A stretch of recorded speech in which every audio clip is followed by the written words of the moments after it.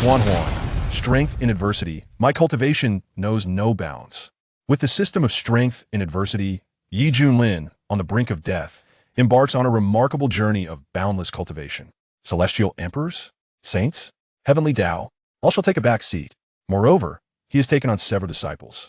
The eldest disciple is the ruthless leader of the Demon Sect, cunning and fierce, yet always ends up obediently subdued. The second disciple is a silver-haired little girl, bearer of the unparalleled celestial physique, who, despite her formidable strength, delights in culinary arts, dutifully serving her master. The third disciple is the infamous sword demon with a wild temperament, who will strike down anyone his master commands. The fourth disciple is a socially anxious large mushroom, practicing the Qing longevity technique, destined for greatness, yet constantly wary of being turned into mushroom soup by his master. As the universe plunges into its darkest hour, countless beings yearn for a miracle. After a hearty meal, Junlin leisurely emerges from a barbecue shop, nonchalantly declaring, "It matters not, I shall intervene." Chapter 1. Strength in Adversity. East Region. Xuanhuan, an elderly man clad in black robes with waist-length white hair, leaning on a cane, gazes incredulously at the weathered visage reflected in the lake, exclaiming, "What the hell?" Junlin could never have imagined that after dozing off during class, he would awaken to find himself transported to another world. Gazing at the creased face before him, he trembles with anger, his eyes reddening as he cries out, "Is there even a shred of justice in this?" While others reincarnate as promising youths from illustrious families, or as the favored sons of sacred lands, or at the very least possess average looks, he finds himself as a decrepit old man steeped in despair. Through memory, he learns that this world is known as Junlin, where cultivators reign supreme, and feats such as flying on swords and shifting mountains are commonplace. The original owner of this body was the esteemed peak master of Xuanhuan's Piaomiao Peak, once revered and exceptionally talented, having reached the golden core stage at a young age. However, during a mission to eradicate evil cultivators, he was ambushed, resulting in the destruction of his Dantian and the loss of his cultivation, rendering him a mere shell of his former self. For decades thereafter, he languished in a state of despondency atop the mountain, oblivious to the world. Observing the once promising peak master descend into solitude, the higher-ups of Xuanhuan felt a deep sense of regret, yet remained powerless to assist. Speaking of which, I am now akin to an ordinary person, considering my age. Suddenly, Junlin is struck by a wave of panic. It dawns on him that this body is already over 100 years old, having survived due to consuming various longevity elixirs during his days as a cultivator. Yet even so, according to mortal lifespan, he is on the verge of death, belonging to that category of individuals about to pass away. Surely not. I've just reincarnated, and now I must bid farewell to this world. Wait, I still have a chance. Typically, abilities manifest at this juncture. Drawing upon his years of experience with web novels, Junlin gradually calms himself, striking the ground with his cane and proudly proclaiming to the air, "System, I am here. Hurry forth and present yourself." Silence envelopes him. Are you playing hide and seek with me? Come on, enough with the games. The stillness persists. "System dear, I apologize for my jest. A mere acknowledgement would suffice." "System father? System lord?" Silence reigns, as deafening as the grave. Understood, not a system flow. Junlin shifts his approach, furrowing his brow as he searches his person, finally discovering an ancient ring. With a heart full of trepidation, he leans in and whispers, "Master, are you in there?" The ring remains unresponsive. "Old fool, stop pretending. I know you're hiding in there." The ring. Must I shed blood for it to work?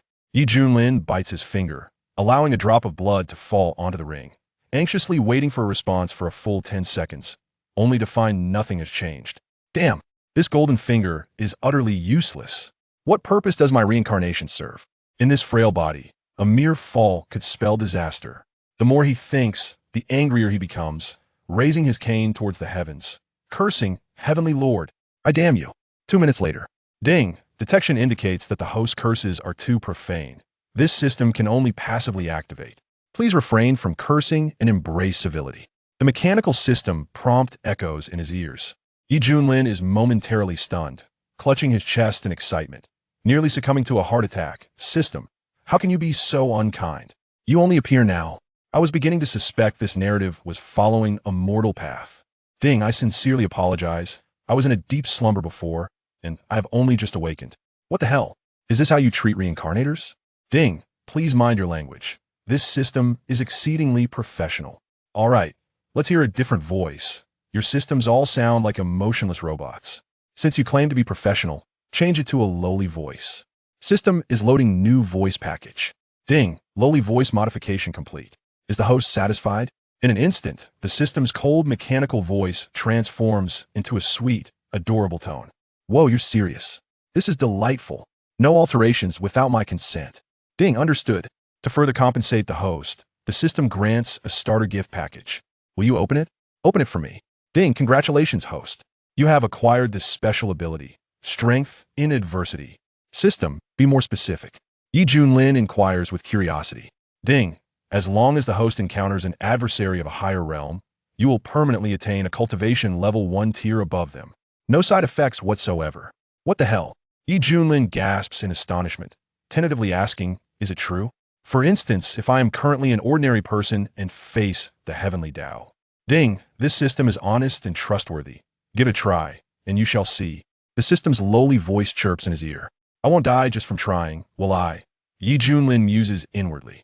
If the system possesses such an ability, it would mean his ascendance is assured. He could simply provoke those powerful cultivators and acquire a level of cultivation superior to theirs. Cultivation? What need is there for that? Ding, as a friendly reminder, the system has detected that the host's current physical condition indicates only 1 hour remains until your demise. What? I am about to perish? What to do? What to do? Wait, I could find someone to fight. That way, I can attain a higher realm, and my lifespan will correspondingly extend. Resolute in his decision, Junlin relies on his cane, laboriously setting off down the mountain in search of someone to confront. However, this aging body is nearing its end, and he increasingly feels fatigued, gasping for breath after only a short distance. Gazing at the long path ahead, he grimaces, lamenting, goodness, why did you choose to stay atop the mountain? Now I'm suffering because of you. Ding, ding, ding. At that moment, an urgent bell tolls from the sect. The Xuanhuan sect was thrown into a state of turmoil, for this signified the imminent arrival of adversaries. Thunder rumbled ominously as dark clouds gathered, and a multitude of colossal avian creatures approached. The terrifying aura of malevolence swept in like a tempest. What is happening? Junlin felt a prickling sensation at the back of his head. Within the sect, dozens of radiant halos ascended, forming a formation that unleashed a fearsome wave of energy. Both disciples and elders surged forth, wielding their magical artifacts in a state of vigilant readiness. Such audacity! Which vile creature dares to trouble the Xuanhuan sect? A deep, resonant voice echoed with fury. The sect leader, Xuanhuan, appeared in midair, flanked by several formidable peak masters. You wretched mongrels of the Xuanhuan sect, did you think this demon king had perished? Today, I shall ensure your annihilation. The leader of the Qing demon clan, with a face twisted in resentment, proclaimed. So it is you, vile beast. Xuanhuan narrowed his eyes.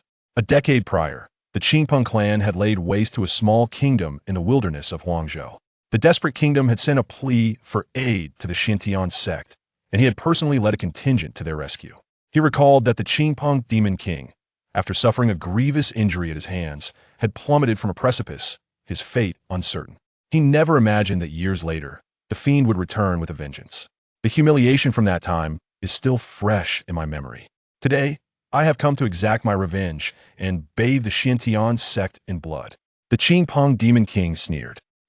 Do you dare to speak so boldly with this rabble you brought? Xuanhuan scoffed, his hair billowing in defiance.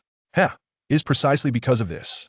With a thunderous roar, the Qing demon king unleashed an overwhelming surge of energy, the power of the Yuanying stage crashing down like a tidal wave. What? You have actually broken through. Xuanhuan's expression shifted dramatically. He had remained stagnant at the pinnacle of the Jindan stage for years without any sign of breakthrough, only to discover that this vile creature had fortuitously advanced to the Yuanying realm. Indeed, for a trifling small state in the eastern domain, a Yuanying-level powerhouse was sufficient to dominate all. Sect leader, what shall we do? The 7 peak masters asked gravely. At this juncture, we can only fight with all we have. Xuanhuan gritted his teeth. You lot charge. Annihilate these foul Taoists. The Qing demon king flapped his wings, descending like a blue comet, exuding an aura of destruction. Yes, my lord. The horde of azure demon birds launched their assault, some unleashing radiant beams, while others dove in for the attack. To the death! We shall defend the Xiantian sect. Xuanhuan roared, leading all cultivators in a fervent resistance. On the misty peak, Junlin stared blankly at the unfolding chaos, suddenly snapping back to reality as he waved his cane and shouted urgently, "Hey, someone, hit me! Hurry, hit me!" Unfortunately, everyone was preoccupied with the battle, and his voice was drowned out by the clamor of war. Ding! System reminder. The host currently has only 20 minutes of life remaining. Please take remedial measures promptly. Is it really that urgent to head towards reincarnation? Junlin fumed, slamming his cane onto the ground, astonished at how swiftly time had passed. Was his cultivation journey destined to end before it even began? In the skies above, the sound of explosive clashes filled the air, with powerful spells intertwining, illuminating the heavens with vibrant colors. Corpses of demon birds began to fall, their anguished cries echoing through the valley. Kill! Numerous disciples and elders fought valiantly, some casting spells with intricate hand signs, while others wielded flying swords, their eyes filled with unwavering determination to stand with their sect. In midair, sect leader Xuanhuan and the Seven Peak Masters were exerting all their strength against the Qing Demon King. The collision of their energies created a tempest, uprooting trees and sending them spiraling into the air before shattering. The scene was chaotic, resembling a cataclysmic disaster. The Qing Demon King chuckled mockingly, pathetic. If this is all the strength you possess, then I can only say it is utterly inconsequential. Vile beast, do not be so arrogant. Xuanhuan bellowed, as he formed seals with his hands, summoning countless azure lightning bolts that tore through the void, roaring like enraged dragons as they surged forth. Kill! The other peak masters roared in unison, each unleashing their most powerful techniques. In that instant, the scene grew terrifying as the heavens and earth seemed to shatter. Interesting. Allow me to demonstrate the might of the Yuanying stage. The Qing Demon King's gaze turned savage as he flapped his colossal wings, his aura skyrocketing at an astonishing rate, unleashing a devastating beam of light from his mouth. Boom! The blinding radiance surged forth, akin to the sun rising from the ground. As the dreadful aftermath began to dissipate, several battered figures plummeted to the earth, creating a cloud of dust. Cough, cough. Xuanhuan and the Peak Masters struggled to stand, blood trickling from their lips, their eyes filled with sorrow and rage. The disparity between the Jindan and Yuanying realms was insurmountable. Ha ha! Who else wishes to resist? Surrender and meet your demise. The Qing Demon King taunted gleefully. No. As the strongest members of the Xiantian sect fell before the Qing Demon King with ease, despair washed over countless disciples and elders. The atmosphere grew stifling as death loomed over the entire sect. Suddenly, an incongruous, aged voice rang out, brimming with an audacity incongruent with its age. Hey, you big dumb bird, look over here. I'm talking to you. The Qing Demon King froze, following the source of the voice to discover a black-robed elder leaning on a cane, standing atop a fog-shrouded mountain, brandishing a loudspeaker and shouting furiously. You audacious human, how dare you insult me? The Qing Demon King exclaimed incredulously, recognizing that the elder possessed no cultivation and appeared to be on the brink of death. Ye shitty? Xuanhuan and the Seven Peak Masters gasped in disbelief, never expecting that the reclusive master of the Misty Peak would make an appearance at this critical moment. At that moment, Junlin waved his cane, holding the loudspeaker with bravado, and shouted defiantly, Hey, big dumb bird, if you're not happy, come hit me. I'm right here waiting. With no time to descend the mountain and feeling ignored, Junlin had a sudden inspiration and returned to the cave where his original body resided, finally retrieving the extraordinary loudspeaker. No cultivation was required to operate it. Simply installing a spirit stone amplified the voice 1,000-fold. His intention was straightforward, to provoke a fight. In that pivotal moment, someone publicly berating the Qing Demon King caused both sides, still embroiled in chaos, to pause and turn their gaze toward the audacious old man. Heavens, is that the legendary figure from Misty Peak? I know him. He was the youngest Jindan cultivator in the history of the Xiantian sect, but after a battle, his cultivation was crippled and he vanished from sight. Compared to the rumors, Yi Peak Master seems rather aggressive. Whispers of astonishment filled the air. The Qing Demon King seethed with rage, the Yuanying level pressure distorting the surrounding space, his eyes nearly ablaze with fury. I have never encountered someone so brazen in my life. Well, now you have. Junlin raised his chin defiantly, adopting an infuriating posture. However, beads of sweat began to form on his forehead, his frail body growing weaker, and the world around him blurred into double vision. The system gently reminds the host that there are merely 10 seconds left until demise. The countdown commences. 10, 9, 8, 7. What the hell? Why isn't that foolish bird attacking me? Help! Junlin's heart cries out in despair, fearing he is about to meet his great-grandmother. Arrogant! I shall reduce you to ashes this very moment. Consumed by rage, the Qing Demon King resolved to exert all its strength to erase the insignificant human from existence. Boom! It opened its mouth, unleashing a terrifying beam of energy, imbued with a devastating aura that tore through the sky. This was the full-force strike of a Xuanhuan-level demon, one that no cultivator present could withstand. Junior brother Yi, Xuanhuan, and the others were heartbroken. They had not anticipated that the most courageous one to perish in the Demon Sect would still be the prodigy who once shattered the Jindan record. Finally, it has arrived. In the face of the Xuanhuan-level Demon King's terrifying assault, Junlin felt no fear. Instead, a smile of excitement graced his face. The system announced the detection of a Xuanhuan-level enemy's attack against the host, triggering the passive effect of becoming stronger when faced with adversity, granting him the cultivation of mid-Xuanhuan level. In the next moment, a surge of powerful energy erupted from within, rejuvenating his once decrepit body, banishing the old age spots from his skin, which transformed into a fair and delicate complexion. His aged visage swiftly morphed, settling into that of a youthful appearance. His sword-like brows arched elegantly, and his eyes sparkled with the depth of stars, his features becoming remarkably handsome. Strangely, his waist-length white hair did not revert to its normal dark hue. Instead, it grew even more silvery and lustrous, resembling a brilliant galaxy hanging down. Is this what it means to reach the Xuanhuan stage? Junlin marveled at the terrifying energy coursing within him, astonished yet delighted. Indeed, of course, this system is quite professional. A soft, sweet voice chimed in his ear, enough to stir the hearts of countless otaku. Boom! The destructive beam suddenly veered off course, as if repelled by an even more potent energy, soaring into the sky and exploding magnificently. The overwhelming pressure surged forth like a tidal wave, causing the onlookers to feel as if their very scalps might burst, trembling with fear. The Qing Demon King's fury was extinguished as if doused with icy water, its eyes widening in disbelief. You're also at the Xuanhuan stage.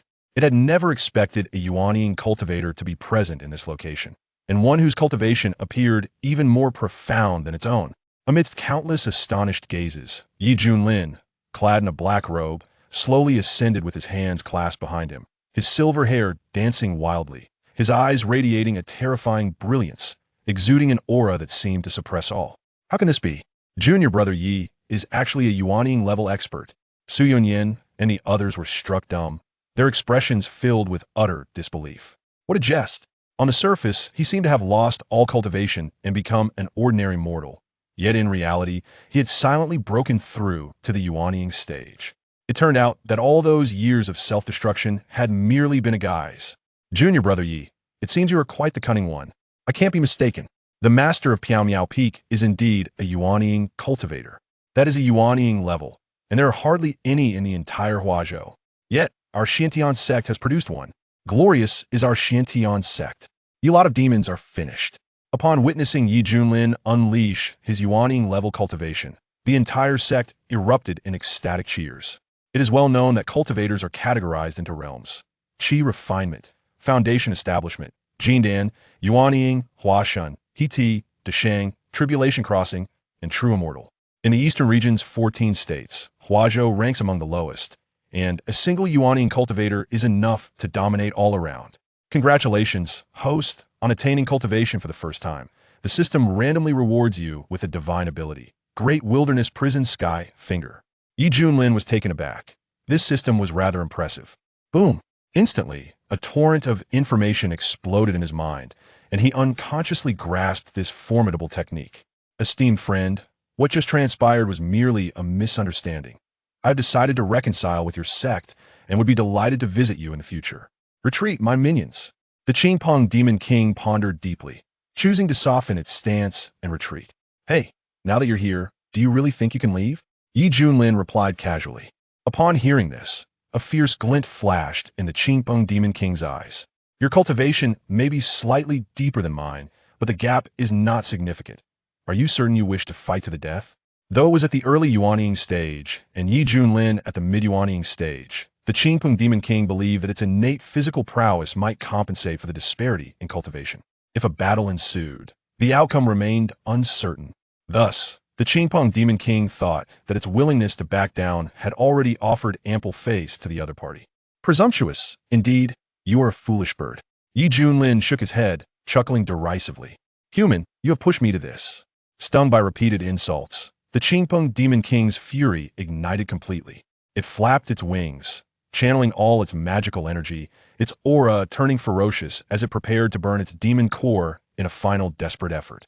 Not good. Su Yonyan and the others grew anxious. If anything were to happen to Yi Junlin, it would spell the greatest loss for the Xuanhuan sect. In a moment of peril, Yi Junlin remained unfazed, his silver hair wildly billowing as he slowly raised his hand high above his head. Boom! In an instant, the heavens and earth shifted in color, winds swirling violently. A terrifying sense of oppression emanated from the depths of the sky, as a colossal finger, resembling a pillar supporting the heavens, adorned with ancient and weathered patterns, descended with destructive force. Simultaneously, a cold voice, imbued with authority, resonated deep within everyone's hearts. Great Wilderness Prison Sky Finger. Chapter 3. Check-in Rewards.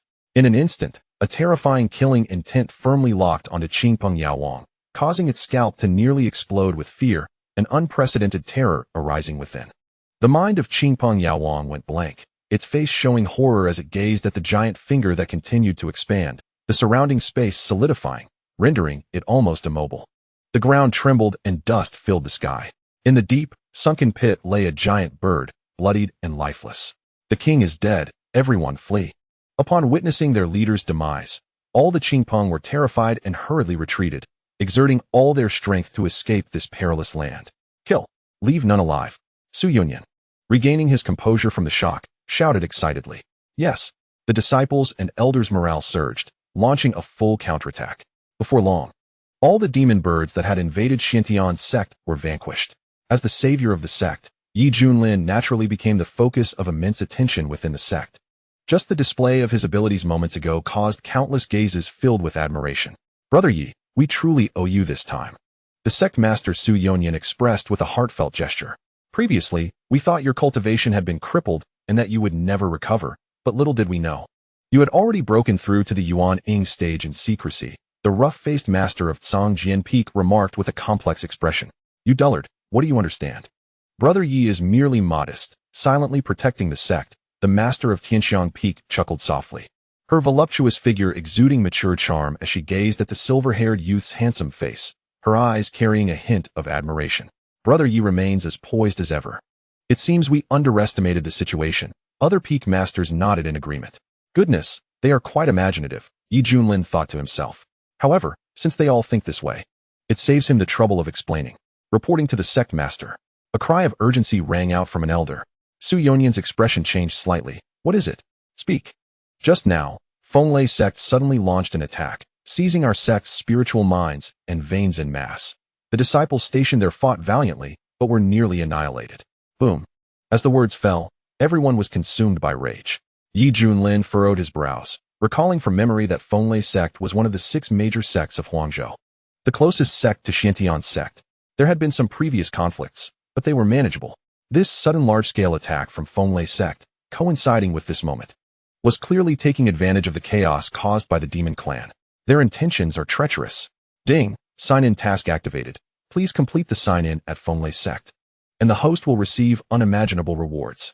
A sweet, youthful voice chimed. Yi Junlin felt a flicker of curiosity. It appears, for both emotional and rational reasons, he must pay a visit. How infuriating. Fenglei sect is being excessively arrogant. Everyone, follow me to reclaim our resources, Su Yonyan exclaimed angrily.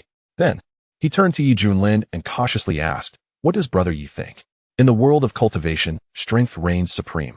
Currently, among the entirety of Xuanhuan's sect, only Yi Junlin possesses the highest cultivation, and even as the sect master, Su Yonyan needed to consider his opinion at such a critical moment.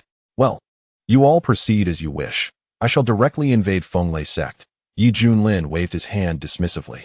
At this moment, He was emboldened by his strength, supported by top-tier techniques, and thus had the power to make such a statement. Moreover, Fenglei sect had fortuitously placed itself in his path, providing an excellent opportunity to make use of their weakness. All right, Brother Yi, you are truly formidable. Xuanhuan was momentarily taken aback, then excitedly gave a thumbs up. The crowd felt a surge of exhilaration. How long had it been since Xiantian sect exhibited such dominance? This time, they would surely make a name for themselves. Subsequently, a multitude of warships gathered, launching an assault towards their destination. The scale was immense, and everyone's morale soared. Even the passing dogs would receive a slap. At this moment, in the occupied resource areas, the remaining cultivators of Xiantian sect were bloodied and tattered, imprisoned like beggars in cages. Their faces were grimy, eyes bloodshot, revealing their resentment. Occasionally, cultivators clad in green robes passed by, casting disdainful and mocking glances.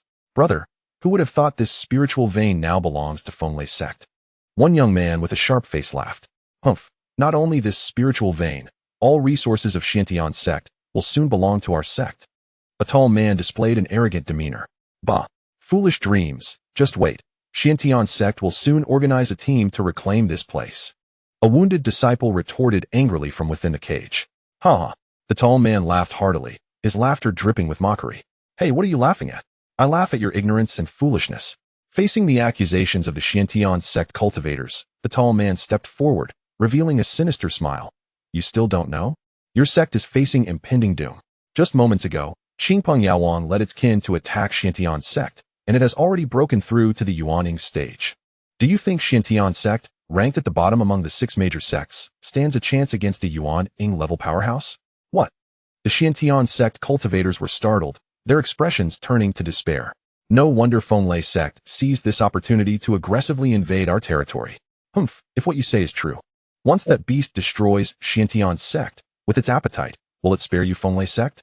Do not forget, your Fenglei sect is the closest to us. A disciple retorted bitterly, dreaming of self-preservation. Strangely, the tall man was not angered. Instead, he wore a smile. Thanks to the favor of heaven, our Fenglei sect's young master joined Qingzhou Yuhua sect years ago. Due to his exceptional talent, he has received significant attention from Yuhua sect. Today, an elder from Yuhua sect specifically visited Fenglei sect, and with his strength, it would be a cinch to eradicate Qingpeng. Qingzhou, Yuhua sect. The hearts of the Xiantian sect cultivators raced. The eastern domain comprises 14 daozhou, each vast, and home to numerous countries and families. If Huangzhou is a remote backwater, then Qingzhou is the supreme treasure land of the eastern domain. Yuhua sect, the most renowned top sect in Qingzhou, could have a Yuaning cultivator establish a sect in Huangzhou, yet they would only be a disciple there. If this is the case, then Fenglei sect has a powerful backing. Qingpeng is truly nothing to worry about. It's over. Everything is over. The information revealed in this exchange thoroughly shattered the faith of the Xiantian sect cultivators. They were left despondent, muttering to themselves. Heh, a few lost dogs dare to be defiant? From now on, you will be responsible for the extraction of the spiritual veins here, serving our Fenglei sect for the rest of your lives. The tall man sneered. Master, look over there. A disciple pointed in horror. Boom. Not far away. Several massive warships approached, battle cries growing louder, filled with fervor. The disciples of Xiantian sect received orders to annihilate all intruders. As powerful figures soared into the air, a terrifying pressure enveloped the surroundings. How is it possible? There are actually golden elixir-level powerhouses leading the charge. Xiantian sect had already, in an instant. Wails, screams, and cries echoed throughout the occupied resource areas. Fenglei sect. In an ancient, elegant hall, Sect Master Chen Yunhai and a group of core members were receiving a distant and esteemed guest. Old Mu, I have heard that my son Chen Xiao has performed exceptionally at Yuhua sect, and has been accepted as a true disciple by a certain venerable elder. Is this true? Chen Yunhai inquired cautiously. Old Mu stroked his goatee, smiling kindly. Sect Master Chen, this is indeed true. Your esteemed son has caught the attention of Venerable Juyang and is being taught supreme Dao techniques. I believe he will return to Fenglei sect to visit you soon. Instantly, the entire hall erupted in astonishment. Chen Yunhai's face flushed with excitement. After all, he was a venerable elder, a title only bestowed upon those who achieved the great vehicle realm. His son, Chen Xiao, had surprisingly been accepted as a disciple by a formidable practitioner of the great vehicle realm. Congratulations, sect leader. The high-ranking members of the sect flattered him. Chen Yunhai stroked his goatee and spoke with pride. my son Qin Shao possesses the demeanor of an immortal." Observing the excitement of the crowd, Elder Mu smiled warmly, though a flicker of disdain flickered in his eyes. Were it not for Qin Zhao's elevated status within the sect and the favor of the revered Elder Jiang, he would not have set foot in this barren place. "Ahem, this is a high-grade Huaying Dan, entrusted by your young master for sect leader Qin," he declared. "Huaying Dan." Sect leader Qin exclaimed as he eagerly opened the box, revealing a round, shimmering pill brimming with spiritual energy. "Congratulations, sect leader. With this Dan, you are sure to break through and become a Yuanying practitioner." The elders rose to congratulate him. "Ha ha ha, my son is truly thoughtful." Qin Yunhai beamed. Upon witnessing this, Elder Mu's disdain deepened. For merely achieving Yuanying, they rejoiced to such an extent. Truly, they were country bumpkins. With a smile, he clasped his hands and said, "I extend my early congratulations to sect leader Qin on your impending breakthrough. If there is nothing further, I shall take my leave." "Not so fast," Qin Yunhai insisted. "I will handle the matter concerning that beast." Elder Mu replied indifferently. It was his revelation of the Qingpeng Demon King's realm that had emboldened Qin Yunhai to dispatch a team to seize the resources of the Xiantian sect. "That is good," Qin Yunhai said, his face aglow with satisfaction.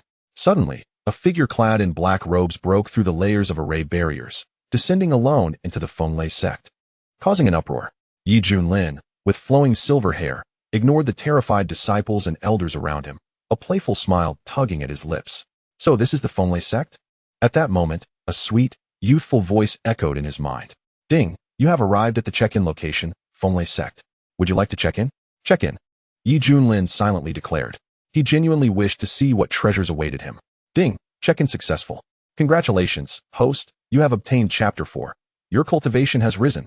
An experience package has been delivered to your doorstep." "Ding, check-in successful. Congratulations, host, you have obtained the Human King Seal and the Great Void Technique." Yi Junlin's eyes sparkled with joy. After all, in the brutal world of cultivators, strength was the decisive factor, as there were only a few prodigies capable of battling across realms. Until he transcended beyond the heavenly Tao, maintaining his invincibility relied on his own power. Thus, the timing of this check-in reward was impeccable, providing him with top-tier divine abilities, truly a boon to his strength. "Esteemed senior, may I inquire about the purpose of your visit to our Fenglei sect?" Upon sensing the external aura, Qin Yunhai led the sect's upper echelons out from the grand hall. Upon seeing Yi Junlin, he was taken aback. This individual bore an uncanny resemblance to the renowned prodigy of the Xiantian sect from decades ago. He recalled how, at a young age, this person had reached the golden core stage, causing him great concern, fearing the Xiantian sect would soar to new heights. Fortunately, that individual had suffered a surprise attack, losing all cultivation and retreating into the mountains, disappearing from the world. After so many years, he had assumed that this person had long since perished. Now, seeing Yi Junlin again left Qin Yunhai utterly shocked. Yi Junlin wore a half-smile, playing coy. "You dare intrude upon the territory of my Xiantian sect? As a consequence, the Fenglei sect shall cease to exist from this day forth." Boom. At his words, panic engulfed the Fenglei sect. It seemed the Qingpeng Demon King had been slain. The Xiantian sect had hidden their strength well. Qin Yunhai's expression darkened. He had not anticipated that the once great prodigy of the Xiantian sect had not only survived, but silently advanced to the Yuanying stage. Had this been in the past, he would have been terrified, begging for mercy. Fortunately, today he had the support of the powerful cultivators from Yuhuamin. Casting a glance at the calm elder, Qin Yunhai felt a surge of confidence. "Elder Mu, what do you think of the current situation?" He understood that this was no foe a Yuanying practitioner could contend with. Elder Mu shook his head. Although he was somewhat surprised that a small sect in this barren land had produced a practitioner capable of subduing Yuanying beasts, in his eyes, even the mighty Qingpeng Demon King was merely a creature easily extinguished. "Young man, leave at once, before I change my mind," Elder Mu declared, his lofty demeanor reflecting an innate superiority over the practitioners of this small place. He was disinclined to involve himself in their disputes. But due to the connection with the sect's young master, he reluctantly waved his hand in impatience, as if shooing away a fly. Hearing this, Qin Yunhai felt displeased. In his view, this formidable being ought to take decisive action to eliminate the threat. Sensing the elder's arrogance, Yi Junlin scoffed, "Old man, who do you think you are to demand my compliance?" Instantly, the members of Fenglei sect were dumbfounded. "How dare you?" This esteemed individual hails from the Yuhuamin of Qingzhou, a status far too noble for a mere practitioner of your Xiantian sect to offend. Qin Yunhai feigned anger. Yet inwardly he was elated. viewing Yi Junlin as nothing more than a corpse. Arrogance. Elder Mu was infuriated, his eyes flashing with menace as his aura surged violently. Akin to a tempest. In an instant, a terrifying pressure enveloped the Fenglai sect. Transformation stage. The crowd was struck with horror, with the transformation stage expert intervening. The practitioners of Xuanhuan sect were undoubtedly doomed. Simultaneously, their respect for Xuanhuan men deepened. Transformation stage? Good, good. You'd better not run. Whoever flees shall be a coward. Yi Junlin's eyes gleamed with excitement, having just reached the Yuanying stage. He was now on the verge of advancing to the transformation stage, truly an experience package delivered to his doorstep. Elder Mu's face turned ashen with rage. As a transformation stage master, shouldn't the other party be terrified? What was this inexplicable excitement he felt? Seeking death, Elder Mu bellowed, extending his hand to grasp him. Swish! A gigantic green hand, formed from the essence of wood, descended upon Yi Junlin, as if a divine hand preparing to crush him. This strike could obliterate Yuanying practitioners countless times over. Excellent. This child shall surely perish today, Qin Yunhai smiled. Once Yi Junlin was eliminated, the Xuanhuan sect would pose no threat to him. After he successfully broke through with the Huaying Dan, he would lead his subordinates to launch an all-out assault, utterly annihilating this sect. Ding! Host detected facing an attack from a late transformation stage enemy.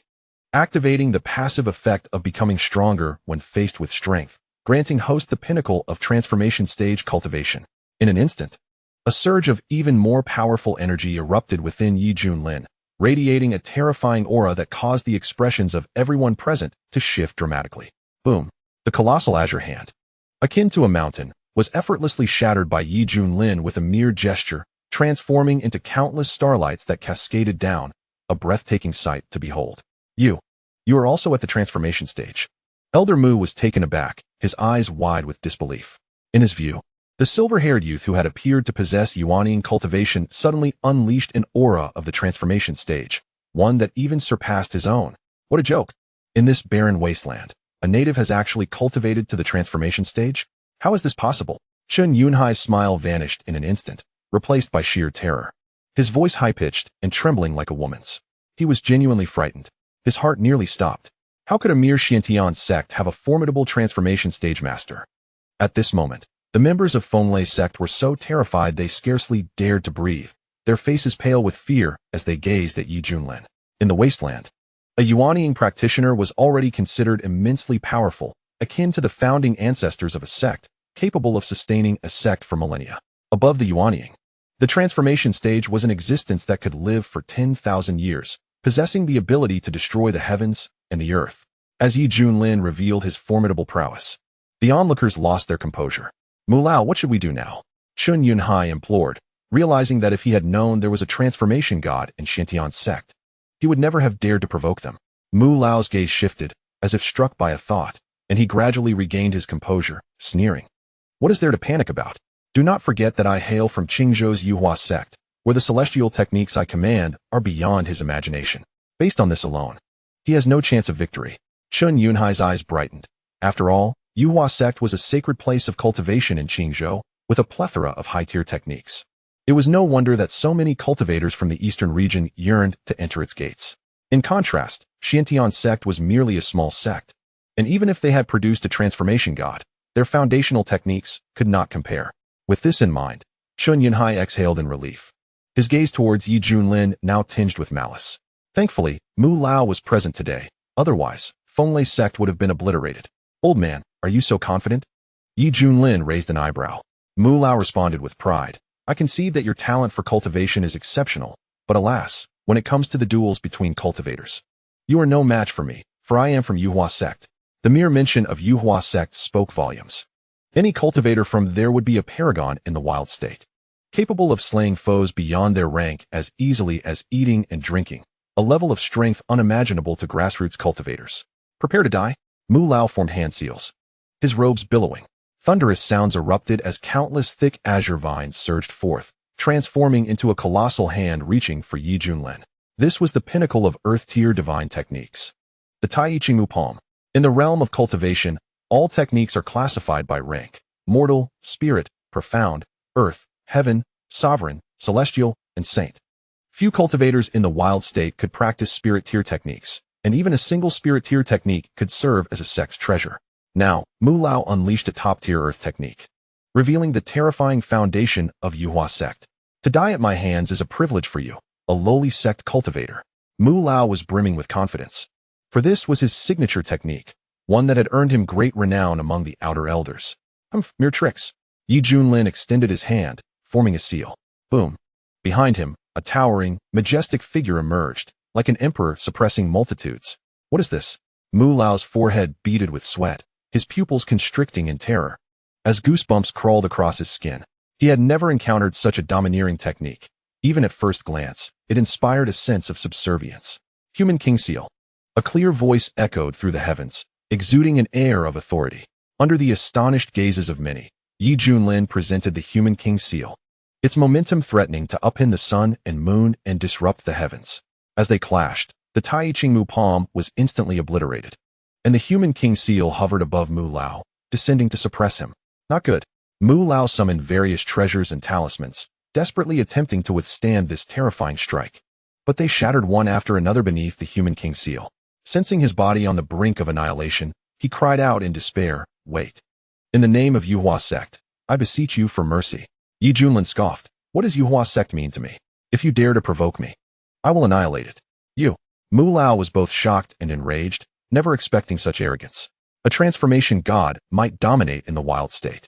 But in Qingzhou's Yuhua sect, he was merely average. As one of the top cultivation forces in the eastern region, how could this small sect's cultivator dare to offend? If I perish here, your sect will face utter destruction. And as the instigator, your fate will be even worse. Feeling his body nearing collapse, Mu Lao, drenched in sweat, shouted hoarsely, "Humph, still daring to threaten me?" Yi Junlin raised his hand to press down, coldly commanding, "Die!" With a scream, the Human King Seal erupted with blinding divine light, instantly reducing Mu Lao to ashes, causing him to fall on the spot. In that moment, Fenglei sect was enveloped in silence. Xuanhuan collapsed to the ground, drenched in cold sweat, trembling uncontrollably from fear as he gazed at the silver-haired youth, who resembled a celestial being, stammering, "Yi Shinjun, it was all a misunderstanding. Our Fenglei sect is willing to submit and serve you." In this dire situation, he sought to preserve his life. Seeing their leader kneeling, all members of Fenglei sect followed suit, knowing that any resistance before a transformation god was futile. "Do you think you are worthy to serve me?" Yi Junlin sneered. Xuanhuan shook, slowly lifting his head, his eyes bloodshot with rage, gritting his teeth. "Yi Shinjun, my son Qin Shao possesses the potential to become an immortal. He is even favored as a direct disciple by a venerable master in Yuhua sect. Do you truly wish to offend me? Do not bring ruin upon yourself." He hoped to instill fear in Yi Junlin and spare his life. "Oh." Yi Junlin replied with curiosity. "Potential for immortality? Such grand claims. Even if he becomes an immortal in the future, I could still kill him." He possessed the ability to grow stronger in the face of adversity, and even if a legendary Immortal Emperor appeared, he could still suppress them. He was unafraid. "You." Xuanhuan's eyes bulged with rage, nearly spitting blood. He realized that this was a madman, a true lunatic. At that moment, a multitude of warships appeared in the sky, bearing down upon Fenglei sect with overwhelming momentum. "Elder Brother Yi, we have arrived." A blue lightning bolt streaked through the sky like a meteor, revealing the figure of Su Yonyan, followed closely by 7 peak masters, their eyes filled with battle intent. They were from Xiantian sect. "It's over. We are doomed. Run." Fenglei sect fell into chaos, with disciples and elders fleeing in all directions. "If I had known this would happen, why did I bother?" Su Yonyan barked, "Kill." Warships unleashed blinding beams of light, bombarding the area with explosive force, flames soaring into the sky, smoke billowing. Countless Xiantian sect cultivators, brandishing treasures, soared forth, their battle cries shaking the heavens. Witnessing the scene of carnage, Xuanhuan's face turned pale with sorrow, filled with regret. He glared at Yi Junlin, his eyes brimming with intense hatred.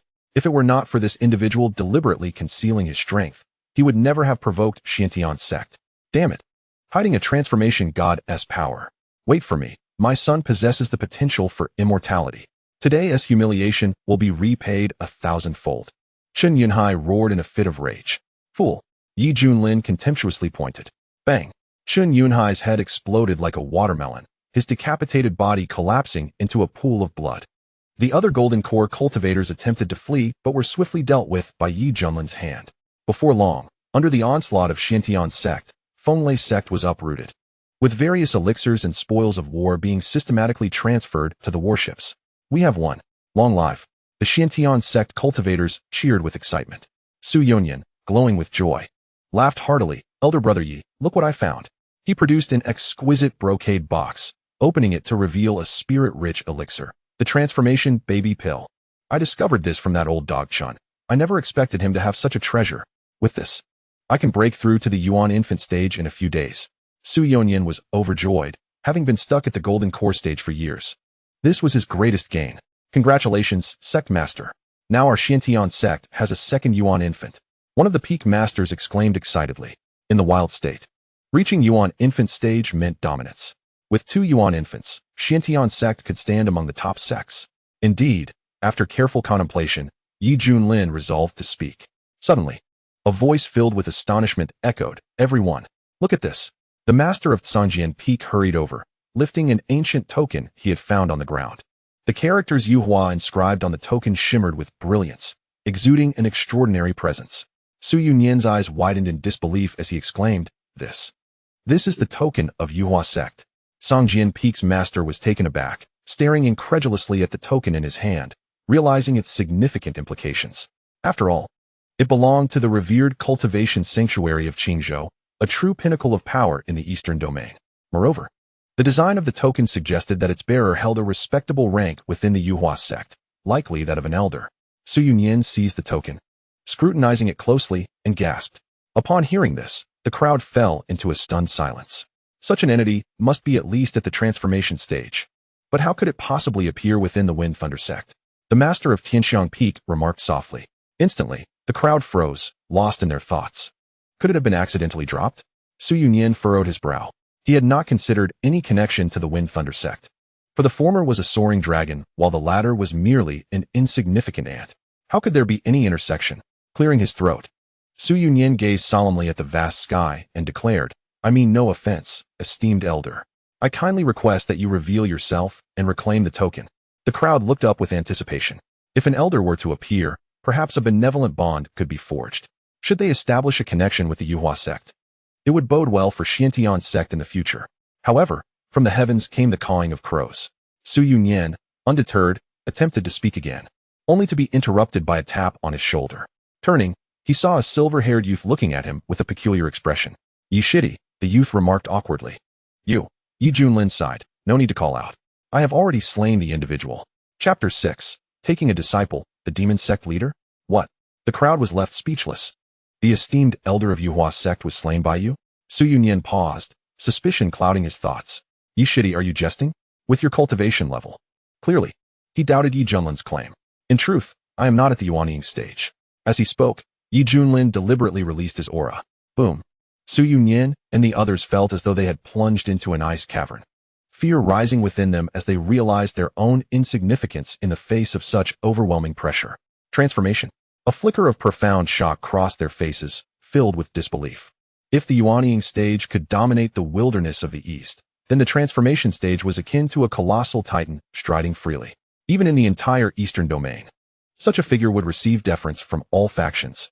Xuanhuan had initially been thrilled, but upon seeing the token in his hand, his joy evaporated, replaced by deep concern. "Yi Shidi, what is the meaning of this? Why did you slay a member of Yuhua Sect?" Such a formidable entity could shake the entire Eastern Domain with a mere stamp of their foot. In comparison, Xuanhuan Sect would appear as nothing but dust. The situation unfolded as follows. Yi Junlin recounted without reservation, revealing the entire sequence of events. What? The son of Old Dog Chun was actually accepted as a direct disciple by a venerable of Yuhua Sect? No wonder an elder traveled such a distance. The Wind Thunder Sect truly has stumbled upon misfortune. This is dire. With the Wind Thunder Sect facing annihilation and you having slain an elder of Yuhua Sect, there is no way this will end well. After grasping the various circumstances, the peak masters were in a flurry, their anxiety palpable. Xuanhuan sighed, alas. This is destiny. Even if Yi Shidi had not acted, with Yuhua Sect backing him, Old Dog Chun would have sought retribution against Xuanhuan Sect. But how shall we respond now? After offending Yuhua Sect, is there still a place for Xuanhuan Sect in the entire Eastern Domain? The master of Tianxiang Peak worriedly inquired. The crowd fell into silence. Xuanhuan's expression shifted, as though he had made a resolute decision. He addressed Yi Junlin earnestly. Yi Shidi, your talent is unparalleled and your destiny profound. You must not squander your future here. I suggest you leave the Eastern Domain.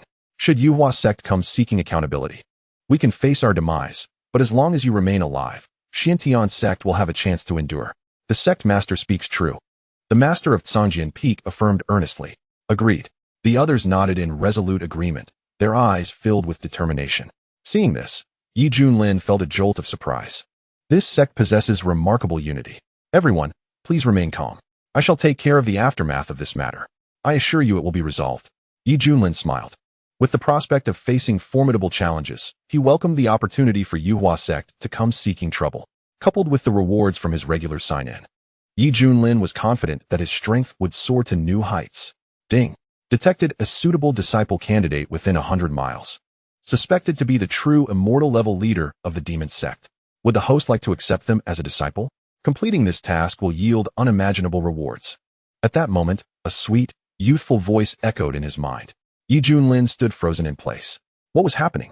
The system was actually prompting him to take on a disciple, and the candidate was a true immortal level leader of the Demon Sect? Such a being could also appear in the wilderness. Wait, if I approach this matter, I could directly attain the true immortal realm with the help of my golden finger. Incredible, this is a golden opportunity. Even if I do not take on a disciple, I must pursue this.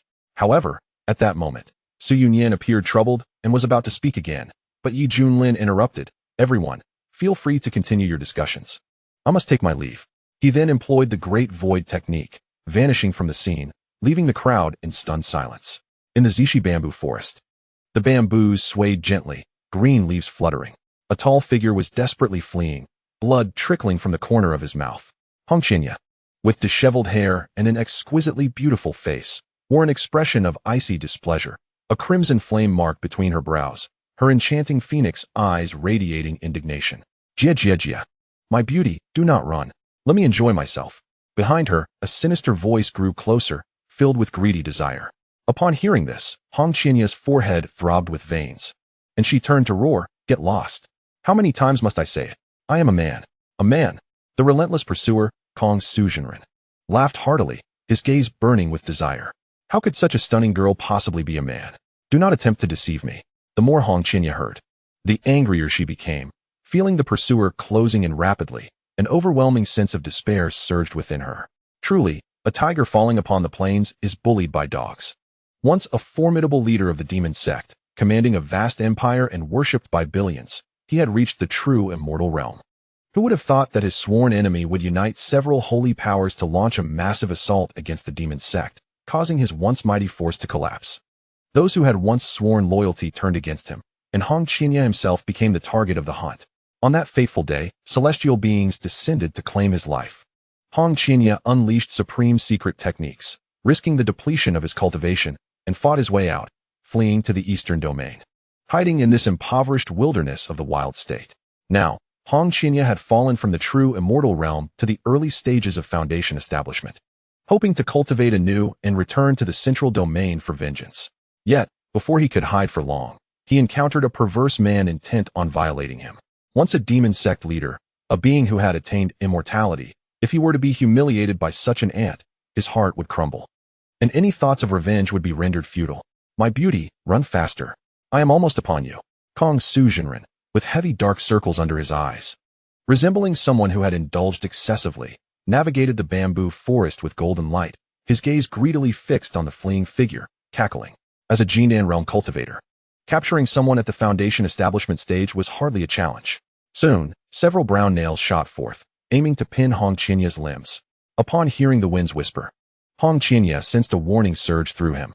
He swiftly raised his hand to form a seal, conjuring a crimson flame barrier to intercept the nails, yet the shield shattered, sending him crashing backward, shattering several bamboo stalks before he finally hit the ground, struggling to suppress the urge to vomit blood. Hongqinya had no time to regain his composure before attempting to flee, only to find the surrounding space sealed by several half-foot-long nails. Hey, you little foundation establishment. You're quite the troublemaker. The Void Reality Master thought, somewhat astonished. As a late-stage Jindan cultivator, he had unleashed several nails, which were 5th-grade magical artifacts. Yet in this scenario, he could not instantly subdue his opponent. This was indeed unexpected. Such formidable strength, Could he be a prodigy from some grand sect on a journey? Never mind, it doesn't matter. Once he had his fun, he would simply kill this woman and erase all traces. Damn that wretched Hong Qinya, he seethed, his exquisite and coldly beautiful face twisted with fury. If not for the various talismans being exhausted and all magical artifacts destroyed during the battle, how could he be chased down by a mere Jindan? Beautiful lady, don't resist. My patience is limited. Be good, hold on. The Void Reality Master approached slowly, a lecherous grin on his face, as several nails aimed at Hong Qinya, exuding a terrifying aura. Seeing no way out, Hong Qinya could no longer endure. He tore open his collar, exposing his firm chest, and nearly broke down as he shouted, "Damn your ancestors. Open your eyes and see clearly. I am a man." A man. In that moment, the bamboo grove fell into an eerie silence. The Void Reality Master's eyes nearly popped out of his head, his expression one of disbelief. What? He really is a man? After chasing for so long, was it all in vain? See clearly? Just like you. I'm also a man. Stop chasing after me. Hong Qinya adjusted his clothing, thinking that after clarifying his gender, he could finally leave. In this day and age, one must be cautious. He certainly did not wish to be entangled by such a lecherous old man again. Suddenly, the Void Reality Master's voice echoed ominously, sending chills down Hong Qinya's spine. Actually, being a man isn't a problem. What? Hong Qinya was taken aback, a wave of dread washing over him. Haha, with looks like that, I can accept you being a man. Now, be obedient and lie down. I can't wait to sample the flavor. The Void Reality Master's lecherous grin widened, his eyes filled with intense desire. Get lost. I would rather die than submit. Hong Qinya roared, expending all his magical energy. He swiftly formed seals with his hands, and a blazing orange-red flame appeared above his head, resembling a magnificent lotus blooming, imbued with terrifying energy. The surrounding temperature soared rapidly, and the leaves on the ground ignited. The Void Reality Master's expression shifted, feeling parched. He had never seen a Foundation Establishment cultivator summon such a grand display. What level of spell was this? Qian rank? Or perhaps Earth rank? Damn it, you've thoroughly enraged me. Die. Hong Qianya's long hair billowed, his eyes cold and fearsome. As if the essence of a former demonic overlord had possessed him, his tone leaving no room for doubt. Swish. The blooming flame lotus surged forward with overwhelming momentum towards the Void Reality Master. The Void Reality Master's face turned pale as he sensed the terrifying pressure approaching, raising his hand to summon his artifact to defend. However, several nails melted swiftly. In the next instant, the orange-red flame lotus was upon him. Ah! The Void Reality Master let out a wretched scream as the flames seared his body like a relentless curse. Moments later, he was reduced to charred remnants that vanished with the gentle breeze. Perverted wretch, this is your own doing. Hong Qinya sneered, stumbling to the ground. At that moment, his dantian felt as if it were about to shatter, an overwhelming sense of weakness coursing through him. That divine ability was of heavenly rank, though its power was astonishing. The cost was something a Foundation Establishment cultivator could hardly bear. If this move did not eliminate the opponent, he would truly be left without recourse. With his realm drastically diminished, even with mastery over various formidable spells, he lacked the cultivation to wield them. In the past, a mere glance from him could obliterate such insignificant creatures. Now, Hong Qinya, with his internal energy nearly depleted and in a pitiful state, felt as weak as a lamb awaiting slaughter. It was indeed unfortunate to be embroiled in such a predicament. I must leave this place immediately and find a place to recuperate before devising my next plan. Hong Qinya struggled to rise. Haha, that lecher got what he deserved. You, however, seem to be quite the character. Suddenly, a voice intruded, causing Hong Qinya, who had let down his guard, to feel a knot tighten in his throat. An old beggar with disheveled hair and a red nose, clutching a wine gourd, ambled out of the bamboo grove, his eyes glinting with cunning. And you are? Hong Qianya's expression soured. How much longer would this continue? My young friend, do not overthink it. I happened to pass by and stumbled upon this amusing scene. While I know the Void Reality Master, I have little connection with him, so I bear no ill will towards his death. The old beggar wore a benign smile and added, Moreover, I have normal inclinations, so you need not worry. That is good to hear. Hong Qinya sighed in relief and clasped his hands. In that case, may we meet again by chance, farewell. Trusting his instincts, he sensed that this old beggar was dangerous. As soon as Hong Qinya turned to leave, a gust of wind swept past, and the old beggar suddenly appeared before him, revealing a mouth full of yellowed teeth as he smiled eerily. However, compared to that previous individual, I am far more interested in the secrets you carry. Boom. In an instant, the aura of a Jindan cultivator enveloped Hong Qinya, forcing him to kneel, his bones cracking under the pressure, his eyes bloodshot and unsettling. You. Hong Qianya's eyes widened in fury, realizing he could hardly escape this calamity. Once a formidable figure in the demonic path, he had navigated the treacherous waters of cultivation. Fully aware of the dangers of scheming among practitioners, this old man intended to seize his chance for immortality. Heh. Let me see what occupies your mind and how you command such powerful abilities. The old beggar's eyes glinted with coldness as he slowly extended his bony hand. Damn your ancestors. Hong Qianya gritted his teeth, desperation flooding his heart. In his current state, he was akin to a fish on a chopping board, entirely at the mercy of others. Was this where his path to revival would end? At this moment, the old beggar smiled as his hand pressed onto Hong Qianya's head, preparing to recklessly perform a soul search. I will not accept this. I will not. Hong Qianya's heart cried out in despair, a wave of humiliation washing over him. Boom. Just then, a terrifying pressure descended, as if the very heavens were about to collapse. Who? The old beggar's expression changed dramatically, a wave of profound fear rising within him as he turned to look. On the other side, the air shimmered with ripples as a young man in a black robe, exuding an ethereal aura, stepped forth, his silver-white hair swirling wildly. His strikingly handsome face and eyes glinted like two piercing rays of cold light, aimed directly at them. The old beggar dared not move, beads of sweat forming on his forehead, his lips trembling. As senior, Junlin frowned, shifting his gaze from the old beggar to the half-kneeling Hong Qianya. Instantly, Junlin's expression became rather peculiar. This is the leader of the demonic sect?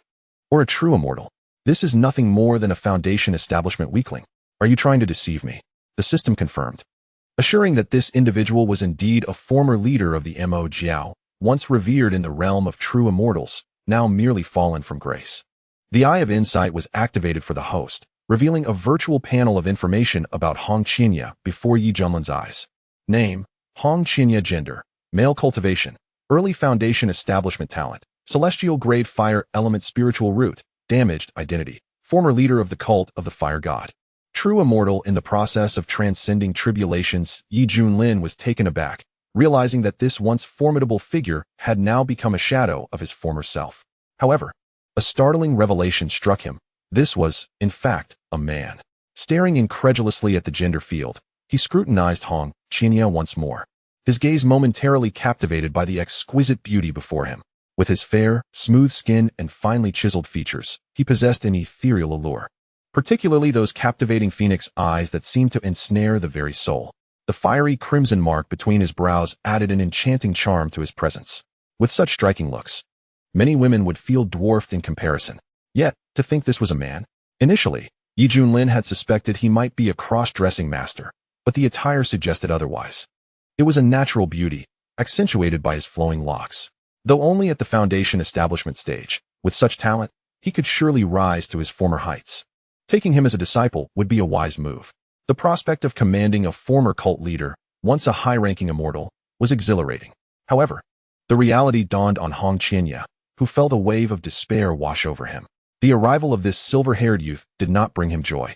He recognized that the secrets he harbored could incite chaos within the cultivation world, provoking many powerful beings to vie for the opportunity to seize his fortune. This silver-haired youth was no exception. Should the beggar elder fall, he too would succumb to the hands of others, leaving his fate unchanged. The beggar elder trembled in fear, nearly losing control of his bowels. How could such a formidable being exist in this small, desolate region? Could it be linked to this young man? Reflecting on Hong Qianya's extraordinary background, the beggar elder increasingly suspected that Junlin might be his senior relative. Regret gnawed at him. What a stroke of misfortune. Esteemed deity, I was unaware of your relationship with this young friend. What transpired was merely a misunderstanding. I implore you to show mercy, the beggar elder pleaded, kneeling in despair. In the cultivation world, each realm had corresponding titles of respect. For instance, those at the golden core stage were called Junlin, while those at the nascent soul stage were referred to as Xinjuan. The god transformation stage was denoted as Xinjuan. At that moment, Junlin could hardly spare him a glance, dismissively waving his hand as if swatting away a fly. With a loud thud, the beggar elder was struck by an unseen force, spitting blood as he was sent flying, his head crashing into the ground, half his body buried in the soil, rendering him unconscious. As the silver-haired youth approached, Hong Qianye's face wore a bitter smile, resigned to his fate. Just as he was engulfed in despair, a seemingly casual voice reached his ears. I perceive great potential within you. You are a rare talent for cultivation. Henceforth, I shall take you as my disciple. What say you? The voice, though soft, resonated like thunder, causing Hong Qianye's mind to whirl in disbelief. What? A mere god transformation cultivator dares to propose such a thing to me? Does he covet the secrets I possess, seeking to explore them further? But if so, why not directly probe my soul? Perhaps he intends to alter his strategy, fostering gratitude within me, hoping that I would repay him upon regaining my former strength. Such thoughts were not unfounded. As a prominent figure in the Mo Dao, having endured countless brutal conflicts to attain immortality and establish a formidable reputation, Hong Qianye had encountered his fair share of duplicitous individuals. The hypocrisy of righteous cultivators, with their false benevolence, was more repugnant to him than the ruthless decisiveness of Mo Dao practitioners. Yet, it would be unfair to generalize. Nonetheless, Hong Qianye felt that Yi Junlin's displayed kindness leaned towards his own suspicions and perceptions. Unwilling, are we? Yi Junlin replied, a hint of amusement in his tone. Sensing the shift in his voice, Hong Qianye's heart skipped a beat. Very well, preserving the Green Mountains ensures firewood for the future. Once I restore my cultivation, I shall reclaim my autonomy. For now, it is prudent to feign submission. After all, it is merely a performance. Disciple Hong Qianye pays respect to my esteemed master. It is the greatest honor of my life to be accepted under your wing. He knelt, performing a formal bow of respect, his voice filled with gratitude. Ah, dear disciple. Rise quickly. Yi Junlin chuckled, stifling a smile. Hong Qianye, a fine name indeed. From now on, I shall call you Xuanhuan. Yi Junlin found humor in the situation, aware that the former cult leader was far from sincere. Yet, he was unconcerned, merely wishing to add a new member to his ethereal peak and fulfill the tasks set forth by the system. The potential for betrayal, once Hong Qianye regained his strength, did not trouble him, for Yi Junlin's own power would only grow. Xuanhuan. The corners of Hong Qianye's eyes twitched in irritation. This title felt far too casual for one of his stature as a former cult leader. The system chimed in, congratulations, host, for completing the disciple acceptance task. Rewards include the automatic cultivation mode for divine abilities.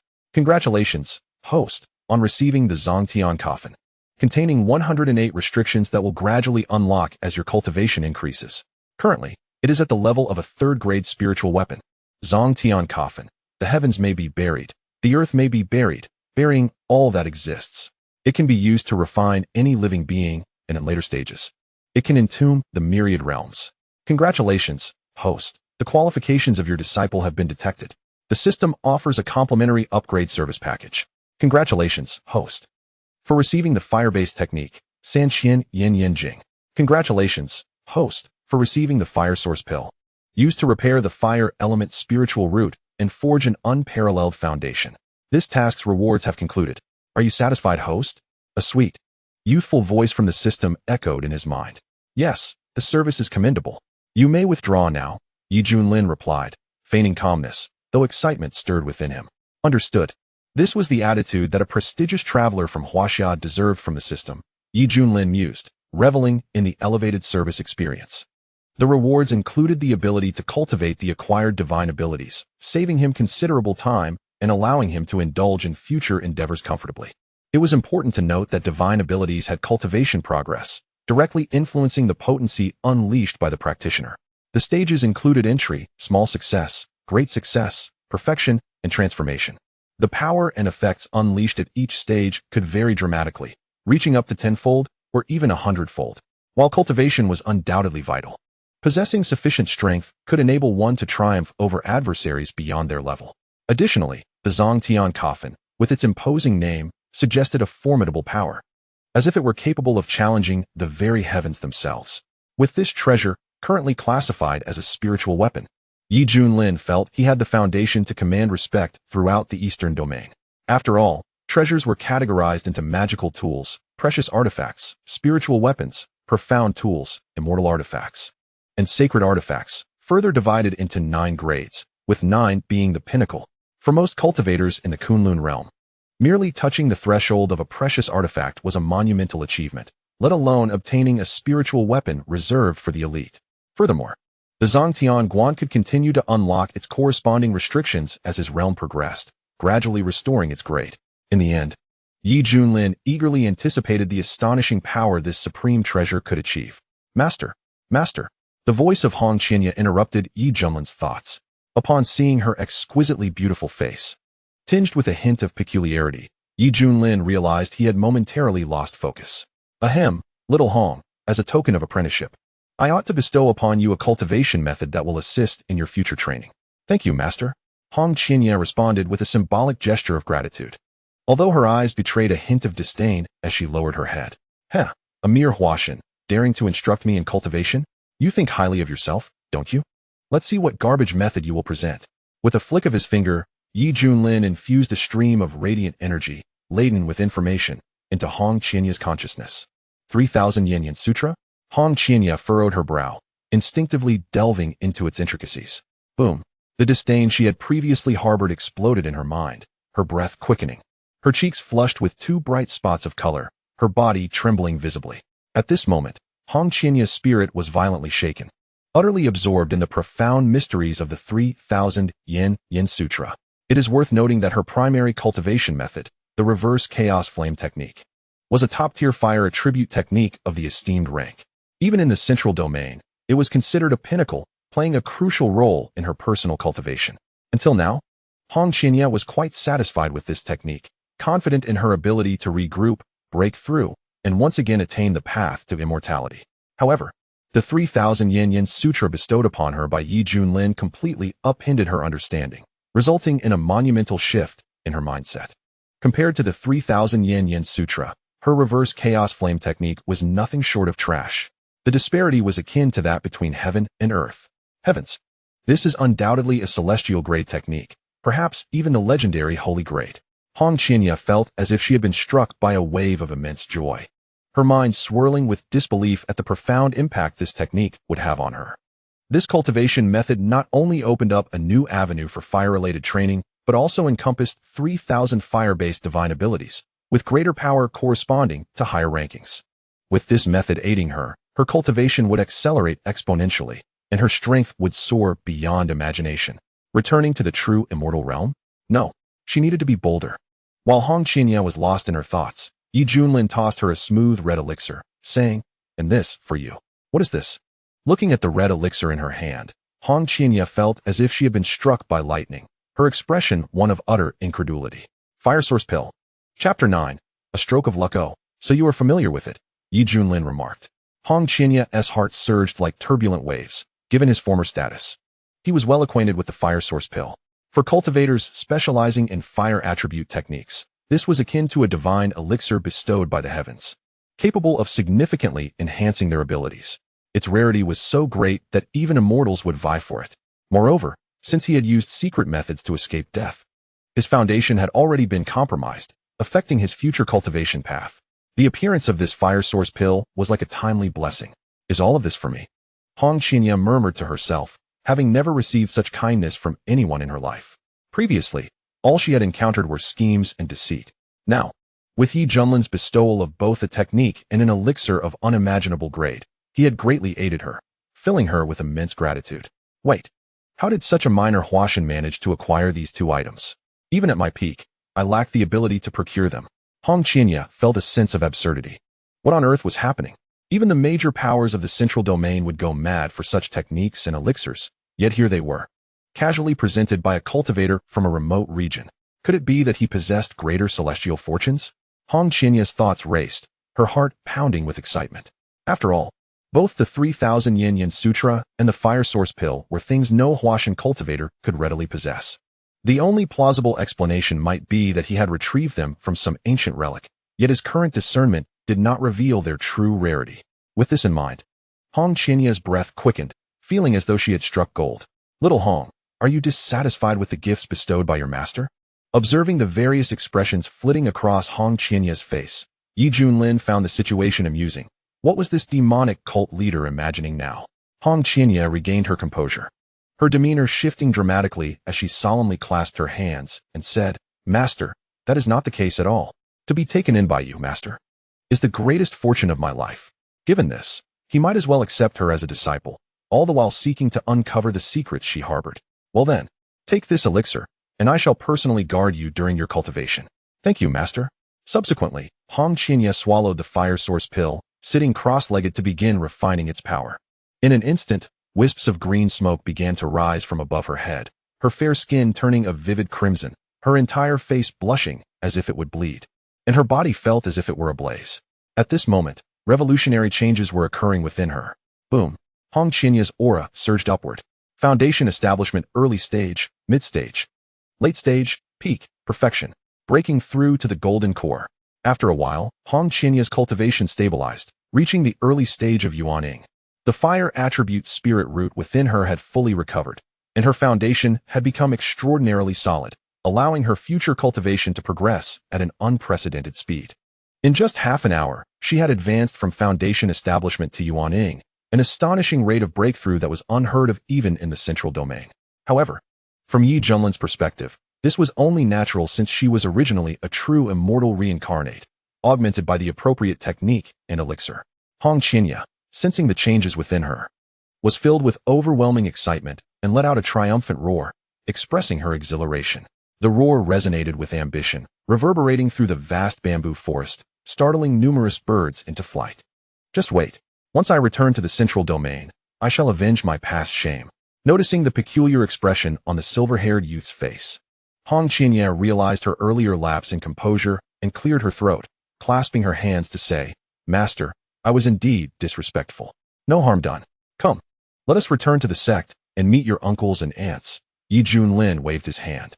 Yes, at Xiantian Zone, the atmosphere was exceptionally lively. Everyone wore smiles, filled with pride after their recent victory. Thanks to Peak Master Yi, otherwise, our Xiantian Zone would have been obliterated. Indeed, Peak Master Yi is our savior. Alas, how I regret missing the opportunity to join Piaomiao Peak back in the day. Otherwise, I would be a disciple there now. If only they could join Piaomiao Peak. Then they could see the handsome Peak Master Yi every day. Peak Master Yi was now the strongest in Xiantian Zone, so he must have very high standards for accepting disciples. I truly wonder who could catch his eye. The discussions within the sect were fervent, with countless eyes directed toward Piaomiao Peak, filled with a strong yearning. Previously, everyone had believed that Yi Junlin had lost all his cultivation and naturally avoided Piaomiao Peak, fearing it would hinder their own futures. Now, Yi Junlin had effortlessly slain a Yuaning with a mere gesture, shocking the entire sect. Only then did everyone realize the opportunity they had missed. Look, Peak Master Yi has returned, a disciple exclaimed. Instantly, countless gazes converged. They beheld Yi Junlin, with silver hair billowing and robes fluttering, descending from the heavens, his visage resplendent and ethereal, akin to a celestial being. Who is that woman following him? Someone wondered in amazement. Hong Qinya donned a robe of fiery red, her cascading black hair reaching down to her waist. Her exquisite visage was breathtaking, with a prominent nose and an extraordinary flame-shaped mark between her brows, exuding an air of coldness that seemed to ward off any onlookers. Many male disciples murmured in awe, their hearts racing. Alas, this was the sensation of infatuation. How vexing it was that such a captivating vixen could draw so close to the esteemed Yi Fengzhu. The female disciples were nearly driven to madness, consumed by envy and jealousy. Xuanhuan, this is the sect I belong to, Xiantian Zone. From now on, you shall be the chief disciple of my Piaomiao Peak, Yi Junlin remarked with a sense of pride. At last, his desolate peak would have someone to tend to its overgrown weeds. It is an honor to join my esteemed master's ranks, Hong Qinya replied respectfully. A fleeting glimmer of disdain flickered in her iconic phoenix eyes. This so-called cultivation sect was exceedingly shabby, and the individuals here possessed remarkably low levels of cultivation. Compared to the central domain, it was a world apart. Even a mere ordinary disciple from her own Baohua Demon Sect could easily extinguish them. Well, I shall endure for the time being, as I am in dire need of cultivation, Hong Qinya mused inwardly. Were it not for Yi Junlin, she would have left without a backward glance. To uncover the secrets surrounding this individual, she would need to master the art of patient disguise. Yi Shidi, are you heading out of the Great Hall? She inquired, casting a glance back at Hong Qinya as she tentatively addressed Yi Junlin. I happened to pick up a disciple along the way. Xiaohong, come and pay your respects to the Zongzhu. Yi Junlin beckoned. Sensing the shallow cultivation of the middle-aged man, Hong Qinya felt a twinge of frustration but had to maintain decorum, bowing her head and saying, Disciple Hong Qinya pays her respects to the Zongzhu. Disciple? Su Yunyan was taken aback. He had just conferred with several other peak masters about holding a grand disciple recruitment ceremony to allow Yi Junlin to select suitable disciples for Piaomiao Peak. only to discover that he had already picked up a disciple on the way. "Look at this girl, she is rather lovely," exclaimed the peak master of Tianxiang Peak, swaying her hips as she approached, unable to resist the allure of the striking Hong Qianya. With eyes like sharpened blades, Hong Qianya retorted sharply, "I am male." Boom. As she spoke, a formidable aura emanated from her. The Tianxiang Peak master trembled, her face paling in terror as she stammered, "Yuan. Yuaning. This person is actually a Yuan-ing realm cultivator." Su Yunyan and the others were left astounded. "Scoundrel, she is my senior sister." Yi Junlin frowned. "Apologize at once." Realizing her misstep, Hong Qianya hastily reined in her cultivation and suppressed her displeasure, bowing her hands in apology. "It was my rudeness." "And no problem," the Tianxiang Peak master said, her embarrassment palpable, unwilling to press forward any further. "Yi Shidi, where did you find such a disciple?" "He is actually at the Yuaning stage." Su Yunyan marveled. "Ah, just a stroke of luck." Yi Junlin waved his hand dismissively. The crowd exchanged glances, rendered speechless. In this day and age, was a Yuaning cultivator truly so trivial? Could one merely stumble upon one? Chapter 10. The Demon Sect leader weeps. Although everyone was astonished by Yi Junlin's ability to casually acquire a Yuaning cultivator as a disciple, they were nonetheless pleased with Hong Qianya's addition to their ranks, recognizing that it signified a strengthening of Xiantianzong's power. After the crowd dispersed, Yi Junlin escorted Hong Qianya to Piaomiao Peak. "As my chief disciple, you may choose any cave abode here. Do not hesitate," Yi Junlin urged earnestly. Hong Qianya surveyed the dilapidated cave, adorned with cobwebs, and a muscle in her eye twitched before she managed to utter, "Thank you, master." It was no exaggeration to say that even the accommodations provided to the servant disciples of the Baohua Demon Sect were far superior to this environment. "Ahem. It is a bit dirty. Simply tidy it up as you see fit. Remember, only the weak complain about their surroundings, while the strong have already learned to adapt," Yi Junlin imparted sagely. With that, he vanished in an instant, making a hasty retreat. Hong Qianya clenched her fists, suppressing her rage, and muttered through gritted teeth, "It's fine. I can endure." To achieve greatness, one must first bear humiliation and burdens. Since she had chosen to enter the sect, she must learn to adapt to her new identity. Subsequently, news of Xiantianzong's annihilation of Fenglezong swept across the wasteland like a tempest. "What? Fenglezong has been destroyed. How could Xiantianzong possess such power? They were ranked last among the 6 major sects. Have you heard? The former master of Piaomiao Peak, whose cultivation was believed to be crippled, actually killed the Yuan-ing level Qingpeng Yaowang, who led his kin to attack today. So he had long since broken through to Yuan-ing. No wonder Xiantianzong is so formidable. This individual possesses a truly terrifying nature, capable of concealing himself for so long. I say, Fenglezong is truly unfortunate to provoke him at this time. Alas, they are doomed." Various factions engaged in heated discussions, clearly shaken by the sudden turn of events. Particularly the other 4 major sects were on high alert, no longer daring to underestimate Xiantianzong. A Yuaning cultivator is not many, but in the impoverished wasteland, that figure is an apex powerhouse, capable of safeguarding a faction for millennia. Had it not been for the invasion of the Qingpeng Yaowang, how long would that master of Piaomiao Peak have remained hidden? Although Yuan-ing is powerful, it does not grant you the capital to be arrogant in my Banshan Zone. The leader of Banshan Zone, revered as the strongest sect in the wasteland, scoffed with arms crossed behind his back. This is because the patriarch of Banshan Zone was once the pinnacle of the Yuaning realm, and has been in seclusion for years to break through to the transformation realm. If successful, Banshan Zone would dominate the wasteland entirely. Simultaneously, in Qingzhou, the foremost province of the eastern domain, here, countless cultivation families, immortal dynasties, and sects thrived. Xuanhuan was universally acknowledged as the supreme holy ground, revered and worshipped by millions, boasting a glorious history spanning over 1,000,000 years. Within a certain temple, numerous spiritual tablets were enshrined, including a shattered tablet that instilled terror in a disciple who awoke from slumber. Heavenly Father, this is Mu Lao's. It should be noted that Mu Lao was an esteemed outer elder of Xuanhuan, possessing considerable prestige and mastery of earth-tier divine abilities, making him one of the most distinguished among the outer elders. Who would have thought he would suddenly perish? Soon, the news of Mu Lao's death was escalated up the ranks of the sect. The higher-ups were furious. Who had the audacity to commit such a bold act against an elder of Xuanhuan? Everyone was incensed. As members of Xuanhuan, they were treated with reverence wherever they went, and now one of their elders had unceremoniously been eliminated while attending to business upon a towering celestial peak. A middle-aged man clad in golden robes exuded an awe-inspiring presence, his eyes radiating golden light, terrifying in their intensity. His thick golden hair was intricately braided into hundreds of strands cascading over his chest and back, enveloping him in an unfathomable aura of dread. This was the revered Xuanhuan. Master, it is all my fault. I entrusted Mu Lao to deliver elixirs to my father. A handsome young man, adorned in robes emblazoned with the blazing sun, knelt with bowed head, accepting blame. Chen Xiao, son of Qin Yanhai, rise, this is not your fault, Jiang Zuanzhang said slowly. Raising his hand, an invisible force lifting Chen Xiao to his feet.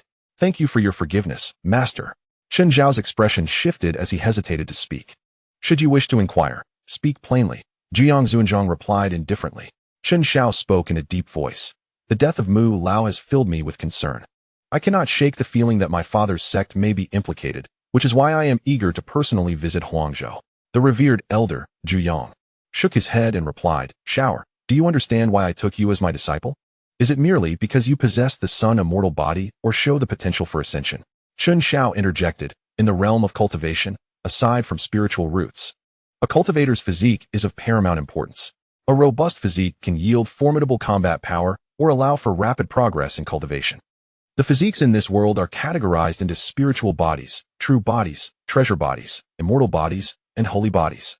Chen Xiao, you possess the sun immortal body, which is why Yuhua Min has placed such significant emphasis on you. Zhu Yang's expression remained impassive. That is one reason. The second is that I see immense ambition within you.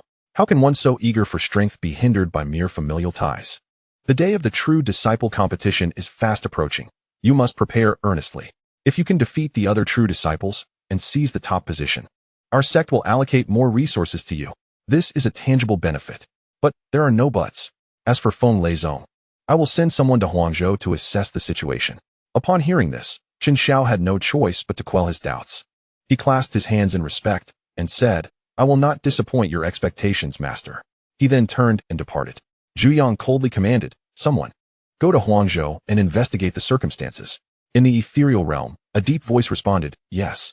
At Xiantianzong, on the peak of Piao Miao, wisps of smoke curled into the air, accompanied by a tantalizing aroma. Hong Qinya expertly grilled skewers of lamb, skillfully managing the heat while sprinkling special spices at just the right moment. The lamb skewers sizzled, exuding a succulent fragrance. Stealing a glance behind him at the silver-haired youth basking in the sunlight on a reclining chair, Hong Qinya's expression soured. This individual had once stirred a tempest in the central region, wielding the lives of countless beings with ruthless power. Should anyone utter his title, even a wailing infant would cease its cries. Yet now, he found himself toiling in an obscure sect. If his former enemies were to discover this, they would surely laugh until tears streamed down their faces. Eat, eat, what is there to eat? I truly cannot comprehend how a being at the transformation stage could be so consumed by such trivial desires. How superficial. Hong Qinya silently scoffed. Xiaohong, is it ready yet? I can hardly wait. Came a voice from behind. It's ready, master. I will bring it to you. Hong Qinya placed dozens of skewers onto a plate and presented them to Yi Junlin, who comfortably reclined in his chair and picked up a fragrant skewer, savoring the flavors with delight. During this period, cultivation seemed unnecessary. Merely lying down and signing in sufficed, as divine abilities and techniques would cultivate themselves automatically, proving to be quite commendable. Moreover, due to the plethora of rewards from signing in, many of which were rather lackluster, he generously distributed the less desirable ones to Su Yunyin and others to enhance their strength, filling them with excitement and gratitude. Ding, esteemed host. Are you satisfied with the secret grilled skewer seasoning provided by this system? A sweet voice echoed in his mind. Yes, indeed. This flavor reminds me of a city renowned for its grilled meat back home. Ding, as long as the host is satisfied, that is sufficient. Yi Junlin glanced at Hong Qinya standing beside him and gestured. Here, have a skewer, don't be shy. Hong Qinya shook his head. Master, I have completely abstained from food and have lost all interest in worldly delicacies. Ah, if cultivation leads to such a state, what joy remains? Listen to me, eat heartily. Yi Junlin insisted, shaking his head. No, master, I truly have no interest. Hong Qinya felt a wave of disdain, convinced that Yi Junlin was an oddity within the cultivation world. How dare you disregard my wishes? If I say eat, you will eat. No more nonsense. Yi Junlin glared at him.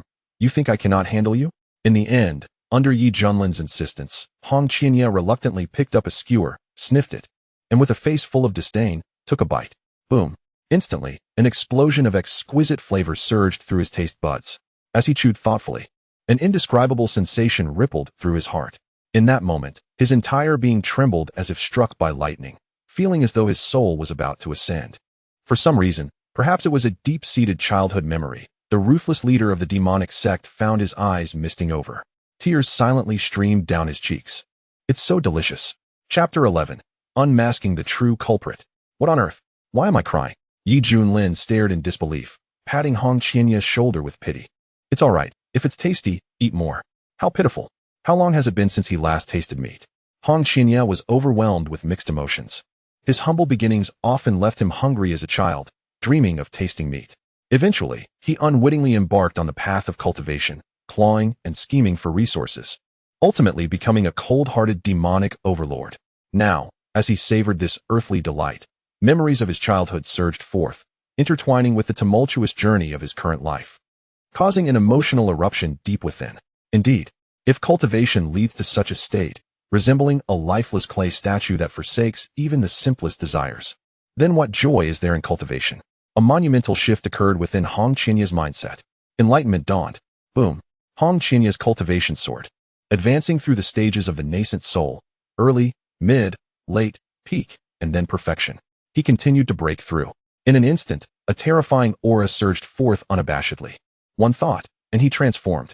Thankfully, the formation on Piao Miao Peak timely activated to shield the fluctuations, preventing panic within Xiantian Zone. Is this even possible? Junlin was taken aback, but recollected that this individual was previously at the true immortal stage, and now merely resumed cultivation to rectify past deficiencies. Thus the rapid ascent in power was understandable. At this moment, Hong Qianya's realm was firmly established at the initial stage of transformation. A flicker of surprise crossed his gaze, but he quickly regained his composure. Having experienced the highs and lows of life, he would not become complacent over such an achievement. There remained a considerable distance to his ultimate goal. Junlin expressed his delight. Xuanhuan, congratulations on breaking through to transformation. I am truly happy for you. Your cultivation is nearly catching up to mine. Hong Qianya's phoenix-like eyes narrowed slightly, a glimmer of coldness flashing within them. With his current cultivation at the transformation stage, combined with the training from the Sanqian Yin Jing, his combat prowess would be exceedingly formidable. Hong Qianya felt confident that even if he could not claim unfettered dominance over his peers, he would come exceedingly close. Should he confront his master? Just as Hong Qianya contemplated this, a voice interrupted his thoughts. What are you dawdling for? Eat. Junlin handed him a skewer, urging him on. Hong Qianya hesitated before accepting it, lowering his head to eat quietly, a tumultuous thought sprouting within him. After finishing, Junlin pulled out a toothpick and placed it in his mouth. Xuanhuan, come give your master a shoulder massage. Hong Qianya smirked, remaining silent.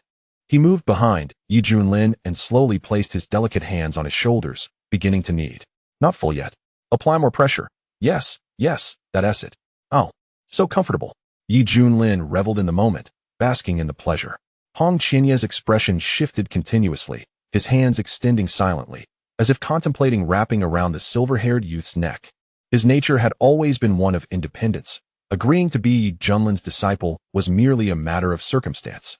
Primarily, he sought to uncover the secrets hidden within Junlin. However, during this time, aside from the peculiar habits of his companion, there was little worthy of deeper exploration. Thus, the unwilling Hong Qianya contemplated directly subduing Junlin to interrogate him about the origins of his martial arts and elixirs. This approach would not only yield answers, but also liberate her from the identity of a disciple. Of course, once her goal was achieved, Hong Qianya had no intention of killing Junlin. Despite being a practitioner of the demonic path, known for his ruthless nature, Junlin had saved her life. At most, she would cast a spell to make him forget everything that had transpired, and then she would leave Xiantian sect without a trace, embarking on a new journey. Meanwhile, Junlin savored the moment, seemingly oblivious to the encroaching danger. You are not someone that this mere Huashan can command. This absurd master-disciple relationship was about to reach its conclusion. With her face frozen in frost, Hong Qianya, known for her decisiveness, was ready to strike. Just then, a transmission flying sword streaked across the sky, trailing brilliant light as it entered Piao Peak.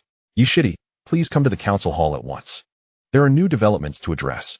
The voice of the sect leader, Xuanhuan, resonated from the flying sword. Yi Junlin opened his eyes, stretched his limbs, and mused that it seemed he must make an appearance. The interruption caused Hong Qianye to hesitate. She could turn hostile now, but an inner voice cautioned her against such a course of action. The consequences would be dire. Having ascended to immortality, Hong Qianye was more vigilant than most cultivators. For sometimes a single decision could alter one's fate. Now, facing an opponent who appeared to be rife with vulnerabilities, a strong sense of alarm surged within her. Could this individual possess hidden trump cards? Hong Qianye was in a state of indecision. Xuanhuan, I shall proceed first. Your technique is quite soothing. Do assist me in kneading my legs upon my return. Yi Junlin quipped before soaring into the sky, disappearing into the horizon. Upon hearing this, Hong Qianye's nose crinkled in fury. Do you truly consider me your servant? Regret washed over her. She should have been more decisive moments ago and simply eliminated this shameless individual. In midair, Yi Junlin's silver hair billowed, a playful smile dancing upon his lips. He was fully aware of Hong Qianye's subtle maneuvers, all of which lay within his grasp. His Deshukong technique had already reached a state of automatic mastery. Should danger arise, Yi Junlin was confident that even from such close proximity, he could effortlessly extricate himself and retaliate with overwhelming power. This was why he maintained such an air of nonchalance throughout the entire ordeal. In the council hall, Xuanhuan and several peak masters were deep in discussion. Upon seeing the silver-haired youth enter, Xuanhuan greeted him warmly. Yi Shidi, you have arrived. His cultivation had ascended to the yuanying stage, his aura growing increasingly profound. With flashes of fearsome lightning flickering in his eyes, Xuanhuan was immensely grateful to Yi Junlin, for not only had he altered the fate of Demon Sect, but he had also bestowed upon him a rare thunder attribute celestial-grade technique, enhancing his mastery of thunder-based spells. Yi Shidi, the peak master of Cangjin Peak, and others smiled in unison. Their cultivation had significantly advanced, mere steps away from the yuanying stage. Furthermore, with superior techniques at their disposal, their strength far surpassed their past selves, leading to their deep admiration for Yi Junlin. Esteemed elders, has the sect encountered any difficulties? Yi Junlin inquired. Xuanhuan replied gravely. Several years ago, the Wei Kingdom, under our protection, sent a distress signal, claiming bizarre occurrences had begun to plague the nation, resulting in the deaths of citizens in peculiar and gruesome manners, with all the blood drained from their bodies. Preliminary investigations indicate the presence of malevolent creatures. Subsequently, I dispatched a group of disciples to ascertain the situation, but they have since vanished without a trace. This phenomenon has escalated in Wei, with entire cities of over 1 million becoming graveyards. Moreover, neighboring countries have begun to report similar occurrences, with the trend of the calamity spreading toward Huangzhou. The victims' fates are eerily identical. If this continues, Huangzhou is likely to descend into chaos, and the influx of disciples into Demon Sect will inevitably plummet, a result none of us wish to see. Upon hearing this, Yi Junlin furrowed his brow, struck by the sinister nature of the events. Is there no one who has witnessed the perpetrator? Xuanhuan shook his head. Those who may have seen them are likely dead, leaving only a trail of blood-drained corpses.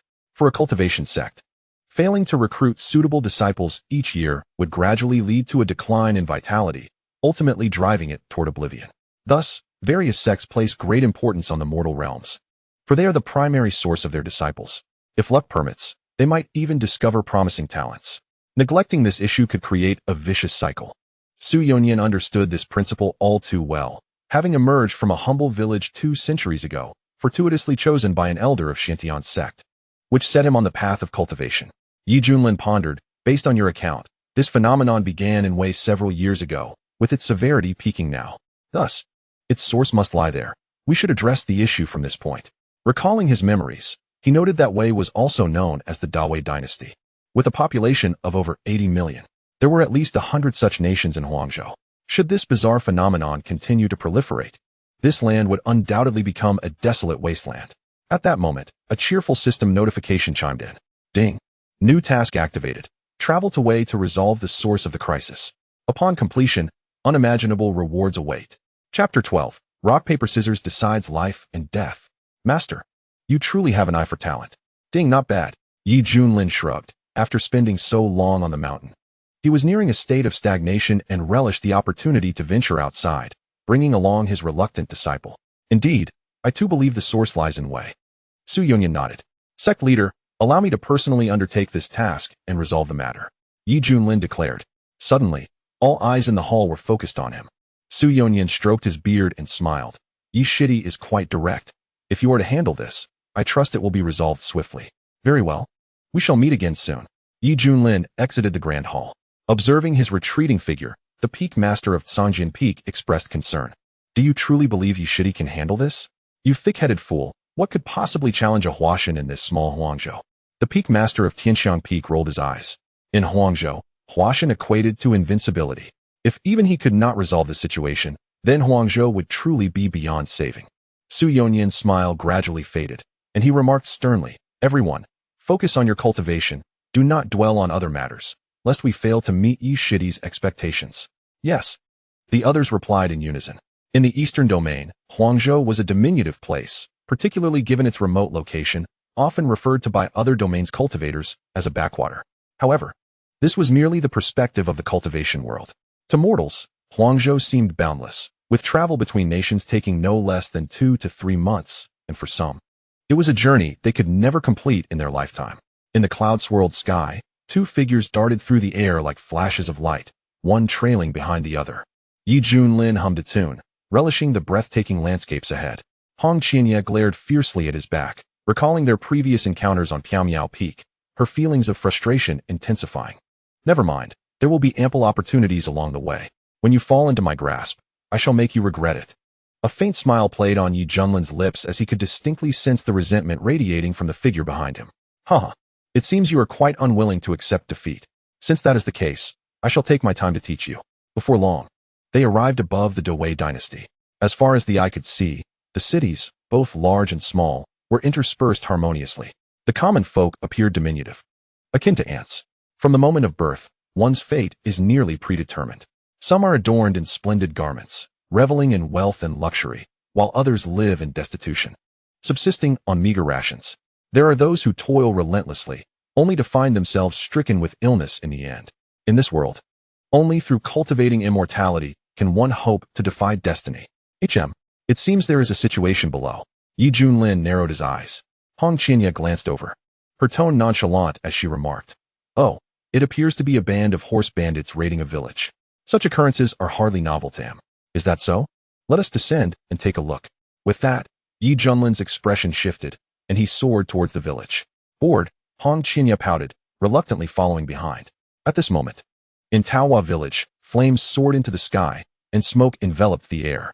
Many villagers were driven like livestock to the central clearing of the village by the bandits. Those who resisted or attempted to flee were mercilessly slain by the ruthless horse bandits.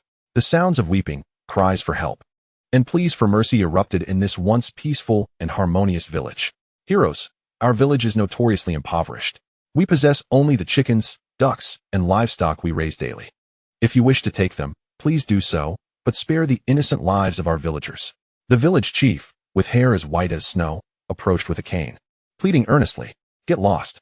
One of the bandits impatiently kicked him, causing the chief to scream in agony as he fell to the ground, blood spilling from his mouth. This band of horse bandits numbered around 100, their faces fierce as they brandished sharp blades, hurting the several hundred villagers together.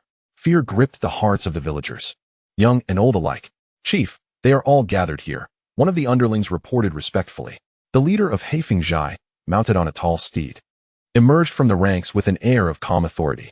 To everyone's surprise, this bandit chief did not embody the rough-and-tumble image one might expect. Rather, he possessed an air of scholarly demeanor, resembling a private tutor at first glance. The chief of Heifeng Zhai surveyed the crowd with a condescending gaze, his expression serene. Among them, he noticed a young couple clad in striking red garments, evidently about to enter their nuptial chamber. A cold smile crept across the chief's lips as he pointed at the pair, commanding, "Bring them forth." "Yes, chief." Several underlings rushed forward. "No. Let me go? Let me go?" The newlywed couple was forcibly subdued. Fear filled their eyes as they worried for their fates. The chief of Heifeng Zhai dismounted, approached the bride, lifted her chin, and gazed into her youthful, delicate face, a smirk playing on his lips as he remarked, "You possess quite a bit of beauty. Please, spare me." The woman trembled in fear. "Release my wife. Do not touch her." The man, realizing something, was nearly driven to madness. The villagers understood all too well, bowing their heads in a mixture of pity and horror. Unexpectedly, the chief of Heifeng Zhai posed a question, "Do you love your man?" The woman was taken aback. never expecting such a query from the bandit leader. She nodded gently, yes. The chief turned to the man. And do you love her? The man's honest demeanor shone through as he passionately declared, of course I love her. We have been childhood sweethearts. After growing up, I finally achieved my dream of marrying her. I swear to treat her well for a lifetime. Taiju, Xiao Mei, her eyes misty with tears, choked on her words. The chief of Heifeng Zhai paused for a moment, then pointed to another villager. His underlings understood the signal and swiftly dragged the villager forth, executing him with a swift stroke of the blade amidst the terrified gazes of the onlookers. With a sickening thud, blood stained the ground, and the severed head rolled, its expression one of utter despair. Gasps of horror filled the crowd. The head lay with wide-open eyes, refusing to close. The chief of Heifeng Zhai wore a mocking smile as he kicked the head, sending it rolling to the feet of the loving couple. Xiao Mei turned pale with fright, unable to look at the gruesome sight. Taiju's face turned ashen, his heart racing. Dear couple, I suddenly have a rather amusing idea. The chief of Heifeng Zhai chuckled lightly. You two shall engage in a game of rock, paper, scissors. The loser must die. However, I shall grant you half a stick of incense to discuss privately. Upon hearing this, Taiju and Xiao Mei exchanged bewildered glances, unsure of the rationale behind such a proposal. The chief's smile grew cold, and his tone turned harsh. What? Do you not wish to play? Then both of you shall die? No. We will play. Taiju quickly interjected, reasoning that one life lost was better than two. Very well, let us begin. The chief waved his hand. Taiju immediately pulled Xiao Mei aside, squatting against the wall. With utmost seriousness, he said, Xiao Mei, when I throw a fist, you throw paper. You will survive. Xiao Mei's eyes reddened as she wept. Taiju, please don't do this. I do not want you to die. Taiju smiled warmly, gently patting her head. I promise to treat you well for a lifetime. Taiju, in the next life, let us still be husband and wife. Xiao Mei sobbed uncontrollably. The two nestled against each other, savoring a fleeting moment of tranquility. Half a stick of incense passed. A chilling voice called out, Time's up. Bring them forth. Yes. Taiju and Xiao Mei were brought before the chief of Heifeng Zhai. The chief spoke calmly. If you are ready, let us begin. Wait. Taiju fixed his gaze on the middle-aged man, summoning his courage. Are you certain that the winner will live? How dare you question our chief? One of the underlings shouted angrily. The chief of Heifeng Zhai chuckled. Of course, I have no interest in deceiving you. That is good. Taiju exhaled heavily. He turned to Xiao Mei seriously. Let us proceed. In front of the gathered crowd, the two began their game of rock, paper, scissors. When the result was revealed, Taiju stood frozen. Xiao Mei's delicate face flickered with shock. Then she burst into tears. I was wrong. Please don't kill me. Please don't kill me. Ha ha ha. The chief of Heifeng Zhai laughed heartily, tears nearly spilling from his eyes, his laughter laced with endless mockery. According to their previous agreement, Taiju had indeed thrown a rock, but Xiao Mei had thrown scissors. Chapter 13. Could it be him? Why? Why would you do this? Do you think I would deceive you? Taiju murmured, his world crumbling around him. His sincere heart had been completely betrayed. Please, I was wrong. I will never do it again. Xiao Mei wept bitterly, collapsing to the ground in desperation. Taiju, save me. I truly do not want to die. The chief of Heifeng Zhai shook his head, a wistful tone in his voice. Once, I too had a childhood sweetheart. We shared innocent dreams of marriage and a life together. Back then, I swore to achieve great things and one day to marry her in a grand ceremony. Unfortunately, I did not succeed in my endeavors and was left to teach in a private school to earn a meager living. After failing my exams, our wedding was postponed, and I foolishly believed she was still waiting for me, continuing to care for her until a kind servant revealed that she had long since turned her affections to the young master of the Su family. It was then I realized she had already changed her heart. As he spoke, the handsome middle-aged man's eyes glistened with the bloodshot hue of bitter memories, his tone laced with profound hatred. I went to confront her, only to catch her in the act with that scoundrel. The master of Heifeng Zhai recalls the moment when that couple was caught in their illicit affair.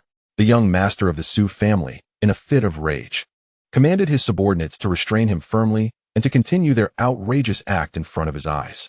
He could never forget the scene of his beloved woman yielding to another man, calling out in a lascivious manner, Do you see? This is the woman you vowed to give a lifetime of happiness.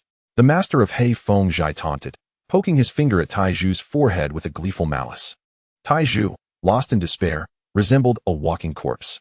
As for Xiao Mei, her cries echoed as a bandit's blade severed her head, blood splattering high into the air. The villagers were silent as the grave, too terrified to move. In the distance, two tall figures stood atop the hill, witnessing the entire ordeal. Hong Qinya, arms crossed, wore a playful smirk, finding amusement in this performance. Yi Junlin furrowed his brow, sensing that the master of Heifeng Zhai was not merely as he appeared. There was something sinister afoot. At that moment, the master of Heifeng Zhai abandoned his playful intentions and focused on business. He pointed his fingers at Taizhu, whose eyes lost focus before collapsing to the ground in a faint. According to our agreement, I shall not kill you, but the others. Heh. The master's aura surged, his eyes glowing crimson as he gazed upon the throng of kneeling villagers, a cruel smile curling his lips. Quickly step back. The master is about to unleash his powers. The surrounding bandits retreated in awe, fully aware that their leader was preparing to feast. With a swift motion, a multitude of bloodlines erupted from his chest, appearing as if they possessed a will of their own, striking toward the villagers. Soon, men, women, and children began to wither visibly, their vital essence flowing into the master's chest. Yes, just like this, once I fully absorb it, I will surely break through from Qi training to foundation establishment. The master of Heifeng Zhai exclaimed, exhilarated by the transformation of his body. Help! Don't kill me. Mother, I'm scared. Who will save us? A monster. This is a monster. The sounds of despair echoed around. Yi Junlin's eyes gleamed with intensity. Indeed, something was amiss.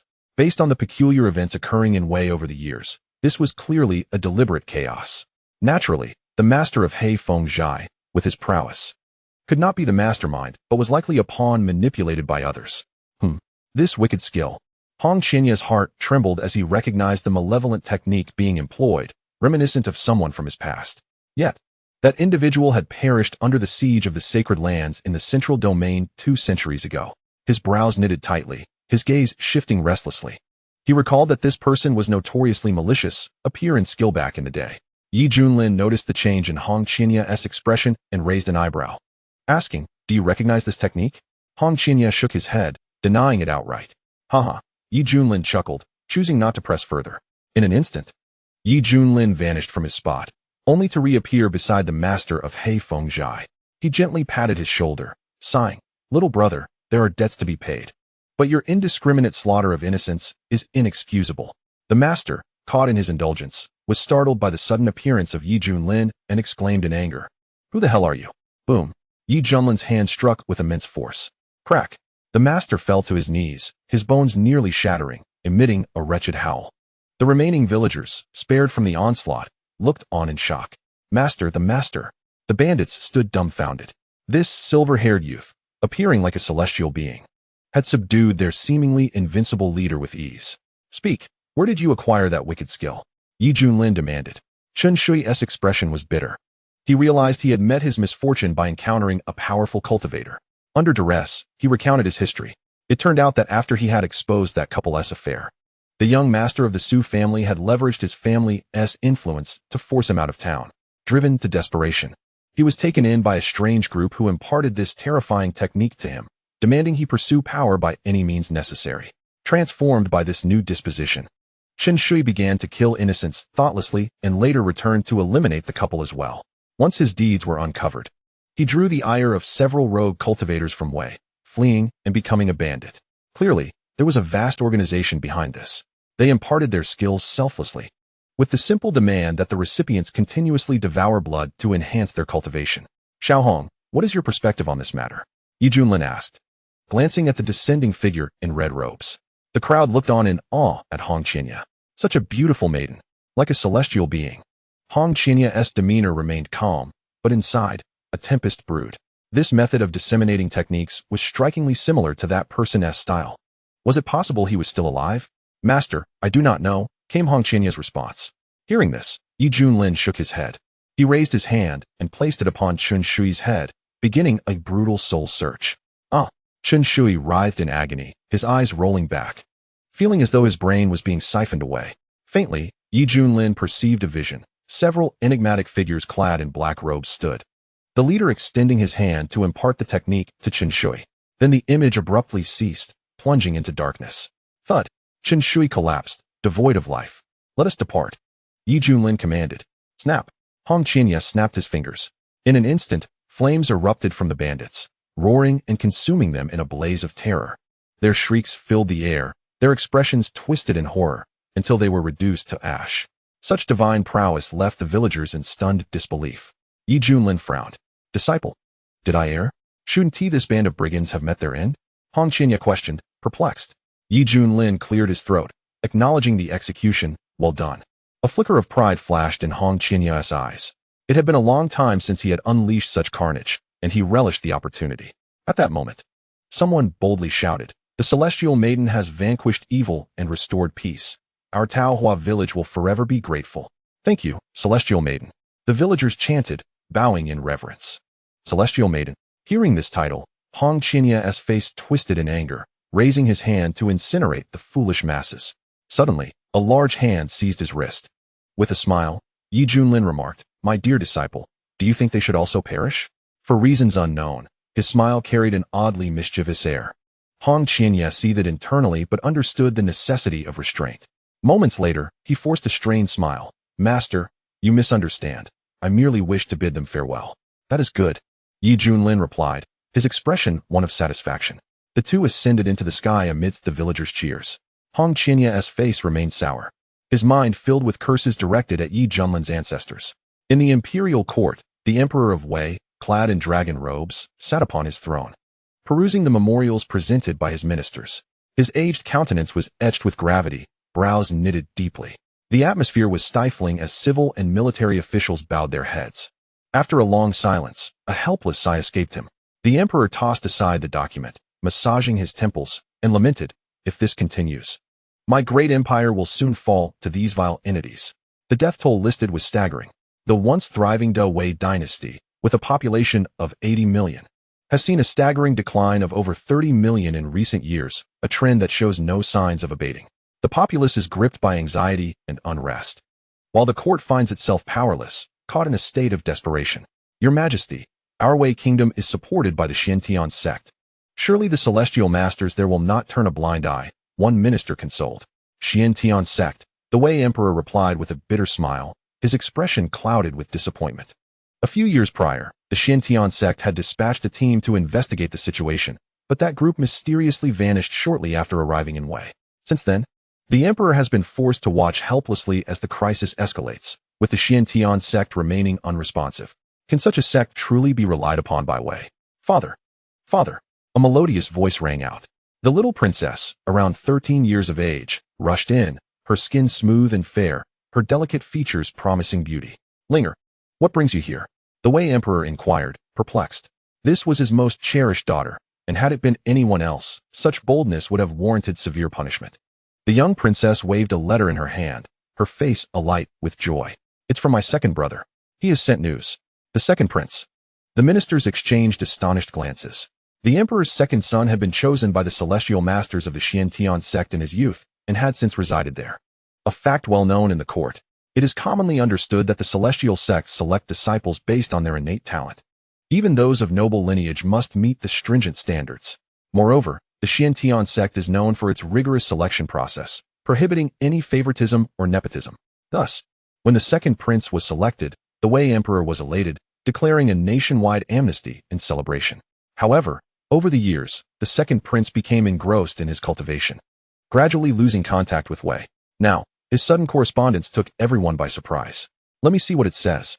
The Wei emperor took the letter from his daughter and eagerly opened it. Upon reading its contents, his eyes widened. An excitement spread across his face as he burst into hearty laughter. "Ha ha ha, splendid." His reaction left the ministers exchanging glances. "Your Majesty, what is it?" The Wei emperor exclaimed, "My son writes that the Xuanhuan sect is taking the strange occurrences in Wei very seriously. It is highly likely that the sect will send the leader of Piaomiao Peak personally to resolve the situation. We must remain calm and await further news." At this pronouncement, the officials were invigorated. Although they were mere mortals, they held significant power and had channels to glean information regarding the rival sects across the region. Rumor has it that the Xuanhuan sect annihilated the Feng Lei sect with the help of the esteemed leader, Yi Junlin, a formidable practitioner at the nascent soul stage, possessing the terrifying strength to move mountains and fill seas, akin to a celestial being in the eyes of the mundane world. The prospect of Yi Junlin arriving to assist Wei through this crisis stirred excitement among them. The Wei emperor was overjoyed. This was the most uplifting news he had heard in years. "Linger, our Wei kingdom is saved." He lifted the little princess and showered her with affectionate kisses. "Yay!" The little princess beamed with joy, her expression adorably radiant. Suddenly, a guard rushed in, breathless. Your Majesty, 2 celestial beings have descended outside. They must be the masters from the Demon Sect. My loyal ministers, let us hasten to welcome them. The Wei Emperor declared, his heart brimming with delight. Within the palace, a rainbow of auspicious clouds filled the sky. Amidst countless astonished gazes, 2 figures enveloped in radiant light descended upon the square. Xuanhuan, do you not think my entrance is quite grand? Junlin remarked, hands clasped behind his back, reveling in his own flair. Hong Qinya shot him a disdainful glance, internally dismissing his antics as childish. However, she maintained a facade of politeness, bowing slightly. Master is wise. I too share the same sentiment. We welcome your arrival. Esteemed celestial master. In the palace, the Wei Emperor led his ministers in a hurried procession, kneeling in reverence before Junlin and Hong Qinya. To them, these were beings capable of reshaping the world, unbound by the constraints of mortal laws. The Wei Emperor scrutinized the silver-haired youth carefully, his joy intensifying. The letter described the leader of Piaomiao Peak as having distinctive silver-white hair, perfectly matching the individual before him. Clearly, this was indeed Junlin. When his gaze fell upon Hong Qinya, the emperor felt a jolt. Despite having 3,000 beauties in his harem, none could compare to her. She was an otherworldly beauty. He mused. Being in Junlin's presence, he dared not entertain any improper thoughts, fearing even a fleeting glance could be seen as sacrilege. Ahem, Junlin cleared his throat, his authoritative voice resonating with magical resonance, echoing in all directions. I have come to address the crisis in Wei. You need not live in fear any longer. I, on behalf of the people of Wei, express our deepest gratitude to the Celestial Master, the Wei Emperor proclaimed excitedly. As the Emperor surveyed the room, he saw all kneeling in supplication, placing their hopes upon Junlin. Rise, Junlin commanded, raising his hand. An invisible force enveloped the Wei Emperor and his ministers, gently lifting them from the ground. Celestial Master, please do not hesitate to state your requirements, the Wei Emperor said respectfully. Arrange for accommodations for my disciple and me. This way, please.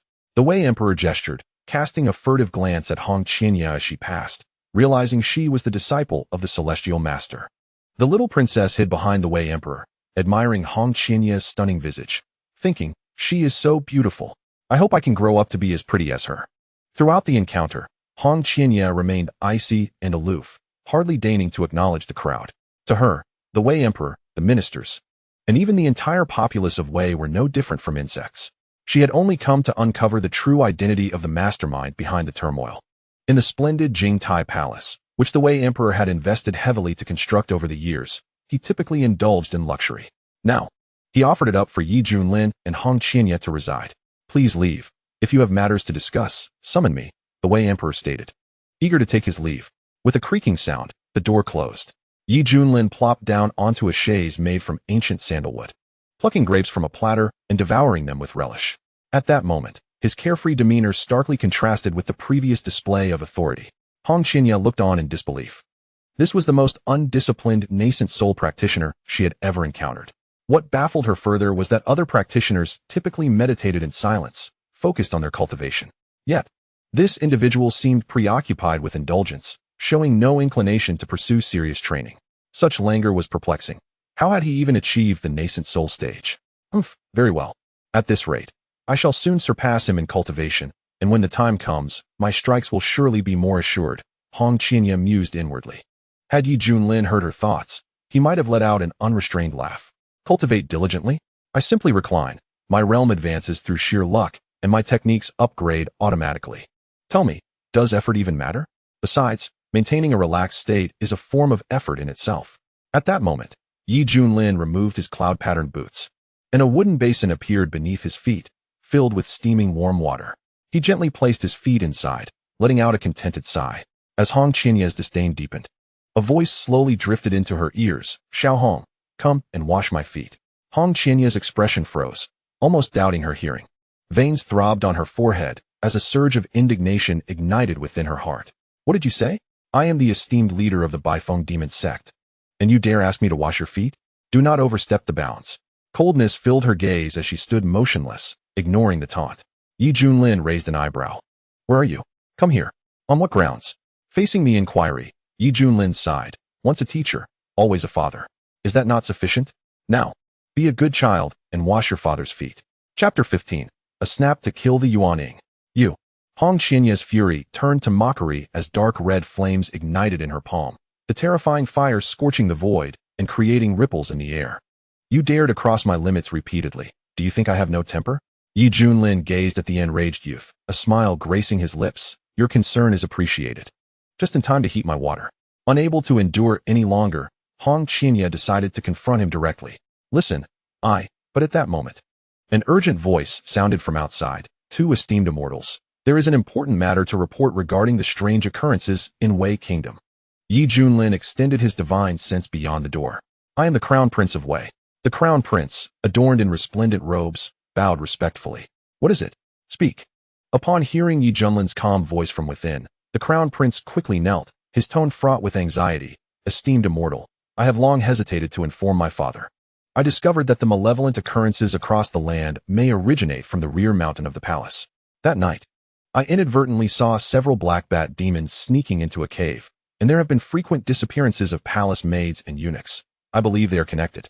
Having long heard of the immortal's legendary prowess, he implored, only you can save the people of Wei.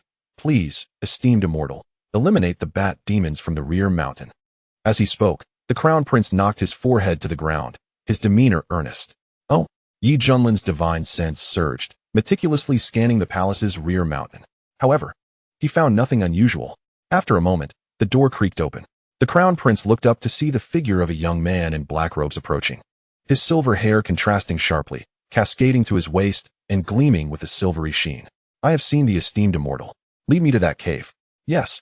The Crown Prince quickly rose, a barely perceptible coldness in his eyes. As he glanced at Hong Qianya, that coldness was swiftly replaced with a glint of greed. Following the earlier incident, Hong Qianya's countenance turned frost-like, and the scarlet flame mark on her brow added an air of enchantment. Watching Yi Junlin's retreating figure, she smirked inwardly. Very well, I shall settle the score with you later. In the corridor, the little princess concealed herself behind a pillar, peering at the unfolding scene. Witnessing the Crown Prince's actions, her delicate face was painted with disbelief.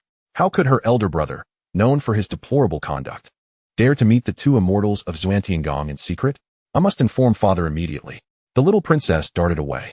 In the rear mountain, overgrown with weeds and strewn with jagged rocks, the Crown Prince led the way while Yi Junlin strolled with an air of nonchalance. Hong Qianya furrowed her brow, sensing something amiss. We have arrived.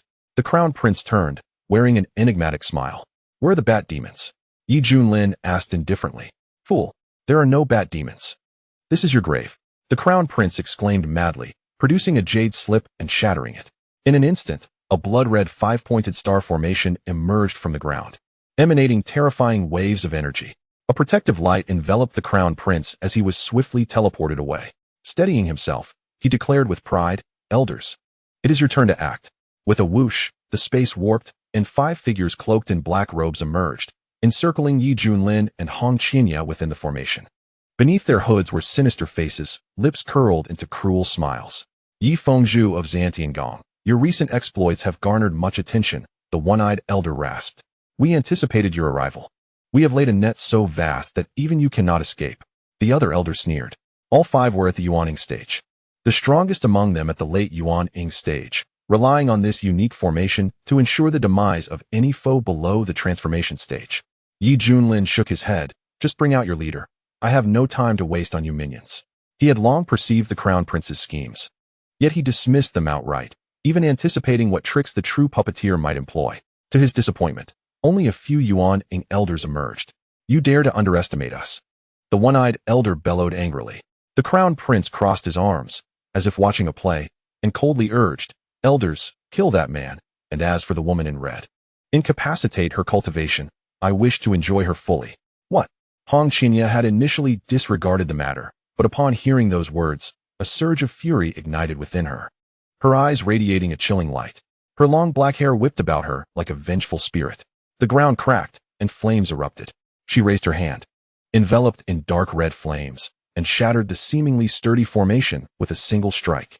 The 5 elders spat blood, retreating as if struck by lightning, their faces etched with disbelief. Transcendence. What nonsense is this? How could Xuanhuan possess a being of transcendence? Hong Qianya appeared before the Crown Prince, her voice as frigid as the depths of hell. Dare you repeat that? The Crown Prince stood as if petrified, first in shock, then fear. his body betraying him as he felt a warm liquid seep through. "Immortal, please spare me." Upon hearing this address, Hong Qinya smirked, raising her hand to unleash a wave of flames that engulfed the crown prince. "Ah!" he shrieked in agony, his skin searing as if branded, rolling helplessly on the ground. The torment surpassed the 10 most brutal tortures of Wei Kingdom. "Truly tragic," Junlin remarked, his tone laced with mockery. At that moment, a formidable contingent of imperial guards arrived, with the Wei Emperor riding a white steed, the little princess beside him. The little princess pointed at the crown prince, who was writhing in agony, exclaiming in astonishment, "Father, there is my brother." The Wei Emperor glanced at the crown prince and then at the scene before him, his mind racing with conjecture. "Unfilial son, you have allied with evil cultivators against the esteemed immortal of Xuanhuan. Do you wish to drive me to madness? You have brought shame upon our family." The Wei Emperor roared in fury. Junlin taunted, "Your eldest son has truly outdone himself, colluding with the mastermind to undermine the throne of Wei. How filial indeed." "What?" The Wei Emperor, incredulous, realized that treachery had infiltrated his household. "Unfilial son, why have you done this? Answer me," he demanded, his eyes ablaze. Hong Qinya snapped her fingers, alleviating the crown prince's suffering to some extent. Facing his father's inquiry, the crown prince managed a bitter smile. "You never intended to pass the throne to me, so why not join them? Once successful, I shall ascend to the throne." Utterly foolish. In the present era of the Wei Kingdom, countless innocents have lost their lives due to your actions. If this continues, the entire nation will become a hollow shell, leaving no common folk behind. What use is it for you to be the emperor? The Wei Emperor lamented with profound sorrow. I do not care. I simply wish to be the emperor. Those worthless commoners can die when the time comes. Their demise will aid me in stepping onto the path of immortality and enjoying a carefree life." The crown prince sneered wickedly. There is no hope for you." The Wei Emperor spat blood in his fury, his gaze filled with despair. Turning to the 5 terrified elders, Junlin impatiently remarked, "Do you think you can confront me with such feeble abilities? Quickly summon your leader. We will never betray our master." The one-eyed elder gritted his teeth defiantly. Then you shall perish." Junlin raised his finger and gently pointed. Boom. One elder shattered into pieces, his primordial spirit extinguished. Boom. Another elder burst into a mist of blood. Boom. That was the third, Junlin nonchalantly declared, pointing at anyone meant death for them. This scene left the onlookers feeling a chill down their spines. Heavens! Who dares to claim he is in the Yuaning realm? He is clearly a transformation of the gods. The one-eyed elder exclaimed in disbelief. A cultivator of the transformation of the gods level, even in the entire eastern region, holds a prominent status, sought after by major factions. In this desolate land, there are individuals who have cultivated to such heights, and 2 of them at that. What are you standing there for? Flee. Another elder, terrified to the core, lost all will to resist and prepared to employ a secret technique to escape. Just as he blinked and vanished from sight, appearing 1,000 meters away, every hair on his body stood on end, and a chill ran down his back. No. Boom. His entire being exploded into a mist of blood. Only you remain.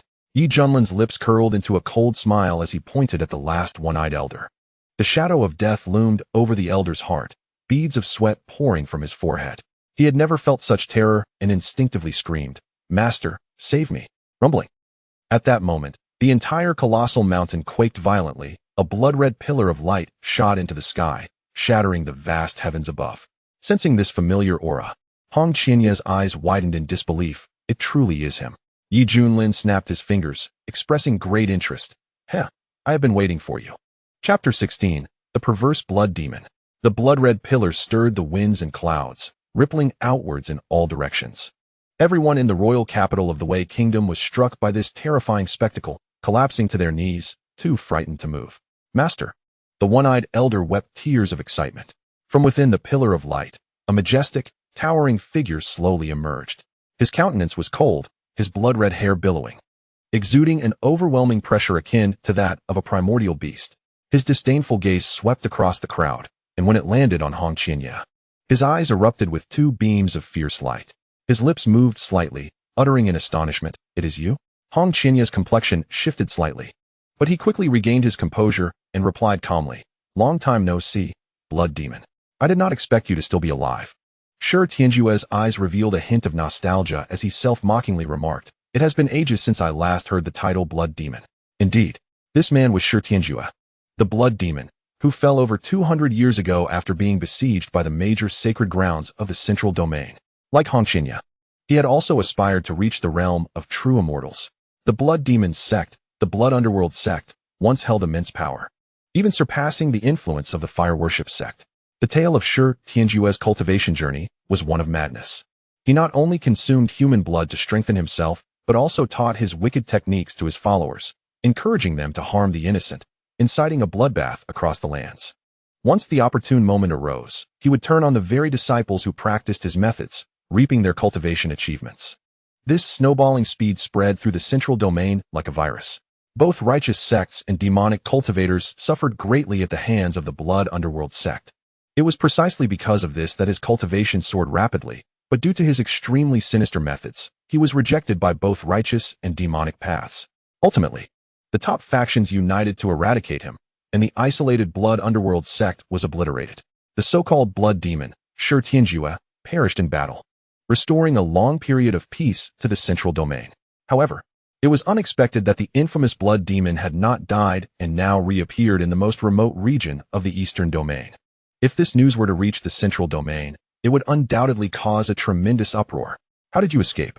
Many witnessed your towering body being shattered by several divine artifacts, with all your blood evaporated. There was no possibility of survival. Hongqinya questioned earnestly. Those self-righteous fools. I had already separated a drop of my lifeblood and concealed it in a hidden place. Should I fall, that drop of lifeblood would allow me to be reborn. Unfortunately, my cultivation must start anew, and even my immortal blood body has to be reforged.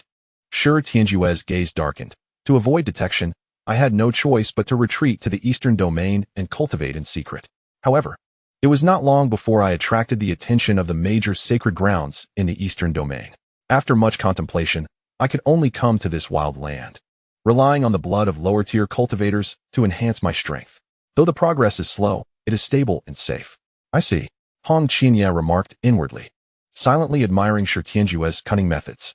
Indeed, the Blood Demon, known for his diabolical tactics, had managed to feign death and continue wreaking havoc. It is noteworthy that the alliance that once sought to eradicate the Blood Underworld Sect consisted not only of righteous factions, but also of demonic cultivators. He was reviled by all, a target of universal outrage. Compared to his experience, Shi Tianjue's situation was far more precarious. Hongqinya felt that had their positions been reversed, even with all his might, he would have met his demise. It seems you will meet a similar fate as mine. Shi Tianjue's eyes glimmered with intensity, clearly noting that Hongqinya lacked true immortal cultivation. Hongqinya did not elaborate further, but his meaning was unmistakable. Master, save me. This woman intends to kill me. The crown prince, upon seeing Shi Tianjue, was more delighted than if he had seen his own father, bellowing in desperation. You seek death. Hongqinya's gaze turned icy. No sooner had he spoken than the crown prince's body exploded into a mist of blood, dissipating like faint smoke, drawn into Shi Tianjue's nostrils. Elder brother. The young princess turned pale with fright, while Wei Di appeared to have aged decades, letting out a helpless sigh. Alas, wasn't he your disciple? Hongqinya raised an eyebrow. Just an ant. What qualifications does he have to be my disciple? Besides, if you wish for his death, I shall grant it. Do you not understand my loyalty to you? Shi Tianjue stood with his hands behind his back, his striking blood-red hair flowing, gazing at Hongqinya with a hint of tenderness. If this scene were witnessed by their former arch-rivals, they would surely be left speechless, unable to believe their eyes. The deranged blood demon, capable of feeling emotion? Hongqinya felt helpless. Long ago, in the central domain, this individual had shown an interest in him. Even when he revealed his true identity and firmly rejected him, the other party remained undeterred. It seems my disciple is truly a master at bending the wills of straight men. How many have been swayed in these years? Junlin stroked his chin, clicking his tongue. A bag of caramel-flavored seeds appeared in his hand. Junlin cracked the seeds, silently observing the unfolding drama as a mere bystander. At this moment, gazing at that towering figure, Hongqinya shook his head, stating, "It is impossible between us."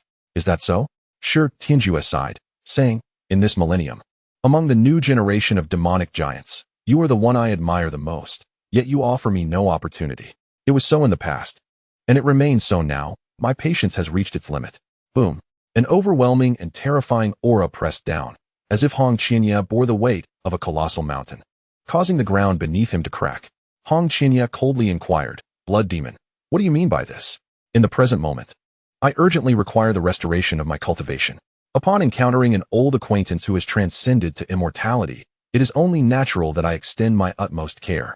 However, since you have repeatedly spurned my goodwill, I am left with no choice but to extinguish your life, allowing your blood to flow entirely into my being.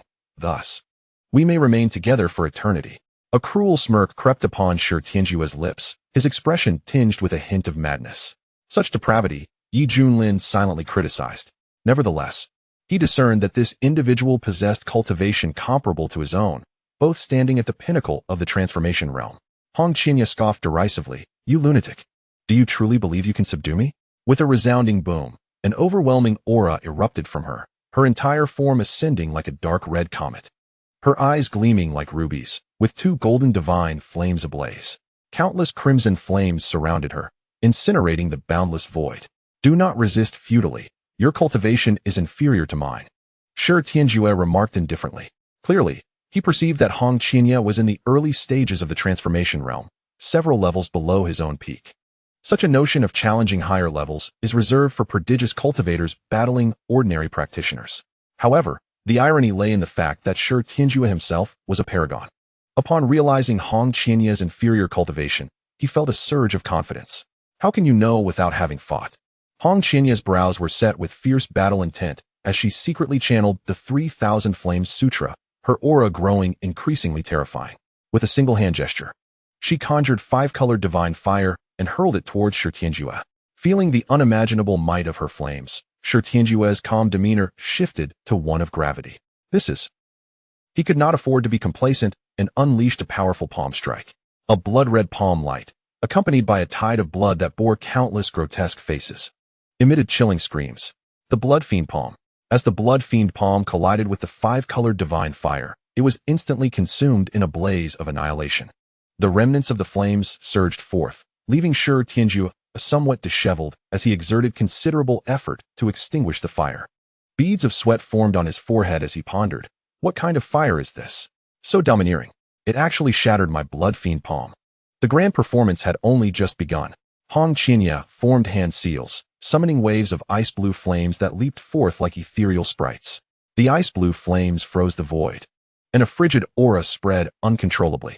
Shi Tianjue furrowed his brow, raising his hand to coalesce a blood-colored spear, which he thrust forth with great force. The entire spear was rapidly encased in the chilling air. Even the Blood Fiend aura began to show signs of dissipating. A bone-chilling cold swiftly crept up Shi Tianjue's arm, threatening to engulf him. What fire is this? So sinister? Be extinguished.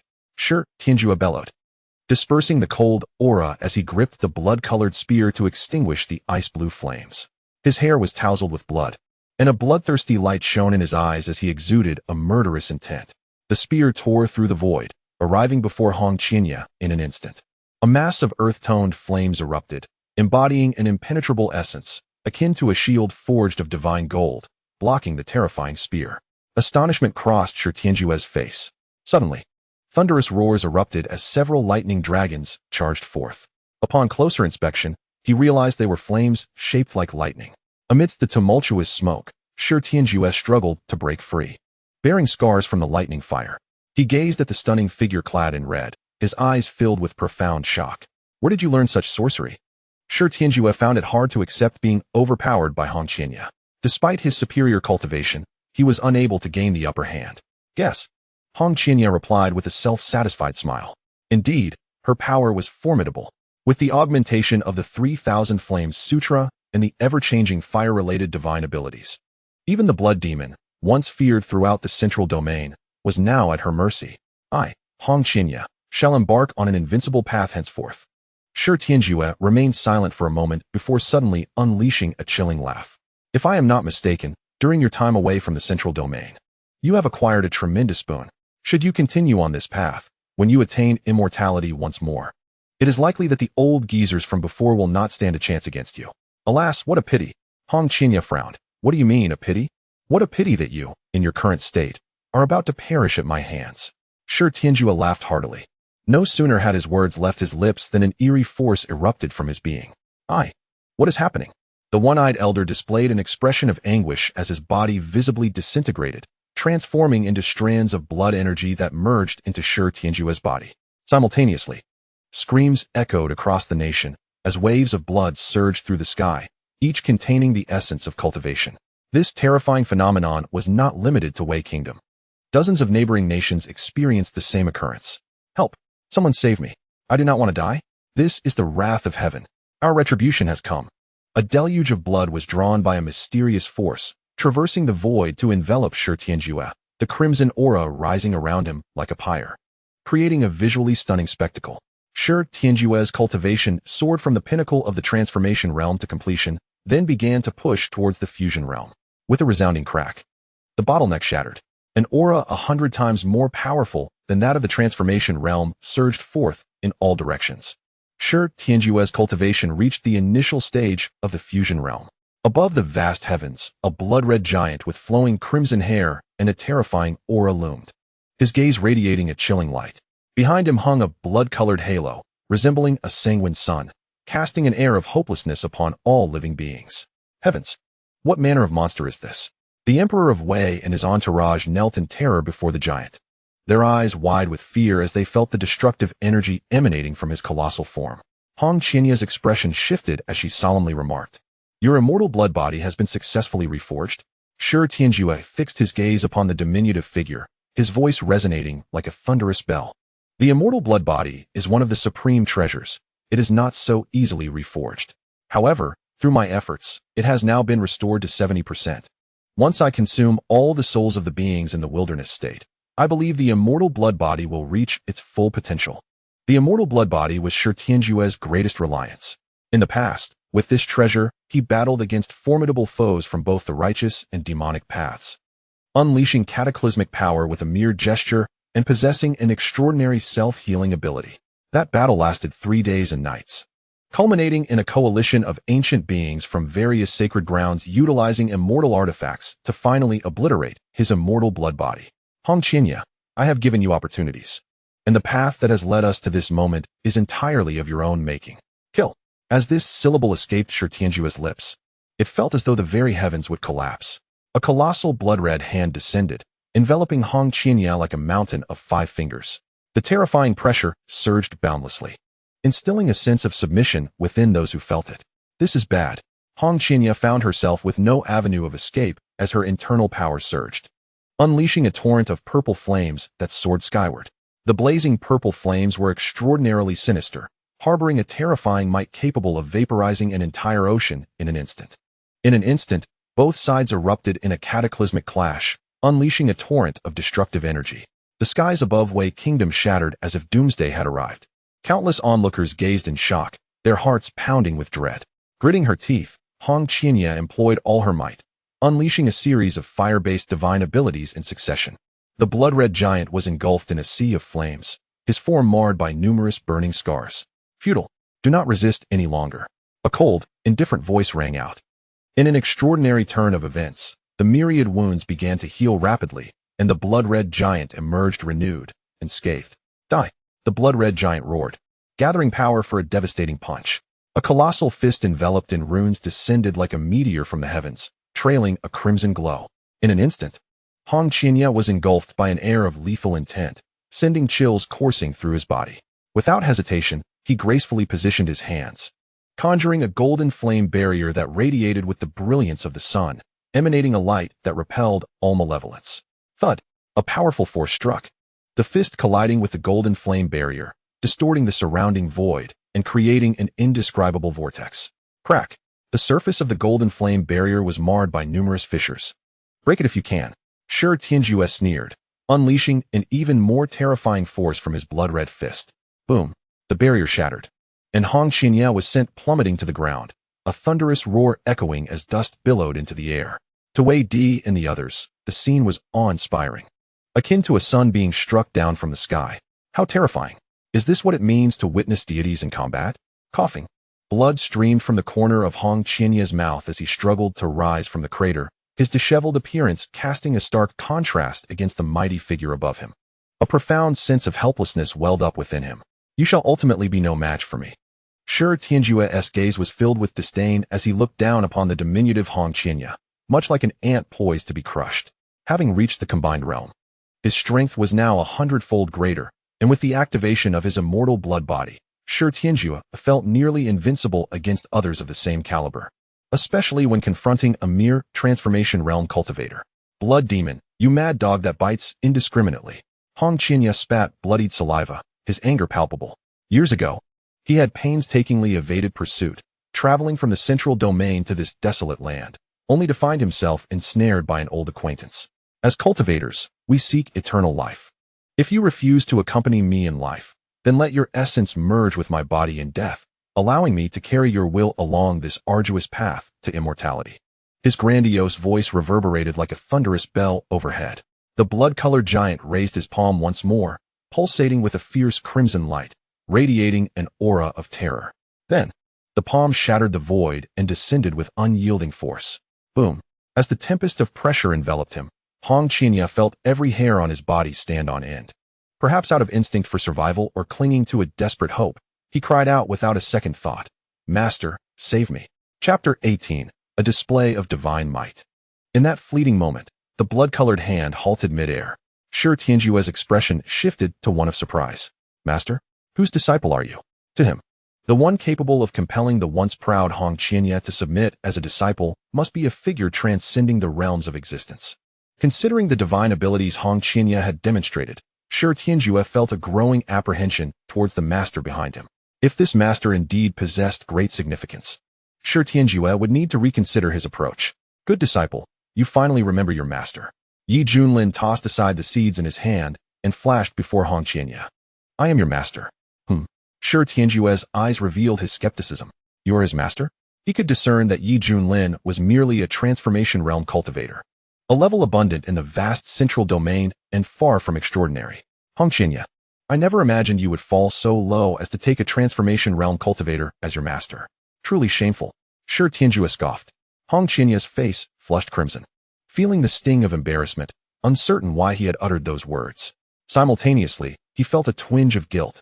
Despite his aversion to Junlin's constant demands, he was, after all, his savior, and now he stood ready to confront Shi Tianjue, likely to face dire consequences. "Am I to understand that you look down upon me?" Junlin raised an eyebrow. "An ant knows not the height of the heavens. In my prime, even my spit could drown you." Shi Tianjue sneered. Having transcended to immortality, he harbored an innate arrogance, regarding those beneath his level with contempt. His willingness to converse with Hong Qianye stemmed from their past camaraderie as equals, a bond of mutual respect. As for others, Shi Tianjue scarcely regarded them. "Do not concern yourself with me. You must leave now," Hong Qianye urged. Junlin pointed at the crimson figure in the sky, his tone casual. "Fear not. Watch how I eliminate him for you." This proclamation left Hong Qianye momentarily speechless. Arrogance. Shi Tianjue, furiously amused, swung his massive hand downward. The skies darkened, and the void collapsed under the weight of his overwhelming pressure. It was over. Despair painted Hong Qianye's face. Ding! Detecting that the host is under attack from an early-stage combined realm opponent. Activating the passive effect of becoming stronger when faced with strength, granting mid-stage combined realm cultivation. A sweet, youthful voice echoed in his mind. Junlin smirked, unleashing a powerful surge of energy from within, resonating with the essence of a mid-stage combined realm. Boom! Explosions reverberated, shaking the very heavens. "What is happening?" Shi Tianjue's expression turned to shock as his body was forced back several paces, staring incredulously at his nearly severed blood-red hand. Just moments ago, an incredibly domineering force had surged forth, threatening to obliterate his immortal blood body's entire arm. "You are not a transformation realm cultivator. You are a combined realm practitioner." Shi Tianjue was taken aback. "What?" The most astonished of all was Hong Qianye. He had never anticipated that this silver-haired youth harbored such depth. Feigning the guise of a transformation realm cultivator while secretly possessing the prowess of a combined realm powerhouse. This scoundrel, no wonder he had consistently provoked me. He had the strength of a combined realm to back him up. Fortunately, I did not confront him head-on earlier, Hong Qianye thought with relief. At this moment, amidst the astonished gazes, the figure of the cloaked youth shot upwards like a comet, his silver hair shimmering with brilliance, his features strikingly handsome, exuding an aura capable of annihilating the heavens and the earth. Is this the sensation of breaking through to the combined realm? Indeed, it is far more powerful than the transformation realm. Junlin felt an exhilarating clarity coursing through his being. What of the combined realm? I shall show you. A native, what true power entails. Shi Tianjue bellowed. He then harmonized his spirit and body, commanding his immortal blood body to launch a fierce assault against Yi Junlin. The sky was filled with blood-red fists, raining down like a meteor shower. The sovereign king seal. A clear voice resonated throughout the cosmos. Boom. Behind Yi Junlin, a vast spectral figure emerged, akin to an ancient god king standing amidst the heavens. As this ancient seal was unleashed, a torrent of mana surged forth, sweeping over the land like a deluge. Boom. The blood-colored giant was battered, blood erupting from his wounds as both arms were obliterated, their essence evaporating into the air. This. Shi Tianjue was taken aback. The overwhelming sensation sent shivers down his spine, even as a formidable figure of the demonic path. Yi Junlin sneered. The sovereign king seal, honed through rigorous practice, had achieved a level of mastery far beyond its nascent form. Yet, even so, he found himself unable to obliterate Shi Tianjue in a single strike, revealing the formidable nature of the immortal blood body. Next, the once lost arms of the blood-colored giant began to regenerate, flesh and sinew extending from the severed stumps, rapidly returning to their original state. Shi Tianjue roared, "Do you see? You cannot kill me. And what of this technique?" Yi Junlin replied nonchalantly, raising his hand slowly, his voice booming. The great wilderness prison sky finger. Notably, this divine ability had reached a level of perfection. Deep within the firmament, a massive energy vortex manifested, exuding an aura of despair that compelled submission. 1 finger to imprison the world, 2 fingers to shatter mountains and rivers, 3 fingers to extinguish all life, 4 fingers to rupture the heavens. In that very instant, 4 colossal golden fingers, akin to towering pillars, descended with an overwhelming force. What in the world is this? Shi Tianjue's countenance shifted dramatically as he gazed in astonishment at the immense digits. He dared not delay, summoning every ounce of strength within him to wield a serpentine river of blood in a fierce counterattack. Boom! The crimson ocean surged and roiled, only to be utterly extinguished by the Da Huang Qiu Tianji. Subsequently, the 4 fingers collided directly with the blood-colored giant. A resounding explosion echoed. The towering form of the blood-colored giant was nearly shattered, revealing the figure of Shi Tianjue within, his hair disheveled, blood trickling from the corner of his mouth. His eyes filled with profound terror as he exclaimed, "Who on earth are you?" Shi Tianjue never anticipated encountering such a terrifying entity as Yi Junlin in this desolate region. Even his proud immortal blood body had been nearly obliterated in an instant. What a joke! Has the world outside grown so formidable in my absence? Hong Qianye's eyes widened in shock, his heart overwhelmed with emotions that words could scarcely convey. No wonder his opponent appeared so fearless. It was clear he regarded Hong Qianye as inconsequential.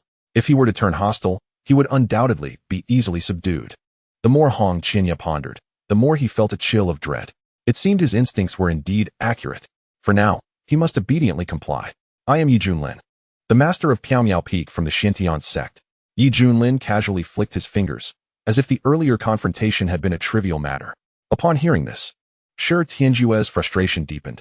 He had researched the local sects upon arriving in the desolate region and was aware that the Demon Sect was among them. However, such a minor sect could not possibly have such a powerful figure at its helm. This was utterly absurd. "Yi Junlin, I shall remember you, given the circumstances." Shi Tianjue had no choice but to concede, marking this as the greatest humiliation of his life.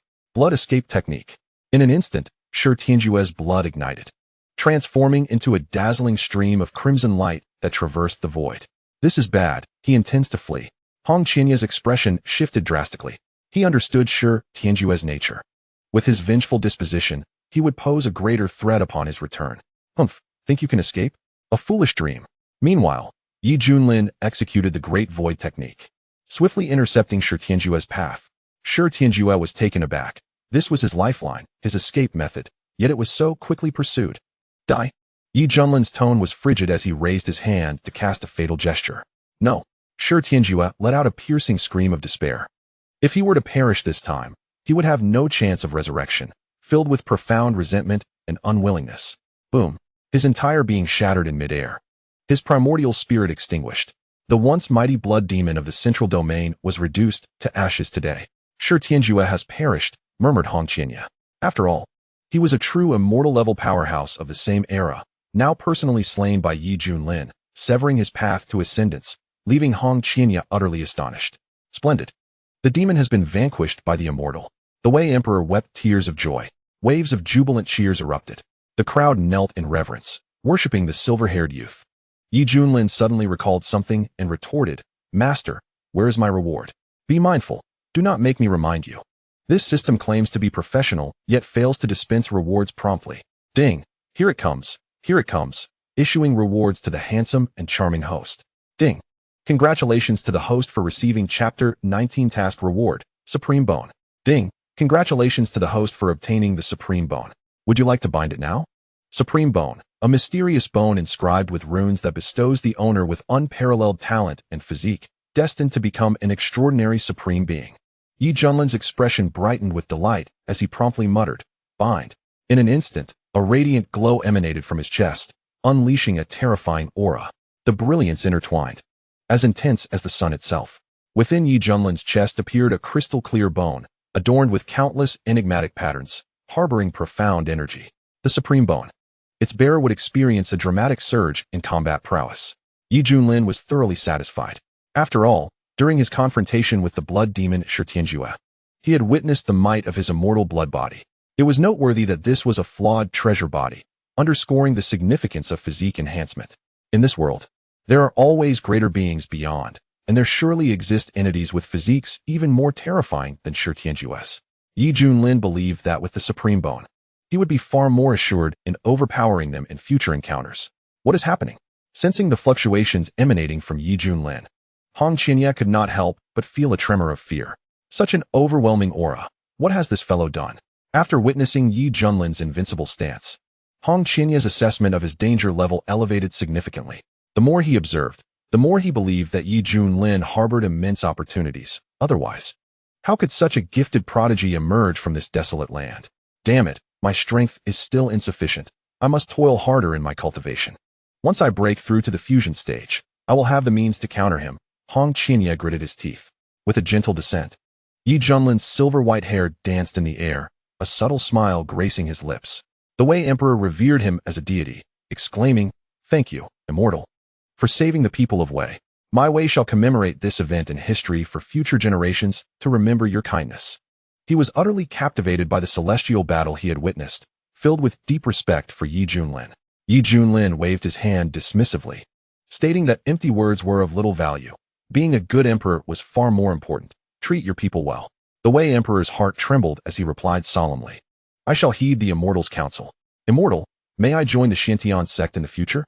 The little princess timidly inquired, her voice sweet and melodious, reminiscent of a fledgling bird's first chirp. "Linger, do not be disrespectful." The Wei Emperor turned to glare, admonishing her. Does she truly believe entry into the Immortal Gate is so simple? One must possess the fortune to do so. The little princess hurriedly lowered her head, her eyes filled with anxiety. Junlin chuckled softly, secretly activating his eye of insight. Name, Zhao Linger. Gender, female. Cultivation, none. Talent, exceptional water element. Spiritual root, identity, Princess of Wei. She indeed possesses a commendable chance for immortality.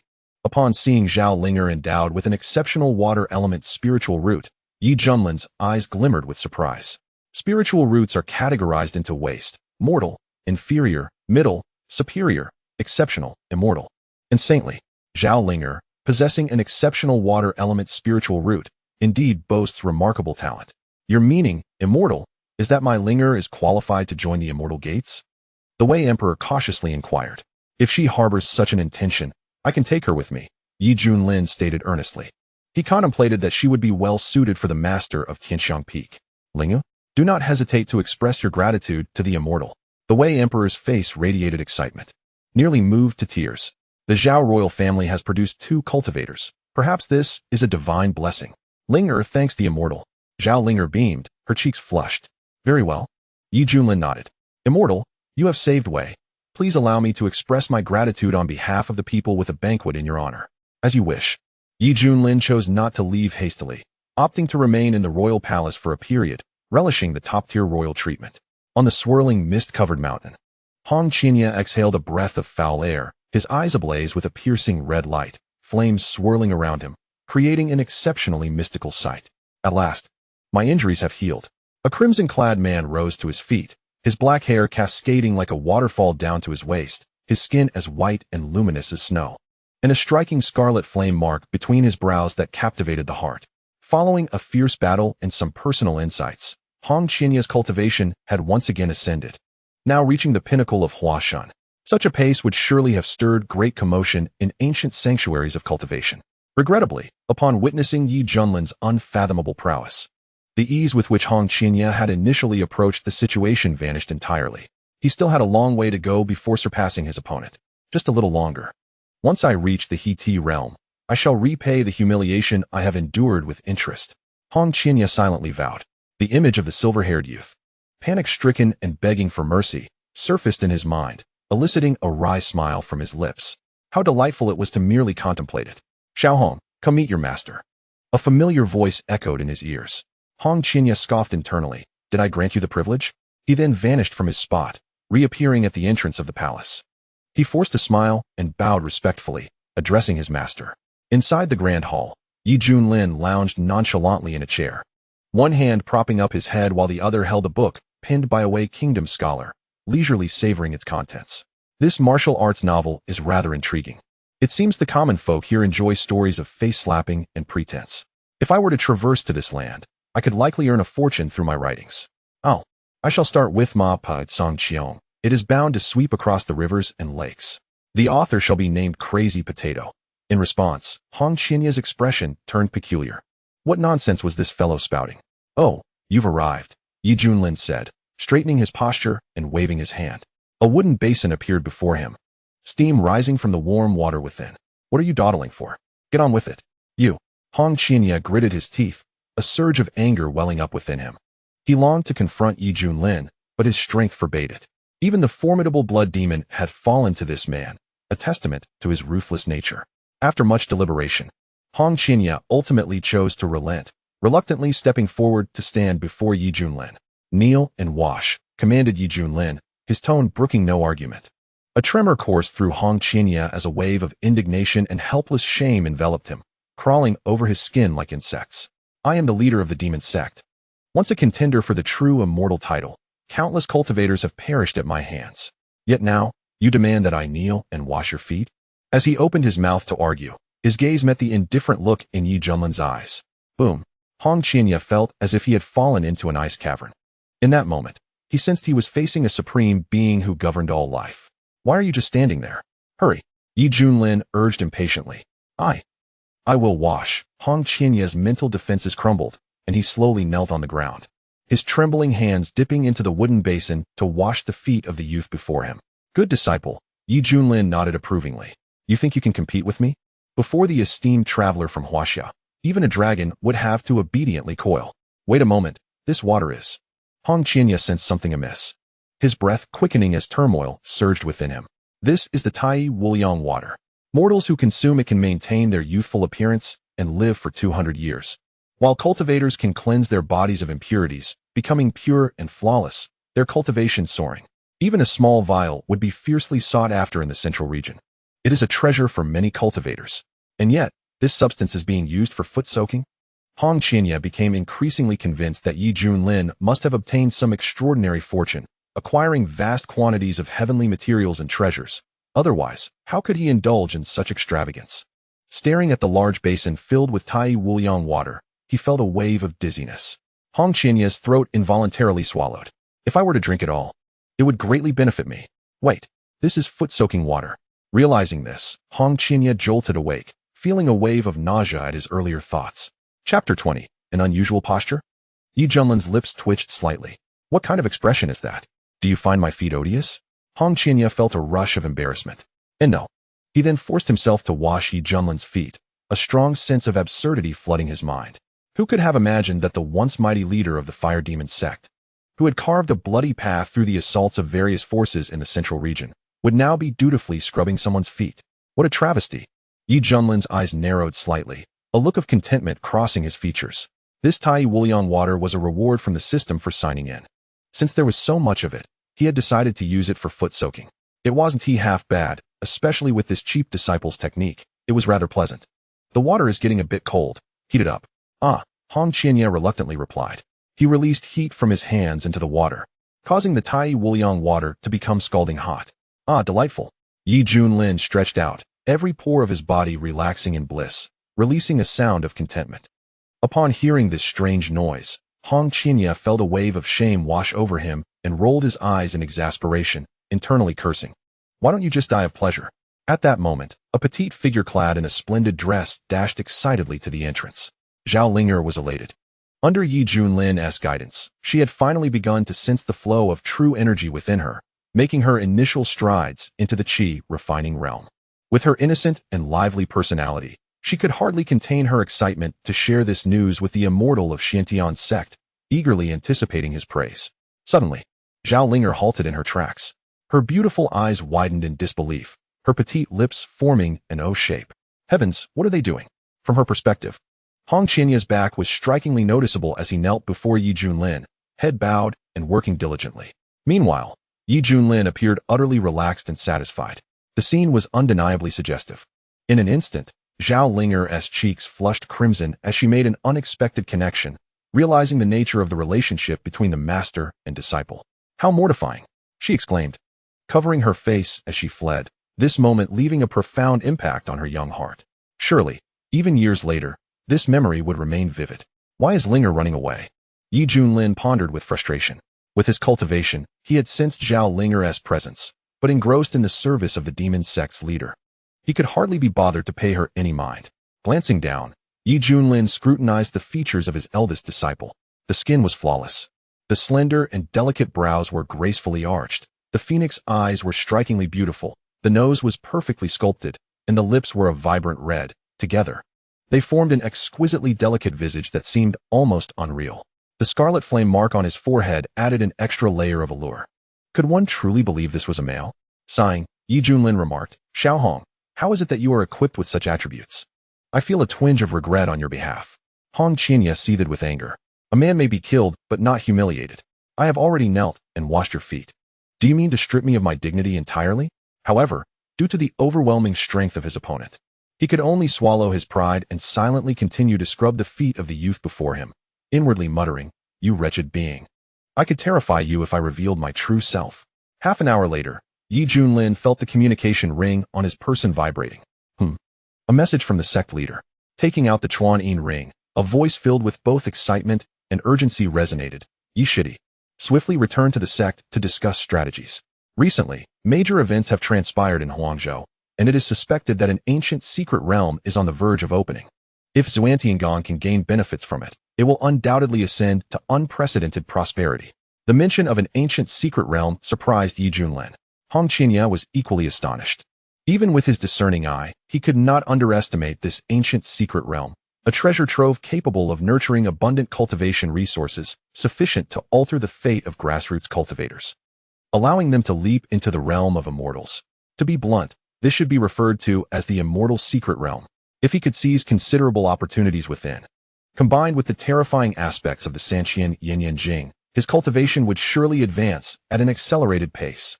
He never expected such a fortuitous place to exist in the barren Huangzhou. This was undoubtedly a boon for its cultivators, Yi Junlin mused.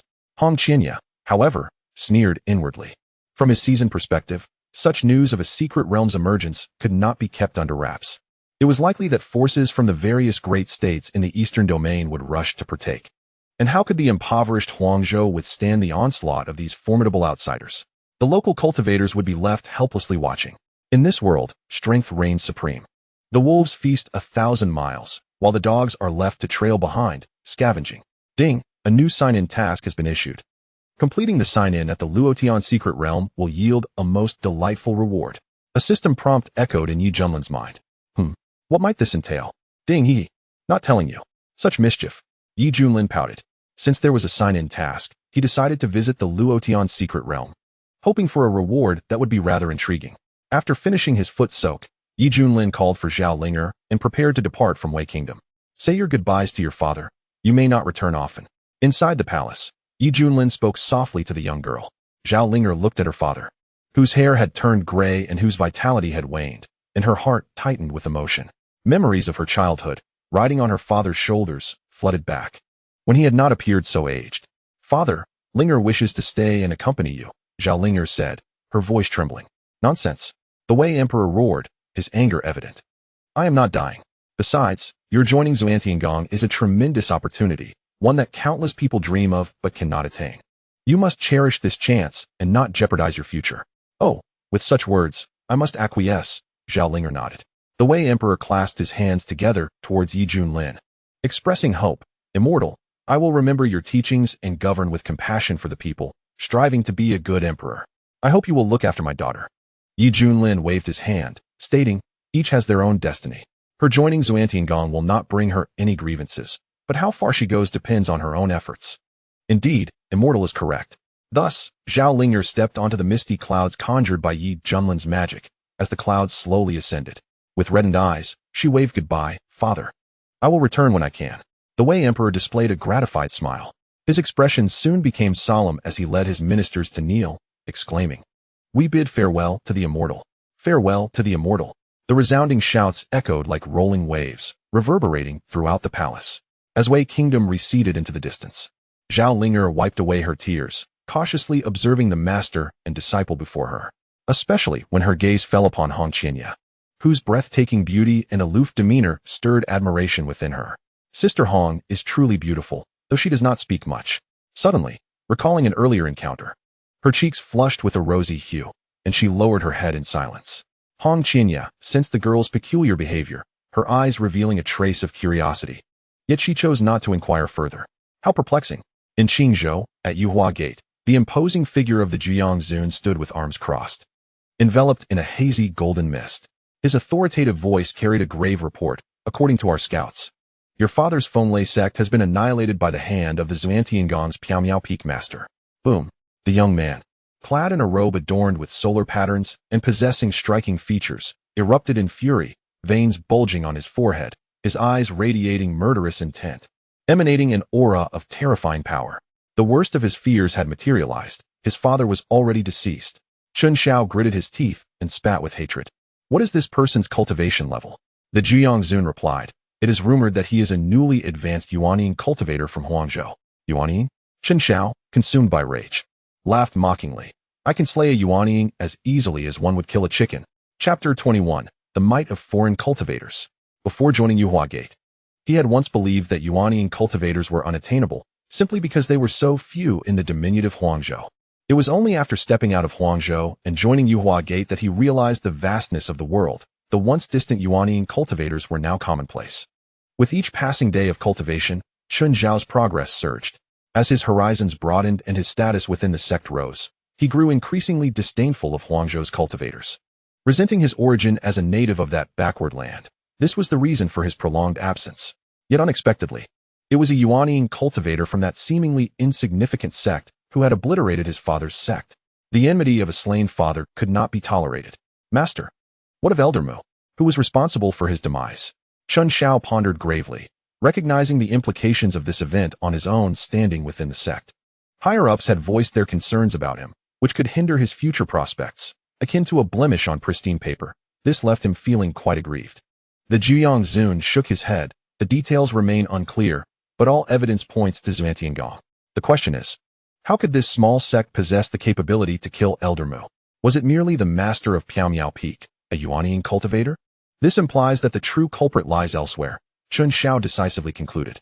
He did not associate Elder Mu's death with Junlin, for the disparity in cultivation and strength made such a connection implausible. It is well known that Yuhua Gate is one of the premier sanctuaries for cultivation in the Eastern Domain, and the disciples emerging from here wield great powers, far beyond what the indigenous people of Huangzhou could match. Regardless, Xuanhuan must be eradicated. That master of Piaomiao Peak must die.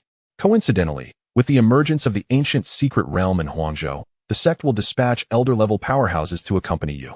Remember, you represent Yuhua Gate. You will compete with other major forces. As for revenge, that can wait until after. I hope you can discern priorities, do you understand? The Jiangzun solemnly admonished.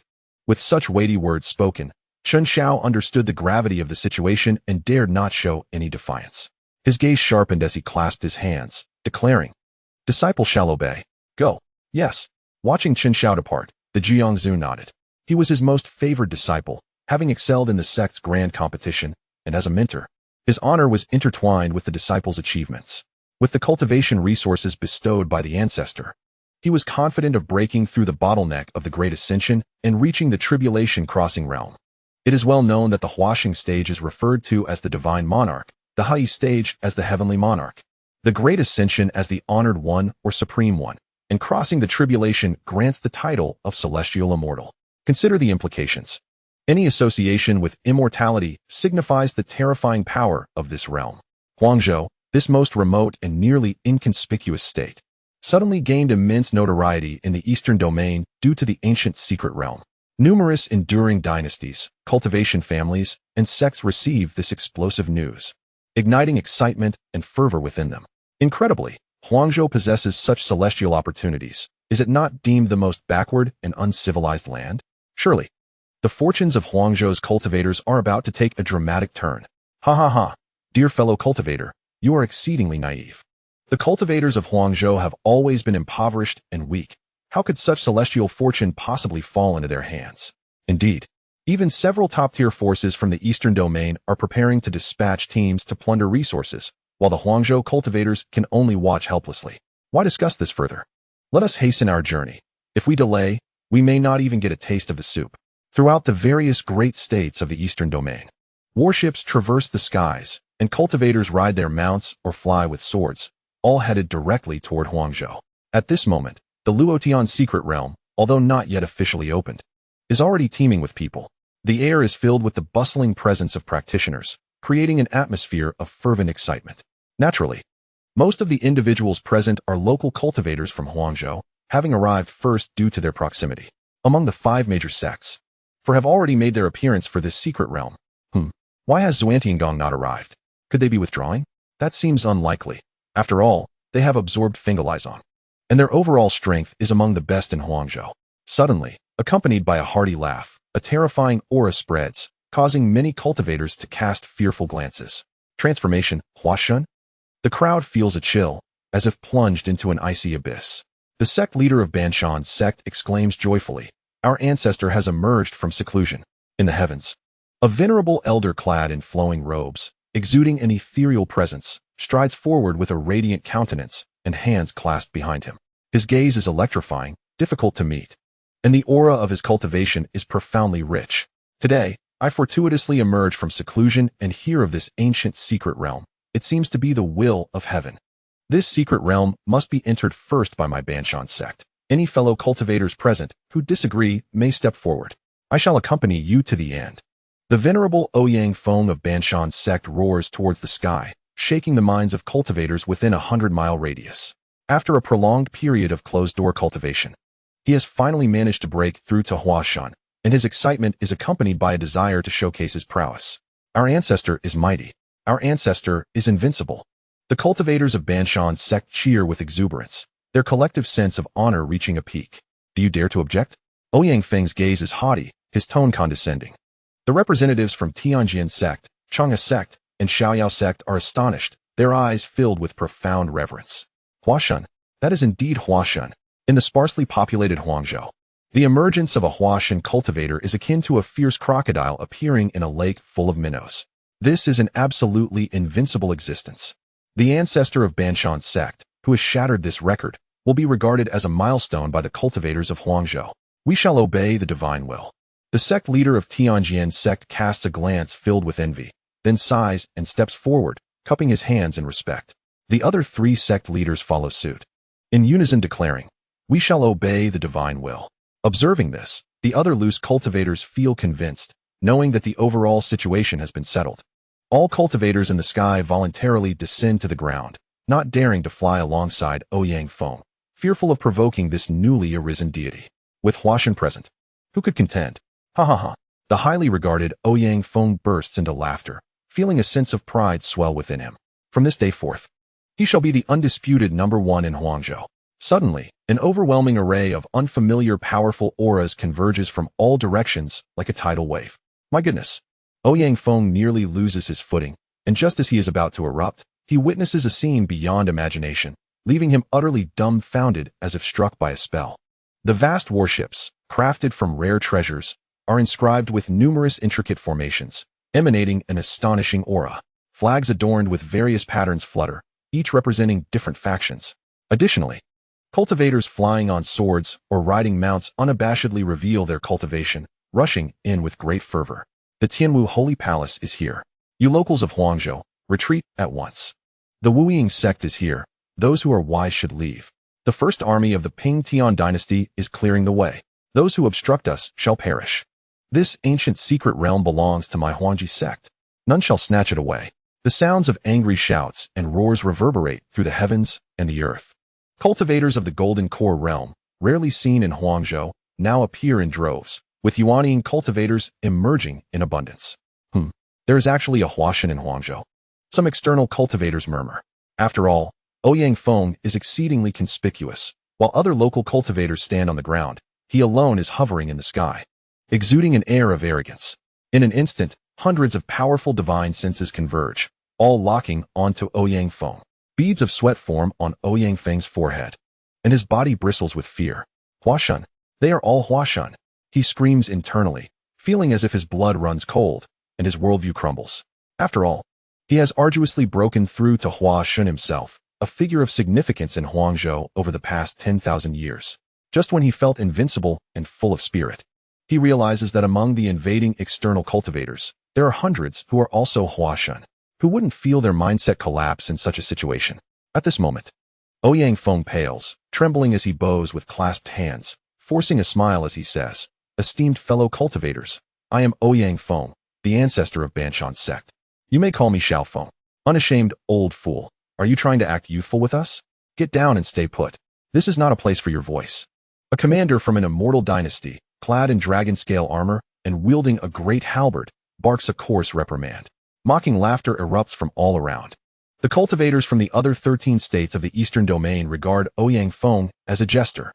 Chapter 22. For the dignity of Huangzhou. Ouyang Feng's face shifts between shades of blue and white, feeling an overwhelming sense of humiliation, his body trembling with rage. Ancestor. The cultivators of Banshan sect are furious, unable to comprehend how their esteemed Huashan ancestor holds such low standing in the eyes of cultivators from other states. What are you lingering for, eyesore? Surely you do not think you are worthy to stand on equal footing with us? Another Huashan elder from a major sect speaks with contempt. The natives of Huangzhou truly lack understanding. Even if they break through to Huashan, they remain the lowest of the low. A well-known Qing sword cultivator from another state sneers bitterly. Precisely, they do not understand the rules at all. Even if Huangzhou cultivators break through to Huashan, they are merely of the lowest caliber, truly believing themselves to be significant. Old fool. Quickly get down and spare us the embarrassment. The derisive voices rise in chorus, as if delivering slaps to Ouyang Feng's face. This time, it is not just Banshan sect. All Huangzhou cultivators clench their teeth, fists tightly balled, glaring with fury. For the affronted is the entire Huangzhou cultivation community. Ouyang Feng's expression darkens, his heart ablaze with indignation. Is it a crime to be born in Huangzhou? To not deserve respect? Even cultivators of lower realms dare to point fingers and mock him. Does he not have a temper? Esteemed fellow cultivators, I am a native of Huangzhou, born and rooted here. It is true that the environment is harsh, but the beings here are not insignificant. After all, I am a Huashan cultivator. Why should I meekly descend and allow you to trample upon me? Ouyang Feng's face flushes with anger as he argues passionately. Old dog, do you seek death? The Huashan cultivators from the external forces roar, attempting to intimidate him into submission. A massive wave of murderous intent sweeps over, sending chills through Ouyang Feng's body, making him tremble. You all. His hair stands on end, his throat dry. After years of arduous cultivation, he has finally broken through to Huashan, with 1,000 years ahead of him. Why must he face such peril at this moment? Sigh. Perhaps it is best to concede. After much contemplation, Ouyang Feng gritted his teeth and descended in defeat. Ha ha ha. Indeed, the cultivators of Huangzhou are fearful of death. Trash is simply trash. This scene elicited mockery from the outsiders, their disdain evident in their eyes. Ouyang Feng felt a burning shame on his face. Recognizing the utter humiliation of his existence, yet to survive, he must yield. Suddenly, a tremor coursed through Ouyang Feng's heart. At that moment, the Huangzhou cultivators fell silent, their faces marred with disappointment. Countless despondent gazes pierced Ouyang Feng's chest like daggers. Particularly, the disciples of the Ban Mountain sect, witnessing their ancestors' pitiful demeanor, felt as if the sky had collapsed, their spirits utterly shattered. The anguish within Ouyang Feng was akin to a million ants gnawing at his heart. a relentless voice echoing in his mind, causing his breath to grow heavy. No, I am the Huashan of Huangzhou, the foremost individual of this land. If even I consider myself lowly, what future can Huangzhou possibly hold? Even if I evade the sharp edge this time and cling to life, I would be left with a heart demon, a fate worse than death. Ouyang Feng's resolve crystallized, his gaze transformed into one of unwavering determination. An inferno of rage igniting within him, his blood boiling like molten lava, consuming his entire being. His descending form abruptly halted, and he surged upward like a shooting star.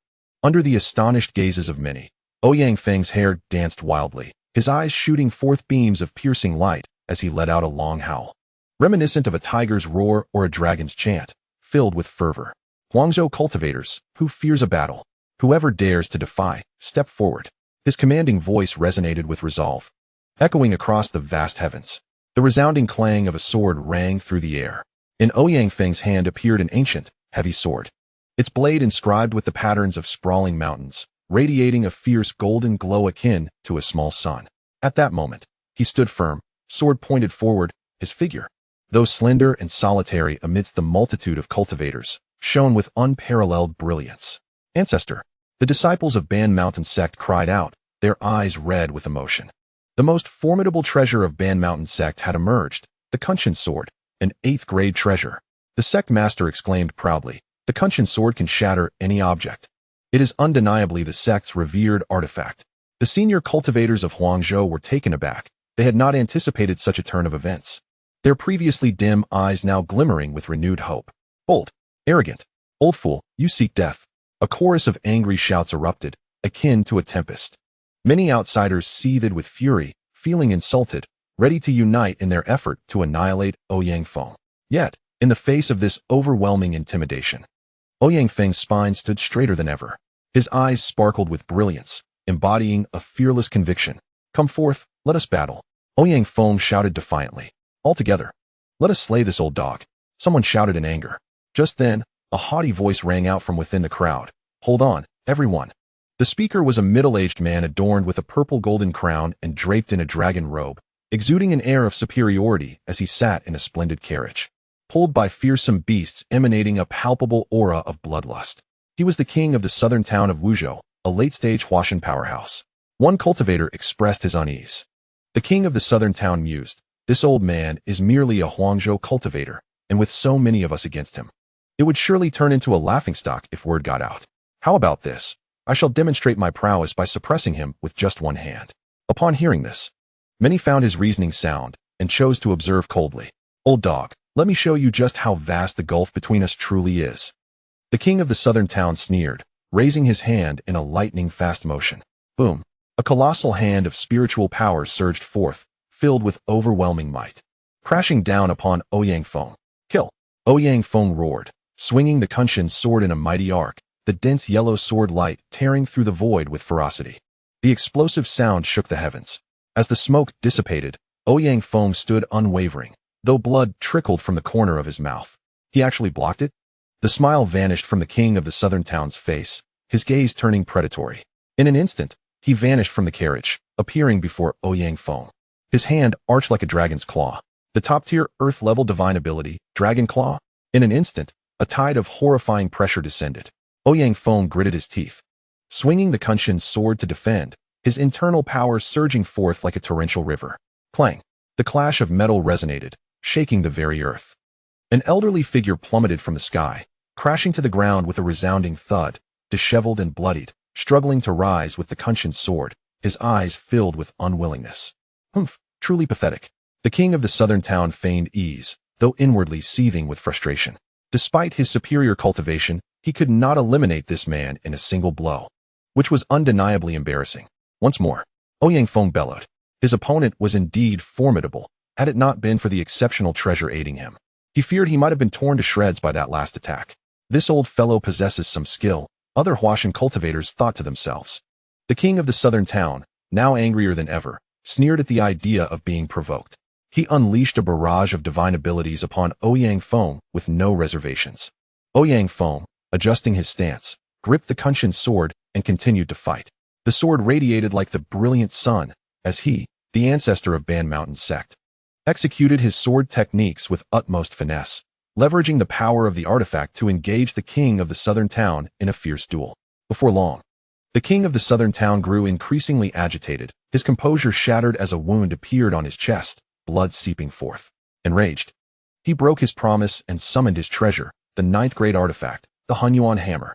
The Xuanhuan hammer descended like a meteor, its force overwhelming, causing many cultivators to stagger, their faces pale with terror. Boom! The Kunshin sword nearly slipped from Ouyang Feng's grasp. His body shook violently, his blood surging chaotically, scoffing. How did you say it before? Truly disgraceful. The king of the southern town, aware of his tarnished reputation, glared with a fierce light in his eyes, growling, "Old fool, I will see you dead." With that, the Xuanhuan hammer descended with ferocious might, like a tempest sweeping through. After a series of desperate defenses, Ouyang Feng finally faltered. Struck by the hammer and spitting blood, his form crashing to the ground, raising a cloud of dust. "If you plead for mercy, I may let you live." The king of the southern town loomed over him with a massive hammer, intent on utterly shattering Ouyang Feng's dignity, aiming to break the backbone of the Huangzhou cultivators. Ouyang Feng lay bloodied on the ground, his breath feeble, resembling a beaten dog, stripped of the previous grandeur and lofty aspirations befitting a divine sovereign. Yet to the cultivators of Huangzhou, he remained the indisputable first sovereign. "Enough, senior." The crowd's eyes brimmed with tears, their voices choked with emotion. "Ancestor." The disciples of Ban Mountain Sect cried out in anguish, their sorrow palpable. Chapter 23. Are you that fool's son? Ouyang Feng struggled to lean on his sword, slowly rising from the ground, his form somewhat unsteady, yet he gritted his teeth, stabilizing himself, raising his bloodied face, his gaze unexpectedly profound and calm. He did not look at the king of the southern town, but instead turned to the multitude of outsider cultivators.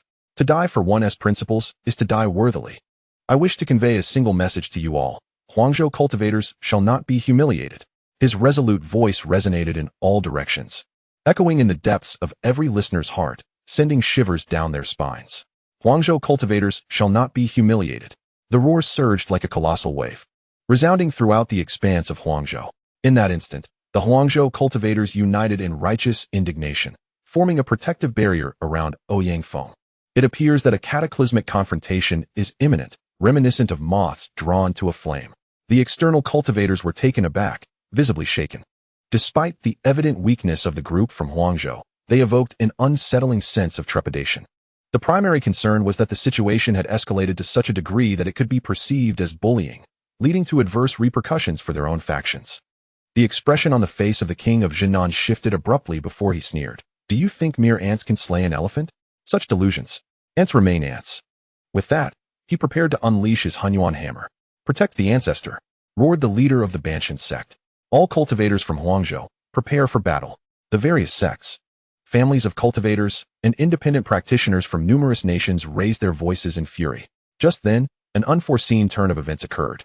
Several overwhelming auras surged forth, sending ripples of awe through the crowd. "What is that?" Many felt their scalps tingle with a mix of fear and reverence. Amipa, a group of monks, clad in robes, chanted sacred verses as they walked on clouds of golden lotus flowers. "It is the Xuanhuan temple from Fuzhou," someone exclaimed. "Oh, what a lively day it is." A man with deep purple hair cascading to his waist, with an otherworldly demeanor, appeared, elegantly waving a white fan. He sat upon a war chariot drawn by 9 formidable jiaolong, each exuding a terrifying aura, all at the transformation stage. The choice of such mounts speaks volumes of his family's power. Surrounding him were numerous formidable protectors, their gazes sharp and their energies formidable. The most powerful of the 3 chief guardians was unfathomable, capable of slaying transformation stage cultivators with ease. "That is Xue Tianyi, the heir to the renowned Xue family of Lingzhou," gasped a bystander. Boom. At that moment, the final group arrived, their terrifying presence overshadowing the previous 2, captivating countless astonished gazes. The master of Jingchan from Xuanhuan Temple displayed a flicker of apprehension in his eyes, folding his hands in prayer. Xue Tianyi's expression soured, though he restrained his anger.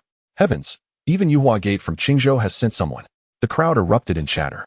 Yuhua Gate, the pinnacle of power in the eastern region, has maintained its unshakable status for 1,000,000 years, truly a sacred land for cultivators. On a golden flying boat stood numerous Yuhua Gate cultivators. Among them were 9 extraordinarily powerful intersect elders radiating immense energy. "Saint, we have arrived," Elder Yin said respectfully to the young man before him. The youth exuded a rich energy, shrouded in a mysterious mist, his pores radiating the brilliance of solar essence. This individual was the most powerful disciple of Yuhua Gate, recently established as the saint, holding a status even higher than that of the inner sect elders. At this moment, in Huangzhou, Qin Xiao gazed at the familiar, yet distant landscape, murmuring to himself. This was his birthplace, now a source of shame he wished to avoid mentioning. No one knew the profound impact on his worldview when he joined Yuhua Gate. His fellow disciples hailed from illustrious cultivation families or ancient, immortal dynasties, where resources flourished and spiritual energy was abundant. He, however, was merely a humble cultivator from a remote and impoverished place. Fortunately, he awakened the solar immortal body and defied fate, gradually becoming the most dazzling prodigy of Yuhua Gate. Yet, this humble origin continually left Qin Xiao with a sense of discomfort. Now, returning to his homeland, he felt no excitement or nostalgia, only disdain and revulsion. Heavens! That is Qin Xiao, the saint of Yuhua Gate. I have heard of him, bearer of the solar immortal body, proclaimed invincible among his peers. Numerous cultivators exclaimed. After all, Yuhua Gate was a leading force in the eastern region, and any internal disturbances could significantly influence the external landscape. Everyone knew that a young man named Qin Xiao had dominated all disciples during the sect's competitions, earning him the title of the contemporary saint. Undoubtedly, he would become the most illustrious talent in the eastern region over the next 100,000 years, destined to compose new legends, for he possessed the essence of an immortal. Suddenly, several Huangzhou cultivators came to their senses, exclaiming in shock, Qin Xiao? Isn't he the young master of Fenglei sect? He is one of our own. This revelation caused an uproar among the crowd. What? The saint of Yuhua Gate hails from this impoverished and backward land. How is that possible? How could such a desolate place produce such a top-tier prodigy? This was a predicament. Would those who had humiliated the cultivators of Huangzhou face repercussions? Cultivators from the other 13 states cast bewildered glances, clearly astonished by the origins of the saint of Yuhua Gate. Feeling the myriad strange gazes upon him, Qin Xiao feigned calmness, yet a cold, killing intent flickered in his eyes. His greatest fear had come to pass. Elder Yin, understanding the gravity of the situation, suddenly waved his sleeve, sweeping up the Huangzhou cultivators who had just spoken out. In an instant, a terrifying force erupted, obliterating thousands of cultivators in a brutal explosion. Blood rained down, saturating the air with a metallic scent. The saint of Yuhua Gate is not someone you mere ants can discuss, Elder Yin bellowed. Instantly, the previously raucous crowd fell into a stunned silence. Qin Xiao's expression remained indifferent, unaffected by the chaos. At this moment, the king of Jinan felt a wave of embarrassment wash over him. After all, he had previously insulted the cultivators of Huangzhou, never anticipating that a saint from Yuhua Gate would emerge from such a modest place. Considering the implications of such a status, not even a figure of his rank, a king, nor the ruler of the Xuan Tian dynasty would dare offend him. After some deliberation, the king of Jinan cautiously said, Saint Qin, might I inquire if these Huangzhou cultivators could be entrusted to my discretion? If Qin Xiao showed even the slightest inclination to oppose, the king would withdraw without hesitation. Qin Xiao cast a disinterested glance at him, uttering a single word, casual. Upon witnessing this, the king of Jinan felt a surge of joy and bowed deeply, saying, Thank you, Saint Qin, for your benevolence. With that, he turned his gaze, filled with malice, towards Ouyang Feng, ready to unleash his Xuanhuan hammer. No. The Huangzhou cultivators' eyes brimmed with despair as their flicker of hope was extinguished. Ouyang Feng wore a grim smile, shaking his head in silence. He staggered to his feet, yearning to unleash one last, spirited strike reminiscent of his youth. To Qin Xiao, however, these were mere lowly natives, and he had long since transcended such a status to become a true figure of prominence. Master, that is the young master of Fenglei sect. What should we do? On a discreet mountain peak in the distance, the leader of Jianxi Peak expressed his concerns. I was correct in my assumptions. With the emergence of the secret realm, Qin Old Dog's son would surely make an appearance. Thankfully, Xuantian sect has not acted rashly, he mused. Master, while they are preoccupied with seizing the secret realm, we should hastily relocate our Xuantian sect. The eastern region is vast. Let us find a place to hide. I concur. Did you not hear earlier? Someone referred to him as the saint. It would be wise to escape. By the way, where is Yashidi? He is the hope of Xuantian sect. Suddenly, the peak master of Tianxiang Peak gasped, covering her mouth in shock, her beautiful eyes widening. Everyone, look. It seems Yashidi has already approached. What? Xuantian was taken aback. Quick, bring him back. To approach Qin Xiao now is akin to seeking death. At that moment, just as the battle was about to erupt, a loud and irate voice echoed from afar, growing closer with each second. Damn it! How dare outsiders bully us in our own territory? This Huangzhou cannot do without me. Everyone, stay in line. Swish, swish, swish. Countless astonished gazes converged on the source of the voice, eager to uncover who dared to be so audacious. A striking young man clad in a black robe adorned with golden embroidery made a flamboyant entrance, his flowing silver hair dancing in stark contrast. Who dares approach? State your name, sneered the Xuanhuan. Your uncle, Yi Junlin, exclaimed Yi Junlin, raising his voice. You insolent wretch, I shall have your life. The Xuanhuan was momentarily stunned before erupting in fury. Yi Junlin, is that not the master of the Piaomiao Peak of the Xiantian sect? Someone gasped in realization. Xiantian sect. Yi Junlin, Qin Xiao, whose expression had been indifferent, now glared with piercing fury, bellowing, I never imagined my father's murderer would stand before me. Yi Junlin casually touched his nose. Is there something you need? Qin Xiao's face was a mask of murderous intent. You are the one who killed the master of the Wind Thunder sect, aren't you? Oh, you mean that fool? I recall he always bragged about his son having the potential for immortality. May I inquire if you are his son? Yi Junlin responded with a hint of mockery. I am his son. Qin Xiao's eyes were bloodshot as he gritted his teeth. What a shock. So you are the son of that fool. Yi Junlin feigned astonishment. Suddenly, a terrifying aura erupted, akin to a volcano in eruption. Qin Xiao trembled with rage, the fire of anger consuming him as he roared, I will see you dead. Chapter 24.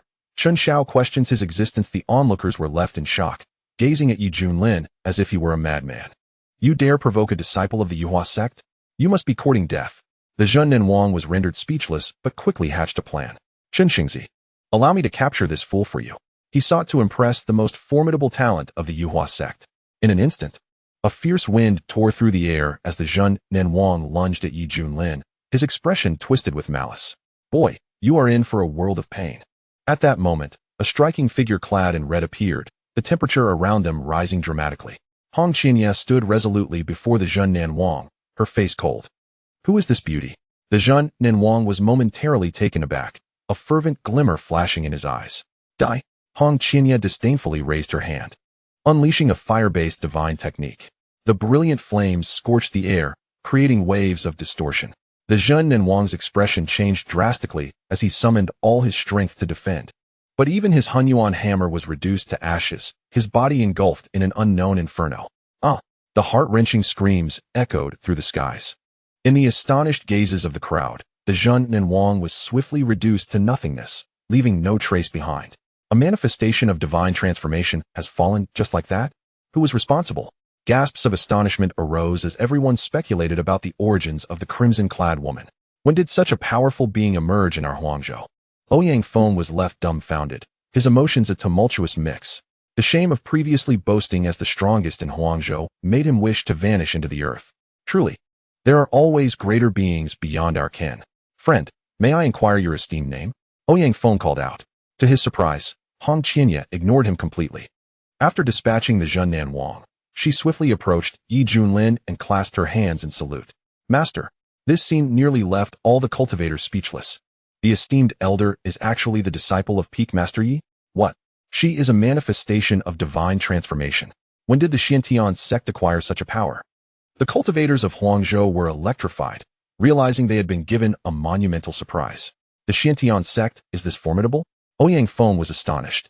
In his recollection, the Xiantian sect was the weakest of the 6 major sects in Huangzhou. What had transpired during his seclusion? Xiao Detzi, you had better provide me an explanation. Ouyang Feng demanded of the head of the Banshan sect, his tone irritable. Had he known the Xiantian sect was so impressive, he would not have sought to overshadow them. The Banshan sect leader appeared bewildered. I truly know nothing. Boom. At that moment, Su Yunyan and the Xiantian sect arrived on the scene. Sectmaster, you have finally arrived. I was just about to call for you. Yi Junlin smiled. You shitty, do you realize what you are doing? Su Yunyan exclaimed anxiously. That is a disciple of the Yuhua sect. You must flee quickly. We will buy you time. Indeed, as long as you are here. The Xiantian sect has a chance for revival. You cannot afford any misfortune, the master of the Zhangjian Peak stated solemnly. Yi Junlin smiled, understanding their intentions. He did not respond directly, but waved his hand.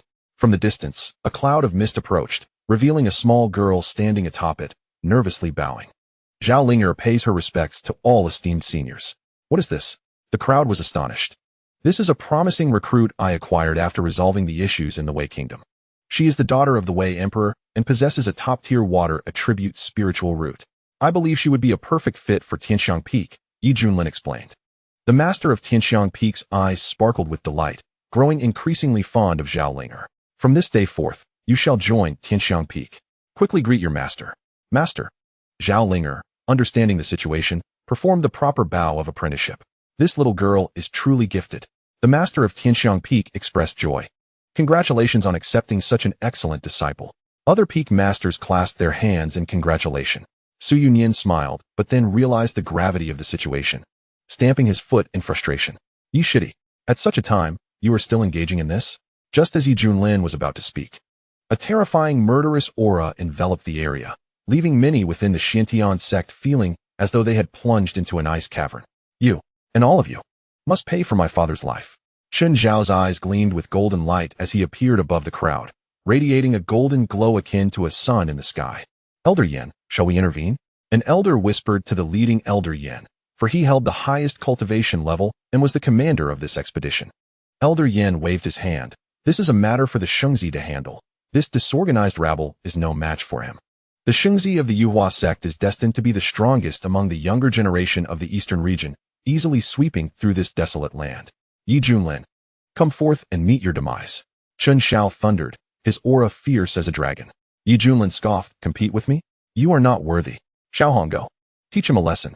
At these words, Hong Qianya's lips twitched, sensing a hint of the command to unleash the hounds. However, having witnessed Yi Junlin's prowess, she dared not show any signs of defiance. Whoosh! Hong Qianya soared into the sky, trailing brilliant flames, a sight as magnificent as a phoenix ascending. Coward! Chen Xiao sneered. Against you alone, my master need not intervene. Hong Qianya replied, gazing upon the breathtaking beauty before him. Even Chen Xiao, who had encountered countless beauties within the Yuhua sect, was captivated by her visage and grace. In that fleeting moment, he felt a pang of compassion and solemnly declared, with such strength, why remain in this minor sect to await death? If you are willing to submit, I assure you that the Yuhua sect will treat you well. The cultivators of various factions exchanged glances, aware that Chen Xiao had taken a liking to the woman in red. Yet, the offer was undeniably tempting. After all, the Xiantian sect was doomed today. Seeking an escape was only natural. Not interested, Hong Qianya replied coolly. My lady, would you not reconsider? Chen Zhao's expression darkened, caught off guard by her resolute refusal. Upon hearing this address, disdain flickered in Hong Qianya's eyes as she scoffed. As my master said, your father is a fool. And so are you. Chen Zhao's forehead bulged with veins, radiating a terrifying aura as he coldly declared, good, very good. You shall all perish. With a thunderous roar, a fist imbued with blinding golden light shattered the void, unleashing a torrent of magical energy that transformed into a golden dragon encircling him. Hong Qianya, with a single hand forming a seal, waved his sleeve, causing a rain of fire to descend like a meteor shower. The golden fist imprint was instantly obliterated. Chen Xiao was somewhat taken aback. His attack had been so effortlessly countered. Is that all you've got? Hong Qianya scoffed. Don't celebrate too soon. This is merely the beginning. Chen Zhao's face contorted with rage, his entire being enveloped in a blazing golden light, resembling a sun that loomed in the sky, instilling fear in all who beheld it. The pinnacle of the transformation realm was unmistakably revealed. The interwoven golden fist imprints appeared like countless suns, exuding an overwhelming pressure. Impressive. Ouyang Feng was left in shock. Under such fierce assault, he would surely be reduced to nothing in the first round. Not just him. Even the transformation realm cultivators from outside were struck with a deep-seated fear by Chen Zhao's lethal move. The Holy Sun truly possesses extraordinary talent. This top-tier Heavenly Sun fist, combined with his solar immortal body, is capable of annihilating not only those in the transformation realm, but even those in the merging realm will likely suffer. Elder Yin remarked with a smile. A thunderous explosion resounded, shattering the sky for miles around. Humph, you forced my hand, Chen Xiao sneered. Yet his smile froze as his pupils constricted like needles. Before him, a resplendent, multicolored flame lotus had inexplicably bloomed, its petals unfurling with a rustling sound. Hong Qianya stood and scathed within, his eyes filled with mockery. How can this be? Chen Zhao's mind reeled. He had once relied on this very move to sweep away true disciples. In the same realm, He was deemed invincible. Yet, his opponent had managed to block it. I refuse to believe it. I possess the potential for immortality. I am invincible in my realm. Chun Xiao roared, frantically channeling his solar immortal body, unleashing an even more terrifying force. In an instant, he surged forth with unmatched momentum, tearing through the air. You are but a frog at the bottom of the well. I shall show you what true invincibility within the same realm looks like.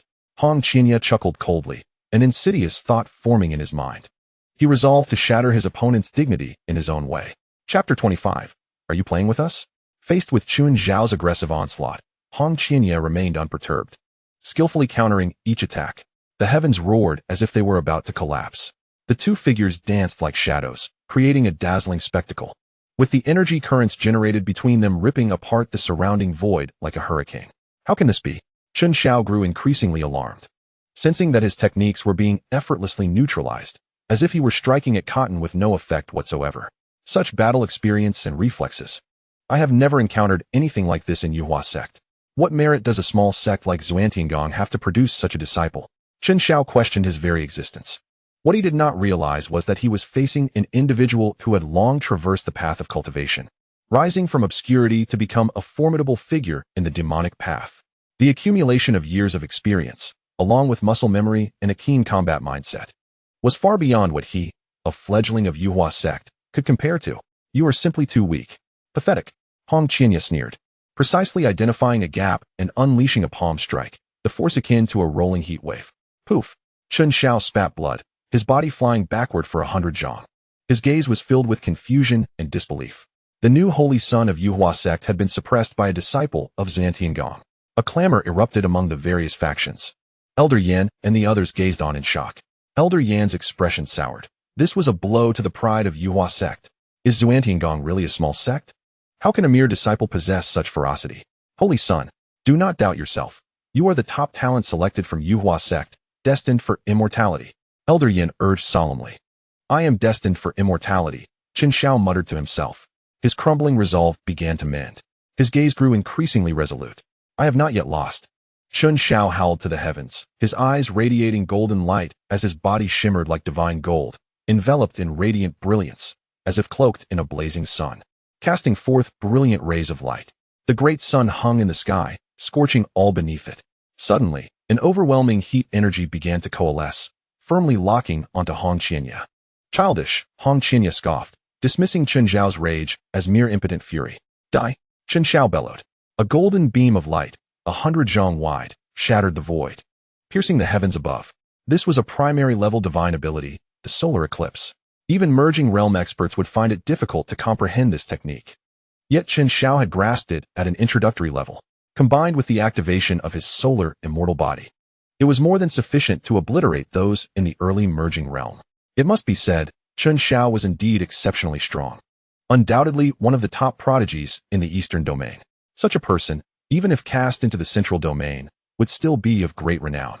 Alas, he was woefully unfortunate to have encountered Hong Qinya, a reincarnated true immortal, endowed with a heavenly grade fire root and trained in an exceedingly compatible supreme technique. His multi-layered enhancements were simply terrifying.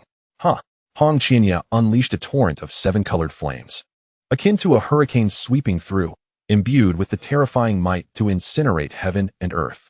As the two sides clashed in their final confrontation, the energy released threatened to tear the very heavens asunder. Is this truly the transformation realm? Ouyang Feng gasped. In comparison, I must be a fraud. Other transformation realm cultivators were equally alarmed. This level of power could likely obliterate those in the merging realm. As the explosive waves gradually subsided, countless divine senses converged to ascertain the victor, who had triumphed. Anxiety filled the air. In that moment, a bloodied figure plummeted from the sky, disheveled, eyes devoid of life. His spirit shattered. It was the holy son of Yuhua sect. Exclamations erupted in a tidal wave. Humph, a mere speck of light dares to vie with the bright moon. Hong Qinya sneered. From beginning to end, he regarded Chun Xiao as nothing more than a clown. Yes, Shirzi, your disciple is astonishing. Yi Junlin exclaimed, astonished. To defeat even the holy son of Yuhua sect, I cannot fathom where such a prodigy emerged from. Xiao Hong, Yi Junlin called. Hong Qinya swiftly approached, cupping his hands in respect. Master, what are your orders? Yi Junlin beamed with pride. Well done, prepare a feast for me tonight. Thank you, master. Hong Qianya's face was filled with confusion. Why should I prepare a feast for you when I performed so well? Swish. Chen Xiao was taken aboard a vessel by several elders. Holy Son, quickly consume this. Someone presented a top-tier healing elixir. After all, he was the Holy Son of Yuhua sect. There could be no mishap. Upon swallowing the elixir, Chen Xiao felt a significant improvement in his injuries, and his chaotic aura soon stabilized. However, he wore a dazed expression, repeatedly murmuring, I lost, I lost. His mindset had been shattered. Elder Yan's heart ached as he cried out, Holy Son, quickly regain your composure. His voice carried a unique calming effect, causing Chen Xiao to tremble, his gaze gradually clearing. Grinding his teeth, Chen Xiao struggled to speak. Elder Yan, I lost. I am not invincible in the same realm. I have brought shame to Yuhua sect. Holy Son, do not dwell on it. Your future is bright. You possess the potential for immortality. Elder Yan urged earnestly. Observing Chen Xiao's despondent demeanor, Elder Yan sighed inwardly, then turned his gaze back to the fiery red figure. His deep-set eyes glimmered with a sharp intensity.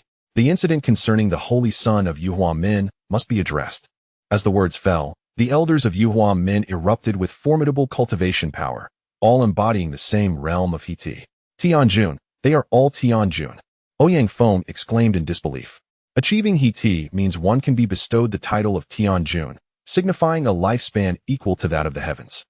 This illustrates just how transcendent practitioners of this realm are. Currently, the 9 elders dispatched are all of He-Ti realm, showcasing the profound foundation of Yuhua Min. The members of Xinkong Temple and the Shui family changed their expressions, filled with trepidation. This was a display of martial prowess. Who among you will apprehend him for execution? Elder Yin coldly inquired. I will. A robust elder stepped forward, his formidable presence soaring as he advanced.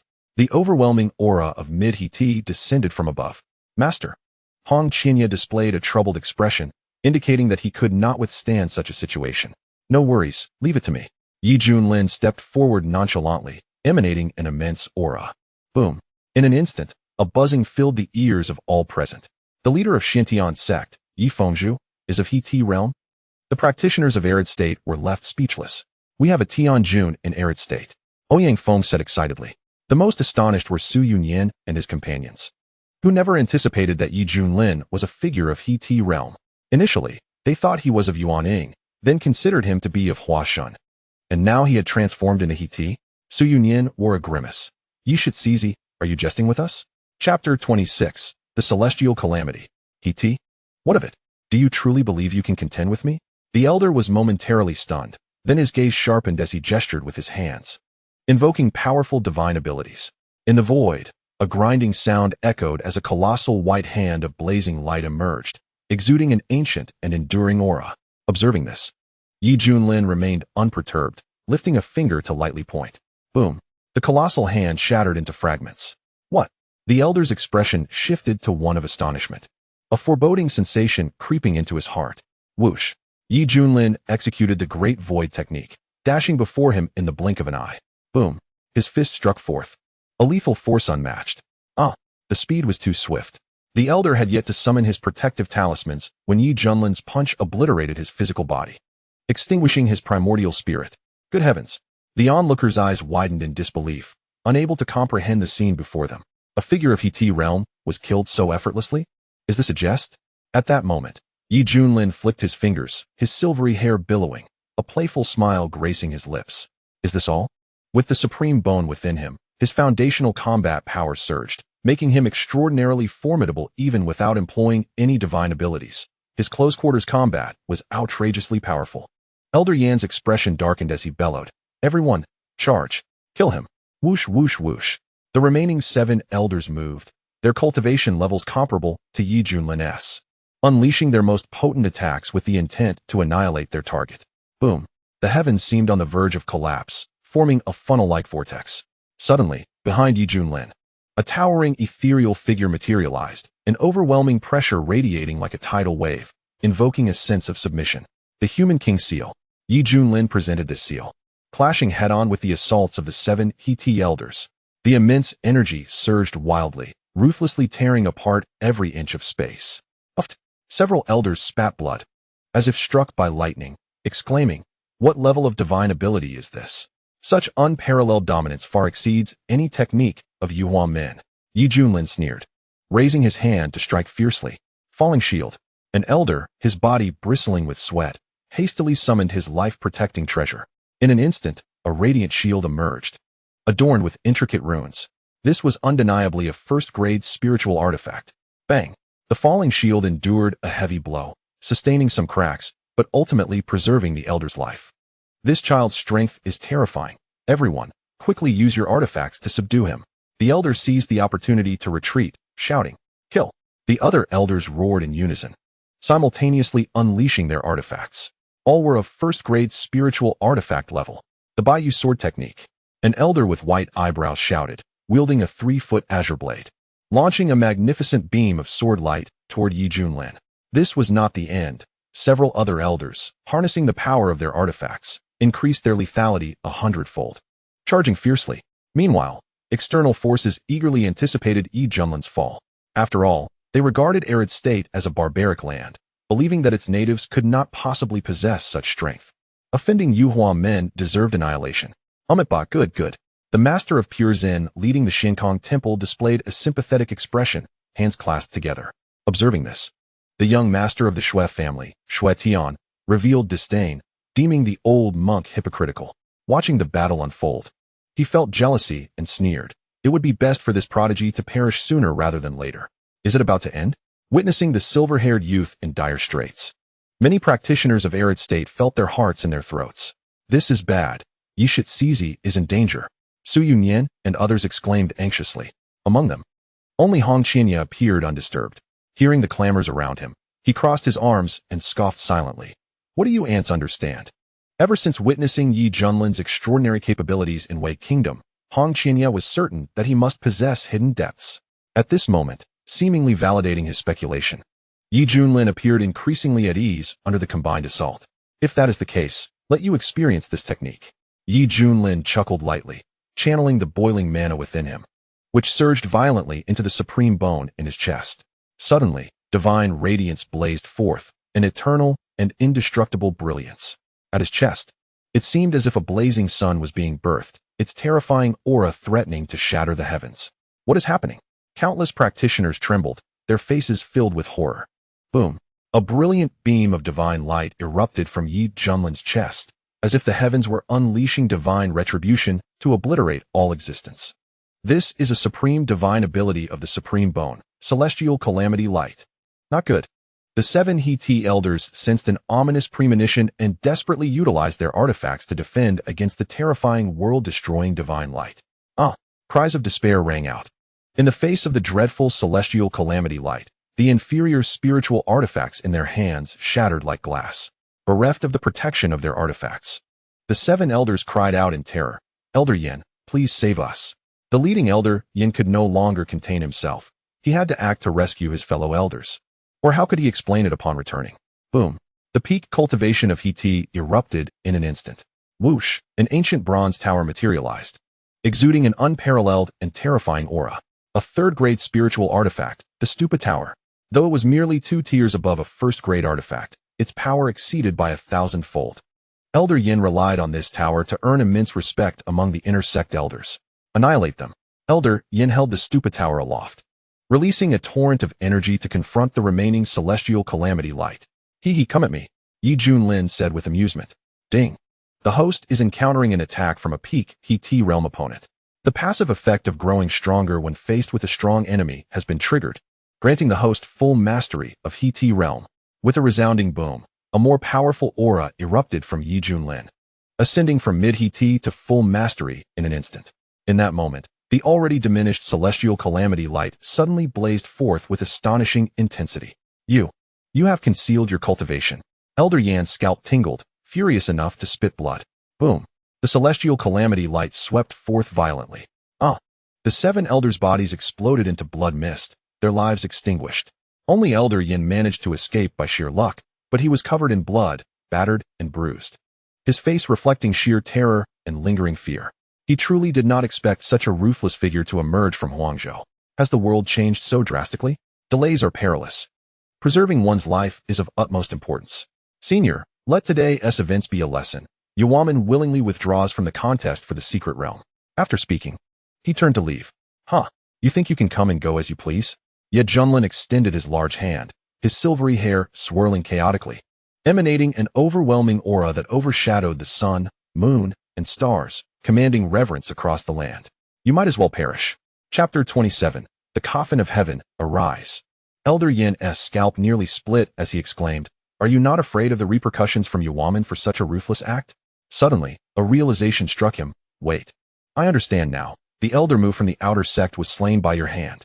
Indeed, since I have already made enemies, why not eliminate a few more to entertain myself? Yet Junlin laughed heartily. With a resounding boom, the already cracked pagoda teetered on the brink of collapse. Elder Yin, his energy waning, shouted at Huang Jinzhou, "Why are you not taking the holy sun away? Hurry!" Elder Yin. On the golden vessel, Qin Xiao's complexion turned ashen, his heart tumultuous. He had not anticipated that the murderer of his father would be so formidable. How could such strength arise from this insignificant Huangzhou? This is utterly unjust. Quickly, take the holy sun away. The disciples of Xuanhuan were flustered, ready to unleash the full power of their flying artifact. Attempting to flee? You shall all perish. Hong Qianye sneered, charging forward, her hand enveloped in raging flames, striking the flying vessel like a phoenix. This master and disciple had truly lost their minds. Witnessing this scene, many cultivators broke out in cold sweat, their hearts racing. Killing an elder of Xuanhuan and now seeking to eliminate the holy sun. The heavens of the eastern domain must be collapsing. Amitabha, a voice of Buddha echoed.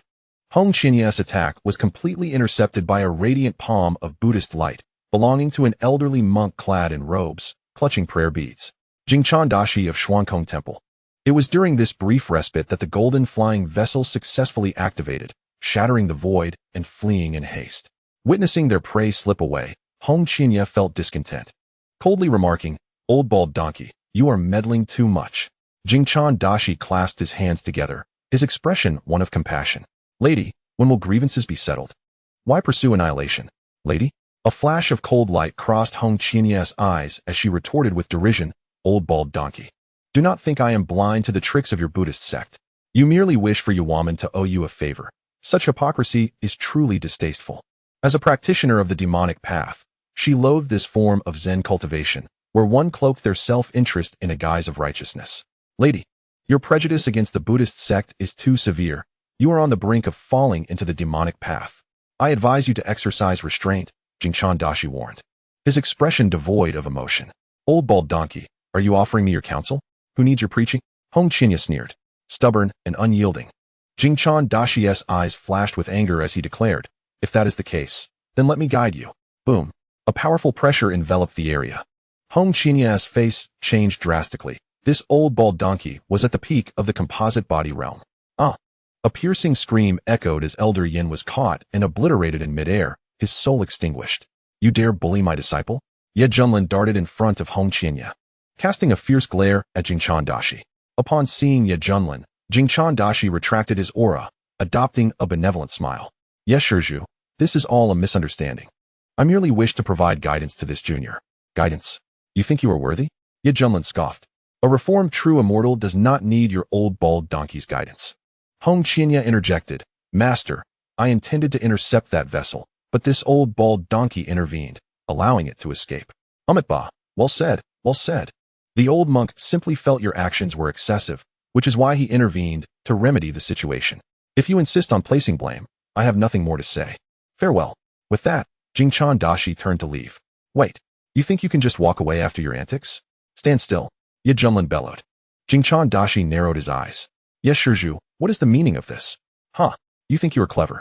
Playing the good guy while I take the brunt of the blame? With your scheming, why not calculate when your own demise will come?" Ye Junlin coldly laughed. Jingchan Dashi's expression darkened. Yes, Shizhu, such words are crossing the line. He believed he represented Xuanhuan Temple, a top Buddhist force in the eastern domain, and thought Ye Junlin would not dare offend them after antagonizing Xuanhuan. Boom. A terrifying punch struck. "You." Jingchan Dashi was startled and enraged, hastily performing hand seals to defend. The golden bell shield appeared, resonating with Buddhist chants. With a resounding blast, the golden bell shield shattered. Jingchan Dashi was hurled back over 10 zhang, stabilizing himself as blood trickled from the corner of his mouth. He roared, "You go too far. Do you truly believe Xuanhuan Temple is a soft persimmon?" Swish, swish, swish. A group of monks gathered behind him, each wielding different artifacts, their eyes fierce, exuding an aura like dragons. With a flourish, Jingchan Dashi produced a golden 9-ringed tin staff, which radiated a brilliance akin to the sun. Simultaneously, the monks chanted Buddhist verses, channeling their powers into Jingchan Dashi. In an instant, a terrifying energy surged forth. Jingchan Dashi's cultivation soared to perfection in the composite body realm, his golden eyes blazing with righteous authority. Boom! A Buddha avatar that towered 500 zhang manifested in the skies, appearing majestic, sacred, and inviolable. This was the divine ability of Xuanhuan Temple. The crowd was awestruck. Xue Tianwei laughed coldly. Does he possess a pig's brain? He dares to offend Xuanhuan Temple? Is he tired of living? Yes, Shizhu. I have given you an opportunity. Jingchan Dashi's tone turned icy. With the combined might of the Buddhist formation and the enhancement of a third-grade spirit artifact, his power reached an exaggerated level. Under such circumstances, he did not believe Junlin could easily defeat him. This is intriguing. Junlin stroked his chin. Hong Qinya silently stood by, eager to witness the limits of this silver-haired youth. Now, let me transcend you. Swish. Jingchan Dashi swung his 9-ringed tin staff. A torrent of energy surged forth, as if to pierce through heaven and earth. Junlin raised his hand. Coffin, arise. With a thunderous roar, the void nearly collapsed as an ancient bronze coffin emerged, emanating an ethereal and timeless aura. The ancient coffin stood 5 zhang tall and 9 zhang long, exuding an air of superiority. This was the Zhang Tianguan. Previously a 3rd-grade spirit artifact, it had now ascended to the realm of a 6th-grade spirit artifact due to Junlin's breakthrough to perfection in the composite body realm. In a flash, the Zhang Tianguan intercepted the formidable attack. Jingchan Dashi's expression shifted dramatically. Enter all of you. Junlin chuckled coldly. The Zhang Tianguan suddenly opened, unleashing an unparalleled and terrifying suction force. Not good. Jingchan Dashi's scalp tingled as he gathered his strength to resist the pull. To his dismay, the monks behind him were drawn in one by one, their faces filled with terror as they cried out, "Master, save me." After being sucked in, silence reigned. Evil artifact. How could your Xuan Tianzong possess such a malevolent object? Whether it was fury or fear, Jingchan Dashi trembled visibly. Bang! The Buddha avatar disintegrated. Jingchan Master's complexion turned ashen, sensing the imminent approach of death. He hastily cried out for help. Everyone, this person is a malevolent practitioner. Quickly, act and slay him. What an audacious accusation. The onlookers silently scoffed, pondering who would dare intervene at such a perilous moment. Do not hesitate, let me in. Junlin bellowed, channeling his magical energy to manipulate the bronze coffin. A tremendous force of attraction surged forth, forcibly drawing Jingchan Master in. No, he cried in despair, ultimately being consumed by the coffin. The lid sealed shut, plunging the scene into silence. At that moment, amidst the incredulous gazes of the crowd, Junlin, with his flowing silver hair dancing wildly, majestically supported the coffin, casting a disdainful glance around. His voice boomed like thunder, resounding throughout the heavens. Is there anyone else? Chapter 28. The signing at the Luo Tian secret realm. Witnessing this spectacle, the cultivators from the outside world felt their hearts race with terror, their fears magnifying infinitely. It was utterly terrifying. Lord Yi was majestic. Lord Yi was invincible. The disciples of Demon Sect erupted in ecstatic jubilation, cheering heartily. Su Yunyan, overwhelmed with excitement, repeatedly exclaimed, "Good. Well done." The head of Tsang Jian Peak murmured, "My goodness, could this be a dream?" Slap. Upon uttering this, he received a swift smack to the face. Holding his cheek in bewilderment, the Tsang Jian Peak master asked, "Junior sister, why did you hit me? Does it hurt?" "Of course it hurts," replied the master of Tianxiang Peak. "Then it is not a dream," the Tsang Jian Peak master remarked.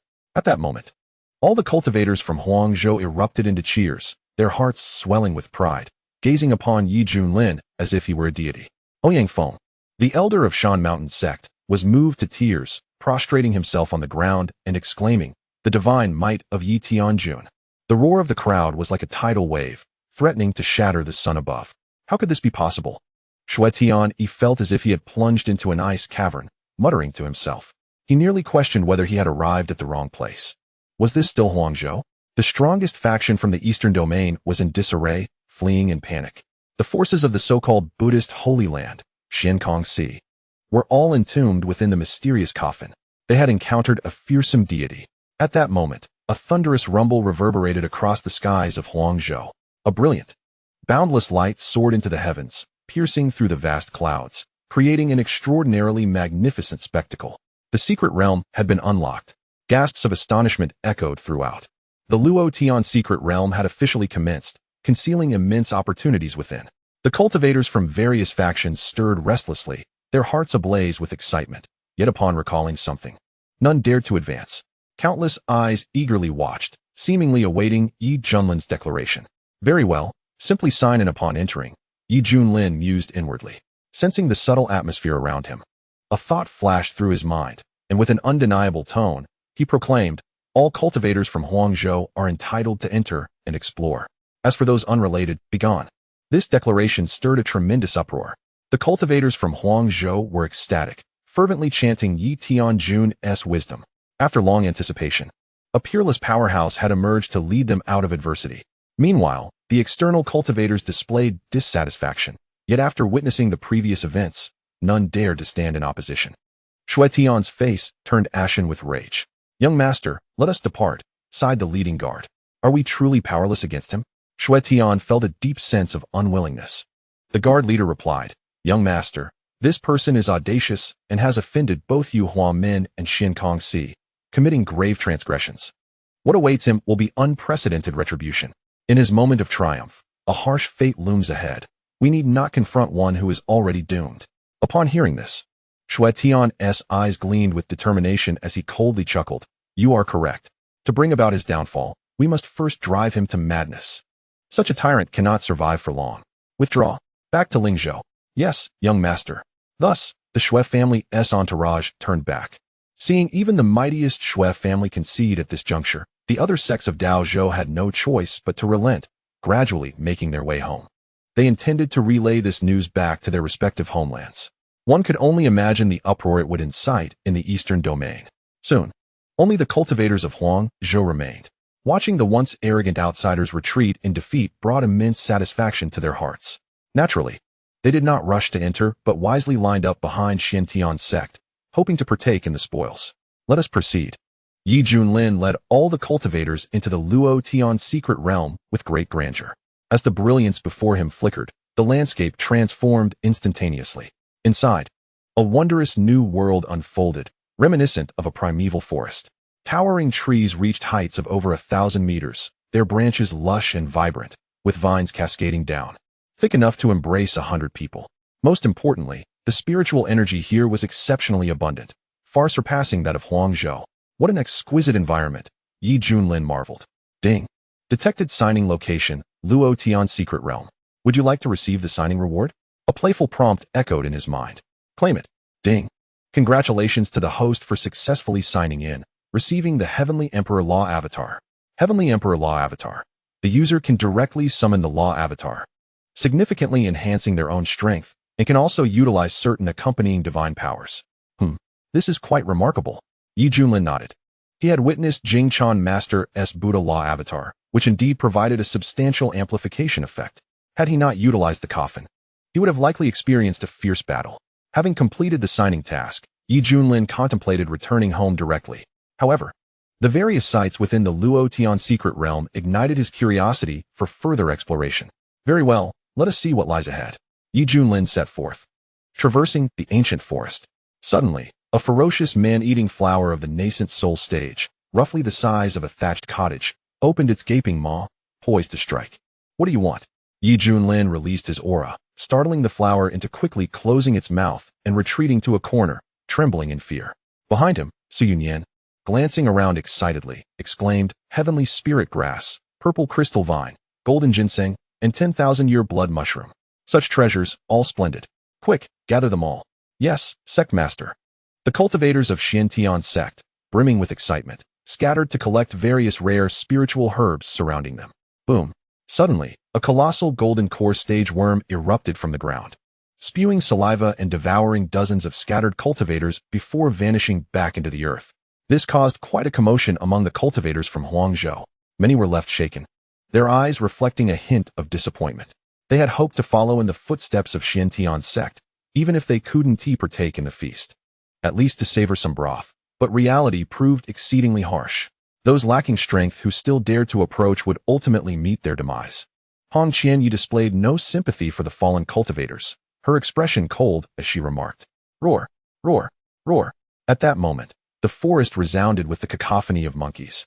As a multitude of white apes swung through the vines, arriving in droves, the overwhelming aura of these beasts swept through like a tidal wave, sending chills down the spines of many cultivators. "Be cautious. Enemy attack," someone shouted frantically. These white apes, their eyes crimson, possessed impenetrable flesh, enduring the attacks of the cultivators' magical artifacts before lunging forth to rend individuals apart. Blood stained the earth, and the air was thick with the scent of carnage. Truly, these beasts of the secret realm were formidable, starting at the golden core level, with some even reaching the nascent soul tier. "Ah, flee. They are coming. Over here. Help. Someone save me." Panicked cries echoed all around. The most absurd part was, this group of white apes harbors an unusual fondness for young female cultivators. Whenever they manage to seize one, they tear at her garments, emitting cries reminiscent of their mating season. "Alas, who will come to my rescue?" A female disciple from Xuanhuan has unfortunately fallen prey to a white ape, and her clothing is being shredded, exposing her fair skin. "Release her, you beast!" A male disciple roared, launching a flying sword that struck the ape's hide with a resounding clang, yet inflicted no harm whatsoever. "No, please do not." The female disciple's face was painted with despair as she felt the hot breath behind her. Suddenly, the white ape was whisked into the air, engulfed in blazing flames until it was reduced to ashes. The red-clad Hong Qianya approached with a cold expression, inquiring, "Are you unharmed?" Internally, she mused that women are indeed troublesome. The female disciple sobbed her gratitude. Thank you, Senior Sister Hong." Yet in that moment, the leading white ape king leaped forth, pointing a finger at Hong Qianya and emitting excited cries, conveying its desire for her. Instantly, the other white apes charged towards Hong Qianya, eager to claim merit. "You seek death." Hong Qianya's hair whipped about her face, her crimson attire as striking as fresh blood, her gaze radiating an aura of death, akin to the descent of a demonic sovereign. A thunderous roar erupted as an endless inferno engulfed the multitude of advancing white apes, annihilating them. Terrified, the white ape king turned to flee, but in the next moment, flames ignited upon its back, consuming it in a fiery embrace. With a pitiful scream, the transformation stage white ape king was obliterated. Senior Sister Hong is magnificent. She is truly formidable, inheriting the legacy of Master Yi. The fairy Hong is both beautiful and kind-hearted. Cultivators arrived in succession, showering her with praise. With each compliment, Hong Qianya's expression darkened, and she glared icily, commanding silence. The crowd stood in stunned silence, unsure of how they had offended her. Gradually, Hong Qianya calmed her emotions and instinctively surveyed her surroundings, a look of confusion crossing her face. Where did that person go? At that moment, Junlin was making his way deeper into the forest. "System, are you certain that the special energy fluctuations you mentioned are in this direction?" Ding. Affirmative. Host, it is indeed in this direction. Junlin's gaze flickered. Just moments ago, the system had declared the presence of an area saturated with special energy fluctuations, sparking his curiosity to investigate further. Meanwhile, atop a colossal celestial tree, a golden orb of light floated, radiating brilliance akin to a miniature sun, unleashing tremendous waves of energy. 6 powerful beings stood, their gazes filled with profound rage. Each bore a unique appearance, representing different races and clans. Damn it, who would have thought that our meticulous plans could be thwarted by a white-furred rodent? Seethed the leader of the Feather Clan.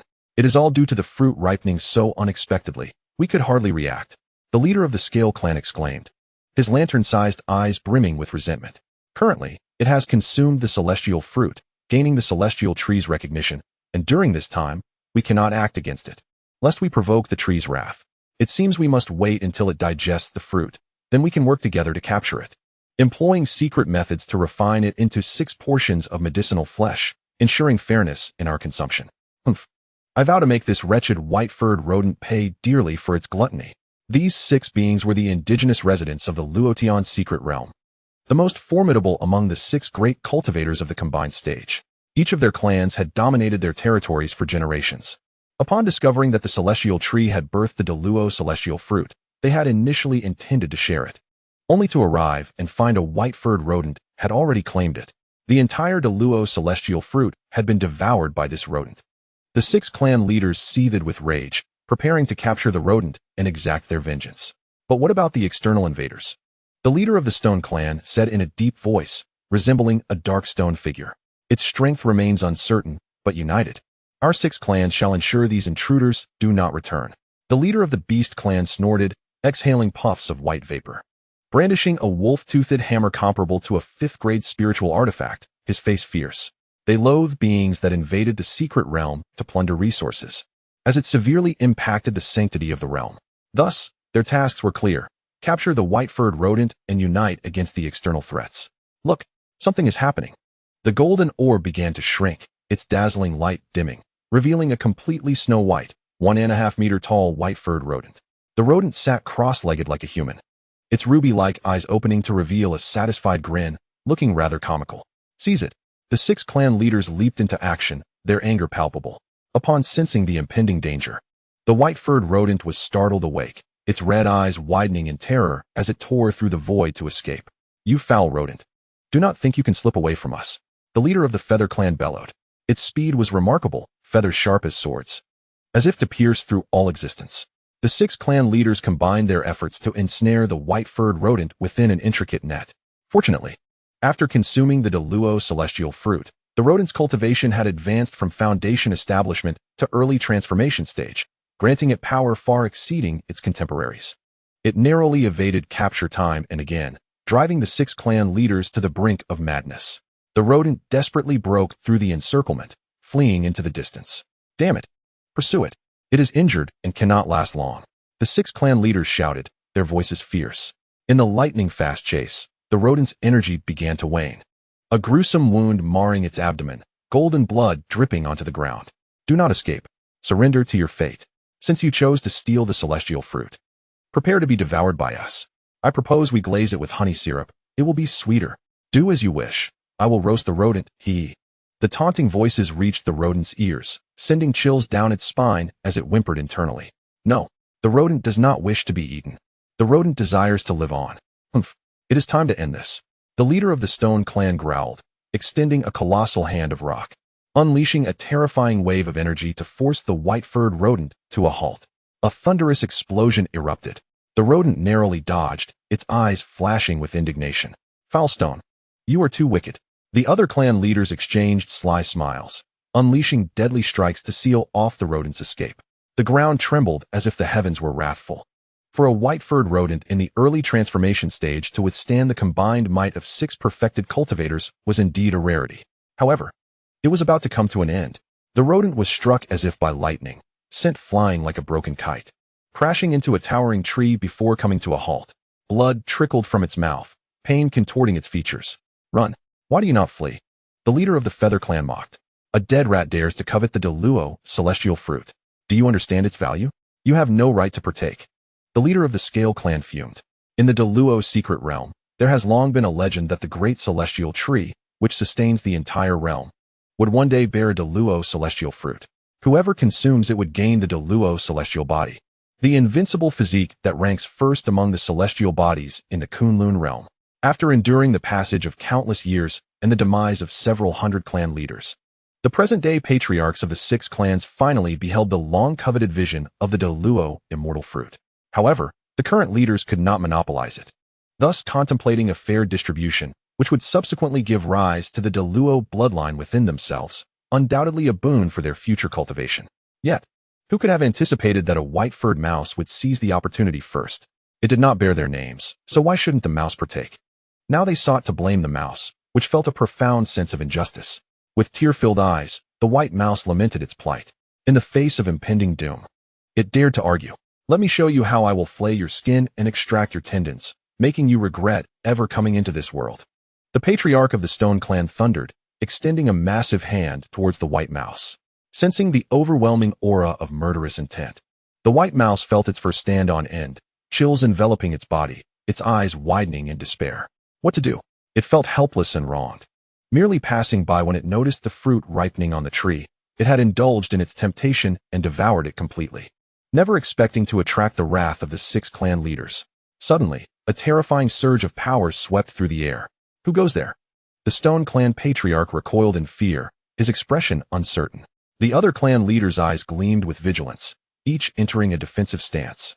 Before them appeared a young man clad in black robes, with long silver hair cascading down his back, exuding an air of elegance and grace. Is this the energy fluctuation you mentioned, son? Is it within that white mouse? Yi Junlin mused, his expression peculiar. Ding. Yes. That mouse just consumed the Deluo immortal fruit, and its body has already coalesced into the Deluo immortal body, possessing immense potential for cultivation. The system's notification rang out. Yi Junlin stroked his chin, pondering the implications of the Deluo immortal body. Ever since he had taken on Hong Qinya as an apprentice, he found life considerably more enjoyable, but he felt a lack of excitement. After much contemplation, he decided it was time to acquire a pet. And this white mouse seemed to be a perfect candidate. Caution. This individual is an outsider, warned the patriarch of the Feather Clan in a low voice. Are you also here to seize the Deluo immortal body? The patriarch of the Scale Clan inquired with an unkind tone. Yi Junlin cast a glance at them, nonchalantly stating, That mouse belongs to me. You may leave. What nonsense. Who do you think you are? One of the clan leaders bellowed in anger. Yi Junlin's words incited the ire of the 6 clan leaders, who perceived this outsider as utterly arrogant for disregarding their authority. Had a mighty figure from the Ascendant Realm arrived, the 6 clan leaders might have considered their options. However, given that he was of similar cultivation level, all at the pinnacle of the harmonization realm, they questioned his audacity to speak such words. Another villain seeking to harm the mouse, thought the white mouse. Feeling small and helpless, never imagining it would become such a coveted prize. Chapter 30. The Majesty of the Heavenly Emperor's Manifestation. Stop wasting time with this brat. He looks tender and delicate. We might as well kill him and feast. The patriarch of the Beast Clan growled fiercely. Oh, Yi Junlin replied with a half-smile, his form vanishing from sight. With a swift motion, he unleashed a powerful punch that shattered the void, creating ripples of distortion. You, the patriarch of the Beast Clan, enraged, swung a spiked club with tremendous force, unleashing a torrent of energy. Boom. The patriarch of the Beast Clan was sent flying several dozen feet, his grip on the club trembling, pain evident on his face as he ultimately retched a mouthful of blood. His eyes reflected deep shock. The seemingly unassuming punch had nearly incapacitated him. It was well known that the Beast Clan, as one of the 6 royal families of the Secret Realm, was renowned for their physical prowess. Yet, under these circumstances, they found themselves at a disadvantage. Human, you seek your own demise. The patriarch of the Beast Clan, furious, roared after being struck back, ancient runes swirling around him, emanating a savage aura. Then, with unstoppable momentum, he charged forward. Altogether, let us kill him. The other clan leaders, faces filled with murderous intent, activated their divine abilities or summoned ancestral treasures. In an instant, a deluge of energy surged forth, shaking the mountains and forests within 1,000 miles. At this moment, Yi Junlin stood alone, engaged in fierce combat with the 6 clan leaders. Among them, the patriarch of the Feather Clan, eyes icy, radiated a silvery light from his feathers, resembling an indomitable weapon. With a swift motion, he aimed to cleave Yi Junlin in 2 with his wings. The clash of metal rang out sharply as Yi Junlin remained unfazed, raising his hand to deflect the attack with unmatched might, pushing the patriarch of the Feather Clan back. Then, with a rapid punch, he unleashed a wave of potent magical energy that left the clan leaders gasping for breath. I will block you. The patriarch of the Stone Clan roared, a dark aura enveloping his form, rippling with visible waves. A resounding boom echoed. The patriarch of the Stone Clan grunted, a flicker of pain crossing his features. Heh, quite resilient, Yi Junlin scoffed, for this punch had been delivered without reservation, revealing the patriarch's formidable physical defense. Had it been Elder Yan, he would have been obliterated by such a strike. Do not panic, everyone. As long as we cooperate seamlessly, killing this human is merely a matter of time. The patriarch of the Wood Clan urged, countless vines tearing through the void, intertwining with runes, each vine comparable to a 3rd-tier spiritual artifact, showcasing immense strength. Oh! In the next moment, Yi Junlin executed the Great Wilderness Confinement Finger, for massive fingers striking forth in unison, each glowing with golden brilliance, radiating boundless authority. With a series of cracking sounds, thousands of vines snapped as the patriarch of the Wood Clan was struck by lightning. Fortunately, the residual energy was blocked by the patriarch of the Stone Clan, averting disaster. Subsequently, Yi Junlin unleashed a flurry of attacks, inflicting injuries upon the clan leaders. Impressive. The patriarch of the Feather Clan perspired coldly, wounds bleeding profusely. Suddenly, a healing light enveloped him, rapidly mending all his injuries. Underestimating our 6 clans will cost you dearly. The patriarch of the Horn clan resembled a rhinoceros beast, his sharp horn glowing with golden holy light, radiating a serene aura. Buzz, buzz, buzz. Soon, the other clan leaders basked in the light, their injuries healed and spirits rejuvenated. "Oh, so you have a healer?" Junlin remarked, somewhat surprised. These clan leaders represented the pinnacle of combat strength within the Luotian secret realm, inheritors of ancient bloodlines and endowed with the treasured abilities vital for their survival. United in their assault, they complemented each other's strengths, launching an impenetrable offensive, leaving little room for flaws. In the face of such circumstances, even a mighty figure from the Ascendant realm would find themselves in a predicament. Perhaps this was why they felt so assured. "Do you see? You cannot defeat us. Surrender and accept your fate." The patriarch of the Beast clan sneered, attempting to undermine Junlin's resolve. Had it been any other harmonization realm expert trapped in such a dilemma, they might indeed feel alarmed. However, they found no trace of anxiety on Junlin's face, which bore a playful smile. "Very well, it is the perfect opportunity to test the rewards from my recent sign-in." With a firm resolve, Junlin narrowed his eyes, his entire demeanor shifting dramatically, his gaze imbued with authority. Boom! A terrifying aura erupted from him. In an instant, a magnificent phantom surged forth from behind, its elongated golden eyes cold and indifferent, cascading hair resembling a starry river, draped in an imperial robe that encompassed the cosmos, adorned with an ancient imperial crown, and a halo of white light hovering behind, seemingly illuminating the world and dispelling endless darkness. This is the manifestation of the Heavenly Emperor. The 6 clan chiefs were struck with horror, their bodies feeling as though they had plunged into a bottomless abyss, overwhelmed by a profound sense of insignificance in the presence of such a vast ethereal figure. When the colossal manifestation of the Heavenly Emperor appeared, a terrifying pressure surged forth like a tidal wave. It seemed as if even space and time were about to freeze, causing many beings in the primordial forest to cower in fear. This strange occurrence also drew the attention of the adventurers from Huangzhou, who could not help but gaze in astonishment. "My heavens, what is that?" They gulped, their bodies chilled to the bone, hearts racing with dread. This was a divine manifestation, a form of extraordinary supernatural power. Ouyang Feng's eyes nearly bulged out as he murmured, "Who could possibly wield such might? Could it be Yi Tiansun?" Nearby, Hong Qinya stood frozen. Her distinctive Danfeng eyes reflected a mixture of disbelief and apprehension. Is this the work of that individual? Despite her vast experience, she had never encountered such a type of divine manifestation. The previous manifestations from the Buddhist sect paled in comparison, akin to mere refuse. Even during her time in the central region, where she had witnessed various powerful beings display their manifestations, none could compare to this one, which demanded absolute submission. Even the heavens and the earth seemed to dim in its presence. At this moment, Junlin, bearing the Heavenly Emperor's manifestation, felt a tremendous transformation within himself and was immensely satisfied. He cast a glance at the astonished 6 clan chiefs, a cruel smile curling at the corners of his lips. Humph! With a sudden flick of his sleeve, a powerful gale erupted. The leader of the Yu clan was lifted high into the air, struggling to escape, only to quickly realize the terrifying force enveloping him. "Save me! Please, someone save me!" With a resounding crash, the leader of the Yu clan was crushed by an invisible hand, blood splattering everywhere. The other clan chiefs were left speechless. "He just died like that? This is bad." The leader of the Beast clan felt a chill run down his spine as he saw Junlin's gaze turn towards him, sensing impending doom. "You shall perish as well." Junlin unleashed a punch, a golden fist radiating through heaven and earth. The leader of the Beast clan attempted to resist, but was obliterated into a mist of blood that mingled with the air. "Flee! Quick, escape!" The remaining 4 clan chiefs were terrified, their souls nearly leaving their bodies as they desperately utilized secret techniques, even burning their life force to escape this place. "Still wishing to run? All of you shall die." Junlin, with the Heavenly Emperor's manifestation, exuded an overwhelming authority, yanking his hand as a terrifying pull erupted instantaneously. "What?" The clan chiefs' faces turned pale with despair as they felt themselves being dragged back. "Everyone, let us fight him," the leader of the Stone clan roared, exuding a towering presence as he charged madly towards the figure in the black robe. "You are the hardest among us, you piece of rock." Junlin scoffed, pointing a finger. Boom!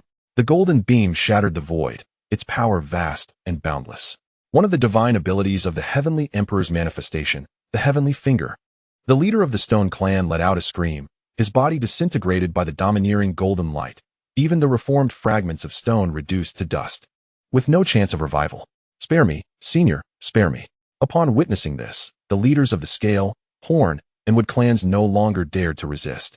Pleading for mercy and terror, Yi Junlin, uninterested in further conversation, swiftly dispatched each of them with a single strike. When calm returned to the scene, Yi Junlin retracted the Heavenly Emperor's manifestation. Feeling the substantial depletion of his magical energy, he clicked his tongue. Though this power is exhilarating, it consumes an extraordinary amount of energy. Now, it was time to attend to matters at hand. Yi Junlin surveyed his surroundings, frowning. Where's that rat?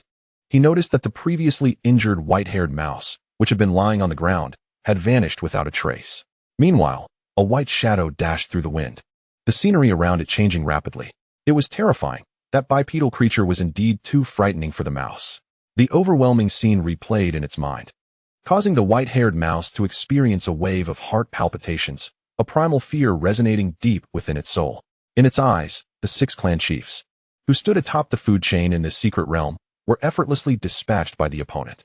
If it did not flee soon, its fate would undoubtedly be much worse. Strangely, although it had been injured, it had healed remarkably quickly. Was it due to consuming that fruit? No matter. The urgent matter was to avoid that bipedal creature. The white-haired mouse scurried about, its eyes darting around, nostrils flaring as it sniffed the air. Suddenly, it sensed something amiss, recognizing a familiar scent rapidly approaching. Oh no! That bipedal creature is coming to catch me. The white-haired mouse's fur bristled in fear as it frantically moved its limbs, racing through the forest like a whirlwind. Swish! A rift-like ripple appeared in the void. Yi Junlin utilized the Great Void technique, swiftly traversing the emptiness to close in on his target. That mouse is just ahead. Ding. Indeed, host, exert yourself a bit more, and you will soon catch up to it. The system chimed. This mouse certainly could run. Had it not been for the system, Yi Junlin thought he might have lost it. He found the elusive white-haired mouse amusing and suddenly felt a mischievous urge to capture it for some playful antics. Oh no, why is it still catching up? How does that bipedal creature know where I'm hiding? The white-haired mouse's mind was in turmoil. It felt incredibly unfortunate.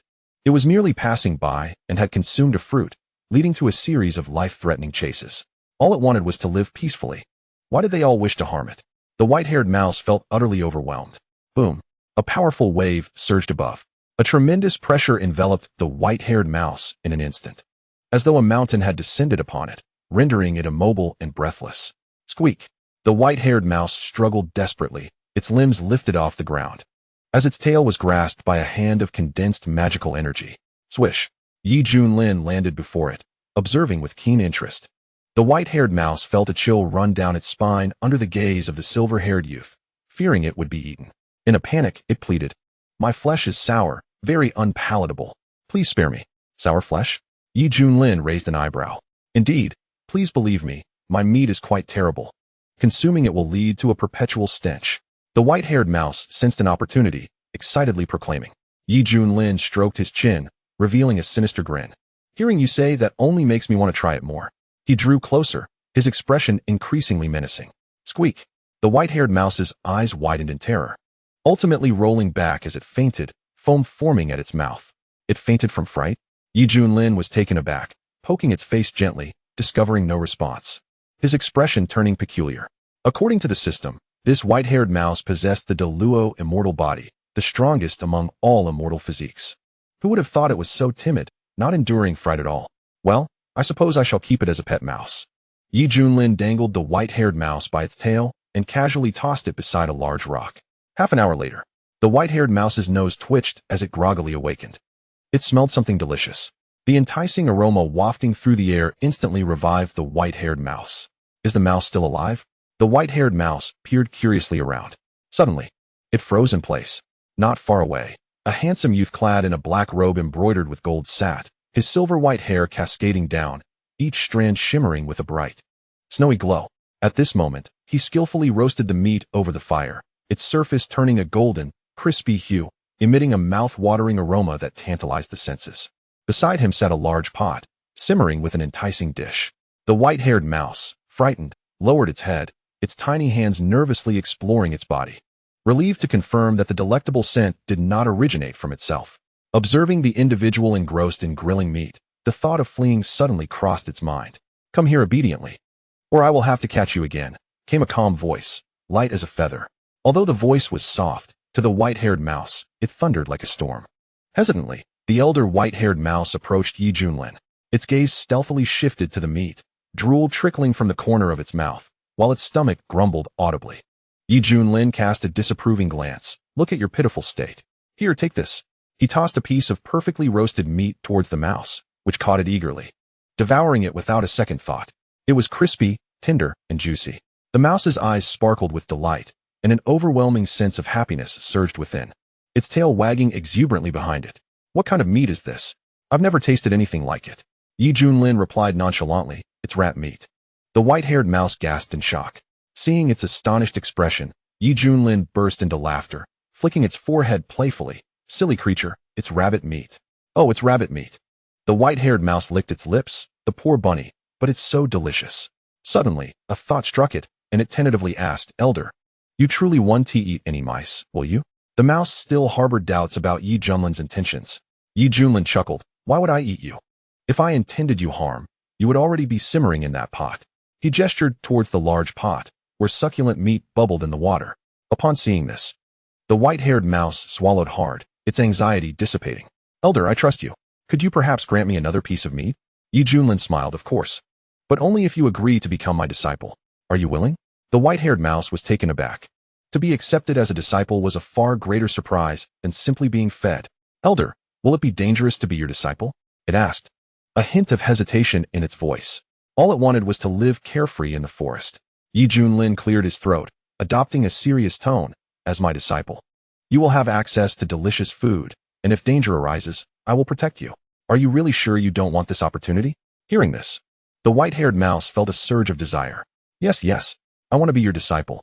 It raised its tiny hand, exhilarated. Then hurry and pay your respects to your master, Yi Junlin commanded, his expression stern. Disciple by Xiaoxi pays respects to master. The white-haired mouse bowed deeply, brimming with excitement. All right, rise. Yi Junlin nodded in satisfaction. At this moment, a system notification echoed in his mind. Ding. Congratulations to the host for completing the disciple acceptance task. Reward granted. Chapter 32. The Collapse of the Secret Realm. Ding. Congratulations to the host for completing the disciple acceptance task. Reward. Supreme Technique. 5 Extremes Reincarnation Annihilation Technique. 5 Extremes Reincarnation Annihilation Technique. Capable of destroying all, causing massive area damage. Another formidable technique. How splendid. Yi Junlin nodded, for as the saying goes, having more skills is never a burden. The system's notifications continued. Ding. Detecting the disciple's aptitude, this system grants an additional volume of the De Luo Dao Jing. Ding. All rewards have been distributed. May the host and disciple share a harmonious relationship.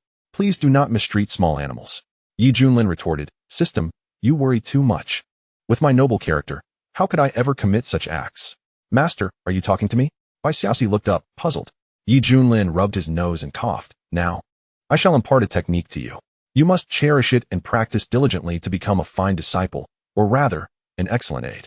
He extended his hand, gently touching Bai Xiaoxi, a burst of light entering its consciousness. Boom. Bai Xiaoxi's eyes widened in astonishment, feeling as if struck by lightning. This De Luo Dao Jing encompassed all mysteries, instilling a sense of enlightenment within it, freeing it from confusion. Bai Xiaoxi realized it had received an extraordinary boon. Thank you, Master, for bestowing this technique upon me. Bai Xiaoxi prostrated with genuine gratitude. The meat is fully cooked. Hurry and eat. Yi Junlin smiled, serving the white-haired mouse a bowl of meat soup. Bai Xiaoxi eagerly accepted, sniffing the aroma before tasting it with anticipation. Delicious. After finishing, Bai Xiaoxi felt warmth enveloping its body, a satisfied smile gracing its face. Having grown accustomed to solitude in the forest, this moment of relaxation was rare amidst the lurking dangers. Master is so kind to me. Being your disciple brings such happiness. I shall repay you well. Bai Xiaoxi vowed silently. Suddenly, a tremor shook the entire Luo Tian secret realm. The breathtakingly azure sky above them began to visibly fragment. What is happening? Yi Junlin exclaimed, rising in alarm. Ding. The De Luo immortal tree's lifespan has reached its end and can no longer sustain the secret realm. The realm is now collapsing. Please exit swiftly. Master, I feel so sad, Bai Xiaoxi confessed, startled but curiously devoid of fear, tears streaming down its cheeks. Yi Junlin furrowed his brow, sensing something unusual in Bai Xiaoxi's reaction. However, There was no time to waste. They needed to escape. Let us go. With a swift motion, Junlin tore through the void, racing towards the exit of the secret realm. As they hurried along, the scenery rapidly changed, revealing collapsed mountains and fallen trees. The earth was violently torn apart, the sky resembling a shattered mirror. This ancient secret realm, which had endured for countless years, was finally meeting its fate. Roar! From all directions, the howls of ferocious beasts echoed. Undoubtedly, the native inhabitants were the most affected by this chaos. Retreat! Quickly! Countless cultivators fled towards the exit, their expressions frantic, creating a truly spectacular scene. Master, I never imagined such a calamity would occur. The leader of the Tsangjian Peak looked grim. Xuanhuan replied solemnly, our priority is to ensure the safe escape of the Demon Sect disciples and minimize casualties. What about Junior Brother Yi? The leader of the Tianxiang Peak asked anxiously. Just as the words left his mouth, Junlin materialized using the Great Void technique, asserting, everyone, the situation is dire. We must leave quickly. Junior Brother Yi. The crowd's spirits lifted. What a massive rat. The leader of Tsangjian Peak exclaimed in surprise. Noticing the white-haired mouse in Junlin's grasp, its eyes red and expression dazed. This is my newly accepted disciple, Junlin introduced. Disciple? The crowd was taken aback. When did Junior Brother Yi develop such eccentric tastes? His previous disciple, though temperamental, was stunningly beautiful with exceptional talent, while this ordinary white-haired mouse seems rather foolish. Enough. We must hurry, Xuanhuan urged, suppressing his confusion. At this moment, a multitude of cultivators from the wasteland hastily retreated, including the native inhabitants of the secret realm, instinctively rushing towards the exit under the guidance of their elders. The ground trembled violently, resembling the onset of an apocalypse. Upon successfully breaking free from the secret realm, the surviving cultivators were left in a state of shock. Damn it, what terrible luck. In a striking crimson attire, Hong Qinya hovered above the ground, arms crossed, feeling quite irritable. Fortunately, he had timely scavenged some rare heavenly treasures, sufficient to aid him in his future quest for the He realm, thus garnering some measure of reward. Among the group, Ouyang Feng was brimming with vigor. He had discovered a fortuitous opportunity within, yielding substantial gains, and felt an invigorating sense of self-worth. Grateful for the heavens' favor, he mused, I am destined to soar to great heights. As he stroked his beard, a flush of excitement colored his face. At that moment, he caught sight of the fiery figure and recalled the other's formidable demeanor. An unexpected sense of allure washed over him. Suppressing his fervor, Ouyang Feng withdrew a comb crafted from a millennium-old spirit wood and meticulously groomed his hair. He then approached with feigned calmness and respectfully clasped his hands, addressing, esteemed senior, I am Ouyang, the ancestor of the Shan Mountain sect. Get lost. Hong Qinya replied coldly. His temper was notably restrained compared to his past self. Had it been during his time in the central domain, he would have swiftly dispatched any insincere individual without hesitation. Awkwardly, Ouyang Feng retreated, feeling humiliated. Outside the secret realm, a multitude of figures emerged. Yi Tianjun had exited. Yi Tianjun. Shouts erupted. Recognizing the moment, Hong Qinya swiftly positioned himself in front, clasping his hands and greeting, Master. Yi Junlin nodded, tossing white xiaoxi towards them, saying, This is my newly accepted disciple. You all must foster a loving bond, understood? What? Hong Qianya's gaze flickered with astonishment at the sight of the white-furred creature, instinctively feeling a sense of aversion. Yet, constrained by the occasion, he stiffened his resolve and replied, Yes, master. Where's this place? White Xiaoxi's wide eyes surveyed the surroundings, feeling both curious and anxious. Then, recalling something, it turned to the secret realm and lamented, My home is gone. Boom. At that moment, an array of bizarre beings surged forth from the secret realm, their formidable presence sweeping through like a storm, causing the faces of the cultivators from Huangzhou to change. Is this truly the world beyond the secret realm? A creature with long horns muttered. Why is the spiritual energy so thin here? A serpent-like being complained. Well, since we have entered a new environment, we must learn to adapt, another powerful being remarked. I propose we occupy this territory first, and then delineate our domains. Are these two-legged creatures the human race recorded in legends? They seem so weak. Another scoffed. Let us enslave them, then. The indigenous beings who escaped from the Luotian secret realm felt their primal instincts surge as they arrived in the outside world, their eyes glinting with predatory intent. This is bad. They intend to attack us. Ouyang Feng's heart raced. In the Kunlun realm, myriad races flourished, each variety of being abundant. In the Luotian secret realm, Many possessed the bloodlines of ancient species. Coupled with the naturally conducive environment for cultivation, a powerful group of alien beings had emerged. Ouyang Feng distinctly sensed that within this party, there were over 1,000 auras at the transformation stage and more than 60 at the He-Ti stage. Additionally, the number of Yuan Ing and Golden Core beings was countless. If this coalition of alien beings united, they would rival the top 10 sects in the Eastern Domain. Fear not, we have Yi Tianjun, someone shouted. Countless fervent gazes converged upon the silver-haired youth. After all, only Yi Junlin had attained the He-Ti stage among them, and his previous display of unmatched prowess was well known. Could he handle this? As thoughts whirled in his mind, Hong Qinya glanced at Yi Junlin, observing his composed demeanor. Hands clasped behind his back, his expression revealing not a hint of anxiety, as if everything was well within his grasp. It appeared there was no cause for concern. Meanwhile, Yi Junlin maintained an outward calmness, yet internally, his thoughts raced. What is happening? My internal energy is down to less than 10%. And these creatures choose this moment to stir chaos?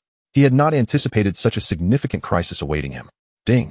New task triggered. Convince 100,000 indigenous beings from the Luotian secret realm to join the Xiantian sect. The host will receive desired rewards. The system's notification chimed. Yi Junlin froze, anger threatening to spill forth. System, do you consider this feasible? Yi Tianjun. Who is Yi Tianjun?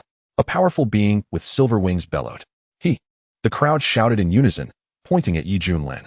Yi Junlin, Chapter 33, 100,000 indigenous beings submit. You are the Yi Tianjun they speak of? The strongest here? The silver-winged being's expression darkened. Boom. Yi Junlin stepped forward, releasing his perfected He-Ti stage cultivation. Undoubtedly, this intimidated the alien beings. After all, the perfected He-Ti stage was the pinnacle of cultivation in the Luotian secret realm. What is there to fear? He is but one. One of the He-Ti beings shouted. Indeed, over 60 He-Ti beings emerged, combining their powers to unleash an overwhelming pressure. Heavens!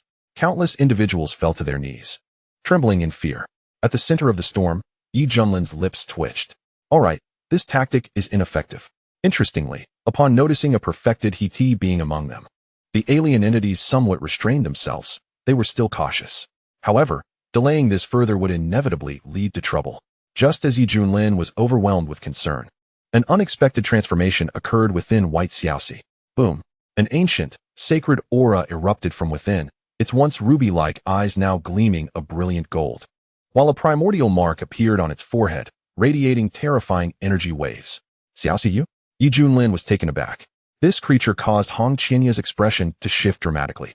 In an instant, amidst countless astonished gazes, the white-furred mouse floated gracefully, enveloped in a resplendent golden light. This is the aura of the Deluo Immortal Tree. Gradually, some alien beings recognized this, their eyes filled with profound reverence. They understood that the Deluo Immortal Tree, which sustained the entire secret realm, was akin to a divine entity in their hearts. Initially, they believed that with the impending collapse of the secret realm, the Deluo Immortal Tree would perish alongside it. To their astonishment, they now felt that familiar and comforting aura emanating from a mere white mouse. It was as if an infant returned to its mother's embrace. Oh, the Deluo Immortal Tree has not abandoned us. We beseech the Deluo Immortal Tree to guide your children. How shall we proceed? Cries of supplication echoed. 100,000 alien beings knelt and worshipped. Even the eminent He-Ti figures bowed at White Xiaoxi's feet, their eyes brimming with tears. What the hell? They appear shocked, almost doubting their senses. Yi Shidi's new disciple possesses such a remarkable background. Even Hong Qinya, well-versed in the world, was taken aback by this scene, finally realizing the immense fortune that White Xiaoxi harbored. Casting a glance at the composed Yi Junlin, Hong Qinya thought to himself, indeed, everything was part of your plan. I knew you were not so simple. At that moment, Yi Junlin's mind was in turmoil. Recalling his earlier suspicions regarding White Xiaoxi, myriad conjectures flooded his thoughts. Could it be that the Deluo Immortal Fruit, nurtured by the Deluo Immortal Tree, was essentially a means of reincarnation, and upon consuming it, White Xiaoxi birthed the Deluo Immortal Body while inheriting some remnant will? The will of the Daluo Xian tree has awakened. Is it seeking to usurp control of by Xiaoxi's body? Yi Junlin furrowed his brows. To be honest, this white-haired mouse is quite endearing. However, should my disciple be supplanted by a new will, my sentiments would undoubtedly change. Xiaoxi, are you well? Please respond. Yi Junlin transmitted his anxious thoughts. Suspended in midair, Bai Xiaoxi's eyes were cold and indifferent, but upon receiving this transmission, it triggered a violent surge of its innate spirit. Master is calling for the mouse. The mouse cannot slumber. Bai Xiaoxi's gaze struggled, its body trembling as if shaken by a sieve. Eventually, its eyes began to sparkle with vitality, and its mind regained clarity. Master. Bai Xiaoxi obediently descended beside Yi Junlin, performing a respectful gesture. I am relieved to see you well. A flicker of comfort passed through Yi Junlin's eyes as he gently patted its head. What? The Daluo tree actually acknowledges that human as its master. 100,000 native beings were left dumbfounded, their worldview violently shaken. Sensing this shift, Yi Junlin conceived a plan and discreetly transmitted to Bai Xiaoxi. Xiaoxi, follow my instructions. Bai Xiaoxi listened, though somewhat perplexed. After a moment, it cleared its throat and addressed the various alien races with a solemn tone. The collapse of this secret realm is the will of the heavens, but fear not. For you are all my subjects, and I shall never abandon you. Upon hearing this, the alien races expressed excitement, as if they had found their anchor. At this moment, Yi Junlin spoke calmly. Heaven possesses the virtue of benevolence. Therefore, let your people join my Xuanhuan and receive protection. Bai Xiaoxi bowed in gratitude, thanking its master. The being with silver wings was astonished, completely unprepared for the turn of events. Are you questioning me? Bai Xiaoxi retorted, hands clasped behind its back.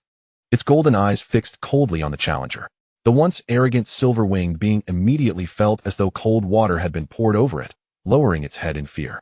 The other alien races fell silent, for after living in the Luotian secret realm for so long, their subservience to the Daluo tree was etched into their very bones. They believed that if even the Daluo tree, whom they revered as divine, willingly obeyed, they had no grounds for dissent. Thus, the crisis of this rebellion was swiftly quelled in its infancy. Ding! Congratulations to the host for completing the task. Reward. Sundial. Sundial opens a cultivation space where 100 years inside equates to 1 day outside. The system notification echoed in his mind. A gleam of brilliance flashed in Yi Junlin's eyes as he silently mused. Success. It is truly thanks to my disciple that such a significant role was played at this critical juncture. As for the reward, Yi Junlin felt no particular excitement. After reading the description of the sundial's functions, it seemed to him to be merely a cultivation chamber with a time differential. At first glance, it appeared impressive, as one could cultivate for 100 years within while only a day would pass outside.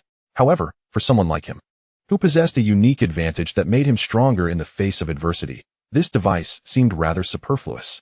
Since traversing into this world, he intended to relish life. With the system's assistance, he merely needed to relax, and his cultivation would grow through serendipity. Why endure the rigors of the sundial? Nonetheless, his lack of need did not imply that others did not. Yi Junlin resolved that the sundial could be utilized by those around him, for his cultivation would always surpass theirs. Am I dreaming? This formidable assembly of beings wishes to join Xuanhuan? The sect master was nearly overwhelmed with joy, his hands trembling with excitement and tears welling in his eyes. There are over 1,000 at the transformation stage, more than 60 at the integration stage, and countless in the nascent soul and golden core stages. Such a vast force is to be absorbed into Xuanhuan today. Sect master, from this day forth, Xuanhuan shall be among the 10 great sects of the eastern region. One peak master exclaimed, brimming with enthusiasm. The disciples of Xuanhuan were elated, for this signified the sect's immense prosperity. Is this truly possible?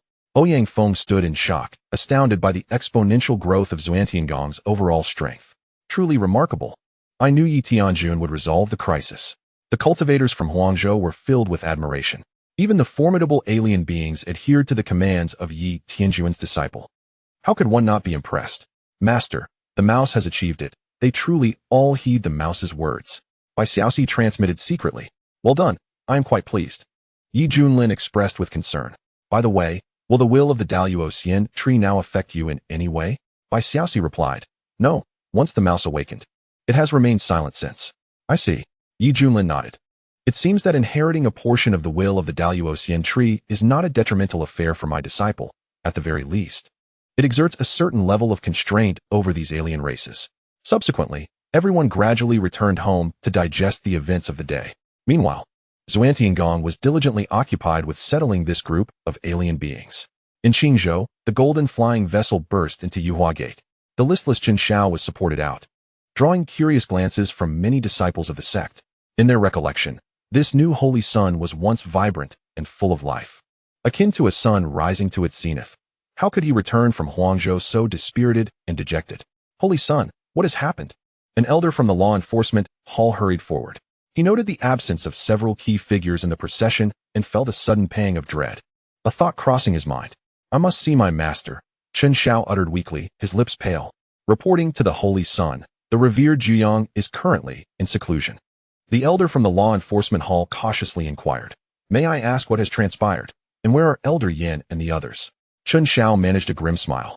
Choosing not to respond, those beside him cried out in despair. They are dead. All of them are dead. What?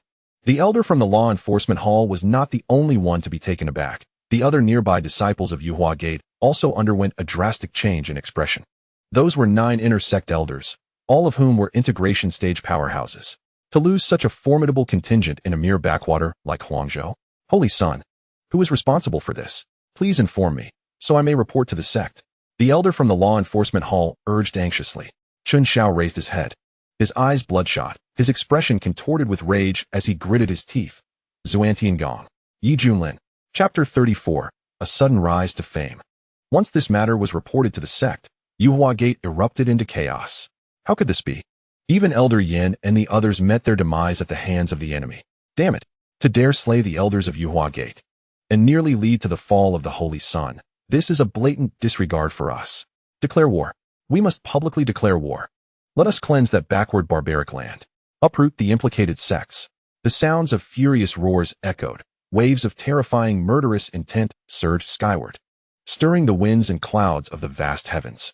This immortal sect, which had stood for countless ages and served as a place of worship for countless cultivators in the eastern region, now erupted with an earth-shattering aura. The beings of Qingzhou fell silent, casting fearful glances. Meanwhile, this news swept through the eastern region like a tempest, causing tremendous upheaval. After all, the number of external cultivators present at the scene was as numerous as the stars. They would naturally relay their experiences upon returning, spreading the word. Get your news here. The latest explosive news from the eastern region's cultivation realm has arrived. A report costing only 2 low-grade spirit crystals. One for me, please. I want one too. In various inns and tea houses, many individuals stared at the cultivation realm's daily report in their hands, their eyes nearly popping out as they muttered. The headlines were exceptionally eye-catching. Shocking. The Holy Sun of Yuhua Gate was defeated by a mysterious woman in red. Yuhua Gate suffered the loss of 9 integration stage powerhouses. The perpetrator is the master of the elusive peak of Zhantiangong. Exposed. Xuantianzong is an ancient celestial sect concealed within the desolate realm of Huangzhou. Recently, the Yuaman has formally declared war on Xuantianzong, a development that has generated considerable influence and become a hot topic among the cultivators of the eastern domain. Once regarded as a remote and insignificant place, Huangzhou has now gained prominence due to the renown of Xuantianzong. Consequently, the status of Xuantianzong in the eastern domain has risen significantly. The master of Piamiao Peak, Junlin, has become the focal point of public attention. This situation is akin to a humble pond teeming with shrimp suddenly giving rise to a soaring dragon that traverses the heavens, leaving all in awe. The shifting tides have instilled fear in those who once mocked the people of Huangzhou as mere country bumpkins. Now, even the formidable warriors of Yuaman are met with defiance. While Xuantianzong possesses its strengths, facing Yuaman seems to pose an insurmountable challenge. Indeed, Yuaman is a top-tier cultivation force, an immortal sanctuary that birthed true immortals in ancient times, with an unfathomable depth of resources. Various sects, dynasties, noble families, and wandering cultivators unanimously predict the demise of Xuantianzong, with Junlin facing a dire fate. In Fuzhou at Xuanhuan Temple, a gathering of core monks sits cross-legged, their hands clasped in prayer. Their auras are ethereal and transcendent, imbued with the essence of ultimate freedom in Zen. Ba, they chant, since Yuaman has declared war, we at Xuanhuan Temple shall also act to punish evil and promote virtue, demanding blood for blood from Xuantianzong. The compassion of the Buddha compels them.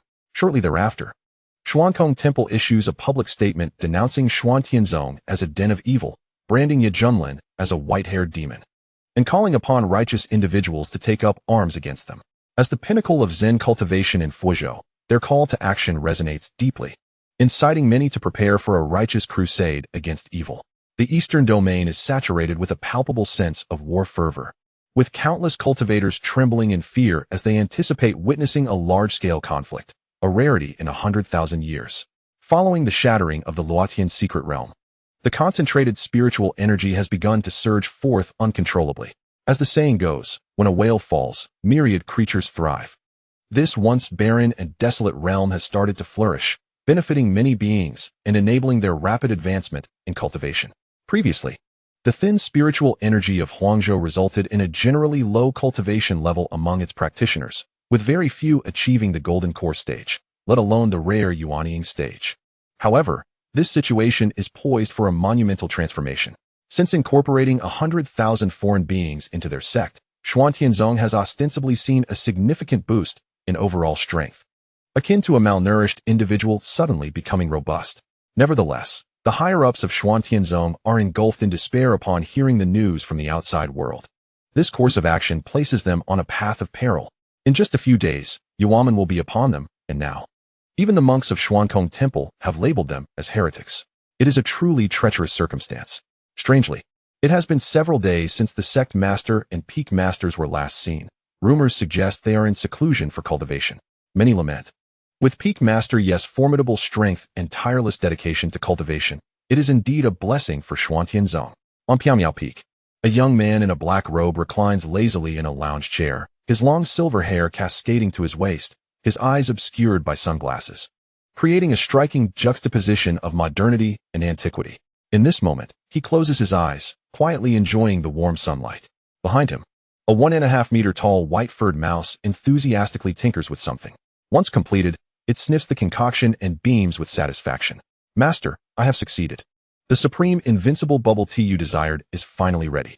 Bai Xiaoqi exclaims, excitedly scampering over with the beverage in hand. Yet Junlin's expression shifts. Quickly, insert the straw. Bai Xiaoqi complies, handing over the drink. Yet Junlin savors a sip of the bubble tea, exclaiming in delight, this is the flavor. Recently, he completed a daily task from the system and acquired a comprehensive guide to bubble tea making, containing an astounding 99,999 recipes for various types of bubble tea. In a previous life, such knowledge would have been a closely guarded commercial secret capable of establishing a world-class bubble tea brand, garnering respect even from the likes of the Snow King. Yet Junlin is nearly elated, eagerly encouraging his second disciple, Bai Xiaoqi, to put this knowledge into practice. Bai Xiaoqi, intrigued, prepares the ingredients as per the recipe and diligently follows the steps to create an authentic bubble tea.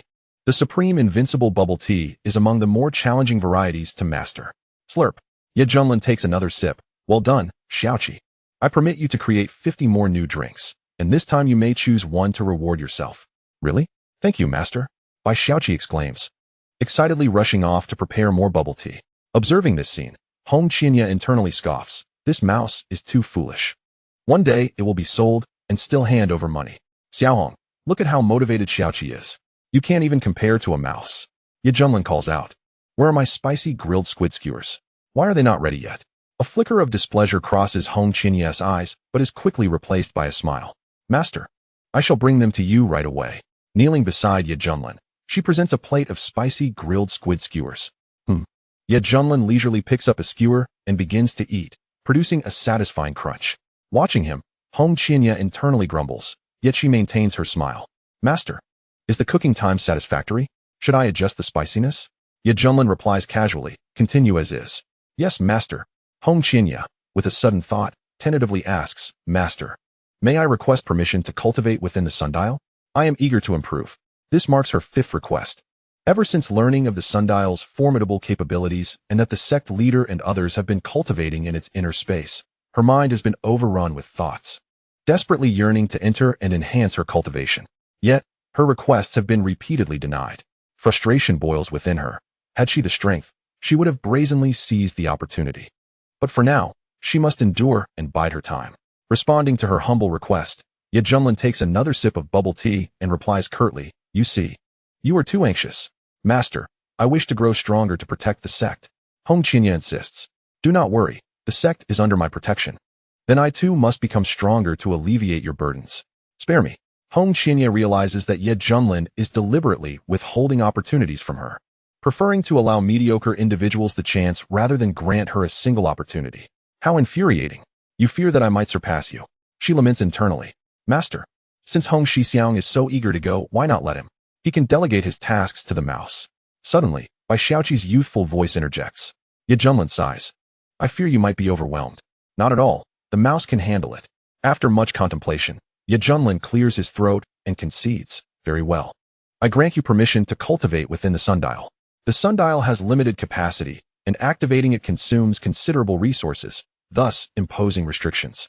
Primarily, he is reluctant to relinquish such valuable labor. However, since Bai Xiaoqi is capable, Ye Junlin agrees. Thank you, Master. Hong Qinya feels a surge of joy within. Why thank me? You should express your gratitude to your junior brother, Ye Junlin reminded. Hong Qinya rose and, with a cupped fist gesture, addressed Bai Xiaoqi, saying, Thank you, junior brother, for interceding on my behalf. A hint of shyness flickered across Bai Xiaoqi's face as she playfully scratched her cheek. Subsequently, Hong Qinya turned to leave, a cold smile curling at the corners of his mouth, with an overwhelming ambition brewing within his chest. Just wait. The day I break free from confinement will be the moment you, Ye Junlin, bow your head in submission. Observing Hong Qianya's departing figure, Ye Junlin shook his head. Not at all concerned. He was acutely aware of the thoughts swirling in the mind of this demonic sect leader. It was nothing more than a desperate desire to grow stronger and enact a dramatic reversal of fortune. Unfortunately for him, he only grows stronger in the face of adversity. No need for worry. At last, Shushu had prepared 50 cups of new tea. Which one should he choose to reward himself? This cup of burnt fairy grass tea would do. Bai Xiaoqi picked up a cup of milk tea, inserted a straw, and began to sip with a look of satisfaction on her face. Xiaoqi, come here and let your master give you a pat. Okay. The diminutive white-furred mouse leaned closer. And Ye Junlin, feeling the soft fur, couldn't help but exclaim, while others pet cats, I am left to pet a mouse. Cats? Where are the cats? Shushu is terrified of cats. Bai Xiaoqi exclaimed, her wide eyes scanning the surroundings, looking quite comical. Ye Junlin chuckled, truly.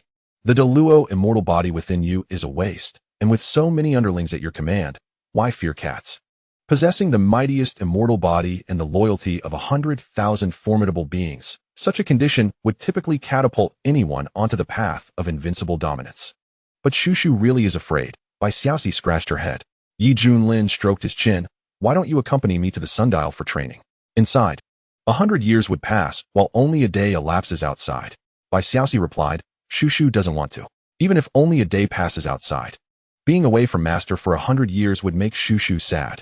Besides, training is really boring. Shushu prefers to follow master and enjoy delicious food. Upon hearing this, Ye Junlin erupted into laughter.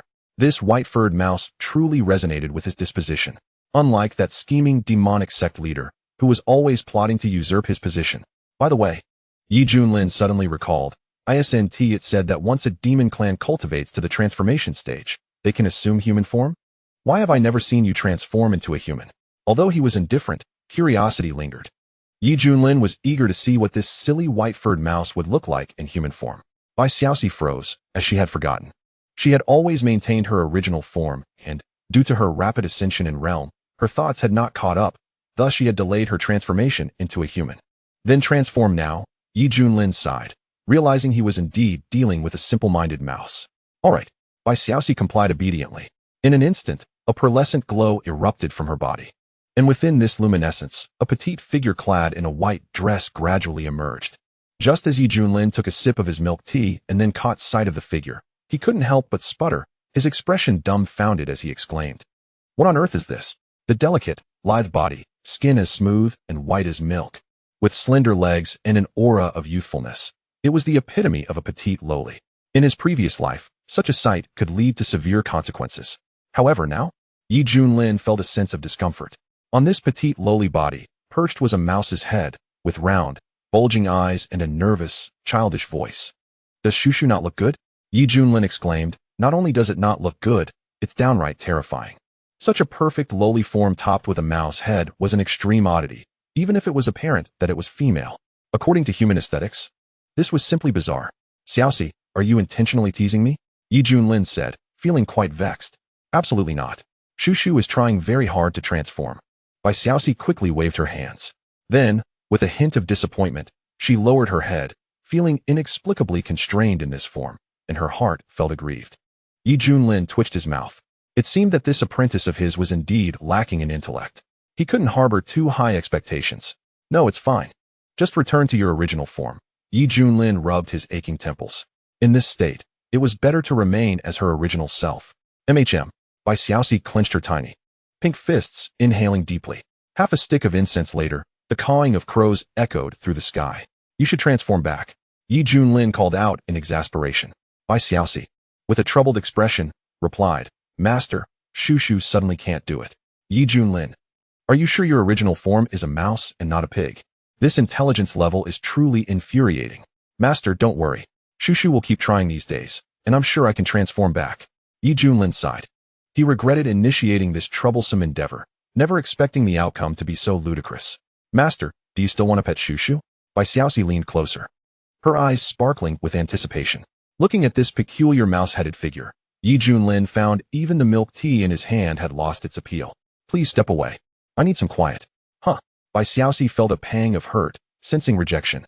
She had no choice but to scamper to the lakeside. Scrutinizing her reflection in the water's surface, her childish hands scratching her mouse head in confusion. How strange. Isn't this quite pretty? In the following 2 days, Junlin, out of sheer resignation, came to accept Bai Xiaoxi's new form. One grows accustomed to it. This little creature became increasingly unique.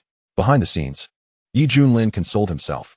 Suddenly, a rumble echoed, and the entire eastern region trembled. Countless cultivators cast astonished gazes towards the fleet of warships that blotted out the sky. Unstoppable as they surged towards Huangzhou, their objective was none other than Xuanhuan Sect. Undoubtedly, a grand-scale battle, occurring once in 10,000 years, was about to commence at this moment. Chapter 36. Has Hongqinya rebelled? Boom. The warships traversing the void were as numerous as fish crossing a river, shattering the churning clouds and mist. A sea of war flags flapped vigorously in the wind. Each vessel was a ninth-grade treasure, infused with powerful formations, radiating brilliant light. A charged energy cannon was fired, instantly vaporizing a Yuanying stage cultivator, with even a transformation stage practitioner nearly facing obliteration. Each ship was manned by a multitude of poised disciples from the Feathering Sect, creating an overwhelming atmosphere of dread. An immense sense of oppression enveloped the surroundings, sending tremors through all life in Huangzhou. How terrifying! This was the Feathering Sect's expeditionary force, silently proclaiming to the world, those who stand in my way shall perish. Ha ha ha, Xuanhuan Sect is finished. The wrath of the eastern region's foremost immortal sect was beyond anyone's endurance. Just as the previous Yi was so domineering, this time he would meet a most tragic end. One could only imagine the fear that would grip them. The aboriginals of Huangzhou would now understand that some individuals were simply not to be trifled with. Excited discussions erupted, with various forces in the eastern region closely monitoring the situation. In Lingzhou, within a lavish chamber, agonizing screams echoed, and the entire bed shook violently. Behind the white curtains, 2 humanoid silhouettes could be discerned. Scattered across the floor were several women, sprawled in disarray, their bodies emaciated, devoid of any clothing, their essence completely drained. Young master, a fight has broken out. A fight has broken out outside. Urgent cries resounded from beyond the door.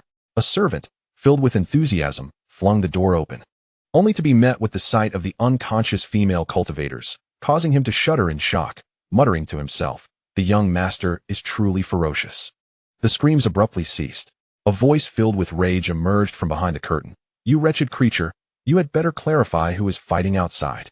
Otherwise, I shall twist your head off and toss it into the cesspit to feed the maggots. The attendant, his scalp prickling with fear, hurriedly replied, Why yes, it is Xuanhuan. Just now, their army has already invaded Huangzhou. What did you say? The curtain was violently pulled aside, revealing Shui Tianyi, his face alight with surprise. As the young master of the Shui family and a prominent dandy of Lingzhou in the eastern region, he had harbored a secret grudge against Junlin ever since he had returned defeated from Huangzhou, wishing nothing more than for him to stumble. Indeed, young master, the news has spread far and wide. Xuanhuan is serious this time, aiming to eradicate Xuanhuan Sect entirely. This is to establish their dominance. Upon hearing this, a manic grin spread across Shui Tianyi's face, a wave of vengeful satisfaction washing over him. How dare this lowly native be so arrogant? He deserves to face retribution. I knew he wouldn't last long.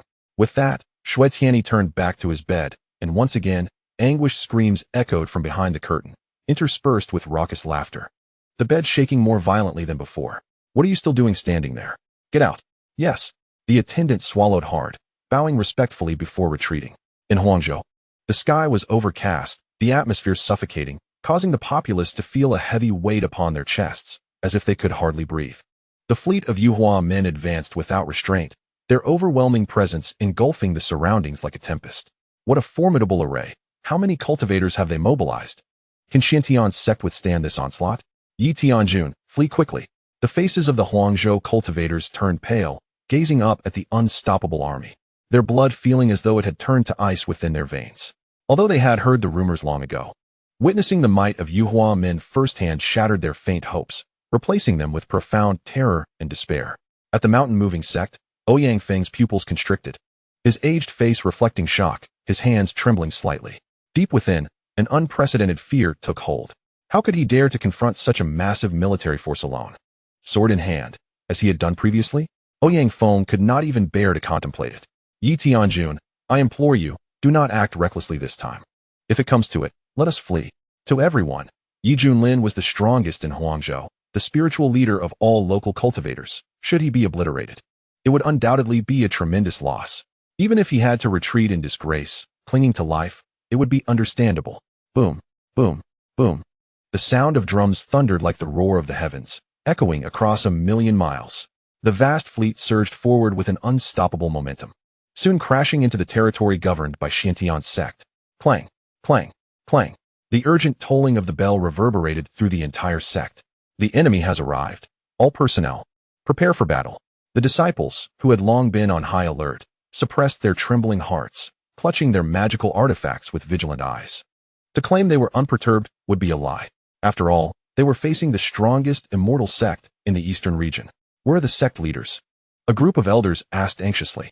Just then, a powerful energy fluctuation emanated from the back mountain, and several figures emerged from the internal space of the sundial. The master of Zhangjian Peak sighed. After 500 years of arduous cultivation, I was so close to breaking through to the composite body stage. Yet I have been unable to find the feeling.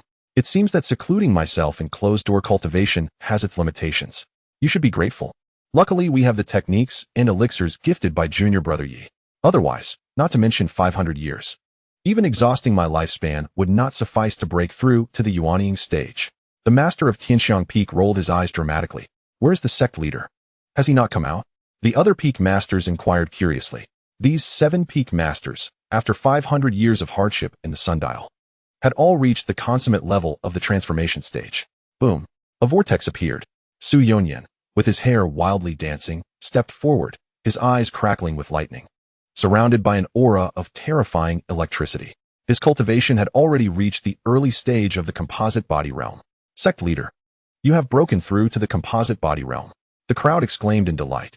Alas, to their surprise, Su Yunyan displayed no joy. Rather, he appeared deeply troubled.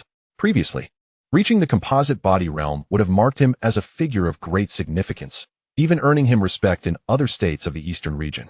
However, with Yuhua men advancing with such ferocity, what did his accomplishments amount to? With war imminent, we can only fight to the death, Su Yunyan declared solemnly, his eyes filled with determination. Suddenly, the sundial ceased its rotations, and a figure was forcibly teleported out. Another person? Su Yunyan and the others were taken aback. In an instant, a dreadful aura descended upon them, causing Su Yunyan and the others to feel a chill run down their spines. In their line of sight, Hong Qinya stepped forward with his hands clasped behind his back, his stunning visage bearing an air of icy aloofness, radiating an aura that seemed to repel others. The flame-like mark between his brows added an intriguing allure to his already captivating presence. As he walked, each step ignited flames, raising the temperature around him dramatically, as if they were in the midst of molten lava. Haha, I thought it was someone significant, only to find it his junior brother Ye's eldest disciple. The master of Zhangjian Peak greeted warmly, his face beaming with smiles. What a remarkable talent. You two are indeed exceptional. Please, tell your uncle what realm you have reached. Exceptional talent? Hong Qinya felt insulted, veins bulging on his forehead as his gaze turned icy. How dare you speak such nonsense? PFF. The master of Zhangjian Peak felt as though he had been struck with a heavy blow, coughing up blood as he staggered back, a sense of overwhelming dread enveloping him. As if he were on the brink of death. Senior brother Jian. The crowd rushed to support him, casting shocked and furious glances at Hong Qinya. This disciple of junior brother Yi has a rather erratic temperament. Calm down, Qinya, your senior brother Jin merely misspoke. After all, we are fellow disciples.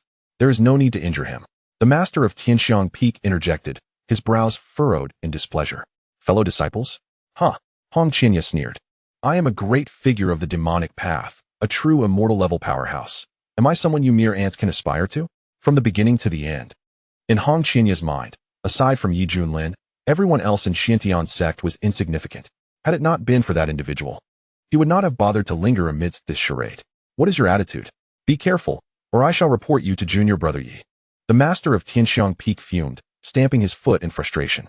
Do as you please. I do not regard him highly at all. Besides, that fellow is hardly in a position to care for himself now, Hong Qinya replied, arms crossed, a mocking smile playing at the corners of his mouth. Such audacious remarks left the gathered crowd in stunned silence, their eyes reflecting mutual astonishment. Was this truly the typically obedient disciple of junior brother Yi? Chapter 37. Your taste is quite heavy. Su Yunyin's face was grave. Now at the early stage of the composite body realm, he felt dwarfed by Hong Qinya. Coupled with the latter's unusual demeanor, an ominous premonition stirred within Su Yunyin. Hong Qinya, disinterested in the others, turned his gaze toward the depths of the forbidden area, his eyes gleaming with fierce intent. Such a supreme treasure, rather than waste it here, I might as well take it for my own use. With that, he suddenly extended his hand, a massive hand of crimson flames coalescing, preparing to seize the sundial from the forbidden area. Boldly, what are you doing? This scene incited shock and anger among the others, who rushed to stop him. All of you, get out of my way. A cold, merciless voice echoed, and a terrifying aura erupted forth. You. The peak masters were taken aback, forced to their knees against the ground. As beings of the transformation stage, they found themselves with no chance to rise. Meanwhile, the early stage Su Yunyin could barely maintain a half-kneeling posture. His forehead was slick with beads of sweat, his face a portrait of disbelief as he struggled to articulate what a formidable talent this individual possesses. What is the background of this disciple that Yishidi has taken under his wing? A throng of inept individuals surrounded him. Hong Qinya scoffed, intent on forcibly seizing the sundial. Suddenly, he found himself frozen. No matter how much effort he exerted, the sundial remained utterly motionless, as if impervious to external forces. What was happening? A surge of irritation welled up within Hong Qinya. If Yi Junlin were to witness this, he would undoubtedly mock him with derisive laughter. The sundial was a unique prize bestowed by the system, and apart from him, no one else could arbitrarily take it away. Hong Qinya, as a disciple of Yishidi and the most outstanding prodigy of our sect, you are bound to receive substantial support from the sect. Why resort to such despicable tactics? Su Yunyin gritted his teeth. He exuded an aura of terrifying lightning, managing to withstand the oppressive force, slowly rising to his feet, glaring fiercely. What nonsense! Who do you think you are? Do I require your guidance? Hong Qinya, growing impatient, flicked his sleeve and reprimanded him. Boom. Su Yunyin was sent skidding back over Tianzhong, half kneeling on the ground, clutching his chest as blood trickled from his lips, his eyes wide with horror. What kind of cultivation was this? With just a casual strike, he had no chance to retaliate. At that moment, Su Yunyin gazed at the fiery red figure, trembling with fear. It was terrifying. Compared to his state before entering the sundial, the opponent now seemed unfathomable. Zhongzhu, the crowd exclaimed anxiously. They had not anticipated that Yishidi's disciple would turn against them at such a critical juncture. Humph, you mere ants dare to point fingers at me. The fact that I haven't killed you is already the greatest mercy I can offer. Hong Qinya's voice was cold and unfeeling, his gaze filled with contempt, exuding an air of superiority as if all beings were but dust in his eyes. Su Yunyin and the others felt their scalps tingle, experiencing a sense of impending doom as if facing a formidable evil. Just then, a voice filled with murderous intent echoed from outside the sect. The army of Yuhua Gate has arrived. The culprit, Yi Junlin, had better come out and face his demise. Upon hearing this, Su Yunyin and the others' expressions changed dramatically. Hong Qinya, however, merely smirked. It was time to confront that individual. Whoosh. He vanished from where he stood. Zhongzhu, we must swiftly head to Cangjin Peak, Su Yunyin urged, unable to quell his unease as he hurried to follow.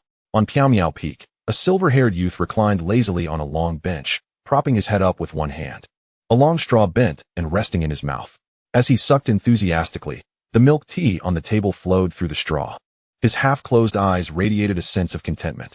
Yi Junlin let out a satisfied burp and remarked, "The freedom of milk tea is truly delightful." Suddenly, a powerful figure streaked across the scene. Observing Yi Junlin's nonchalant demeanor, Hong Qianya's face betrayed a look of disdain. This fellow was truly a disgrace to cultivators. One must question how he could possibly aspire to transcendence with such a lackadaisical attitude. Surely, his achievements stemmed from sheer luck, having stumbled upon unparalleled opportunities in some ancient relics, allowing him to acquire coveted techniques and rare treasures. Yet now, all of these would rightfully belong to him. At that moment, sensing Hong Qianya's arrival, Yi Junlin remained indifferent, maintaining his reclined position while lazily sipping his milk tea, muttering, "Ah, my dear disciple, how I've missed you." "Missed you, my foot."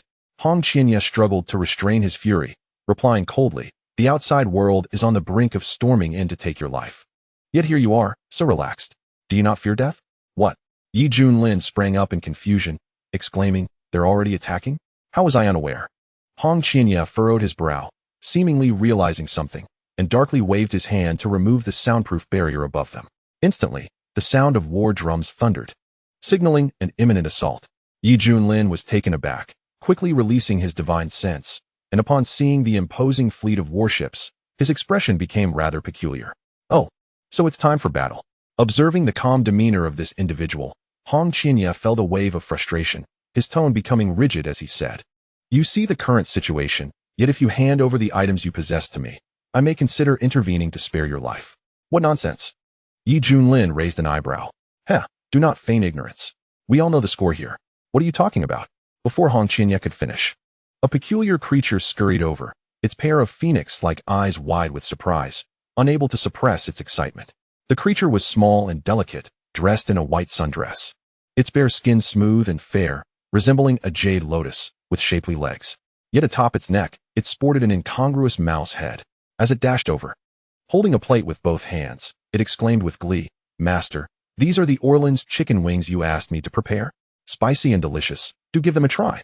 Upon noticing Hong Qianya's presence, it joyfully exclaimed, "Oh, Hong Shixiao, you've emerged from seclusion so soon. You, stop right there." Hong Qianya felt a chill run down his spine, instinctively stepping back. Is this the same white-haired mouse? What an odd transformation. A wave of realization hit him, and he turned to Yi Junlin, a sense of dread enveloping him. "What a dreadful taste you have." Yi Junlin was taken aback, perplexed by the accusatory gaze aimed at him.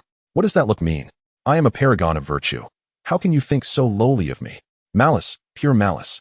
By Xiaoxi, the white-haired mouse, lowered its head in dejection, aware that its appearance had been met with disdain. "Shush. Several figures landed on Piaomiao Peak. Rebellious disciple. What are you plotting against your master? Yishidi, be careful." Xuanhuan and the others urged anxiously. At this moment, their attention was drawn to the bizarre form, their eyes nearly popping out in shock. What is this? "Everyone, do not fear, it's me, the mouse." Bai Xiaoxi explained. It turned out to be the second disciple of Yishidi, and the appearance was indeed shocking. Xuanhuan wore a strange expression. "Not only is Yishidi exceptionally gifted, but his taste also leaves us in awe," remarked other peak masters. "What a playful spirit." "Oh." The more Yi Junlin listened, the more he felt something was amiss. "Why do I feel as though you are mocking me?" Chapter 38. I can ensure your safety. By the way, what did you mean earlier? Yi Junlin quickly shifted the topic, fearing that continuing would tarnish his reputation. "Yishidi, your eldest disciple harbors treasonous intentions. He just attempted to take the sundial and even attacked us." The crowd exclaimed anxiously. "My dear disciple, is what they say true?" Yi Junlin's eyes shimmered, casting a meaningful glance at Hong Qianya. Under the scrutiny of the silver-haired youth, Hong Qianya felt a tremor in his heart, but quickly regained his composure. He was no longer the same person. There was no reason to fear this individual any longer. It was time to assert his dominance. Hong Qianya lifted his chin slightly, his tone bordering on command as he declared, "Even if it is true, what can you do about it? With the army approaching, your demise is imminent. Have you not comprehended the gravity of the situation? You vile, ambitious wretch. Yishidi has treated you well." Xuanhuan and the others trembled with rage, rebuking him. For various sects, nothing was more taboo than a disciple betraying their master, as it posed a significant threat to the stability of the sect. "You know nothing." Hong Qianya's expression turned frosty. "What a prestigious position I hold, yet a mere junior dares to ridicule me. How could I be reduced to personally massaging shoulders and washing feet? The mere thought of it fills me with indignation. Revenge, this is all revenge." Facing such a predicament, Yi Junlin felt utterly defeated, muttering to himself in a daze. "Do not blame him. It is my fault. I have indeed neglected the feelings of my disciple. It is entirely my fault. I truly regret it deeply. Yi Junlin's eyes were red. His expression filled with sorrow as he pounded his chest in a display of profound self-reproach. Master, by Xiaoxi's nose tinged with a hint of acidity. Yi Shidi, you are merely putting on an act. Xuanhuan and others exchanged incredulous glances, having never witnessed the silver-haired youth in such a state. Continue your charade. Hong Qinya's face bore a look of disdain. Had it not been for their recent interactions, revealing the true nature of the other, he might have been fooled. Xiaohong, Hong, Qinya, my beloved disciple, I truly acknowledge my mistakes. Can you find it in your heart to forgive me? After all, we share the bond of master and disciple. Shall we start anew? Yi Junlin's gaze was filled with hope as he earnestly pleaded. Hiss! Hong Qinya gasped, a shiver coursing through him. How could someone be so shameless? This truly broadened his horizons. No way. You disgust me. Hong Qinya retorted with palpable contempt. Unexpectedly, Yi Junlin appeared relieved, his countenance transforming to one of lightness, a stark contrast to his earlier demeanor. A smirk of triumph graced his lips. Unbeknownst to anyone, the sound of a system notification echoed in his mind. Ding! Congratulations to the host for completing the temporary task. Reward: Indestructible Body Technique. Indestructible Body Technique, an unparalleled method that harmonizes strength and flesh. When cultivated to the pinnacle, it can forge an indestructible body, instilling awe for eternity. The reward was satisfactory, a worthy compensation for his theatrical performance, successfully fulfilling the system's task options. Yi Junlin mused internally. Just moments ago, he had triggered a temporary task from the system. The first option was to confront his disciple Hong Qinya's betrayal, whereas the master, he would break down in anger and indignation, earning an immortal-grade body refinement pill. The second option required him to proactively admit his faults, pouring forth all his emotions to resonate with others. Success would yield the indestructible body technique. The immortal-grade body refinement pill was indeed rare. But when compared to the far more valuable indestructible body technique, its efficacy seemed trivial. It was evident which choice was superior. Therefore, Yi Junlin chose the second option, commencing his dramatic display before everyone. With the technique successfully acquired, Yi Junlin naturally shed his facade, reverting to his previous nonchalant demeanor. He reclined languidly on a chaise, sipping his milk tea through a straw with abandon. Hong Qinya furrowed his brows, perplexed by his antics. Xuanhuan and others exchanged bewildered glances, their expressions decidedly odd. Is it possible that Yi Shidi is under too much pressure, perhaps even mentally unstable? Murmured the leader of Jianfeng. Silence. The leader of Tiangxiangfeng replied irritably. Xiaoxi, master. Shushu is here. Come over and massage my shoulders. All right. Bai Xiaoxi scampered over and obediently began to knead Yi Junlin's shoulders. Yi Junlin closed his eyes in contentment and remarked casually, Xiaohong, have you been in seclusion for 200 years, only to emerge thinking you are exceptional now? Upon hearing this, Hong Qinya retorted sharply, spare me your nonsense. Hand over everything you possess, and I may lend you a hand. But if you refuse, prepare to meet your end. It is well known that the world of cultivation is ruthless, where killing and treasure seizing are commonplace. Hong Qinya believed he had already shown considerable restraint as a practitioner of the demonic path. As long as he could obtain what he desired, he would repel the enemy forces, thoroughly torment Yi Junlin, and finally settle the grievances of the past before parting ways. Sectmaster, it seems this person is willing to assist, showing some semblance of conscience, whispered one of the peak masters. After all, with a great battle looming, they were aware of Hong Qinya's strength. If they could gain his support, Xiantian's sect might truly weather the storm. This matter ultimately hinged on Yi Shidi's decision. Xuanhuan coughed lightly, unable to deny the allure of the offer. From the techniques and pills they had previously obtained, as well as the time-altering sundial, they had long recognized that Yi Junlin possessed immense fortune. However, out of camaraderie, they had refrained from pressing further. Now, with Hong Qinya directly demanding it and presenting conditions, everyone was curious to see how Yi Junlin would choose. Yi Junlin understood Hong Qinya's intentions perfectly, yet this was utterly impossible, for he was bound to a system. Most importantly, Yi Junlin had not regarded the current crisis with any seriousness. Are you so sure that your strength surpasses mine? Yi Junlin inquired with a bemused smile. Indeed, Hong Qinya declared proudly. Though you have continuously suppressed me, wasting my precious time for cultivation, I have trained for 200 years within the sundial. In terms of both cultivation and strength, I have already surpassed you. He continued, his tone filled with condescension. Yi Junlin, your lack of ambition has led to your downfall. As cultivators, we ought to strive for greatness and challenge the Tao, rather than be like you, idly wasting time. Therefore, relinquish all that you possess, so that I may utilize it to flourish. I am far more deserving of such fortune than you. At this moment, Junlin regarded the former leader of the demonic sect with an expression of disbelief. Did he need to toil in cultivation when he was bound to a system? Wasn't it more appealing to simply relax? Hurry up, stop dawdling. Do you expect me to take it by force?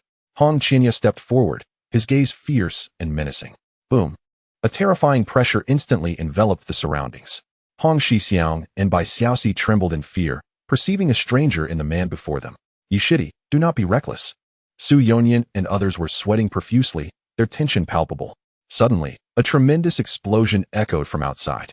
The protective formation of Xiantian sect was violently shattered. A torrent of energy surged forth, sending numerous disciples and elders flying amidst their anguished cries. Lord Immortal Tree, the enemy's assault is too fierce, we cannot withstand it. One of the alien beings in the fusion stage howled, blood trickling from his mouth, his body marred by horrific injuries. Even the 10,000 natives of Luotian's secret realm, with over 1,000 in the transformation stage and more than 60 in the fusion stage, struggled to repel the onslaught of the Yuhua Gate forces, underscoring the dire situation. Bai Xiaoxi's expression turned frantic. Master, what shall we do? Yi Junlin, will you not surrender? Or do you doubt my willingness to assist you? Hong Qinya's voice was cold. Boom. Just then, a fearsome energy cannon streaked through the sky, radiating a destructive aura aimed directly at Miao Miao Peak. Presumptuous. Hong Qinya lunged forward, bellowing. With a flash, the terrifying energy cannon was diverted by an overwhelming force, curving sharply towards the multitude of figures in the sky. Boom. A brilliant explosion erupted, accompanied by heart-wrenching screams. Who did this? Step forward and face your doom. Shouts of anger resounded as dozens of fusion stage auras converged on Miao Miao Peak. Humph. Hong Qinya ascended like a comet, his hands clasped behind his back, his aura unfathomable as he gazed down coldly, declaring, "It was I who did it. What can you do to me?" Chapter 39. The Might of the Demonic Sect Leader. A mere woman dares to be so arrogant. Let me handle you. A voice as deep as a bell echoed. A gaunt elder dressed in the garb of an inner sect elder, his face twisted in a cruel smile, moved with a ghostly swiftness, extending his hand. Unaware of his own folly, the ant-like being, upon hearing the reference to a woman, caused veins to bulge on Hong Qianya's forehead as he laughed in anger. Ah! The scream was piercingly tragic. The gaunt elder's face was filled with terror, as terrifying black flames erupted around him, swiftly consuming his entire being in midair. A formidable figure at the late stage of the He-Ti realm was effortlessly annihilated. What? The expressions of the other Yuhua men cultivators shifted dramatically as they gazed upon the tall, red-clad silhouette, their eyes reflecting profound shock. Hong Qinya, with her hair billowing wildly, fixed her gaze upon the vast assembly of cultivators, her voice unyielding. You have half an incense stick's worth of time to vacate the Huangzhou. Otherwise, you shall face death. Her chilling words echoed persistently within the hearts of the onlookers. Many elders revealed expressions of trepidation, but his thoughts crossed their minds. They were quickly engulfed by a wave of murderous intent, rebuking her. So arrogant. How dare you command the foremost immortal sect of the Eastern Domain? Fellow cultivators, eliminate this woman. Let us bloodily cleanse the Xiantian sect. In a swift motion, 60 to 70 He-Ti realm elders engaged, employing spirit artifacts and talismans, unleashing their signature divine abilities. In that case, I shall unleash a massacre. Hong Qianya's eyes turned frigid as she formed hand seals, summoning countless ethereal green flames that erupted forth, filling the air with hair-raising wails. Subsequently, a multitude of skulls coalesced, each the size of a grinding disc. Surging forth with a menacing howl, they advanced like an army of vengeful spirits. Ah, my hand. Quickly evade. Do not let them bite you. It will be poisonous. Block them. Stop them. This group of He-Ti elders was forced to retreat repeatedly, suffering losses, with a third of their number perishing in a single encounter. Yet, Hong Qinya was not satisfied. She commanded the legion of ethereal green skulls, which wreaked havoc on the battlefield like a swarm of locusts. Wherever they went, colossal warships were engulfed in flames, with many disciples incinerated within, their cries of despair and pleas for help filling the skies. Do not panic. Combine your strength to dispel the evil flames.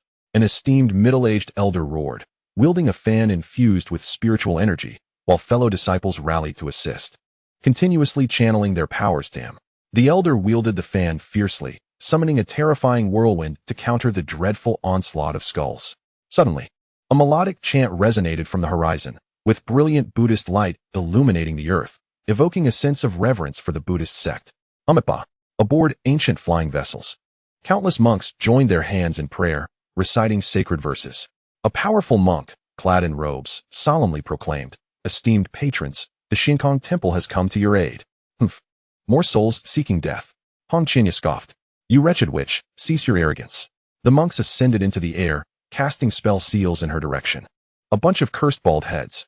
Hong Qinya's expression turned icy as she raised her hand, forming a spell. With a flourish, the remaining skulls converged like a torrent, swelling rapidly. In an instant, an enormous skull materialized, emitting a terrifying cackle. To ordinary beings, it appeared as minuscule as a grain of rice. An overwhelming sense of dread spread like a tidal wave. "Go, entertain them," Hong Qinya sneered. Boom. The colossal skull blotted out the sky, resembling a moving fortress, engulfed in ethereal green flames with unimaginable heat. It approaches. The air was filled with the anguished cries akin to slaughtered pigs. Ridiculously, the Qing Temple's contingent suffered catastrophic losses upon their entrance, with tens of thousands of monks devoured by the gigantic skull. This scene was visually striking. "You fiend! The Buddha shall not forgive you." The head monk of the guarding temple, Huiji, seethed, his eyes nearly bursting with fury. As a consummate He realm cultivator, he radiated immeasurable golden light, preparing to unleash a radiant Buddha's palm to vanquish the audacious foe.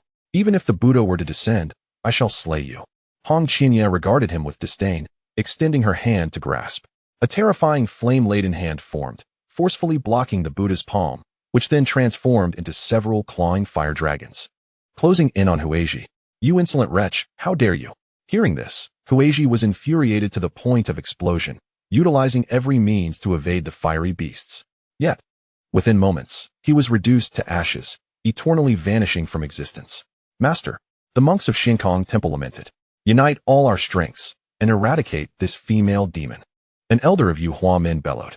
Instantly, the forces of both factions unleashed a myriad of spells and divine abilities, enveloping Hong Qinya in an overwhelming onslaught. The vibrant lights blazed forth like a dazzling sea of stars.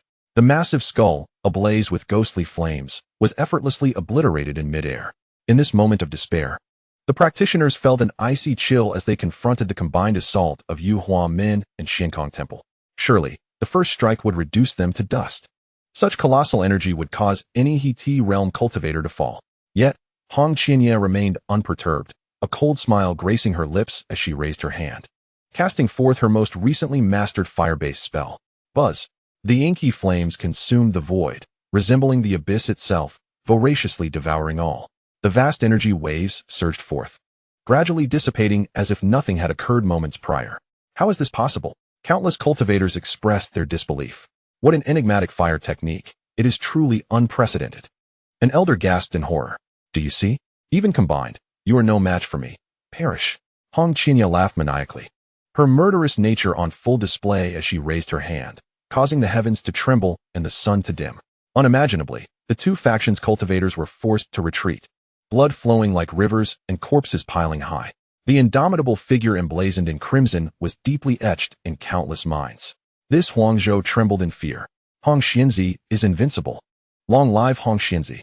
No wonder Master Yi chose such a disciple. Her power is truly terrifying." With this, the Xuanhuan sect has nothing to fear. The disciples and elders of Xuanhuan sect stared in astonishment. All alien beings were left in shock. It was no wonder that Lord Xianshu wished to establish a presence here. The mere strength of this woman is formidable, and most terrifyingly, she is but a disciple of Master Yi. If there were any lingering doubts in their hearts before, they were now utterly dispelled. Each one of them became obedient. "Junior brother Yi, your disciple's talent is too formidable. Our Xuanhuan sect cannot contain such a great being." Su Yonyan exclaimed, drenched in cold sweat, a bitter smile on his face. "Indeed, if it comes to that, whatever she desires, we shall strive to accommodate her. We must not confront her. Preserving our lives is paramount." The master of Zhongjian Peak recalled his previous unintentional offense against her, a shiver of fear coursing through him. Though Hong Qinya had betrayed her sect, a stain on her reputation, she simultaneously repelled external foes, safeguarding the Xuanhuan sect. This balance of merit and demerit left them with little to complain about. Most importantly, even if they were angry, They could not possibly defeat her. What else could they do? At this moment, having witnessed Hong Qianya's prowess, the thoughts of the crowd shifted. Senior Brother Hong is amazing. Go, Senior Brother Hong. Bai Xiaoxi cheered with excitement, her small fists pumping in encouragement. Yi Junlin stroked his chin, reflecting, no wonder this fellow dares to be so arrogant. She slaughters He cultivators as one would slaughter dogs. He sensed that the aura Hong Qianya exuded did not align with the typical He realm nor the Great Ascension stage. Rather, it seemed to hover between the two. Activating his inside eye, Yi Junlin's gaze sharpened as he focused on the powerful figure in the distance. Suddenly, a virtual character panel materialized before him. Upon seeing the cultivation level section displaying half-step Great Ascension, Yi Junlin instantly comprehended. Half-step Great Ascension, no wonder. After all, Hong Qianya's foundational combat strength has always been formidable. And with her realm advantage, it is indeed effortless for her to sweep through the ranks of cultivators. This is quite favorable. If he comes to confront me, wouldn't it be only natural for me to break through? Yi Junlin mused inwardly. Once the leeks are sufficiently grown, are they not to be harvested? Suddenly, a series of vast and terrifying auras erupted, instantaneously cascading from the depths of the heavens onto the battlefield. In a flash, 18 formidable figures stood in the void, their forms cloaked in brilliant and resplendent light, capable of stirring the spiritual energy of the surrounding realm with each breath. From afar, they resembled 18 golden suns spanning the sky, their radiant glow illuminating the mortal world. Chapter 40. Yi Junlin, you shall await your demise here. The cultivators of Xuanhuan looked up, as if clinging to a lifeline, and excitedly shouted, Look, the core elders have come to assist us. The core elders, each holding an esteemed position within the sect, serve as the unyielding pillars of Xuanhuan, revered by countless disciples. Now, in order to subdue Xuantiangong and demonstrate the profound heritage of the Eastern region's foremost immortal sect, these 18 core elders had personally descended. We humbly welcome the esteemed ones. The prominent elders of the sect, usually dignified and influential, now bowed cautiously with hands clasped, their eyes filled with reverence.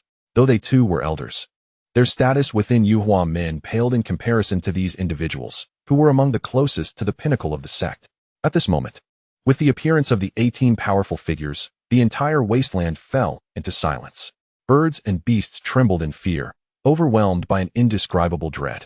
On the ethereal peak, Xuanhuan and others were expressions of astonishment, unable to believe their eyes. Esteemed ones. It is known that those at the Great Ascension realm are referred to as esteemed ones in the outside world, carrying an implication of supreme authority. A Great Ascension cultivator can live for 50,000 years. In other sects, they are truly ancient beings. In comparison, the harmonization realm is like a firefly against the full moon. To think that Xuanhuan would dispatch a full 18 Great Ascension cultivators for this battle. What terrifying depth of resources is this?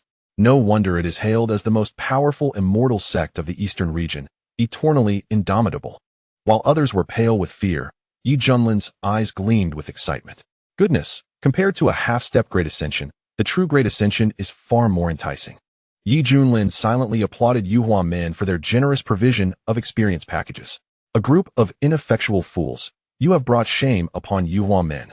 Among them, a short, dwarf-like elder with white hair bellowed angrily. His booming voice resembled thunder, leaving the cultivators below dazed. The esteemed army of the Eastern region's most powerful immortal sect had been thoroughly defeated by a mere girl. If we had not personally come to oversee the battle, would you not have brought ridicule upon yourselves from the world? The speaker was a silver-haired matron clad in a golden robe, wielding a serpent-headed staff. She glared coldly at Hong Qianya, her heart swelling with jealousy upon seeing the latter's flawless beauty. How infuriating! She is even more beautiful than I was in my youth. Hong Qianya's gaze turned icy. Who are you, you old scallion? Dare you show such disrespect to me? What did you say? The silver-haired matron's voice rose sharply, her eyes wide with fury. This was an affront to her dignity. Gold Serpent Elder, you need not concern yourself with a dying person, remarked a tall, imposing middle-aged man, emanating a strong aura. These three were the most esteemed among the core elders, possessing the strongest cultivation and power. With your strength, do you think you can kill me? What a grand joke. Hong Qianya scoffed. Years ago, he fought his way through a legion of celestial beings. Such trivial matters now hardly warrant his attention. Humph. That Yi Junlin has quite the arrogance, sending his disciple to confront us. Does he think so little of Xuanhuan? A core elder remarked coldly. Then let us first slay his female disciple. I wish to see whether he will feel the pain of loss from his hiding place. Another elder suggested meaningfully. Begone. I have no connection with him. Hong Qianya's face turned as cold as eternal ice as she spoke sternly. Haha, what a deep bond between master and disciple. Someone, capture her for me. I shall ruin her beauty and sever her tongue. The gold serpent elder revealed a sinister smile. I shall go. A core elder sought to demonstrate his prowess, channeling his surging magic power and raising his hand to cast a spell. Boom. It was as if a millstone turned in the void. A vast hand of blue light emerged, its palms stretching thousands of meters wide, carrying a heavy sense of oppression as it descended upon the target. The attacker was a cultivator at the early stage of Great Ascension, aiming to subdue Hong Qianya in one fell swoop. Swish! Hong Qianya smirked, flicking her sleeve toward the sky. Countless purple flames erupted, containing formidable power, shattering the giant hand descending from above. Clatter! The stars rained down. Huh! The core elder was momentarily stunned, his gaze shifting toward Hong Qianya. How could it be dispelled so easily? Is her cultivation not below that of the harmonization realm? Elder Wu, I shall assist you. Another fellow cultivator joined in, unleashing the golden radiance chaotic fist. Instantly, a torrent of golden fist imprints surged forth like a raging flood. With just you? Hong Qianya gathered her strength and unleashed a palm strike, her fiery palm print blotting out the sun, its heat capable of melting the earth. Boom. Tremendous energy fluctuations erupted between them. The golden fist imprints gradually faded away, shocking all present. The female demon had actually blocked the attack of an esteemed elder? Amidst the battlefield, gasps erupted. Can you feel it? This person is half a step into Great Ascension. The dwarf elder's eyes narrowed. To withstand the attack of a Great Ascension cultivator at half a step into Great Ascension. Who would have thought that such a rare prodigy could emerge from this desolate wasteland? The towering man spoke solemnly. Damn it, this girl cannot be spared. Everyone attack. Kill her, the gold serpent elder shrieked. The other core elders, realizing they could no longer afford to lose face, immediately joined forces to eliminate Hong Qianya. Endless torrents of energy surged forth, shattering the void along their path. The scene was terrifying. I shall see how great your prowess truly is. Hong Qianya stood firm, her crimson robe billowing, as she summoned forth dozens of fire dragons that roared in unison. As both sides clashed, the sun and moon dimmed, and the mountains trembled. Great monument palm, shatter the sky finger, star plucking hand, dragon slaying combat technique, soul destruction seal. Various divine abilities and techniques flowed effortlessly from the core elders, their faces filled with murderous intent, determined to eliminate this formidable foe. Bang! Dozens of fire dragons intertwined and roared, yet one by one. They were extinguished by the core elders. Among them were 9 early-stage Great Ascension cultivators and 6 at the mid-stage. Hong Qianya's gaze grew frosty as she surveyed the encroaching figures, frantically channeling her internal magic power. In an instant, the crimson flames surrounding her morphed into pitch-black fire. The black flames, emitting wisps of dark smoke, appeared extraordinarily sinister. This was the extinguishing demonic flame, imbued with the power to consume. Kill. As they beheld the eerie black flames, the crowd suppressed their discomfort and simultaneously unleashed their lethal moves. Humph.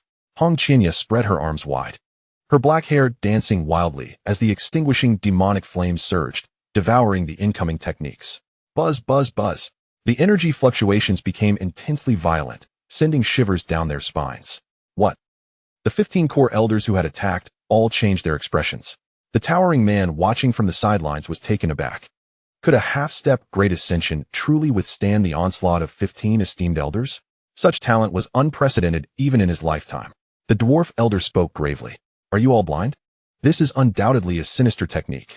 We must eliminate this female demon swiftly, or the consequences will be dire. The revered Jin Shi roared, gripping his serpent-headed staff and inscribing an intricate array of runes, then directing it towards Hong Qianya. With a thunderous boom, a massive serpent-shaped beam of light shattered the void, colliding with the eerie black flames. Attack! The other two could no longer contain themselves, unleashing their respective powers. With the addition of these 3, the pressure increased 1,000-fold. Damn it! Hong Qianya gritted his teeth, beads of sweat forming on his forehead. Although the Jimmy Demon Flames possessed devouring power, at this rate of consumption, his internal mana would soon run dry. When that happens, his combat effectiveness would plummet to the depths. That would be troublesome. How infuriating. It's all Yi Junlin's fault for not handing over the secret treasure earlier. Hong Qianya cursed inwardly. Who would have thought Xuanhuan men would go to such lengths, dispatching 18 mighty beings merely to deal with a small sect in a desolate land? Truly, They are using a sledgehammer to crack a nut. Break for me. The shout reverberated like thunder across the heavens. The burly man was engulfed in blinding white light, gathering it in his fist before unleashing a tremendous explosion. The sound of the sonic boom was deafening, and the force of his punch pierced the sky. Mid-level divine technique. Bation fist. Boom. With the explosion of a massive orb of light, a crimson afterimage was sent flying from the sky, crashing heavily onto the Miao Miao peak. Rumbling. A mushroom cloud of dust rose, and the entire mountain trembled violently. Cough, cough, cough. Hong Qinya, covered in dirt, struggled to rise, blood trickling from the corner of his mouth. Hong Shixiao, Bai Xiaoxi exclaimed with concern. Yi Junlin, holding a plate of Louisiana-style chicken wings, shook his head and sighed. My dear disciple, did you not claim you could repel them? Why are you being beaten like a dog now? I am truly, truly disappointed in you. Upon hearing this, Hong Qinya felt the sting of ridicule in those words. Veins bulged on his forehead, his cheeks flushed with anger as he gritted his teeth. Do you dare to speak condescendingly? At least I can retreat unscathed, while you shall wait here to die. With that, he resolved to use a secret technique to escape. After all, the primary target of Xuanhuan is this fellow. As for these insignificant ants, they can accompany this shameless man to the grave. Chapter 41. Just how much do you conceal? With me here, none of you shall escape. Suddenly, an ancient bronze compass flew into the depths of the sky, enveloped in flowing light, immediately releasing an incomprehensibly profound wave of energy. In an instant, this realm seemed to be ensnared, and a hazy light curtain could be faintly seen forming. The gnome elder sneered, accept your fate, do not waste your efforts. Gazing up at the 18 formidable beings in the sky, despair surged in the hearts of the Xuantiangong disciples. How can we fight this? Alas, it has been a dream. I thought Xuantiangong would rise and embark on a glorious path, yet we cannot escape the fate of annihilation. Su Yunyan sighed heavily, his tone desolate.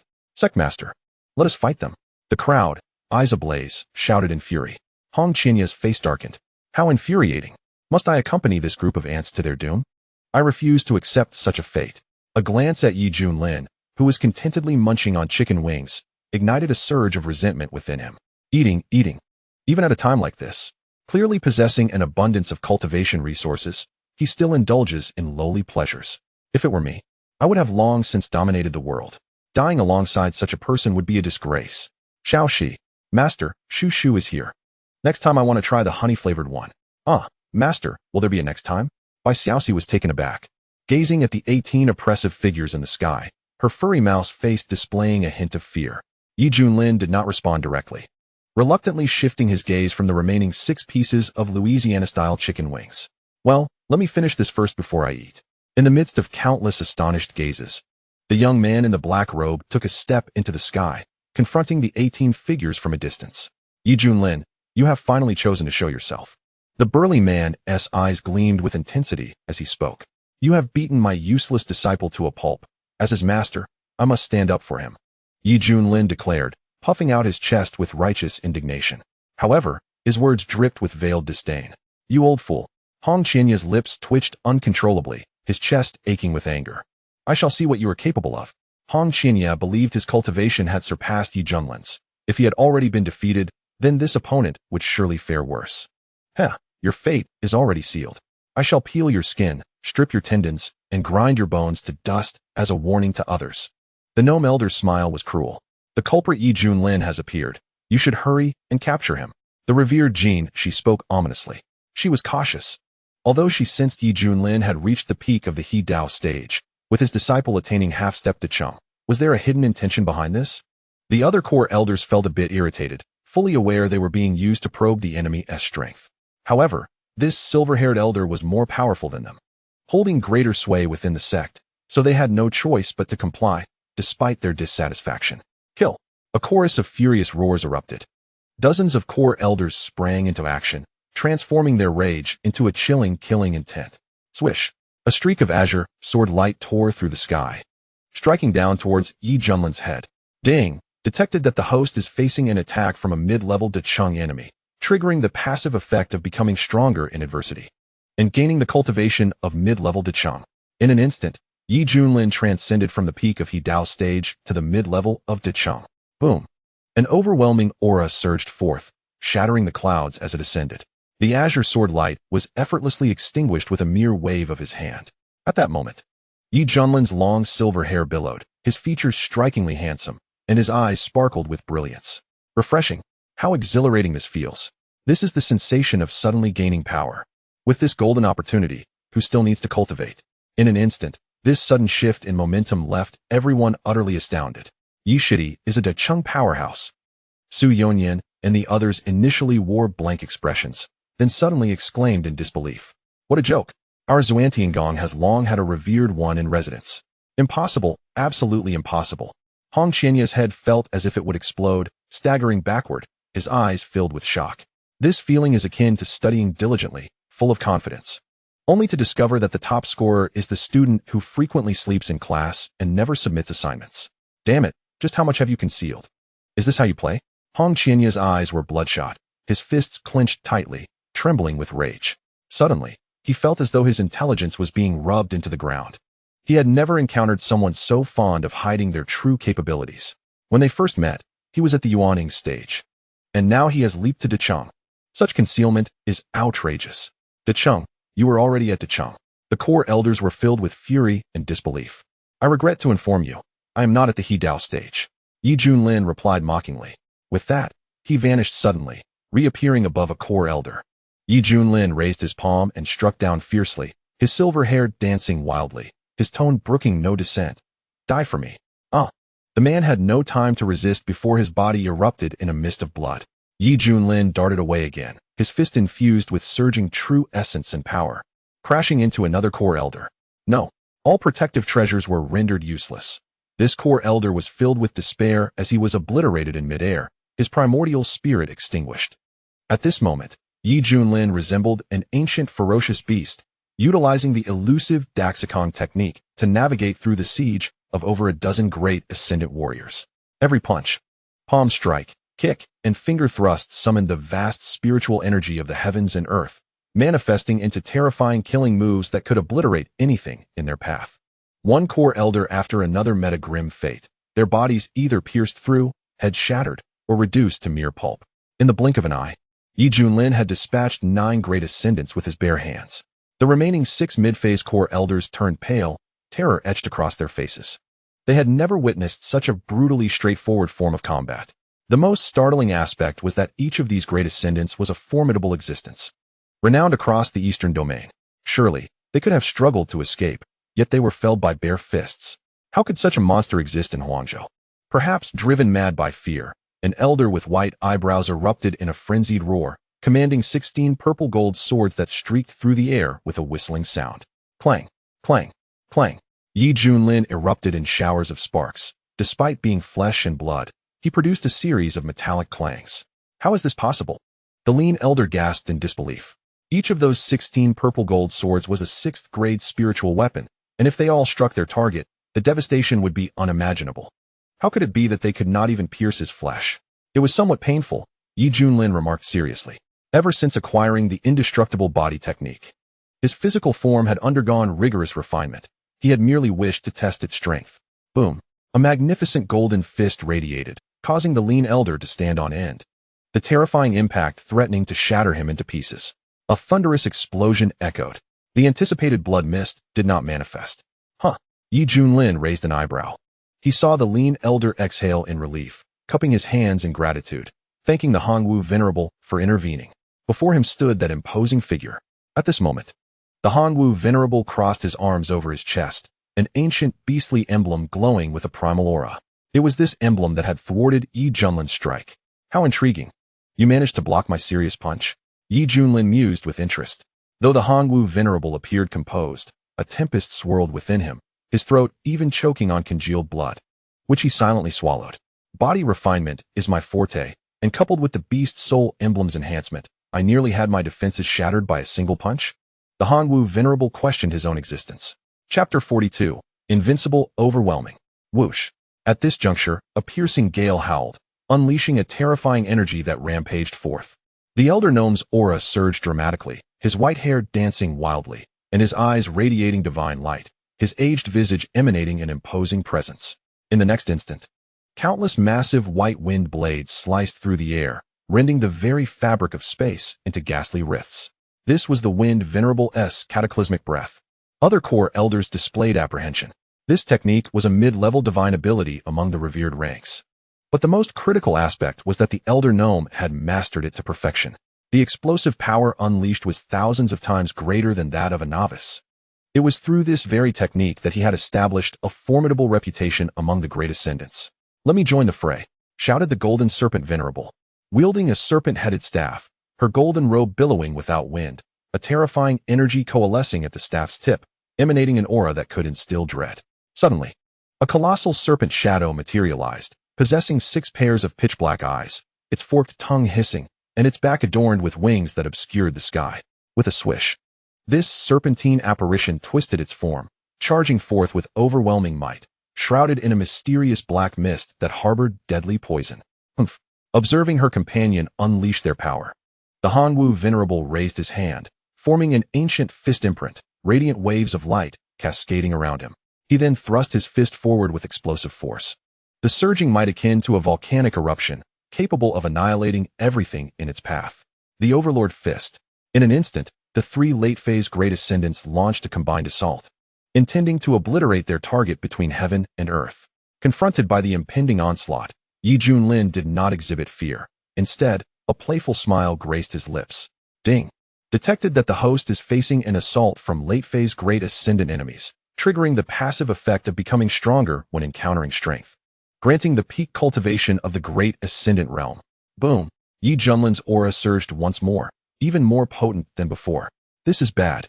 The expressions of the wind venerable and the other 2 shifted dramatically, disbelief flooding their eyes.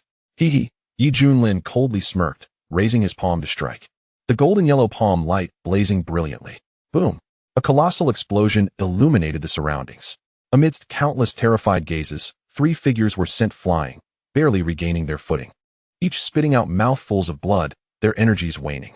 The golden serpent venerable's expression darkened. The sex information had been erroneous. Junlin was at the pinnacle of the great ascendant realm. Damn it, we were deceived.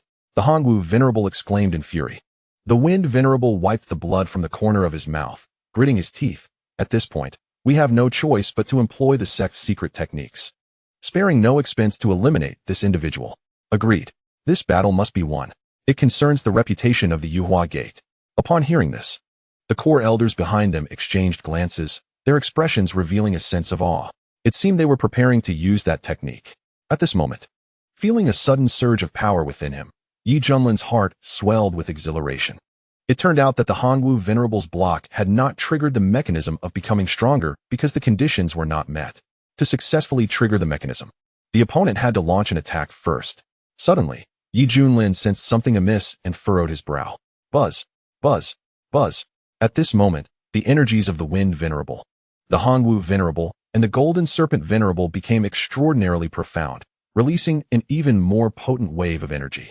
Silver runes began to emerge on their skin, spreading to their necks and faces, ultimately forming an inverted triangle eye on their foreheads. A brilliant silver light enveloped them, exuding an air of sanctity and inviolability. Heavens! What has happened to those 3 venerables?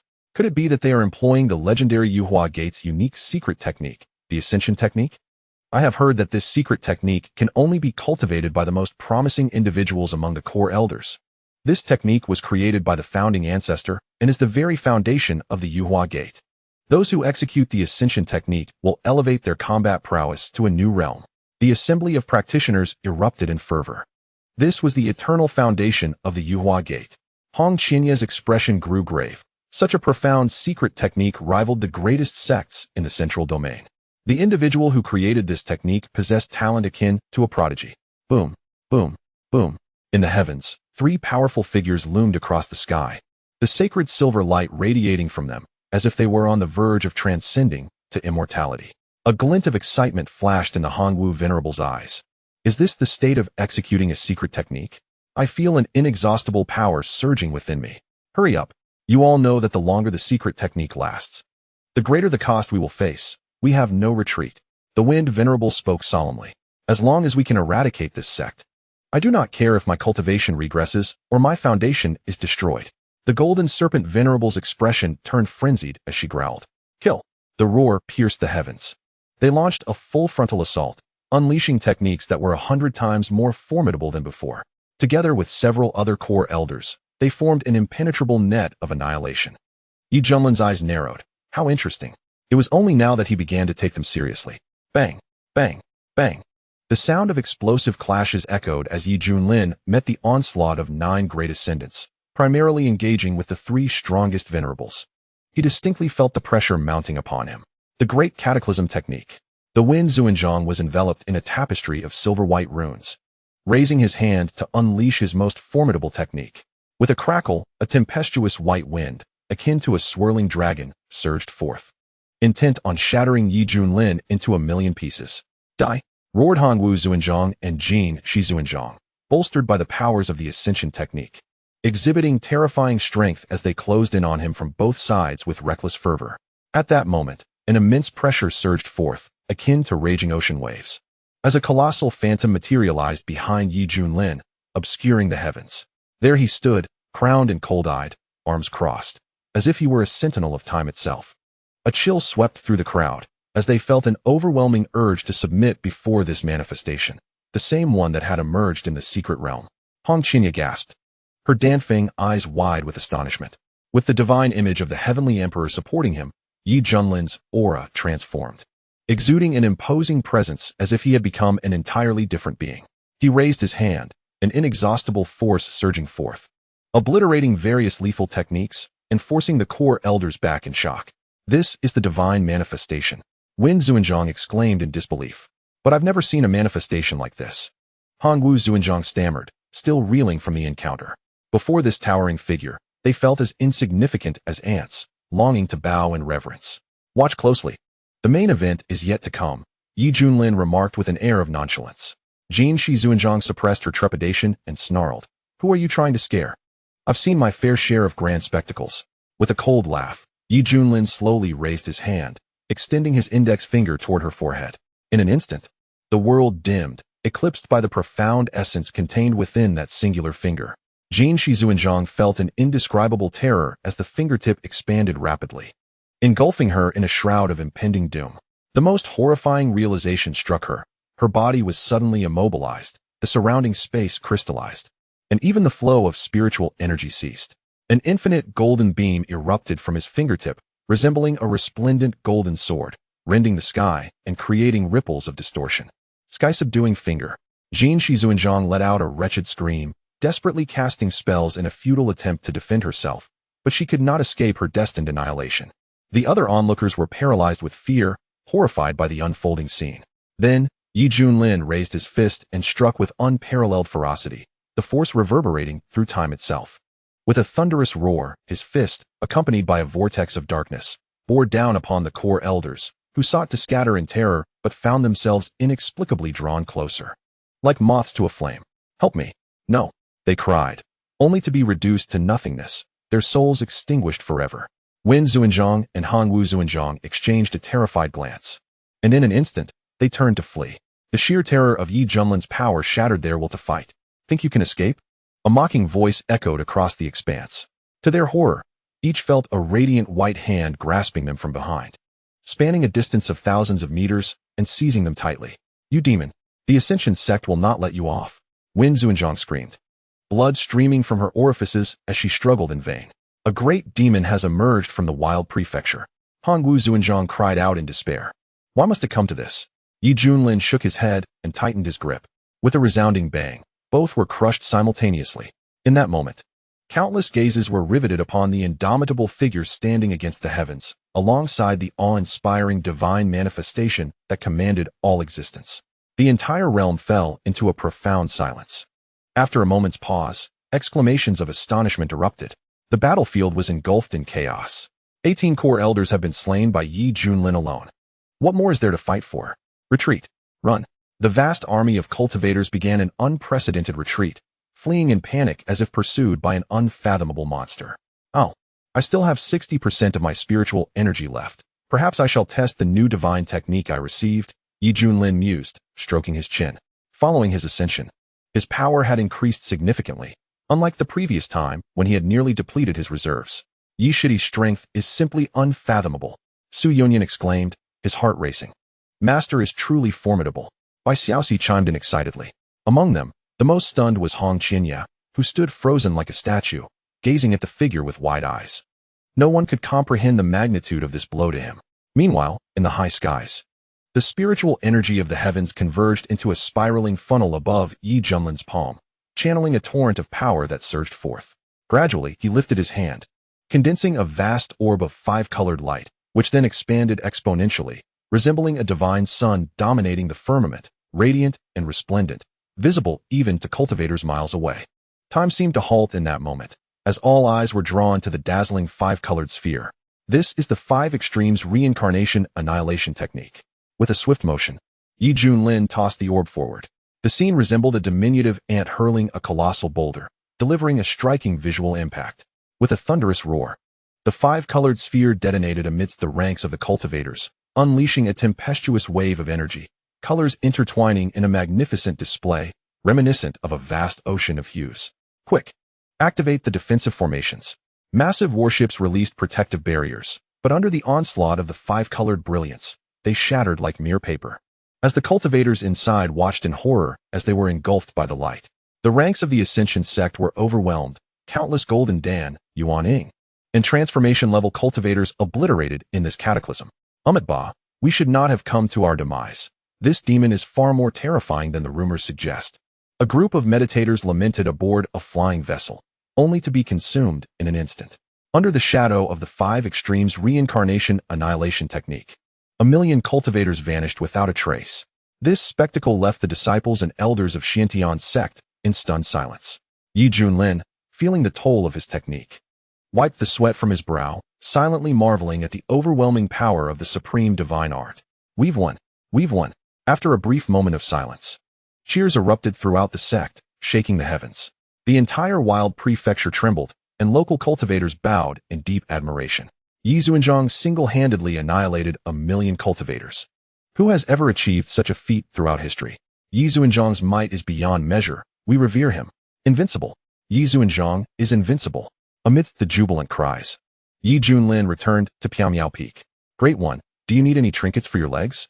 The master of Cangjian Peak rushed over, eyes filled with adoration. Humph. Yi Shidi doesn't need you, you stinky man. The master of Tianxiang Peak pushed him aside disdainfully, then turned to gaze at the silver-haired youth with admiration, softly saying, Yi Shidi, you've worked hard this time. Let me massage your shoulders. Her eyes sparkled with affection, as if she wished to embody Yi Junlin himself. Su Yunyan chuckled wryly. This battle has finally allowed us to witness your true prowess. How much longer would you have kept it hidden from us? Yi Shidi Yi Xuanzhang. Indeed, indeed. The other peak masters chimed in excitedly. Observing this, Yi Junlin coughed lightly and said, let us keep a low profile. Humility is essential. He then plopped back onto his recliner and began to savor some delectable Orlan-style wings.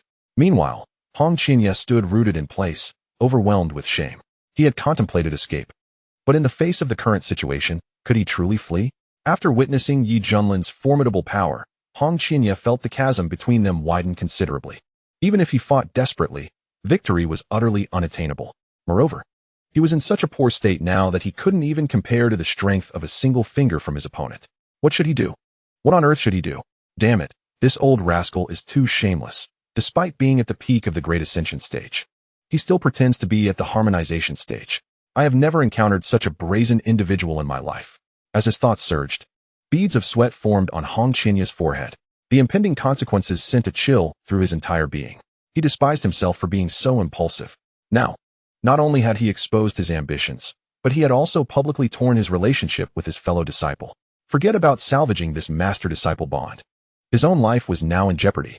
After consuming 6 pieces of Orlan-style chicken wings, Yi Junlin picked up a cup of milk tea and took a sip, revealing a look of satisfaction. Suddenly, he noticed Hong Qinya standing there like a statue and raised an eyebrow, saying, "Oh, so you are still here?" Su Yunyan and the others felt a bit dizzy, evidently having not taken the matter to heart at all. Hong Qinya was stunned, wondering if this meant the incident was over. Yet, the next moment, despair washed over him, and he felt as if he had plunged into an icy abyss.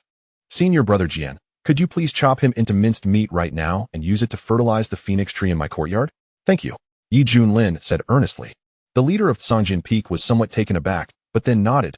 Oh, very well. Following that, he drew his sword, aiming it at Hong Qinya. Thud. Without a moment's hesitation, Hong Qianya knelt on the ground and cried out, "I beg the master to spare my life.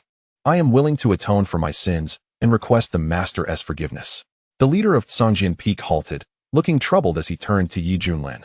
Yi Junlin smirked and said, "Weren't you quite arrogant before? Why the sudden cowardice now?"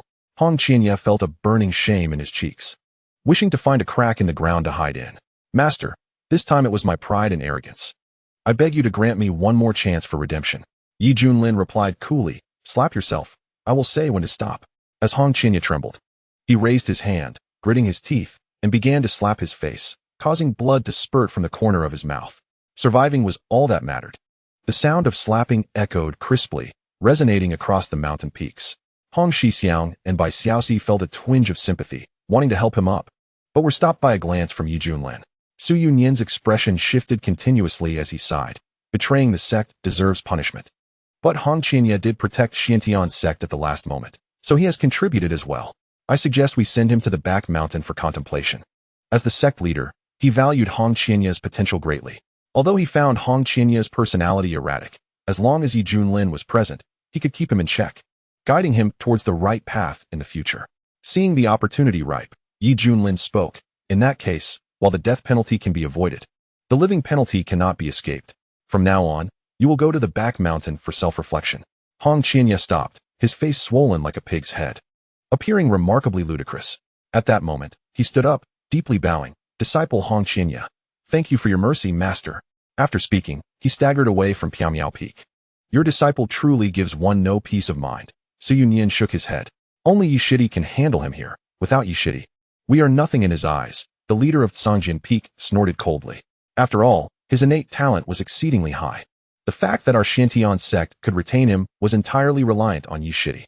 The leader of Tianxiang Peak chuckled softly. Yi Junlin sighed. "It is my fault for lacking discipline, which has allowed him to act so recklessly. Rest assured, I will continue to educate him." He reveled in watching his disciple, who, despite being visibly displeased, had to swallow his anger and force a smile. "Xiaoxi, Shushu is here. Your teacher wants to eat hot pot." "Okay, Shushu will get it started." "Yishidi, is hot pot made with a pot heated by fire? Can this be eaten?" "Haha, since everyone is so curious, why not stay and try it out?" Alright." On the back mountain, a figure clad in red stood silently, gazing at the reflection of his swollen face in the pond. Hong Qianya felt his eyes moisten, his body trembling slightly, overwhelmed with sorrow. He had never imagined that the path to counterattack would be so arduous. "I refuse to believe that you can remain so complacent forever. As long as I diligently cultivate, I will soon reach the great ascension stage, or even surpass it. Yi Junlin, just wait for me." Chapter 44. Sign in, the terrifying mount. Before long, the outcome of the battle in Huangzhou spread like wildfire across the remaining 13 states. What the hell? Yi Junlin of Xiantian sect is actually at the great ascension stage? He even killed the 18 elders sent by Yuhua sect? What? The entire army of 1,000,000 cultivators has been annihilated? This is monstrous. My brother is still inside. Alas, it seems I can only take care of my sister-in-law now. Such a bloodthirsty individual, the old white-haired demon, will surely incur heaven's wrath. He is undoubtedly the #1 executioner of the eastern region. Across various locales in Fuzhou, monks wore sorrowful expressions, reciting scriptures to guide the spirits of the deceased from afar. The originally bustling Xinkong temple fell silent upon receiving the news. Meanwhile, in a certain building of Lingzhou, an incredulous exclamation erupted. "Impossible! That native from Huangzhou is actually this powerful. He must be a reincarnated celestial powerhouse." Shui Tiany's vigorous exercise was abruptly interrupted. In a fit of rage, he listened to his subordinate's report, his expression a mix of shock and horror. The guard bitterly replied, "Young master, it is true." Shui Tiany was genuinely frightened, a chill creeping down his spine. Thankfully, he had refrained from acting that day, otherwise, even his father would not have been able to save him. "Quick, find me more female cultivators. I need to calm my nerves." Why are you still dawdling? Can't you understand human language? Go when I tell you to. Otherwise, I'll bring your mother here to make up the numbers." At these words, the guard's expression turned frantic. Hastily retreating, he certainly did not wish for his mother to be tormented to death by Shui Tiany. Shui Tiany exhaled heavily, angrily throwing himself onto the bed to continue his indulgences. Within the curtains, the wails akin to slaughtering pigs echoed once more. At this moment, upon hearing the news of defeat, the entire Yuhua sect was plunged into tremendous upheaval. Disciples and elders alike felt an overwhelming sense of disbelief. How many years had it been since Yuhua sect suffered defeat in battle? This was the first time, wasn't it?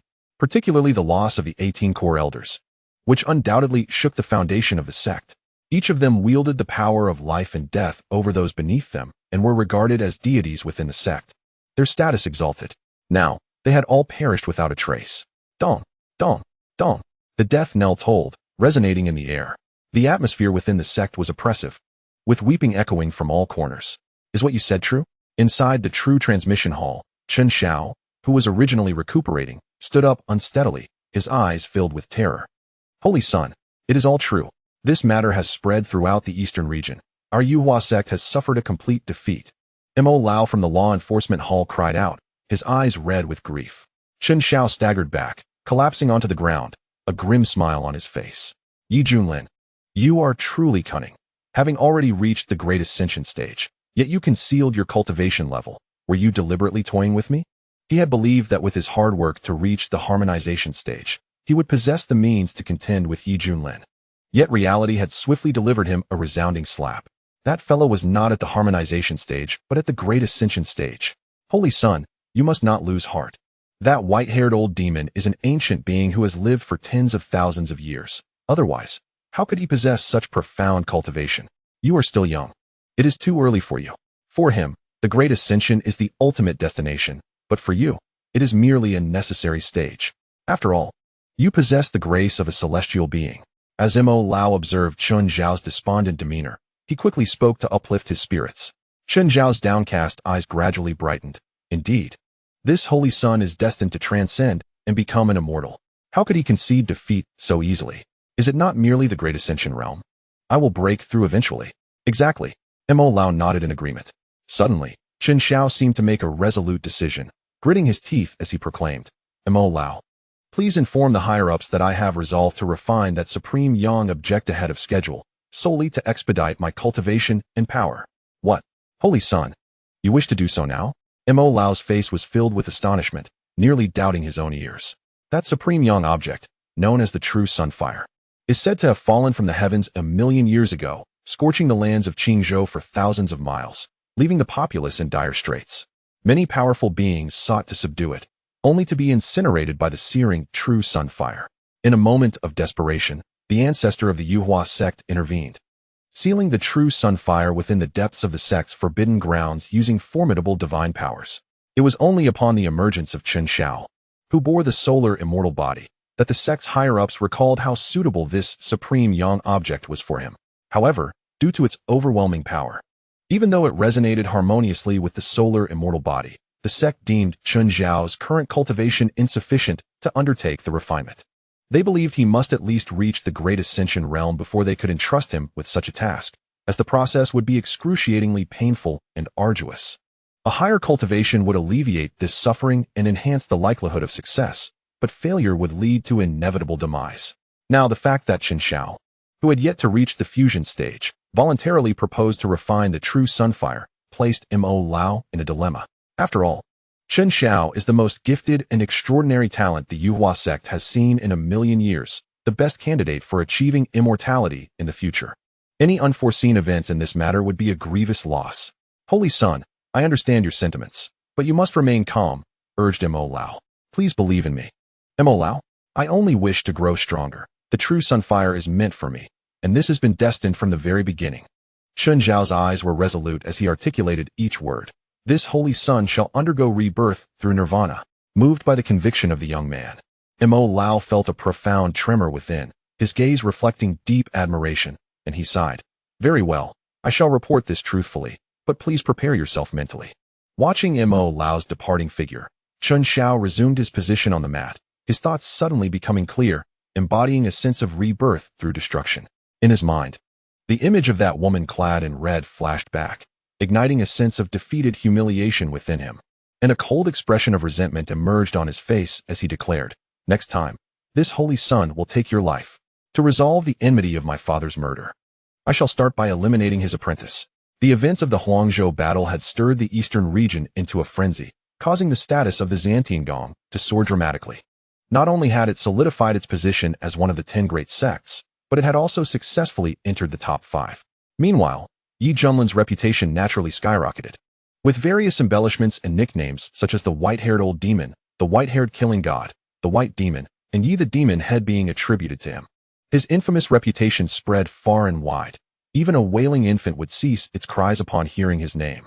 After all, he had slaughtered 1,000,000 cultivators, with countless golden core and nascent soul practitioners perishing at his hands, and there were verified accounts of fusion stage and even 18 great ascension masters falling.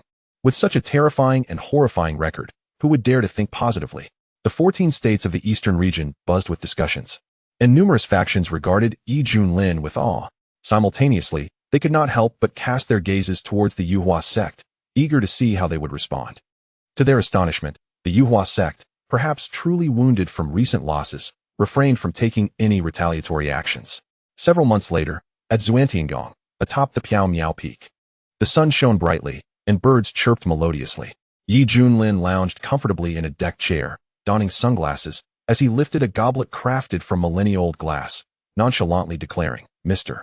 Hong, please bring me a glass of the 1982 law fight." "Certainly, Mr. Yi."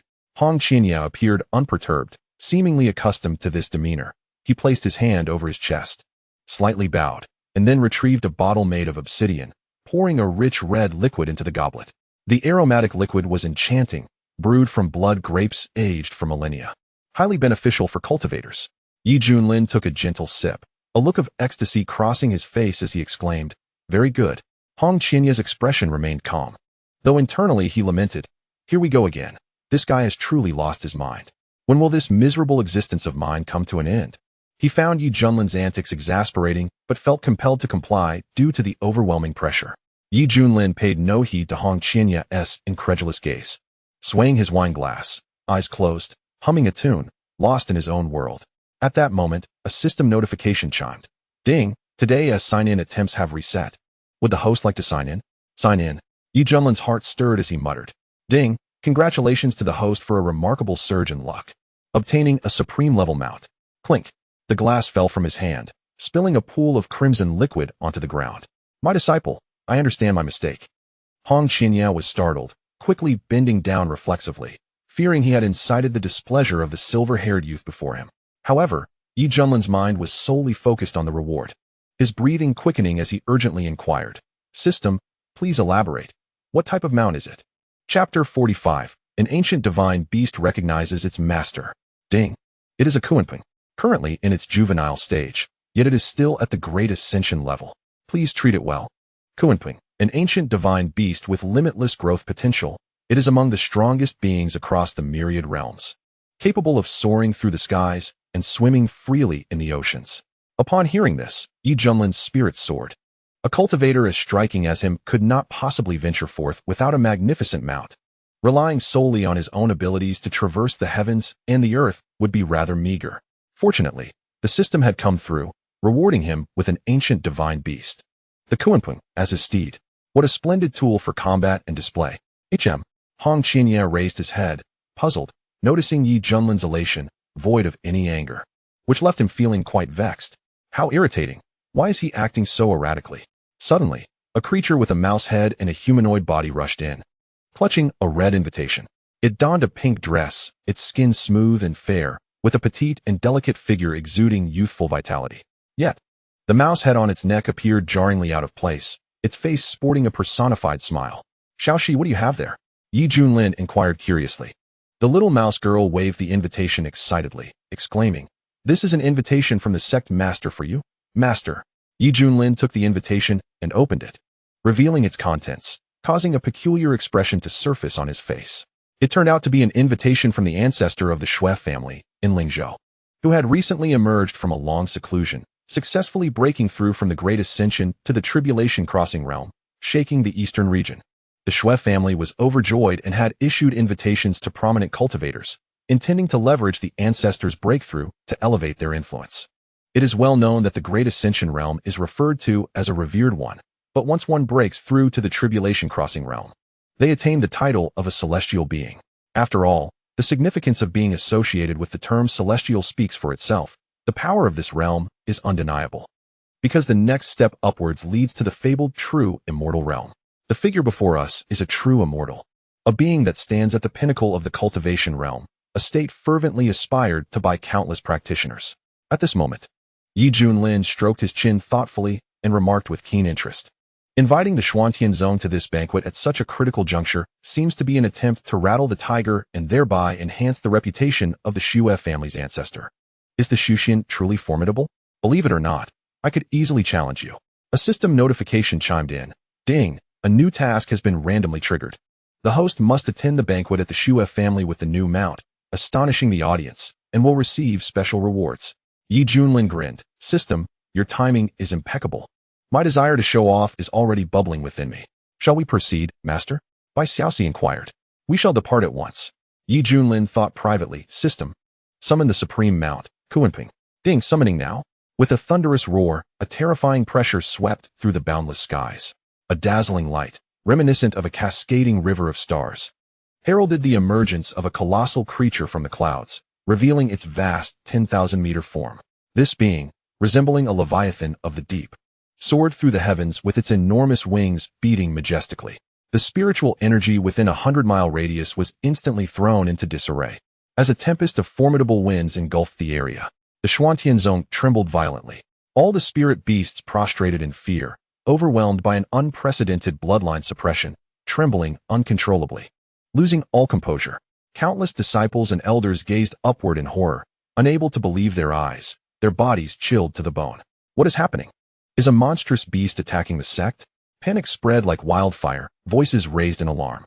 The elders of the Xuanhuan dashed from their peaks, their eyes filled with profound shock at the sight of the gigantic creature. Master, this is indeed a supreme-level monster at the Great Ascension stage. Why has it appeared here? Could it be from the Yuhua sect? We must activate the protective formation of the sect immediately, Su Yuyan urged anxiously. With a resounding boom, the protective formation of the Xuanhuan was activated, beams of radiant light ascending like countless stars suspended in the heavens. The rings of light interwove, forming an enigmatic star map meant to ward off the approaching giant. Recently modified by Yi Junlin, the protective formation had achieved a new breakthrough, capable of withstanding typical assaults from the Great Ascension stage. Yet now, before this terrifying creature, the formation visibly trembled, as if even its oppressive aura was too much to bear. Ah, the monster is here, Bai Xiaoxi shrieked, crouching in fear with her hands on her head. Could it be? Hong Qinya gasped, breathless, recognizing the identity of the colossal being with his discerning eyes. This was one of the most powerful ancient divine beasts, the Kuanping. Yi Junlin's gaze flickered with satisfaction as he nodded. This Kuanping, still in its juvenile phase, exuded such formidable power that even the 18 core elders would likely be torn apart effortlessly by it. If it were to mature further, its strength would be unimaginable. At this moment, Hong Qinya took a step back, clearly intent on fleeing. This is absurd. An ancient divine beast of this caliber suddenly descends upon this sect. If I become entangled in this, I would surely perish. He glanced at the silver-haired youth, musing, do you see? This is your retribution. He had no faith that Yi Junlin could contend with the Kuanping, even if they were both at the Great Ascension stage. The prowess of such an ancient divine beast was undeniably formidable. As anxiety gripped the hearts of many, Yi Junlin soared into the air like a streak of light. Look, the peak master is taking action, a disciple exclaimed with delight. Yishidi, be careful, Su Yuyan cautioned nervously. At this juncture, the only one capable of confronting the beast was this ethereal peak master, the face of the Xuanhuan. To everyone's astonishment, Yi Junlin waved his hand to dismantle the protective formation, standing still as he awaited the approach of the Kuanping. The creature glided through the skies, emanating a kingly aura that oppressed all beneath it. Upon spotting Yi Junlin, it accelerated, carrying a tremendous wave of force with it. As the Kuanping drew closer, many were paralyzed with fear. Is he seeking death? Hong Qinya murmured, aghast. In the next moment, witnessing an unforgettable spectacle, his pupils constricted violently, his eyes quivering in disbelief as he uttered, how can this be possible? Before the astonished gazes of the crowd, the once ferocious Kuanping now approached Yi Junlin with the demeanor of a gentle kitten, nuzzling its head affectionately against him, an incongruity with its colossal size. Good boy. Such a good boy. From now on, you shall accompany me, Yi Junlin said, extending his hand with a smile. The Kuanping wiggled with excitement, emitting a cheerful call. Appearing vivacious and lively, the Xuanhuan fell into a stunned silence. Countless faces were frozen in disbelief, mouths agape. What just happened? Did I see that correctly? The peak master just subdued it? Disciples murmured in awe. Master, It seems that beast is familiar with Yishidi? The peak master of Tsangjian Peak questioned, perplexed. Ah! A shriek pierced the air as they turned to see Kai Shimi clutching her chest in shock, gazing at the gargantuan creature. Everyone. This beast bears a striking resemblance to the ancient divine beast Xuanhuan described in an ancient text I once read. Xuanhuan, an ancient divine beast. The mention of these names sent a shiver through the hearts of the crowd. Kai Shimi's revelation has jogged my memory. However, according to the texts, an adult Xuanhuan is vast enough to swallow planets and traverse the heavens. Yet this Xuanhuan appears markedly different from the legends. Su Yuyan swallowed hard. Perhaps it is still in its juvenile phase. Gasps of astonishment filled the air. Such a rare, ancient divine beast had appeared at the Xuantian zone, and it was submissive to Yishidi. What could this possibly mean? Chapter 46. Journey to Lingzhou. Yi Junlin turned around and smiled. Everyone, do not panic. This is my mount, Xuanhuan. His words incited a tremendous uproar. Goodness! This ancient divine beast has willingly become Yishidi's mount? The peak masters gaped in astonishment. Their hearts filled with envy. Su Yuyan remarked, indeed, Yishidi is favored by the heavens. Perhaps this is destiny. Meanwhile, on the ethereal peak, Hong Qinya, who possessed a higher level of understanding, experienced a profound shock. Once an immortal residing at the center of the Kunlun realm, he had encountered far more secrets than ordinary cultivators. According to what he understood, divine beasts had long since vanished from this world, let alone the descendants of the ancient divine beast Xuanhuan. Yet now, not only had the descendant of the Xuanhuan suddenly appeared, but it also sought to serve Yi Junlin. This struck Hong Qinya as utterly absurd. It was rumored that those with extraordinary luck would encounter unimaginable opportunities, and even divine beasts might come seeking them, only to acknowledge their master. Could it be that this individual is truly such an extraordinary being? Reflecting on the events that had transpired, Hong Qinya felt his breath nearly cease, as waves of tumult surged within him, and his gaze toward Yi Junlin transformed entirely. Possessing a treasure trove reminiscent of ancient relics, achieving the great ascension stage at such a young age, mastering various profound techniques, and now even attracting the descendant of an ancient divine beast, how could one not marvel at such a being? Isn't this the person burdened with great fortune? Why should it be so? How can someone who indulges in laziness and self-despair be favored by the heavens? Meanwhile, I, a diligent practitioner of the demonic path, am subjected to his wanton trampling of my dignity. Just thinking about the grievances I have endured during this time makes Hong Qinya fight back tears, as sorrow surges within him like a raging river. In midair, Yi Junlin gently patted the head of Xuanhuan, expressing his sentiments. From now on, I shall call you Aquan. Upon hearing this affectionate name, Xuanhuan joyfully swayed its body, stirring up a mighty wind that caused the cultivators below to sway unsteadily. Yi Junlin pondered for a moment. Feeling that something was amiss, he raised his hand, forming a seal with his fingers, pointing towards a certain direction. With a rumble, under the influence of his magical powers, a magnificent palace rose from the mountaintop, gently descending onto the back of Xuanhuan amidst countless astonished gazes. Excellent. Now I can recline within. Yi Junlin nodded in satisfaction. The master of Tsangjian Peak was left speechless, gazing at the barren state of his peak, clutching his head and emitting a sound akin to a groundhog's. Ah, that is my home. Uft. Seeing this, other peak masters burst into laughter. The sect leader, Su Yuyan, cleared his throat a few times and solemnly remarked, Junior Brother Jian, I understand your feelings. Although Junior Brother Yi has taken your house, the sect will construct a larger one for you as compensation. The master of Tsangjian Peak rallied himself, scratching his head and chuckling. That is good. Not far away, Yi Junlin called out. My disciples, come up quickly. I am about to depart. All right. I'm coming right away.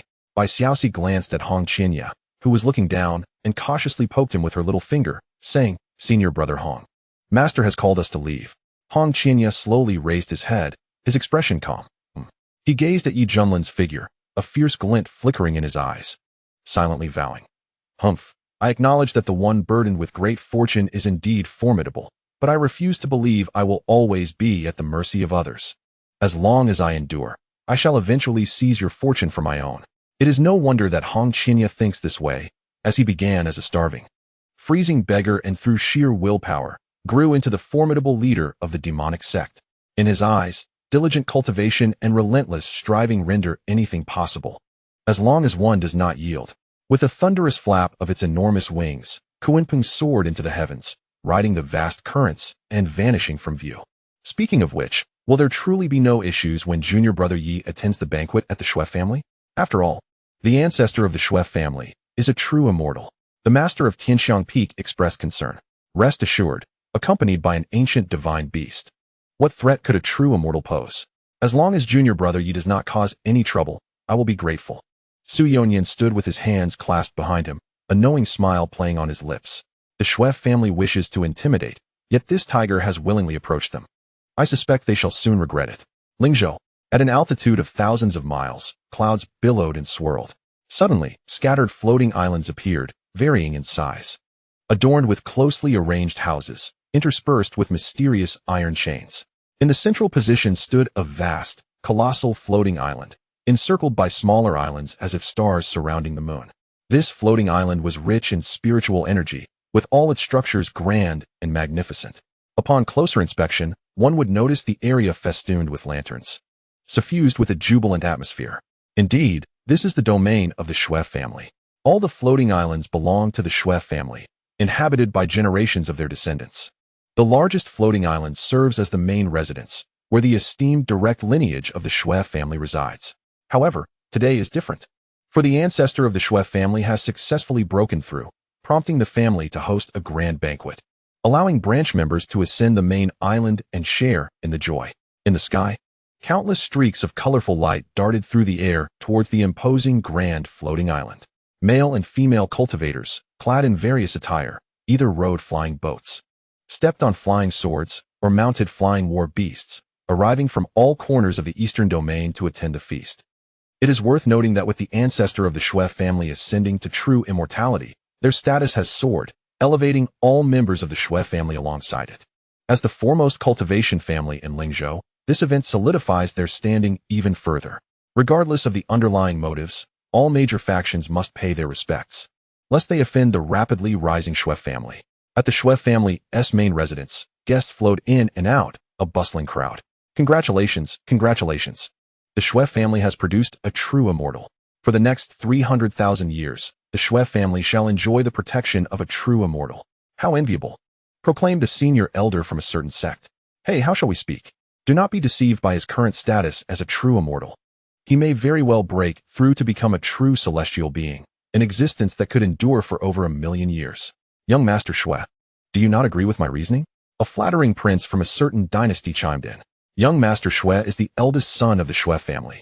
His status is now even higher. He can walk with confidence not only in Lingzhou but throughout the entire eastern domain, exclaimed a renowned sword cultivator, raising his cup with a beaming smile. Indeed, indeed. We look forward to your continued favor. The surrounding guests echoed. Of course, the elegantly dressed young man, with an enigmatic countenance and a smirk on his lips, waved a fan, his steps light and graceful.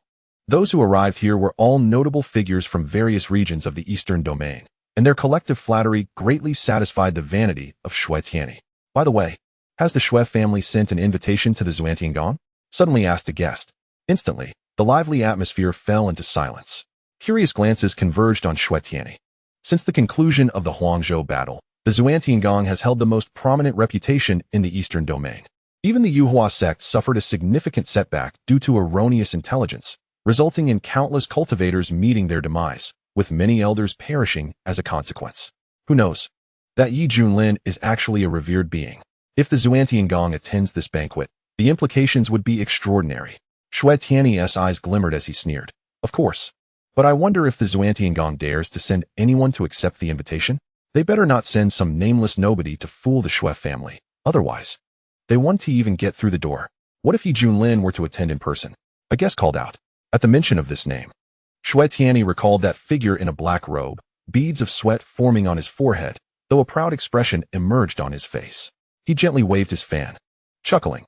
Then let him, this country bumpkin, witness the profound heritage of my Shui family in Lingzhou. Chapter 47. Embarrassment. Young Master Shui is impressive. At these words, the crowd excitedly raised their thumbs in praise. A guest flattered.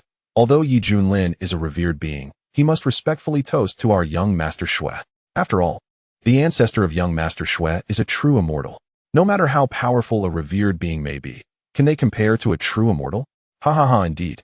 Laughter erupted around them.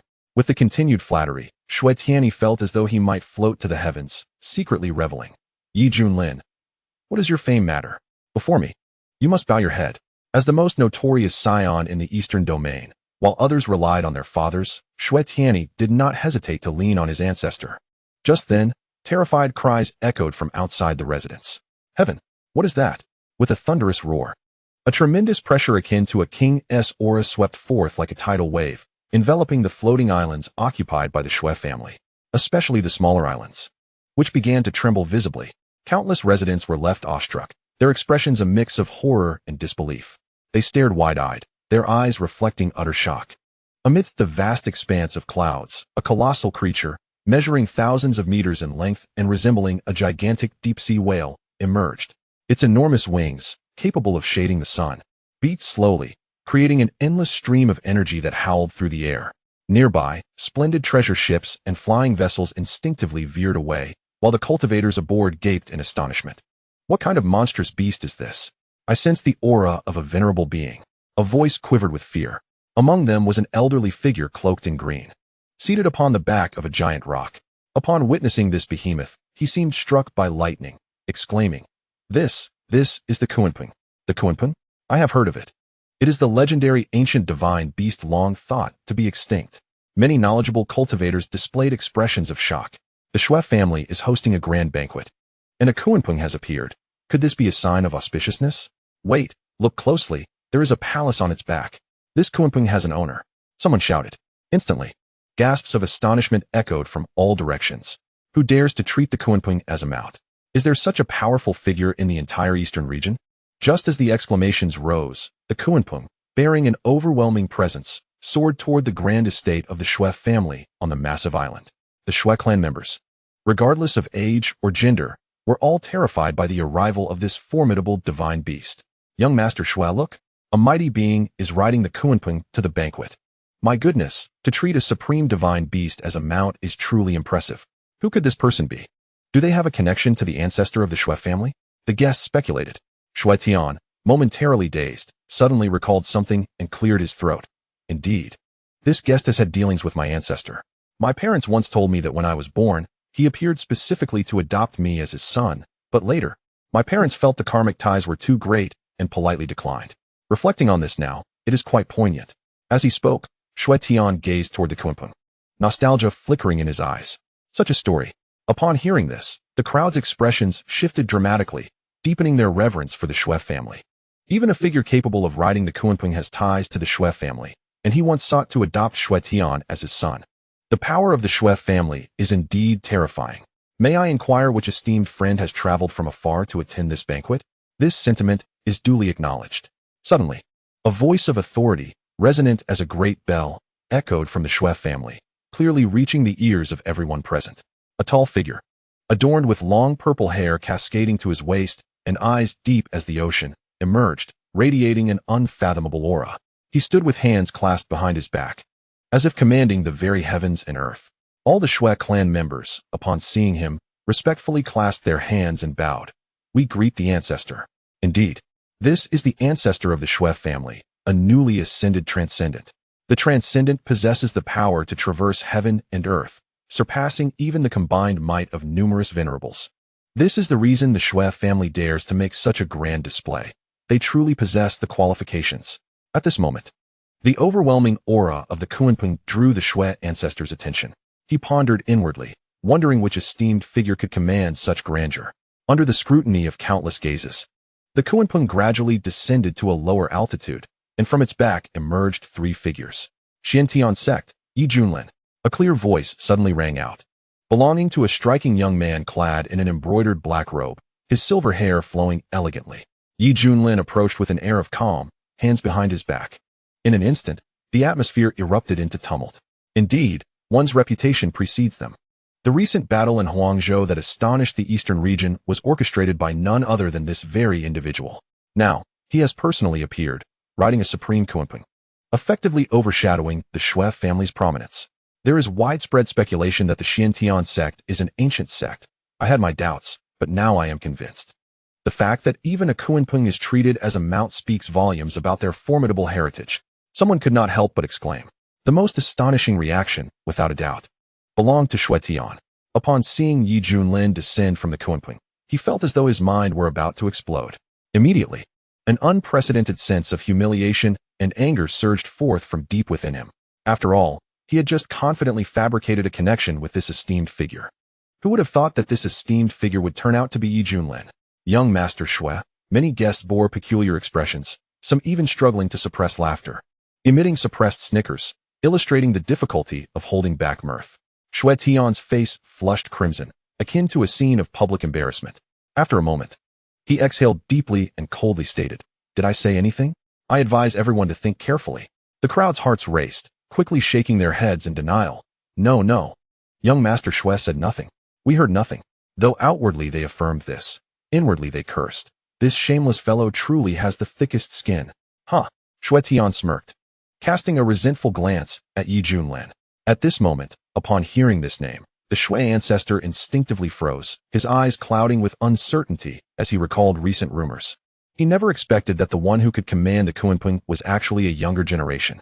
Were it not for the apprehension regarding the Demon Sect and the origins of the Qing, he would have contemplated seizing it. After all, it is a descendant of an ancient divine beast. The bloodline is pure, and its potential is terrifying. However, now that the other party has arrived, he must maintain decorum while subtly probing into this individual's background. It is indeed an honor to have the esteemed Yi present. Your presence truly illuminates the Shui family. The Shui ancestor smiled and clasped his hands in greeting. Logically, as a transcendent, he need not extend such courtesy to a mere venerable.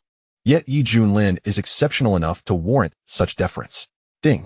Congratulations to the host for completing the task. All divine abilities and techniques will automatically increase their cultivation speed by 50 times. The system's notification chimed. Quite splendid. It seems that having an impressive mount brings great benefits. Yi Junlin mused inwardly. He turned to the Shui ancestor, clasping his hands in polite acknowledgement. I, Yi, on behalf of the Xuanhuan sect, congratulate you on your breakthrough to transcendent. The Shui ancestor nodded, gesturing for him to proceed. Subsequently, Yi Junlin and his companions gracefully entered the Shui family estate. The surrounding guests gazed in awe, whispering among themselves. The monks from Fo Zhou disparaged him as the white-haired demon, yet upon seeing him today, they found him quite handsome. Far from the frightening rumors. Compared to the moniker of white-haired demon, I would say white-haired god of death is more fitting, as far too many have perished at his hands. Look, that lady in red beside him is Yi Junlin's top disciple, known as the Red Fairy in the outside world. How stunning. She is truly a beauty beyond compare.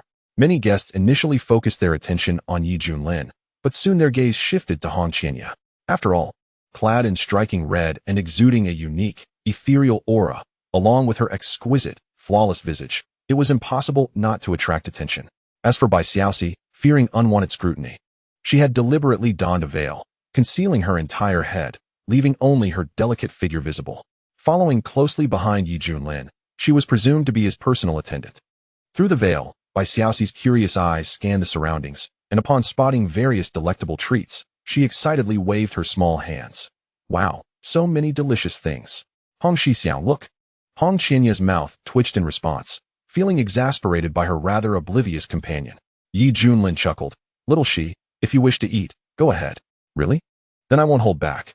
Bai Xiaoxi's eyes sparkled with excitement as she hurried over. At that moment, Shui Tian narrowed his eyes, resolved to take the initiative and regain his lost dignity. With a flick of his fan, he sauntered over with an air of nonchalance, a smile gracing his lips. Oh, Brother Yi, how have you been? Yi Junlin turned to regard him, a peculiar expression crossing his face as he scrutinized Shui Tian from head to toe, inwardly muttering.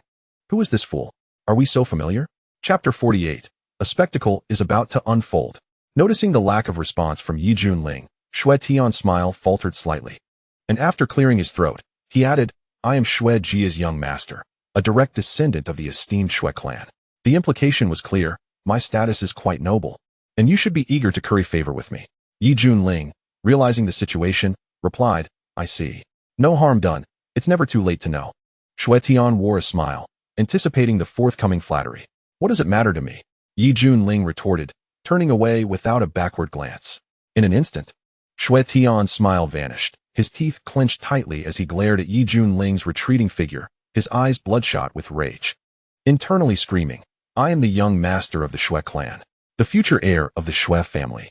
My ancestor is a celestial being. How dare this native treat me with such disrespect? How dare you? The guests witnessing this scene were taken aback. This was utterly disrespectful. After being rebuffed, Xuetian, due to the circumstances, had no choice but to suppress his fury and regain his composure.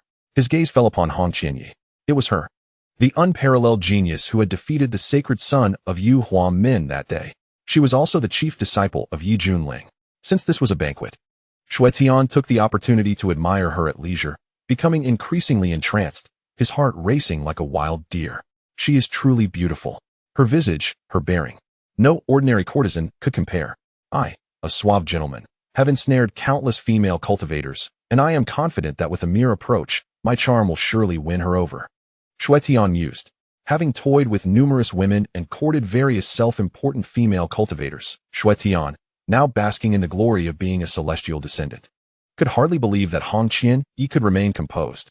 He harbored a wicked desire to snatch away Yi Junling's female disciple, relishing the revenge it would bring.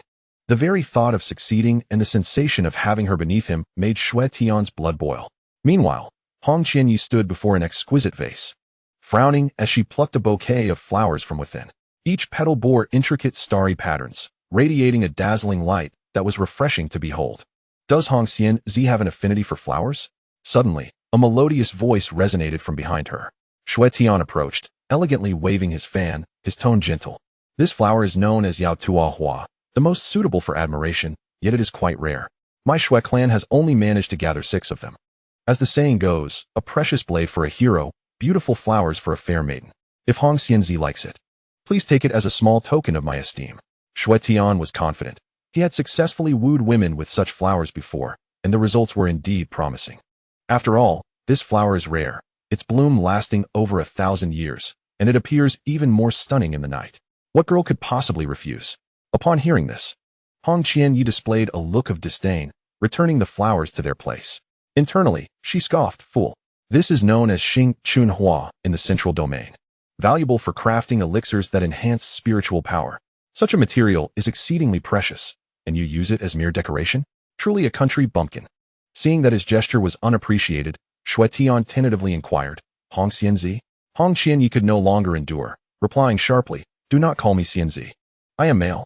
Xuetian was taken aback, quickly plastering a smile on his face. Hong Qianyi, you truly have a sense of humor. You are not only beautiful, but also quite witty. Might you accompany me to the private chamber to exchange insights on cultivation? Upon hearing this, Hong Qianyi's expression turned frigid. Get lost.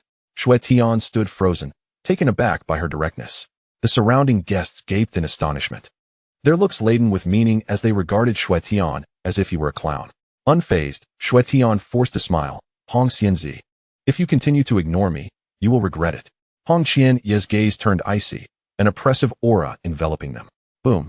Xuetian felt as though his head might explode, his eyes widening in terror, cold sweat cascading down his forehead, his back drenched, and his legs trembling. He envisioned a vague crimson figure standing atop an endless mountain of corpses, surrounded by a cataclysmic inferno, instilling a profound sense of dread. Thud. Xuetian's knees buckled, and he knelt publicly. Oh my. The guests gasped in shock. Young Master Xue has lost his mind, kneeling before Hong Qianyi. Is this the latest form of courtship? Some female cultivators covered their mouths in disbelief. The crowd murmured amongst themselves. Xuetian remained oblivious to their whispers, trembling uncontrollably, still trapped in that terrifying vision. He felt that before that vague crimson figure, even the celestial ancestor of the Xue clan seemed like an ant. Rebellious son, you have brought shame upon the Xue clan. The head of the Xue clan approached with a dark expression, reprimanding him. His booming voice struck Xuetian like thunder. Xuetian snapped back to reality, quaking as he stood, his lips trembling. Father, smack. A resounding slap left half of Xuetian's face swollen and stinging. What a disgrace. The head of the Xue clan scolded, exuding disappointment. He was a formidable figure at the Great Ascension stage. If he had truly exerted force, Xuetian, at the spirit transformation stage, would have been obliterated. Ha. Hong Qianyi crossed her arms, a mocking smile gracing her lips. The head of the Xue clan turned to her, gravely stating, Hong Qianyi, I apologize for my son's poor upbringing. Hong Qianyi's smile vanished as she emphasized, I am male. The head of the Xue clan was momentarily taken aback, then forced a chuckle. Hong Qianyi, you are truly humorous. Hong Qianyi suppressed the urge to explode, decisively turning away. At that moment, she felt an overwhelming urgency to enhance her strength. longing to return to the days in the central domain when she could act without restraint, disregarding moral burdens. How different it was now, feeling so constrained. Observing this, the head of the Shui clan furrowed his brow but chose not to pursue the matter further, recognizing that her master was Junlin, and even his own ancestor must treat him with respect. Casting a disdainful glance at his disappointing son, the head of the Shui clan snorted and departed. Shui Tian's expression darkened as he overheard the whispers around him, a raging fire igniting within his chest, causing his entire body to tremble with fury. How dare you treat me this way? My ancestor is a celestial being, and I am of noble blood. What right do you, a mere teacher and disciple, have to disrespect me? Shui Tian's heart seethed with resentment towards Yi Junlin and Hong Qianyi. Subsequently, filled with pent-up anger, he strode to another table. Seizing a wine jug, and under the astonished gazes of the crowd, tilted it back to drink. The wine served to cultivators was certainly not ordinary. A single drop could obliterate a mortal's body, resulting in instant death. Young Master Shui. Guests began to speak, but their insightful companions quickly intervened. Shu. Young Master Shui is merely drowning his sorrows. Let us not provoke him at this juncture. At that moment, a commotion erupted from another side. The crowd turned in astonishment, exclaiming, "What in the world is that?" A diminutive figure in a pink Xuanhuan, with delicate, snow-white skin, was seen clutching a massive gourd, fervently pouring wine into her mouth. As her veil fell to the ground, revealing a fluffy mouse head, the sight was utterly bizarre. Though her figure was that of a fragile little girl, the mouse head on her neck created a jarring contrast, leaving onlookers bewildered. After finishing her drink, Bai Xiao she lay on the ground, clutching a large gourd. Her mouse-like face slightly flushed, intoxicated, and burped, exclaiming, "Delicious." Not far away, Yi Junlin let out a bitter smile and quietly communicated, "Xuanhuan, quickly check on your junior sister Bai." "Yes, master," Hong Qianyi responded. With a stern expression, he approached, thinking to himself that this troublesome mouse was quite a nuisance. At that moment, Hong Qianyi seemed to sense something and glanced toward the source. There stood a middle-aged man wearing a bamboo hat and sporting a scruffy beard, quietly observing Shui Tianyi, who was indulging in strong liquor. The man's bloodshot eyes were filled with an extreme, suppressed killing intent. After finishing his drink, Shui Tianyi felt unsatisfied and called for a few attendants to head outside the hall. The bamboo hat man also concealed his presence and followed silently. Hong Qianyi narrowed his eyes, perceiving the man as a ferocious beast on the verge of an outburst, ready to devour its prey. It seemed a spectacle was about to unfold. Chapter 49, The Mysterious Assassin. With quaint bridges and flowing waters, pavilions and towers, Shui Tianyi's anger flared fiercely at the embarrassment he suffered during the banquet, feeling a burning need to vent his frustrations. Fueled by liquor, he bellowed at his subordinates, "Bring me some women. I need them now." Sensing his volatile emotions, the attendants understood that more women would soon meet a tragic fate and hurriedly bowed their heads, replying, "Yes." Stumbling slightly due to his intoxication, Shui Tianyi rejected the assistance of one attendant with a harsh shove, cursing, "Get lost. All of you, get away from me." The attendant, frightened by the capricious young master, hastily retreated. As Shui Tianyi walked alone along the shaded path, feeling a slight relief from the gentle breeze, a sudden killing intent locked onto him. In an instant, a terrifying dark blade of energy shattered the air, aiming to cleave Shui Tianyi in two from head to toe. The assailant struck with precision and speed, the blade almost reaching its target in a heartbeat. Just then, a violet glow erupted from Shui Tianyi, forcefully blocking the dark blade, and even reflecting a powerful force back toward the attacker. A muffled groan escaped the assailant's lips as he spat out a mouthful of blood, staggering back several paces, his eyes filled with extreme reluctance. "Who?" The sudden attack jolted Shui Tianyi's muddled mind into clarity. He turned sharply to see the middle-aged man in the bamboo hat, his gaze as sharp as a hawk's, glaring at him with unrestrained hatred. At that moment, the bamboo hat man felt a tumultuous wave of emotions. He had not anticipated that Shui Tianyi possessed a certain treasure that could save his life at a critical moment. As a cultivator at the initial stage of the He realm, it should have been effortless to crush an opponent at the Huanshan level. Yet instead of killing the target, he had sustained serious injuries. How audacious of you, to dare attack this young master of the Shui family. Shui Tianyi was both alarmed and enraged. This was his family's territory, with a Xuxian-level ancestor overseeing it. Who would have thought that a madman would dare to attempt an assassination here? Was he not valuing his life? Meanwhile, the commotion attracted the attention of the guards of the Shui family. From all directions, numerous senses converged, powerful auras approaching rapidly. Who dares to cause trouble? Shouted several voices in anger. Upon seeing the guard team arriving, Xuanhuan sneered, ready to say something more, but suddenly felt a chill run down his spine.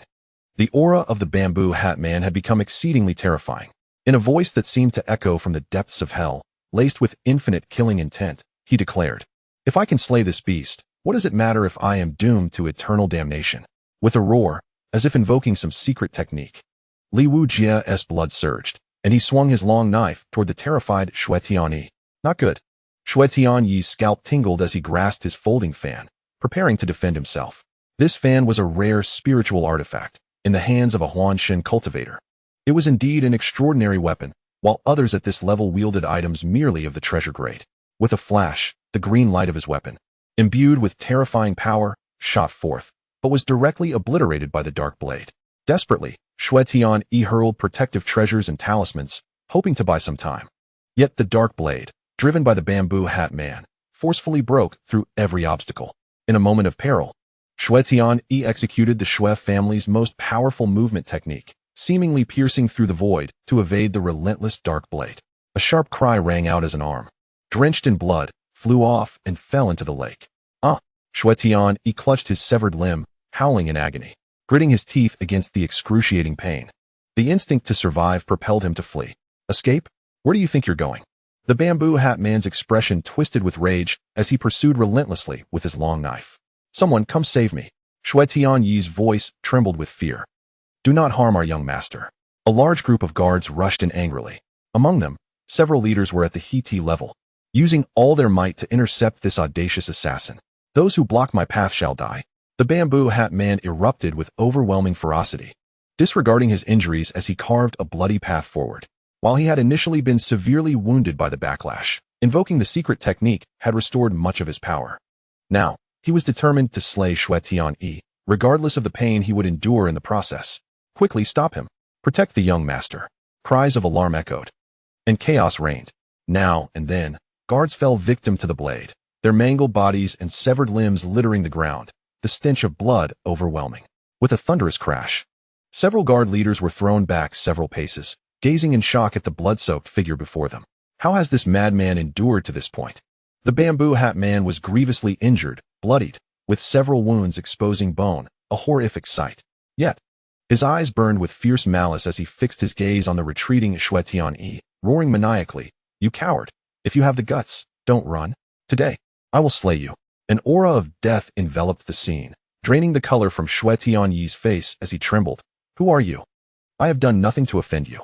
Why pursue me to the ends of the earth? You have sown your own misdeeds, and you will never escape the consequences. I swear I will slay you." Fortunately, the heavens have opened my eyes and granted me this opportunity. The bamboo hat man replied coldly, dragging his grievously wounded body. He resembled a monstrous spirit, intent on dragging this wayward scion of privilege into the depths of hell.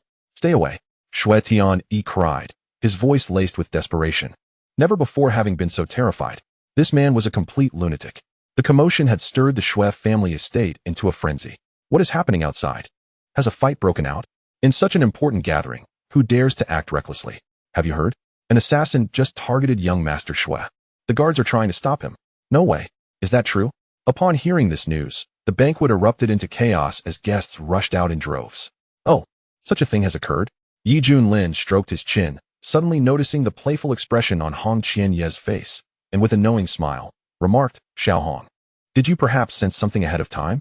Startled, Hong Qianye quickly lowered his head and clasped his hands, saying, "Master, it was merely a guess." Junlin chuckled, seeing through her, but saying nothing. After all, this was someone else's banquet. He had initially expected nothing more than simple feasting and boasting. But now that a spectacle had arisen, he was naturally inclined to join in the excitement. "Bring your junior sister by along. Let us go and witness this spectacle." Junlin said casually. "Yes." Hong Qianye extended her hand, closely followed by Xiaoxi. Shushu still yearned for another drink, his countenance intoxicated, mumbling nonsensical words. At that moment, news of an assassination attempt on the young master spread like wildfire within the Xue family estate. A thunderous roar erupted. An overwhelming and terrifying force surged into the sky, and the previously clear sky was instantly shrouded in darkness. "Who dares to create chaos in my Xue family?" The elder of the Xue family flickered into the air above the estate, his eyes flashing with cold light, and with a wave of his hand. An invisible force spread forth. This is bad. The man in the conical hat's expression changed drastically. Even as he struggled desperately, he was forced further away from his target. Ultimately, he was pinned to the ground, spitting a mouthful of fresh blood, his spirit utterly diminished, gritting his teeth and muttering, "Xu Xian, young master, are you all right?" The guards hastily surrounded the shaken Xue Tianyi, one of whom was a leader among the Harmonization Realm guards, who approached anxiously and inquired. Slap. Xue Tianyi delivered a resounding slap to him, causing the guard leader to see stars, cursing furiously. "Damn you. Did you not see that I nearly died? I even lost an arm. Blind, you dog of a servant." The man lowered his head, not daring to retaliate. "And you all are worthless. I will settle accounts with you later." Upon hearing this, the guards wore bitter expressions, secretly lamenting. "Tiana, how are you?" The head of the Xue family darted forward, urgently inquiring with concern. Xue Tianyi's voice trembled as he replied, "Father, I am fine, but I have lost my hand." The head of the Xue family gazed at his son's bloodied, severed arm, heart aching.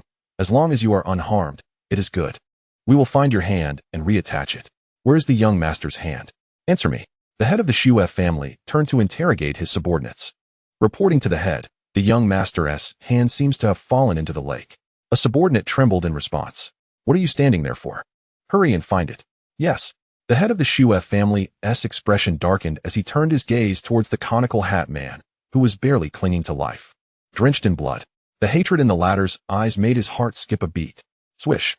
The elder of the Xue family approached with his hands clasped behind his back, coldly stating, "If it weren't for my intervention, your useless son would have been dead by now." "Greetings, elder."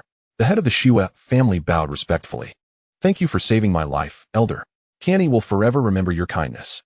Xue Tianyi exclaimed excitedly. "Enough, we are all family." The elder of the Xue family waved his hand, his icy gaze fixed on the man in the conical hat, his voice exuding an unassailable authority. "Speak, who sent you? How dare you create chaos at my banquet, treating me with such disdain?" He had broken through to Xu Xian, proclaiming his prowess to the world. Yet someone had the audacity to openly attempt to assassinate his direct descendant? This was a blatant provocation, regardless of which faction was behind this. He would undoubtedly retaliate with overwhelming force. "Who sent you?" The man in the conical hat laughed maniacally, his face expressing derangement. His laughter laced with scorn and a tinge of sorrow. "This scoundrel has committed many heinous acts, and justice will not tolerate him. Unfortunately, you intervened. Otherwise, I would have surely slain him." The man in the conical hat shouted. Judging by the situation, it was evidently a personal vendetta.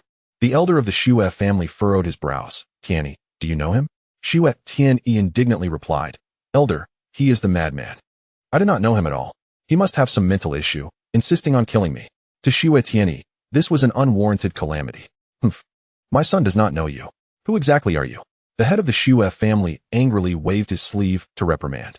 The man in the conical hat spat out a mouthful of blood-stained saliva, fiercely declaring, "Listen well. My name is Li Wujie." "What? You are Li Wujie?" A gasp arose from the crowd of onlookers. A guest murmured, He is the blade demon Li Wujie." The blade demon Li Wujie was quite notorious across several states in the Eastern Domain, renowned for his swift and precise swordsmanship, acting without any semblance of decorum. Anyone he found displeasing would be met with death, regardless of their background or status. He had once roamed Yunzhou like a madman, seeking out strong opponents to hone his blade techniques, often leaving those he encountered in a state of utter disgrace. For a lengthy period, many cultivators in Yunzhou lived in terror, fearing his attention. Thus, he earned the title of Blade Demon.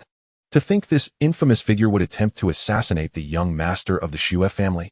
If this were to spread, it would undoubtedly be explosive news. Damn it. How could our Xue family's invitation end up in the hands of such a demonic cultivator?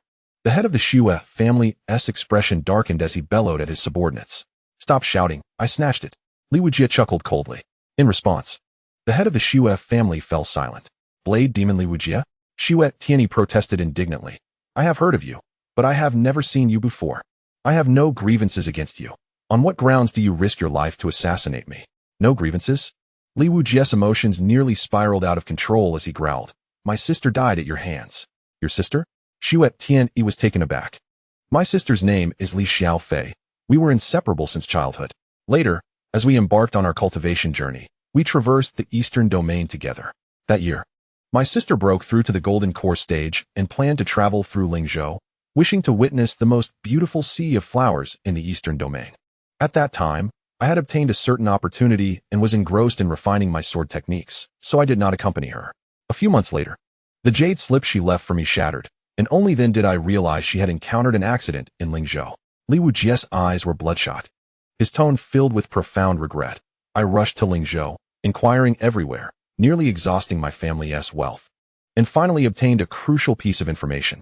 My sister had an altercation with you at the Zui Xianluo Inn on Yangqing, and was subsequently captured by your Xue family guards, never to be seen again.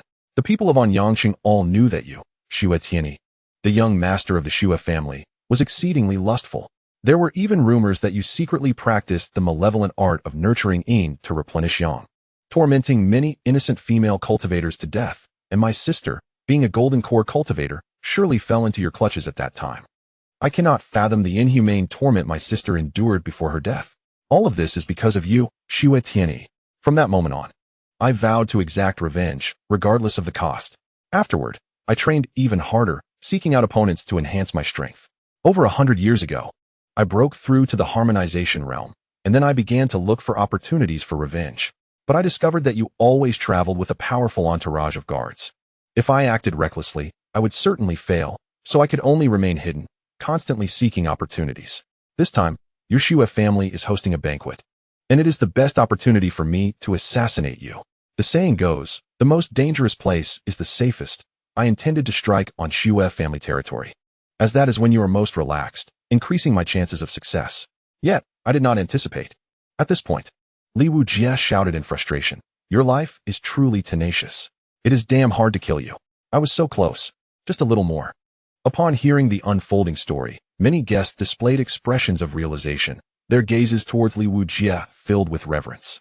They all knew that the young master of the Xue family was notorious, labeled as the first debauchee of Lingzhou, with long-standing rumors of his indulgence in immoral acts. Yet, due to his formidable background, he roamed freely in Lingzhou, and no one dared to provoke him. Although Li Wujie was a figure that instilled fear, his reputation was still far superior to that of Xue Tianyi. Unfortunately, this renowned blade demon was about to meet his demise within the Xue family estate today. As for Zui Xianluo and Li Xiaofei, Xue Tianyi calmed himself, furrowing his brows in recollection. Then, he looked at the battered Li Wujie, a playful smile tugging at the corners of his mouth. "So it is, I finally recall. That little firecracker is your sister. He has harmed countless female cultivators. And as time passes, the general course of events tends to fade from memory. However, certain remarkable female cultivators remain etched in one's mind, worthy of reminiscence even after many years. One such individual is Li Wujie's sister.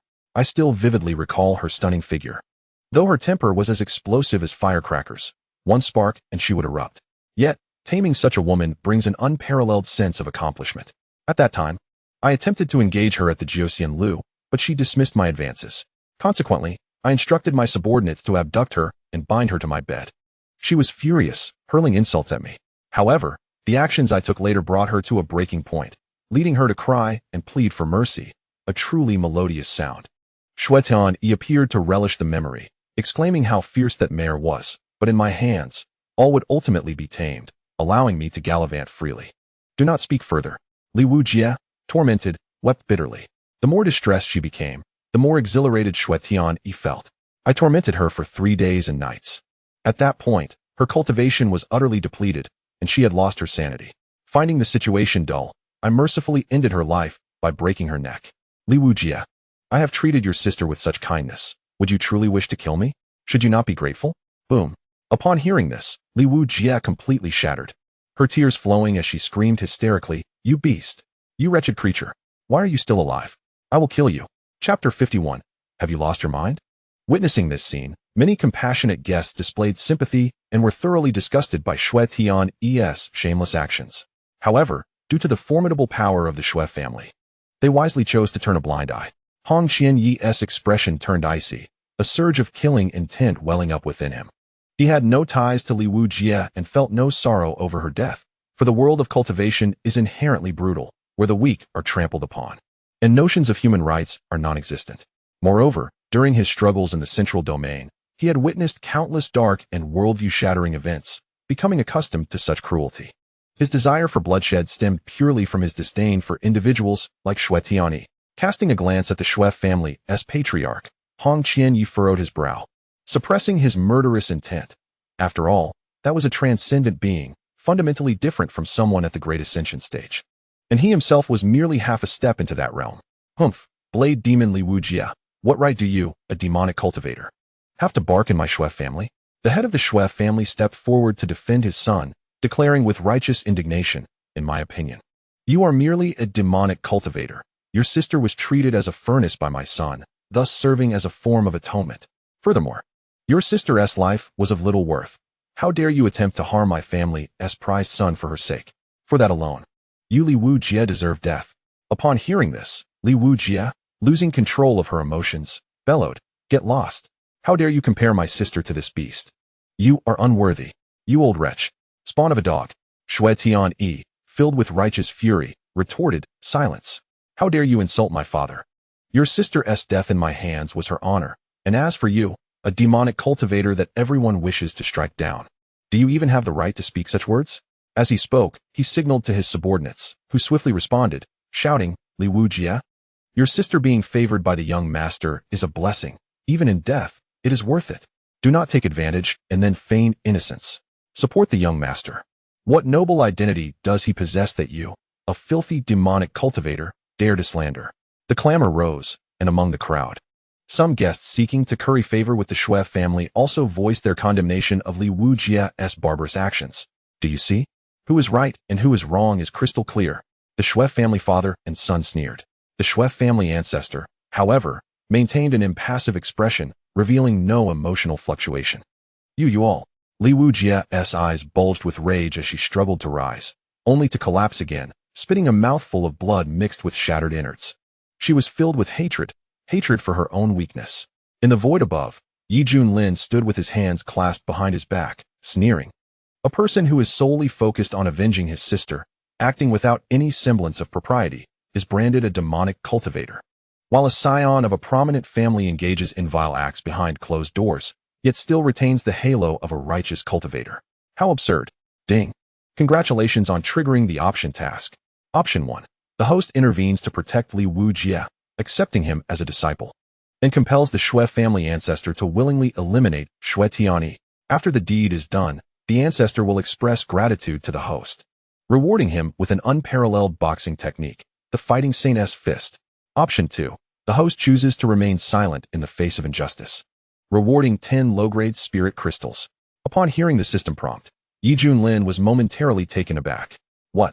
He was astonished not only by the triggering of the option task, but also by its content. Remaining silent would yield 10 low-grade spirit crystals? That was a substantial sum. It was practically a fortune. This trivial amount, however, was not worth his attention. Thus, only the first option remained viable: to step forward and protect Li Wujia.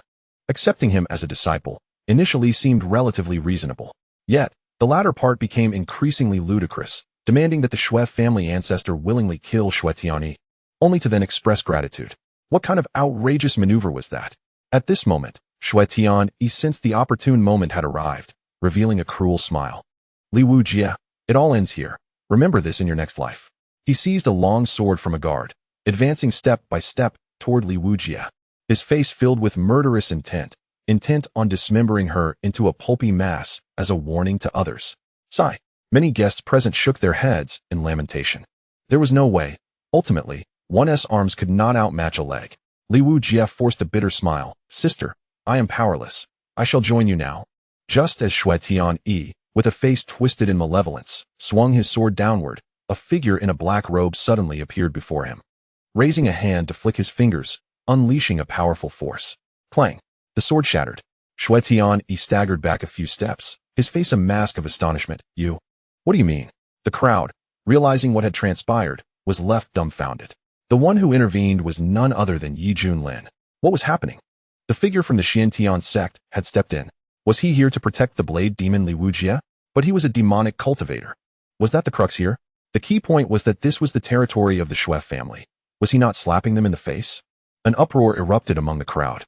The head of the Xue family, his expression darkened, demanded, Master Yi, what is your intention? Why do you wish to prevent my son from executing this demonic cultivator? Yi Junlin flicked his fingers and replied nonchalantly, on a whim. I have decided to take this individual as my disciple. Anyone who dares to harm him is antagonizing me. Upon hearing this, the entire Shui family estate erupted in chaos. Countless individuals could hardly believe their ears, nearly doubting their hearing. Was this fellow insane? How dare he say such things? Senior. Li Wujie's face was filled with shock as he looked at the figure standing in front of him. As a cultivator from the eastern region, he had certainly heard of Yi Junlin and knew him to be a legendary figure currently in the limelight. Yet, he never anticipated that this individual would dare to defy the world's conventions by accepting him as a disciple. The Shui family ancestor's expression darkened. Having never encountered such an audacious junior, daring to act with impunity beneath his watch as a transcendent being. Yi Junlin, think carefully about the consequences. If you leave now, I can pretend nothing has happened. The Shui family ancestor's tone was laced with warning, and a terrifying aura emanated from him, causing the very heavens to tremble. The surrounding cultivators were filled with trepidation, their faces turning pale. The wrath of a virtual immortal is not something that everyone can withstand. Senior, you should leave quickly. I appreciate your goodwill, and if fate allows, I will repay you in the next life. Li Wuji urged anxiously. At this moment, Hong Qinya was also taken aback by the sudden scene, her exquisite and flawless face revealing a look of doubt. What is this person thinking? Does he truly believe himself to be invincible, that all cultivators across the world must show him deference? After all, he is a virtual immortal of the tribulation stage. In Hong Qianya's eyes, risking one's life to defend a stranger out of sympathy is an act of sheer foolishness. Yi Junlin, contemplating something, cast a playful glance at Hong Qianya. Xiaohong, why are you just standing there? Hurry and stand beside your master to protect your new junior disciple. I curse your ancestors. She thought, what on earth is wrong with you? If you want to die, don't drag me down with you. Reluctantly, Hong Qianya, under the pressure of Yi Junlin's imposing aura, steeled herself and moved over. Ah, this child is indeed teachable. Yi Junlin nodded in satisfaction. Hong Qianya's lips twitched, filled with rage. Humph, do you truly think my Shui family is easy to bully? The ancestor of the Shui family shot icy glances, his roar echoing like rolling thunder across the endless sky. All beings on the floating islands trembled in fear. The anger of a virtual immortal is akin to divine retribution. Boom. Hong Qianya felt a pressure like a mountain upon her. The flow of her internal energy nearly halted, and through gritted teeth, she muttered, damn it. This is the gap in strength. Mouse won't drink anymore. Mouse will never drink again. Bai Xiaoxi, startled out of her daze, waved her small hands in terror. Her mouse-like face filled with fear. Confronted with the oppressive aura of a virtual immortal, Yi Junlin felt not fear, but an exhilarating thrill, secretly anticipating, yes, just like this. Come at me. Whether he could accomplish his mission was secondary. The opportunity for advancement was assured. Suddenly, the sky dimmed, and another formidable presence surged forth, overwhelming the Shui family ancestor with its might. Who is it? The Shui family ancestor, dripping with cold sweat, exclaimed in horror. The newcomer was also a virtual immortal. Yet his aura surpassed that of the ancestor. Where is Yi Junlin? The authoritative voice rang coldly from the heavens, devoid of emotion. Who dares to bark? Yi Junlin raised an eyebrow, sensing a strong hostility. Chapter 52. The Arrival of the Zhuyang Virtual Immortal. Swish. A powerful figure manifested in the sky, radiating a magnificent and blinding light, resembling a golden sun illuminating all beings, exuding an aura of sanctity that commanded respect. In an instant, cultivators from all corners of the eastern region were struck with awe, feeling an overwhelming sense of submission. This presence far surpassed that of the Shui family ancestor. May I inquire which esteemed friend this is? The Shui family ancestor, filled with trepidation, struggled to maintain his composure. After finally breaking through to virtual immortal, he had hoped to bask in the adoration of various cultivators at this banquet, only to have a more powerful figure emerge, stealing all his glory. The most frustrating part was that the strength of the newcomer was similar to his own, both being newly ascended at the early tribulation stage. Yet the disparity in their auras made him feel like a counterfeit product. In the heavens, the resplendent golden sun drew nearer, akin to a second sun in the world, casting countless rays of brilliance that left many island inhabitants parched and unable to open their eyes. Senior, please retract your divine powers. Cries for mercy echoed continuously. The intense light was blinding, as if it could scorch their very souls, targeting the cultivators present. Damn it, who is this showing off? Yi Junlin donned a pair of special sunglasses, managing to discern the figure shrouded in the sunlight. It was a middle-aged man clad in golden robes. His thick golden hair braided intricately, cascading down his chest and back, exuding an unfathomable aura of destruction. I hail from the Yuhua sect, and my Dao title is Zhiyang. His grand and authoritative voice resonated through the skies, as if a deity from the heavens was delivering a message. Upon hearing this, many faces changed drastically. I know him. He is revered as the most powerful elder of the Yuhua sect, and is said to be the master of the sect's saint. Zhiyang Elder? No. He must now be called Zhiyang Virtual Immortal. With his arrival, it was evident that he intended to take matters into his own hands. And Yi Junlin was likely in grave danger. The Shui family ancestor suddenly understood, a cold smirk forming in his heart. This Yi Junlin from the Xiantian sect is digging his own grave. It seems I will not need to act. This child will meet his end today. This way, the responsibility would fall squarely on the Yuhua sect, allowing my Shui family to wash their hands of the matter. As thoughts raced, he turned to the radiant golden figure. Attempting to curry favor, and with a smile, he clasped his hands in greeting. Congratulations, esteemed friend, on breaking through to the tribulation stage. Now standing alongside me in the realm of virtual immortals, I have come here to find Yi Junlin, as I heard he would also attend your Shui family's banquet. Zhiyang Virtual Immortal replied coldly, showing no regard for the Shui family ancestor. In his eyes, the Shui family ancestor was merely a third-rate figure among virtual immortals. Yes, he is also present. Please feel free to handle your personal matters, the Shui family ancestor said with a forced smile, feeling quite displeased but compelled to suppress his emotions. He could sense the immense strength radiating from Zhiyang Virtual Immortal. The guests exchanged glances, realizing that news had leaked. Yi Junlin, unaffected, donned his dark sunglasses and defiantly raised his middle finger towards the golden figure in the sky, arrogantly declaring, "Here I am. What business do you have with me?" At this, the guests were utterly astonished, looking at Yi Junlin as if he had lost his mind. The once crowded gathering dispersed like frightened birds, instinctively distancing themselves from Yi Junlin as if avoiding a plague.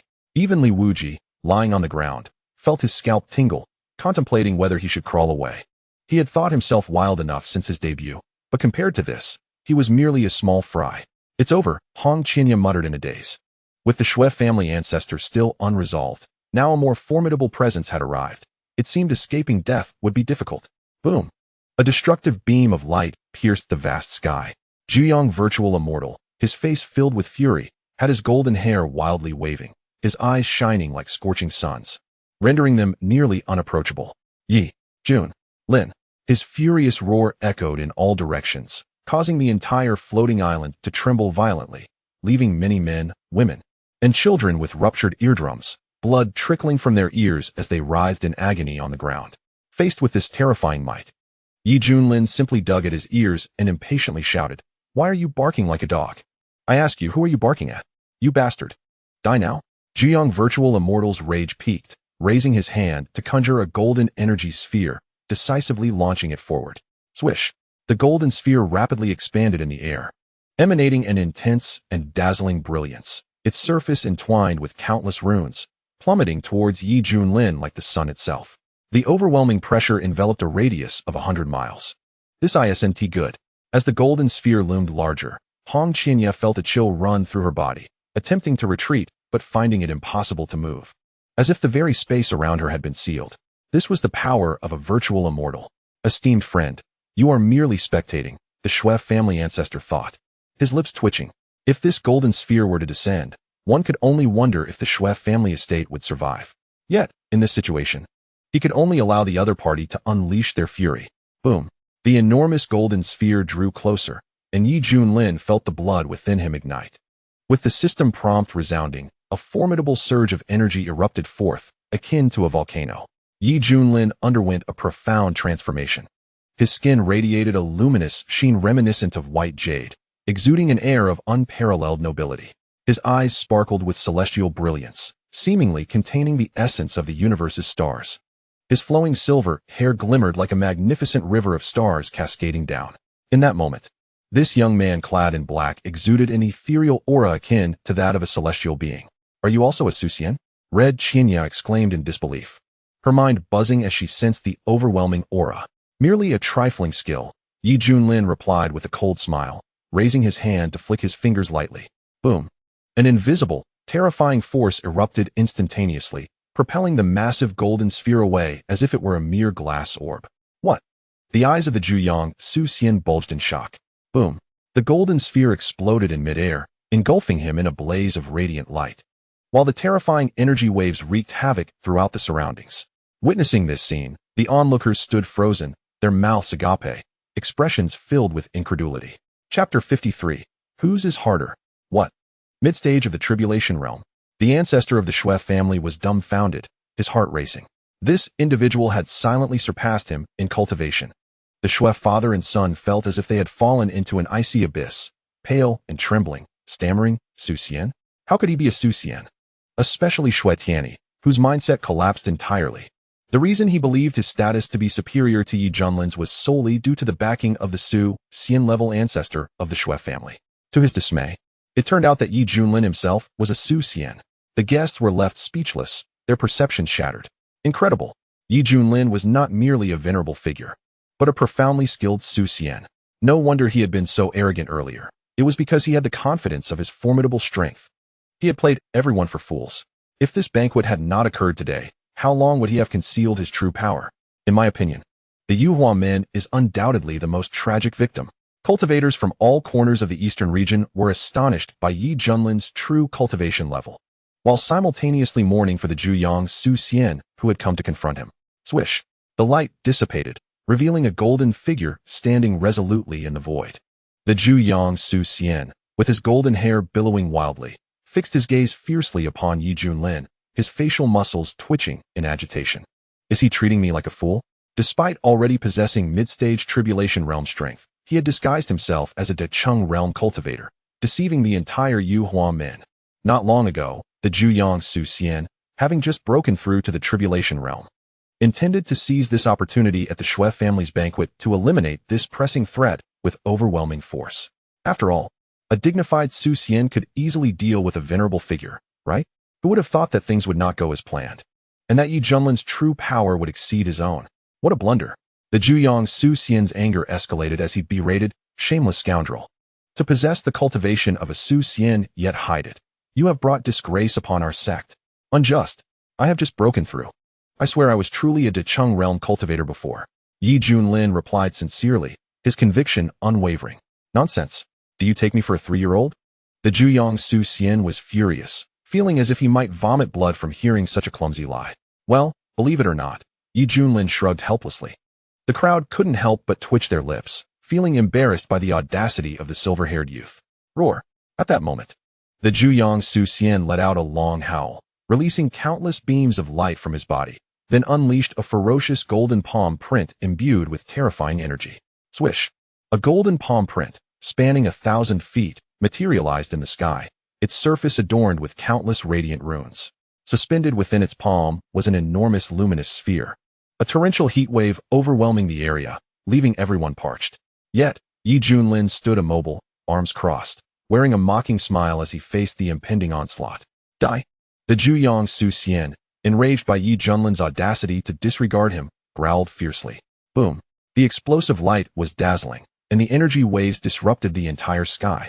The ancestor of the Shui family, drenched in cold sweat, pondered the vast disparity between cultivators at the same initial stage of Tribulation Realm. With just this one move, should he take it head-on, he would surely face dire consequences. Moreover, standing there unyieldingly to take the attack would undoubtedly result in his immediate vaporization. Humph!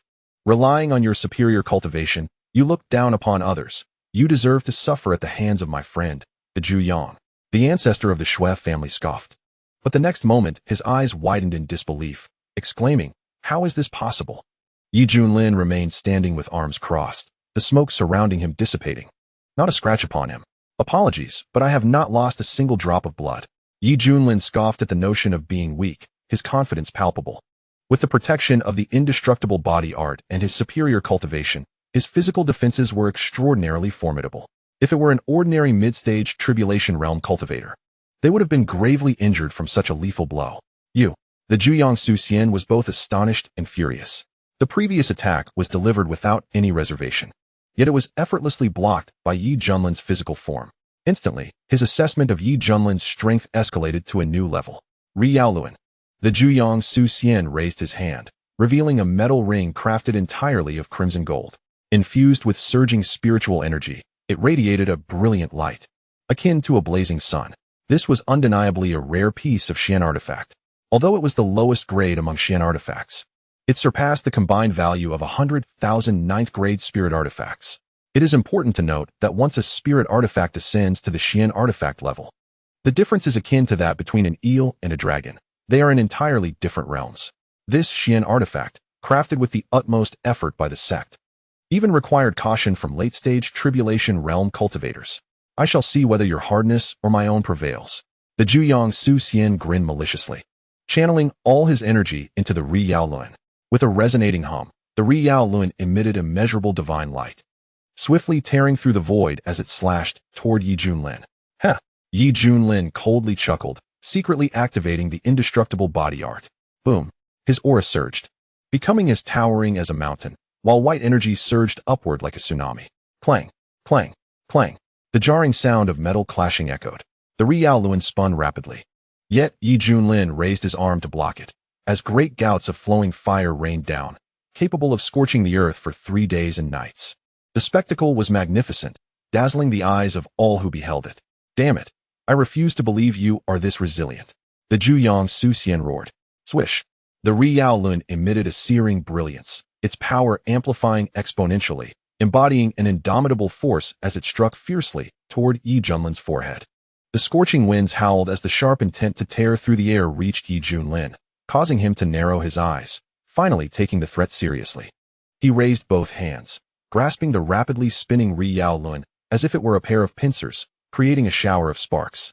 Witnessing this scene, the cultivators from various sects were left dumbfounded. Is this even human?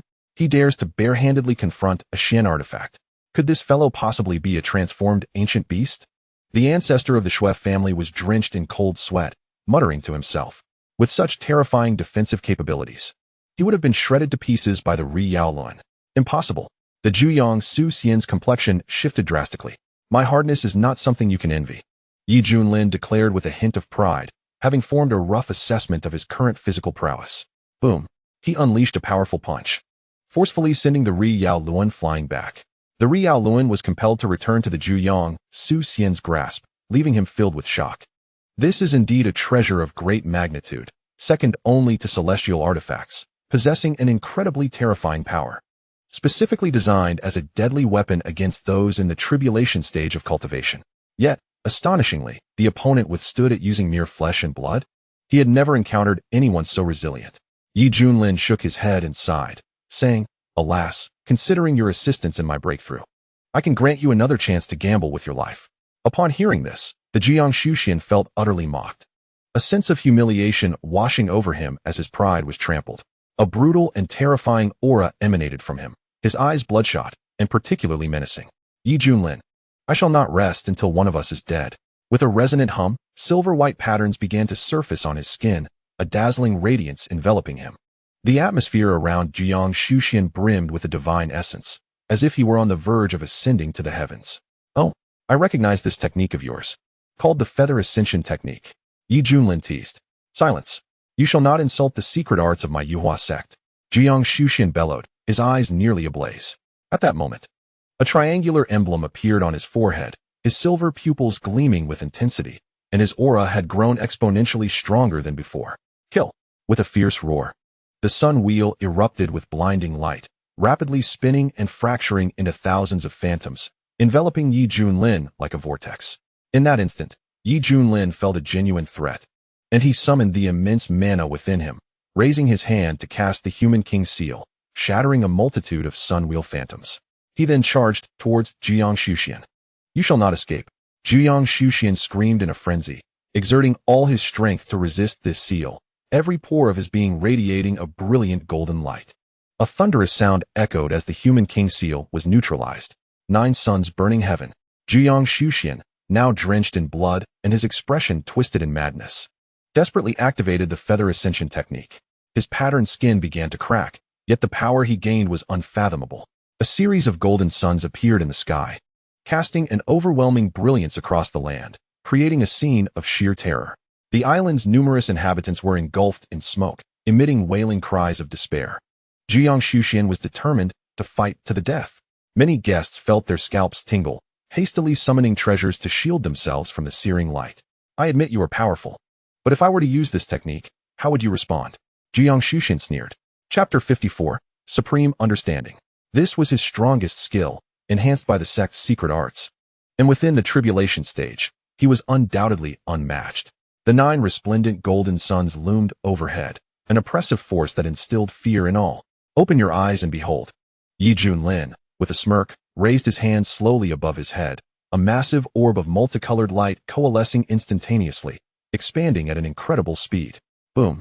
A colossal 5-colored divine sun ascended from the heavens, illuminating eternity with its radiant hues. 5 extremes reincarnation great destruction technique. Jiang Xuxian's countenance reflected shock, but it was swiftly overshadowed by ferocity. His features contorted, veins bulging. As his blood ignited in flames, he roared, "Today, either you perish or I shall survive." No sooner had he spoken than the 9 golden spheres blanketing the sky charged forward. "You think you can match me?" Junlin scoffed, unleashing the 5-colored orb from his hand. The 5-colored sphere, infused with overwhelming power, radiated brilliance as it collided with the 9 golden spheres. Boom. The 5-colored divine radiance surged like an immense ocean, consuming each golden sphere in turn, an endless tide of energy cascading towards Jiang Xuxian. Witnessing this, Jiang Xuxian was momentarily stunned. Then he clutched his hair, laughing maniacally. "It's all a lie. Everything is a lie." Who could have imagined that a newly ascended Xuxian would be driven to madness? Soon, amidst the astonished gazes of countless onlookers, Jiang Xuxian's form was engulfed by the overwhelming 5-colored divine radiance. After a long while, the sky was clear and sunny, as if nothing had ever transpired. Just like the utterly vanished Jiang Xuxian. Finally, it is not so blinding. Junlin removed his sunglasses, casting a significant glance towards a middle-aged figure. At this moment, the patriarch of the Shui family remained entranced by shock, suddenly noticing Junlin's gaze, his face turning as pale as a sheet, as he yelled, "Xuxian, your powers are vast. I hold you in great esteem. What kind of joke is this?" Even Jiang Xuxian, such a powerful cultivator in the tribulation stage, was effortlessly extinguished by this individual before him. With his meager strength, how could he withstand even a few strikes? Now is the time to concede. In a flash, Junlin darted beside the Shui family patriarch, lifting his hand to pat his shoulder, and meaningfully said, "Little Shui, you have no objections to me taking on a disciple, do you?" Upon hearing this, the Shui family patriarch was utterly devoid of resistance, beads of cold sweat forming on his forehead as he smiled wryly. "Xuxian, how could I dare to oppose? Take whomever you wish." Junlin tightened his grip, the patriarch's shoulder cracking audibly, a sudden wave of pain washing over him. "Oh, Xuxian, spare my life." The patriarch winced, panic gripping his heart. Having witnessed the fate of others, he dared not resist, and could only submit to the whims of this silver-haired youth. "My disciple, Li Wuji, has been bullied by your Shui family to this extent. As his master, I should naturally seek justice for him. Do you find this reasonable?" Junlin stated calmly. "Reasonable, very reasonable. But how exactly does Xuxian intend to proceed?" The Shui family patriarch replied with a bitter tone. There was no way out.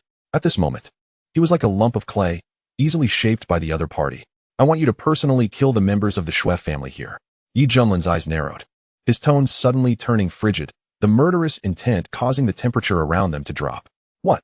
The Shui family patriarch felt as if struck by lightning. "Is this request excessive?" Junlin replied nonchalantly. The Shui family patriarch's expression darkened considerably. This demand was not merely excessive, it was utterly inhumane. The Shui clan members residing in the floating islands numbered in the millions. Now, asking him, as the patriarch, to slay them all. How could that be reasonable? Xuxian, could you perhaps lower your demands? Many Shui clan members are innocent.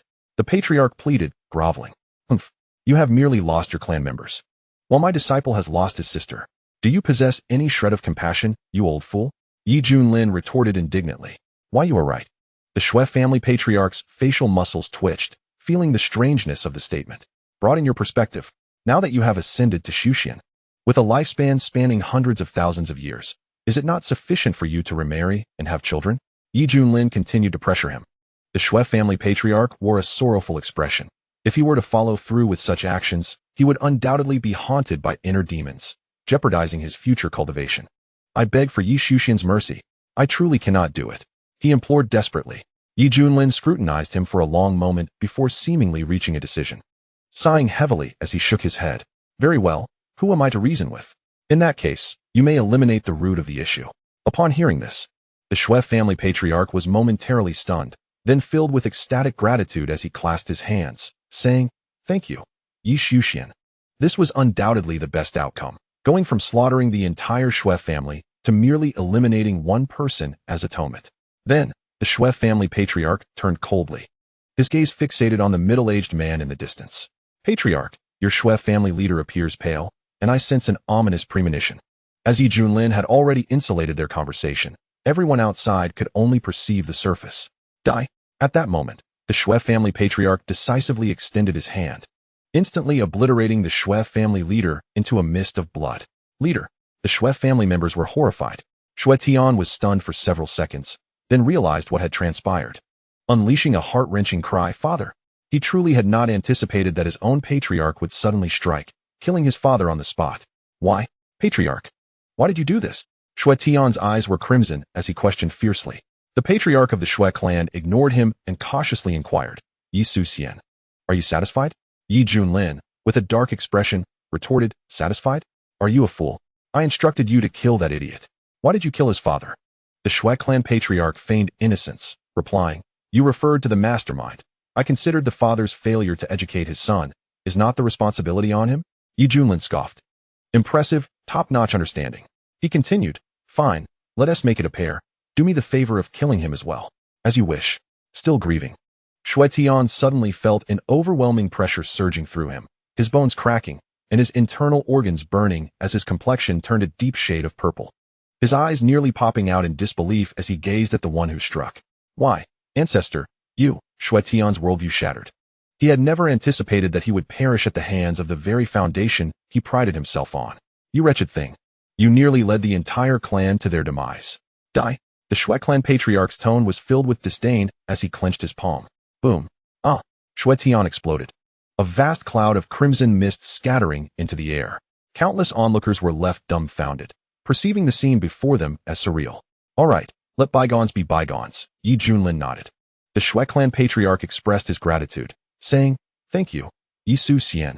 On behalf of the entire Shui clan, I am immensely grateful for your great kindness." At that moment, Li Wujie's long-standing grievances were finally resolved, and he laughed joyously, exclaiming, "Sister, did you see? This scoundrel has finally received his retribution."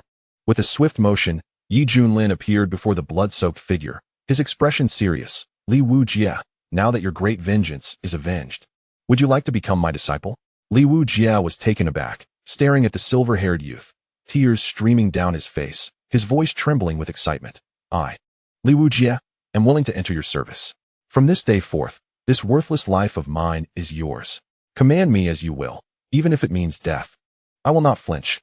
Should I betray my master, let me, Li Wujie, find no resting place." His voice resonated with unwavering determination, his tone resonating powerfully. Before the eyes of the crowd, Li Wujie struggled to maintain his kneeling posture, willingly bowing his head to the ground, using all his strength to declare, "Disciple Li Wujie pays respects to master." Yi Junlin smiled. "Ding, congratulations to the host for completing the task. Reward, an unparalleled fist technique. The holy fist of combat." The system notification echoed in his mind. Chapter 55. Activate the mad bloodline. Ding, detecting the disciple's aptitude. The system provides a complimentary upgrade service package. Ding, reward, supreme blade technique, the chaos heavenly blade art. Ding, reward, a Xuanhuan burning blood pill. Activating the potential mad bloodline within the disciple. Mad bloodline, a rare constitution found across myriad realms, allowing the bearer to significantly enhance combat ability for a short duration, but resulting in mental chaos, akin to madness. If severe, it may lead to a loss of self, continuously causing slaughter until life reaches its end. I did not expect to stumble upon such a treasure, Yi Junlin mused, somewhat surprised. It seemed that Li Wujie's reckless behavior stemmed from possessing this latent mad bloodline. If activated, his power could soar dramatically in a short time, but the downside was that he could not maintain it for long. Otherwise, his mind would suffer severe repercussions, turning him into a machine of destruction and slaughter. As thoughts swirled, Yi Junlin extended his finger and gently tapped, "Li Wujie?" I shall now impart to you a new blade technique. Upon hearing this, Li Wujie was momentarily stunned. He was currently practicing a primary level blade technique, a legacy from a great predecessor, while his new master was in the tribulation realm. He wondered what level of blade technique would be imparted. However, the next moment, Li Wujie realized he was mistaken. Within his consciousness, a radiant scroll emerged, adorned with bold characters exuding an air of defiance and authority. As if it could sever the ages, Li Wujie trembled, silently reciting, "Chaos Heavenly Blade Art." The scroll gradually unfurled, and a torrent of information surged into his mind. Various exquisite blade techniques manifesting as animated figures demonstrating rapidly. Li Wujie absorbed the knowledge greedily, akin to a sponge soaking up water.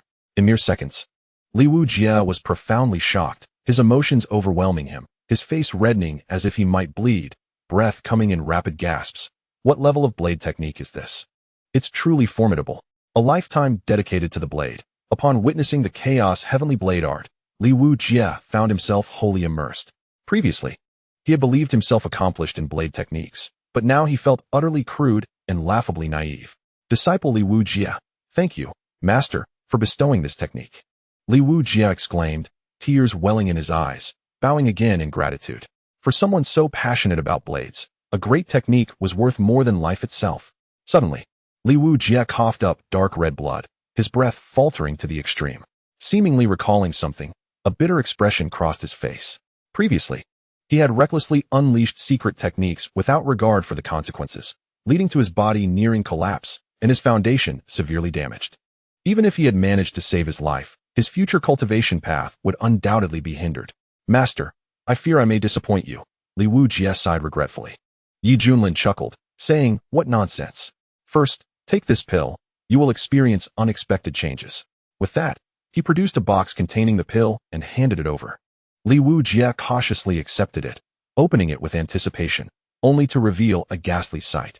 The pill appeared grotesque, dark and emitting a foul odor, resembling a lump of excrement. If presented at any auction house, it would undoubtedly be dismissed as a prank, and he would be promptly ejected. Is this for me? Li Wujie's mouth twitched. Had it not been for Yi Junlin personally offering it, he would have thought it a cruel joke. Yi Junlin stood there in shock as well. He had not anticipated that the pill provided by the system would look so unappealing and reek so unpleasantly. System, you're not pulling my leg, are you? This will truly help my disciple activate the mad bloodline? Yi Junlin silently questioned. Ding, the host actually doubts this system's professionalism. Which makes this system very sad, sob sob. A soft, childlike voice echoed in his mind, tinged with a whimper as if it had been wronged. It seemed that after the introduction of the loli voice pack, even the speaking style had changed. Fine, I believe you, Yi Junlin replied helplessly. He then turned to the evidently troubled Li Wujie and said sternly, what does this mean? Do you not trust your master? What about the vow you just made? Upon hearing this, Li Wujie felt immense guilt. How could he doubt his master? As long as it was his master's command, what if it truly was excrement? Master, it was my fault. I shall consume this, this pill right away. Li Wujie forced himself to suppress his discomfort and swallowed the pill. In an instant, the pill's power surged within him, transforming into a scalding flow coursing through his limbs. Ah, master, I feel so terrible. Suddenly, Li Wujie felt as if he were ablaze. His skin burned like a red-hot iron, the wounds on his body healing rapidly, his eyes turning a fierce crimson, his face contorting grotesquely, and his teeth glistening with drool, resembling a feral beast stripped of reason. Roar! An earth-shattering roar erupted from his mouth, causing countless individuals to cover their ears, faces contorted in agony. Heavens! What has become of the blade demon, Li Wujie? Feeling the strange aura emanating from him, an overwhelming sense of fear suddenly gripped me. Everyone, be cautious. His condition is quite alarming. The crowd recoiled in shock, their scalps tingling in dread. At that moment, Li Wujie exuded an extraordinarily terrifying presence. Tugging at his hair and emitting a frenetic roar, his eyes of vivid crimson, seemingly devoid of sanity. Had the madness of his bloodline been activated? Yi Junlin raised an eyebrow. Ding, indeed, but the one who activates it will enter a brief period of frenzy, unless a formidable force intervenes to suppress him. The system elucidated. Die, everyone die. Li Wujie's cultivation surged, breaking through from the early stage of the He realm to perfection. Mere steps away from the great ascension. His eyes radiated a terrifying bloodlight as he roared. Boom! He unleashed a dreadful and overwhelming might. with waves of oppressive energy wreaking havoc in all directions, causing many cultivators to stagger back in fear. Yi Su Xian. This caused the Shui family ancestors' expression to shift. It was known that the opponent was merely at the early stage of the He realm, yet he instilled a sense of dread deep within, as if facing not a man, but a beast born for slaughter. What on earth had he consumed to transform so drastically? Hong Qianye's face was one of disbelief. He had never witnessed such a bizarre amplification state. Kill! With a furious roar, Li Wujie, in a frenzied state, instinctively wielded his long knife and executed the foundational techniques of the Chaos Heavenly Blade. Instantly, a vast blade aura surged upward, its overwhelming force seemingly capable of severing the heavens themselves. Indeed, activating the bloodline was akin to gaining wings like a tiger, Yi Junlin remarked with satisfaction. Suddenly, a fierce gust swept toward him, and Li Wujie, with blood-red eyes, swung his long knife violently above him. Clang! A resounding metallic reverberation echoed through the air, and a flat, transparent ripple spread boundlessly, causing cracks to appear in numerous buildings. The mighty long knife swung with all of Li Wujie's strength was effortlessly deflected by Yi Junling's fingertip. Roar! Li Wujie staggered back several paces, howling in anger, preparing to unleash another attack. Boom! From the void, a radiant white hand descended, with distinct palm patterns and brilliant runes, reminiscent of the mountain that suppressed Sun Wukong, directly pinning the frenzied Li Wujie down. The earth trembled, and clouds of dust billowed.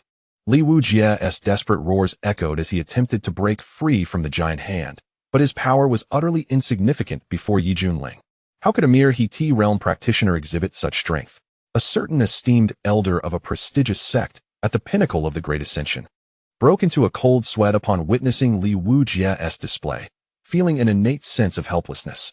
If that strike were to come from him, even utilizing all his skills, he could scarcely avoid the fate of death. Li Wujie, I command you to awaken immediately. Yi Junling's expression turned serious, his voice imbued with great power resonating in the other's ear.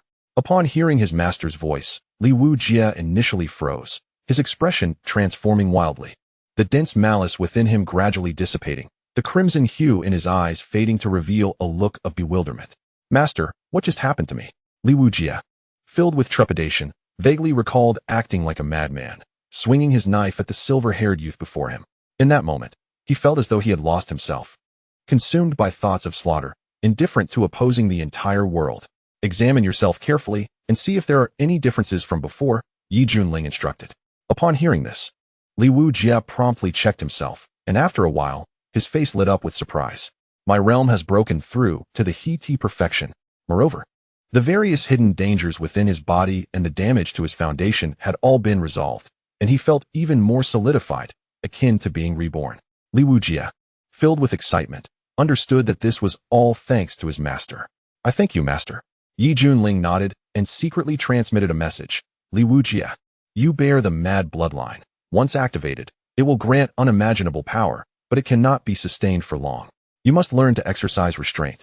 Li Wujie trembled at these words, recalling his recent frenzied state, his face suddenly reflecting understanding. He promptly replied, yes, I will heed Master's teachings. Witnessing this scene, the surrounding cultivators expressed envy. They knew that the blade demon Li Wujie had received a tremendous boon, a gift bestowed by Yi Junling. Haha. Congratulations Yi Su Xian on acquiring such a fine disciple. The Shui family ancestor approached with a broad smile, eager to ingratiate himself. On this joyous occasion, why not come in for a drink? Observing the Shui family ancestor's demeanor, the crowd exchanged peculiar glances. Who could have imagined that this fellow had just personally eliminated two of his own? Yi Junling cast a dispassionate glance at him, thinking, isn't this overshadowing the host?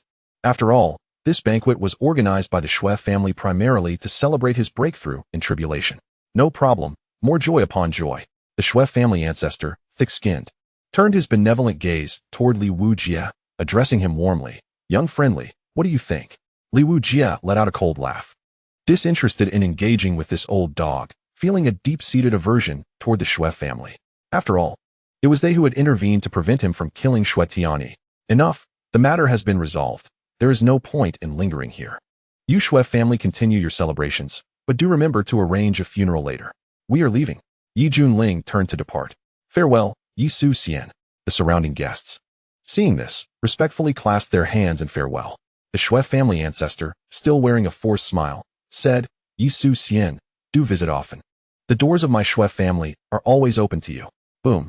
Responding to the summons, Xuanhuan soared from a distant mountain, carrying Yi Junlin and the others skyward, soaring through the azure skies.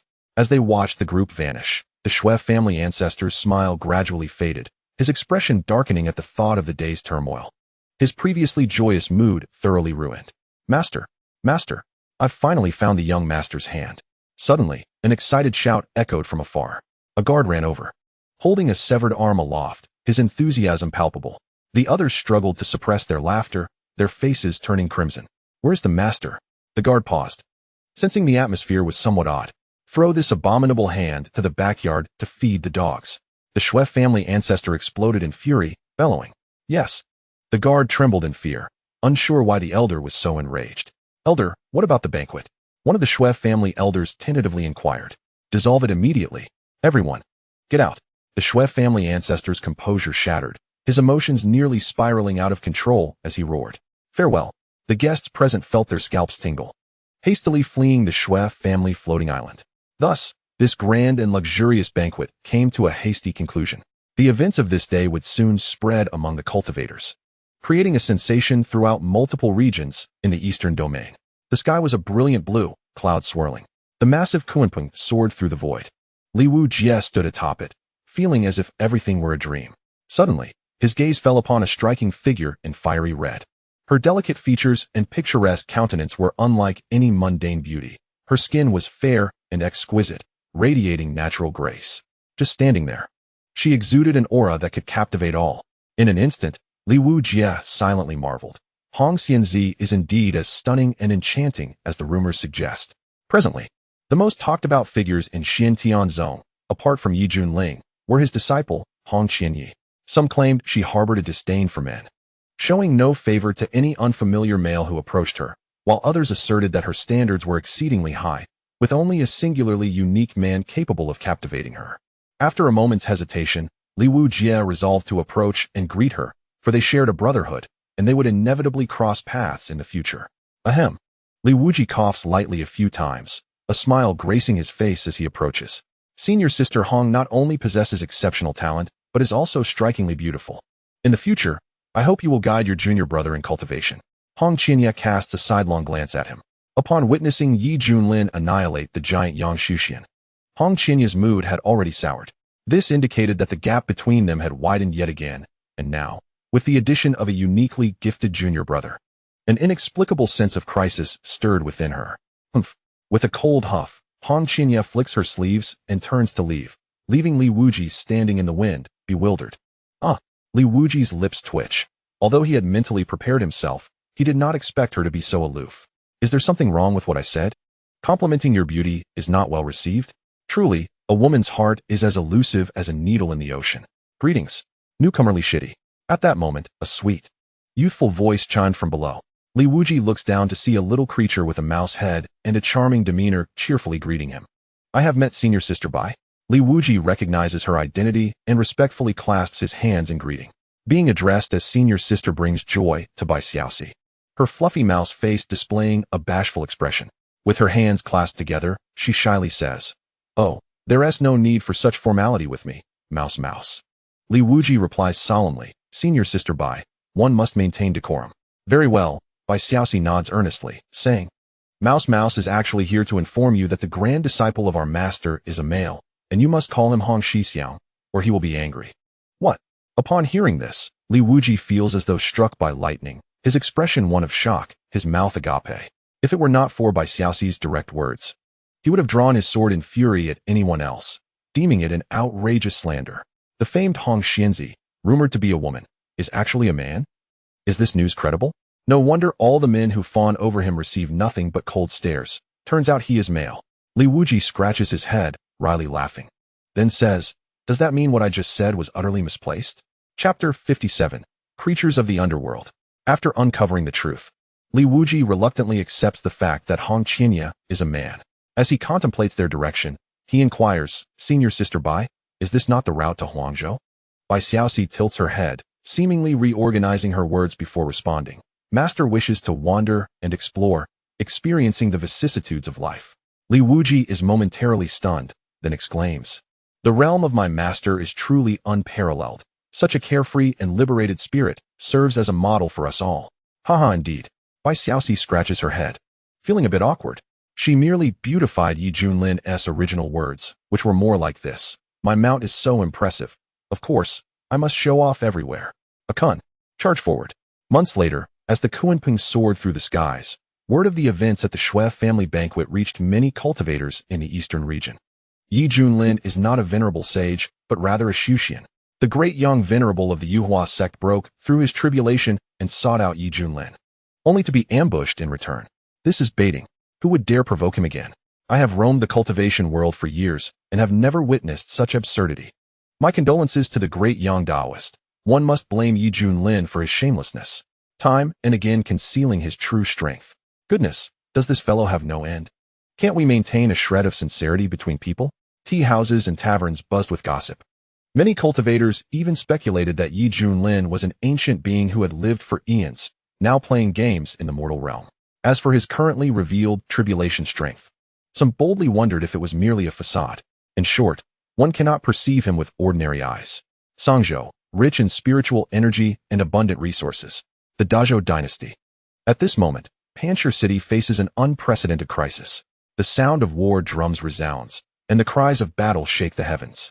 100,000 soldiers clad in metallic armor ride beasts resembling tigers and leopards, raising their great swords as they charge forth like a meteor shower. Instantly, a chilling aura envelopes the battlefield.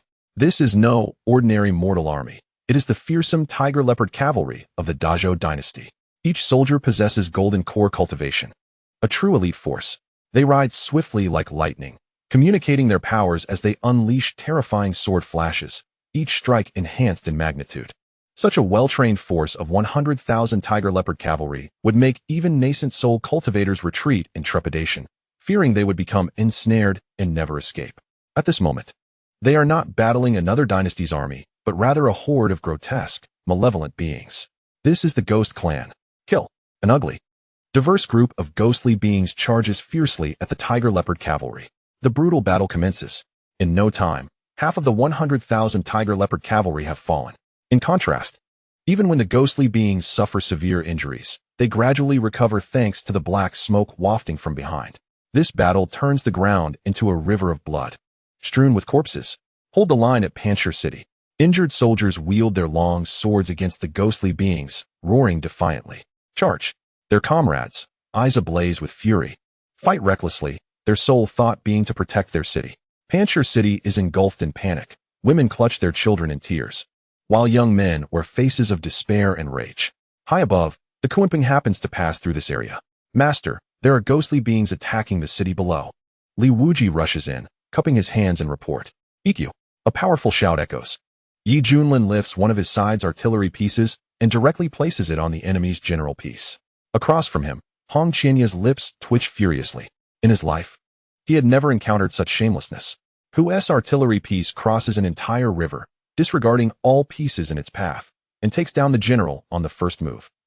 During this time, aside from cultivating, Hong Qianya has also been obliged to cater to Yi Junlin, accommodating all his whims. For instance, in this chess match, he initially thought his refined skills would allow him to dominate, only for this fellow to repeatedly disregard the rules and devour his general piece. So infuriating. What is the point of playing at all? Little Hong, you're so pathetic. I'm barely exerting a fraction of my power, and you've already lost entirely. Yi Junlin discards a piece, crossing his arms and sighing. Hong Qianya suppresses his urge to curse, forcing a smile as he says, Master, artillery pieces need to be set up, and their movement distance is limited. Even a 3-year-old knows this. Yi Junlin glares, asserting, this is a mortar. Is that not acceptable? Go to hell with your mortars. Wait, what is a mortar anyway? Hong Qianya is nearly fainting from rage, believing this to be yet another fabricated term by the opponent to brazenly cheat and win. It seems you are quite unconvinced. Are you questioning my chess skills? Yi Junlin raises an eyebrow, his tone carrying a hint of warning. The disciple dares not. Hong Qianya quickly bows his head in fright. Although he has recently broken through to the great ascension stage and believes himself unmatched within that realm, he knows he is still too weak before this person. Little she, how does my chess skill measure up? Yi Junlin turns to the adorably clueless mouse face behind him. Bai Xiaoxi is diligently massaging Yi Junlin's shoulders. Upon witnessing this, without a second thought, she nods vigorously, saying, Mouse Mouse thinks Master is the most formidable. Hong Qinya observes this and internally scoffs. This little rodent truly knows how to flatter. Sigh, only little she understands my prowess. Yi Junlin's face beams with satisfaction, then his gaze shifts to the scruffy middle-aged man, asking, Li, what did you just say? Observing the two master and disciple, Li Wujiu suppressed his urge to laugh. During this time, he had come to understand that his master was not the stern and intimidating figure depicted in rumors. Rather, he possessed an eccentric style and unconventional thoughts. Poor Hong Shixiang had become the greatest victim. The disciple exclaimed that a troop of the Gui clan was attacking the city nearby.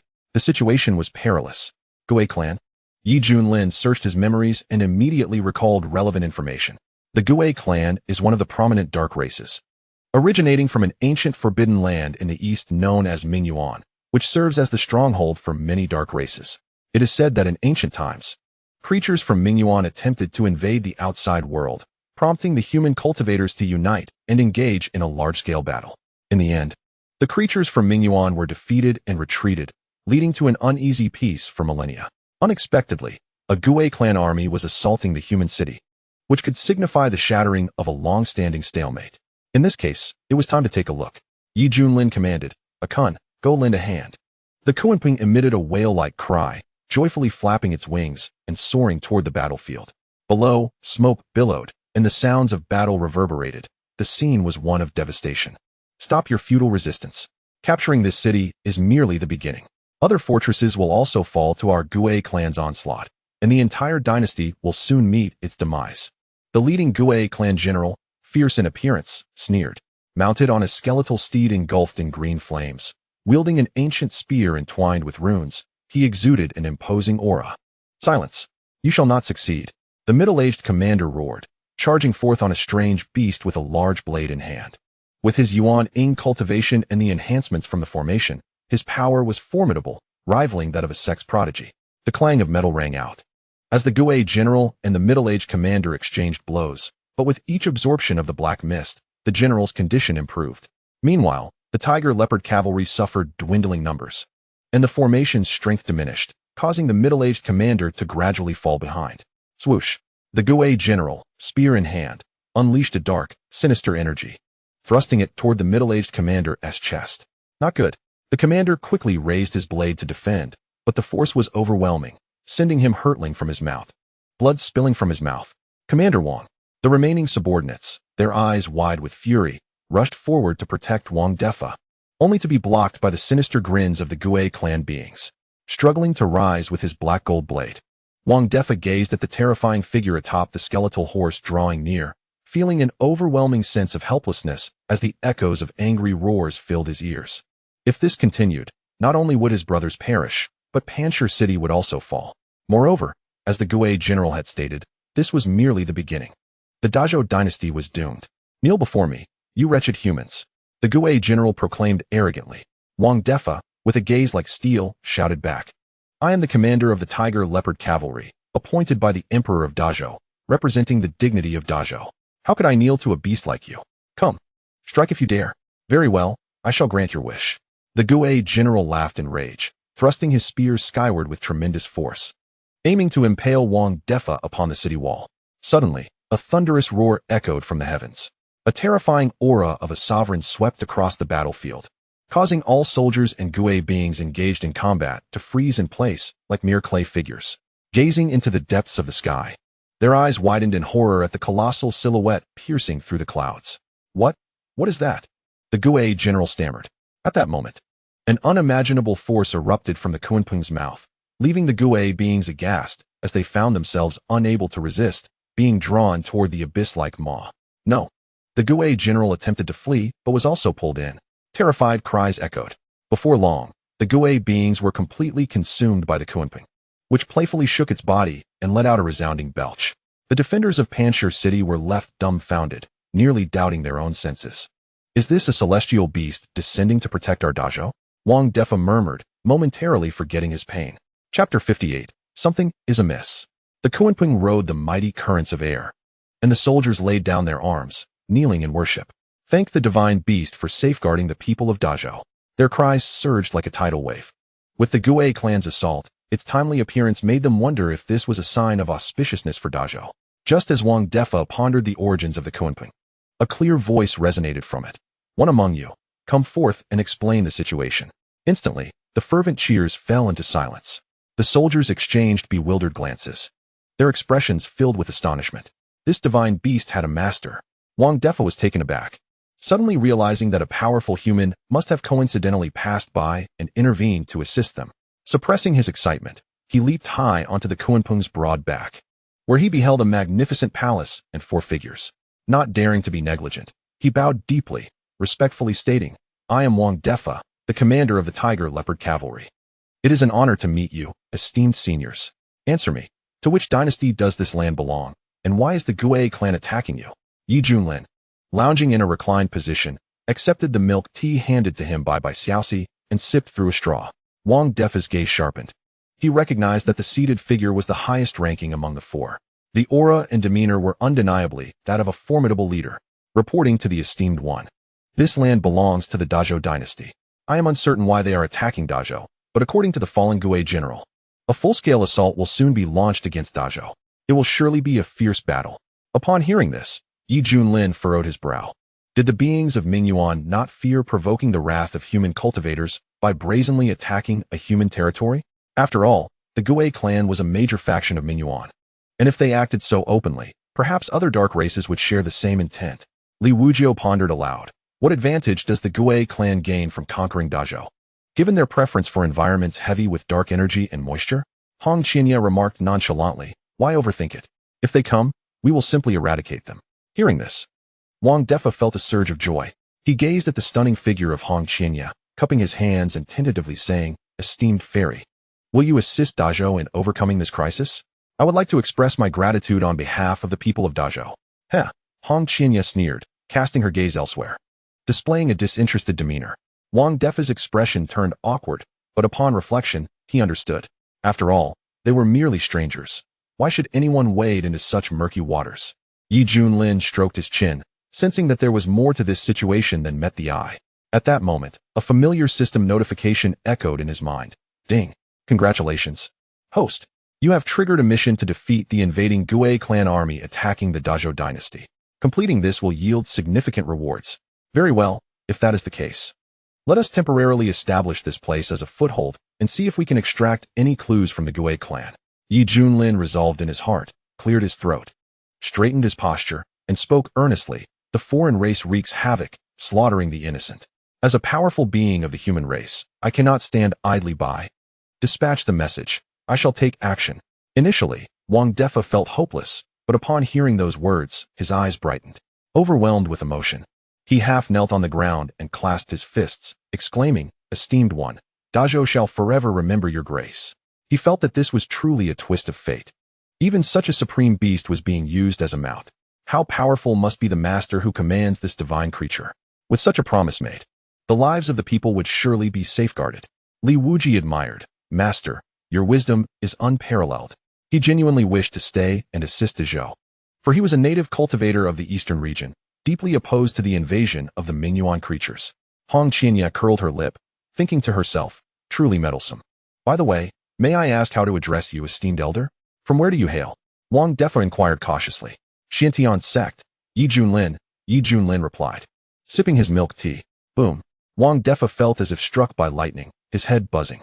Only upon recalling the rumors he had heard and observing the features of the person before him did he realize that this was the recently renowned and formidable white-haired killing god, the one who had repeatedly trampled the face of the eastern region's foremost immortal sect.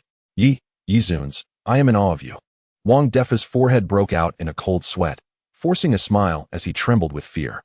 Clad in a majestic and solemn embroidered black robe, complemented by striking silver hair, it was no wonder he found this combination oddly familiar.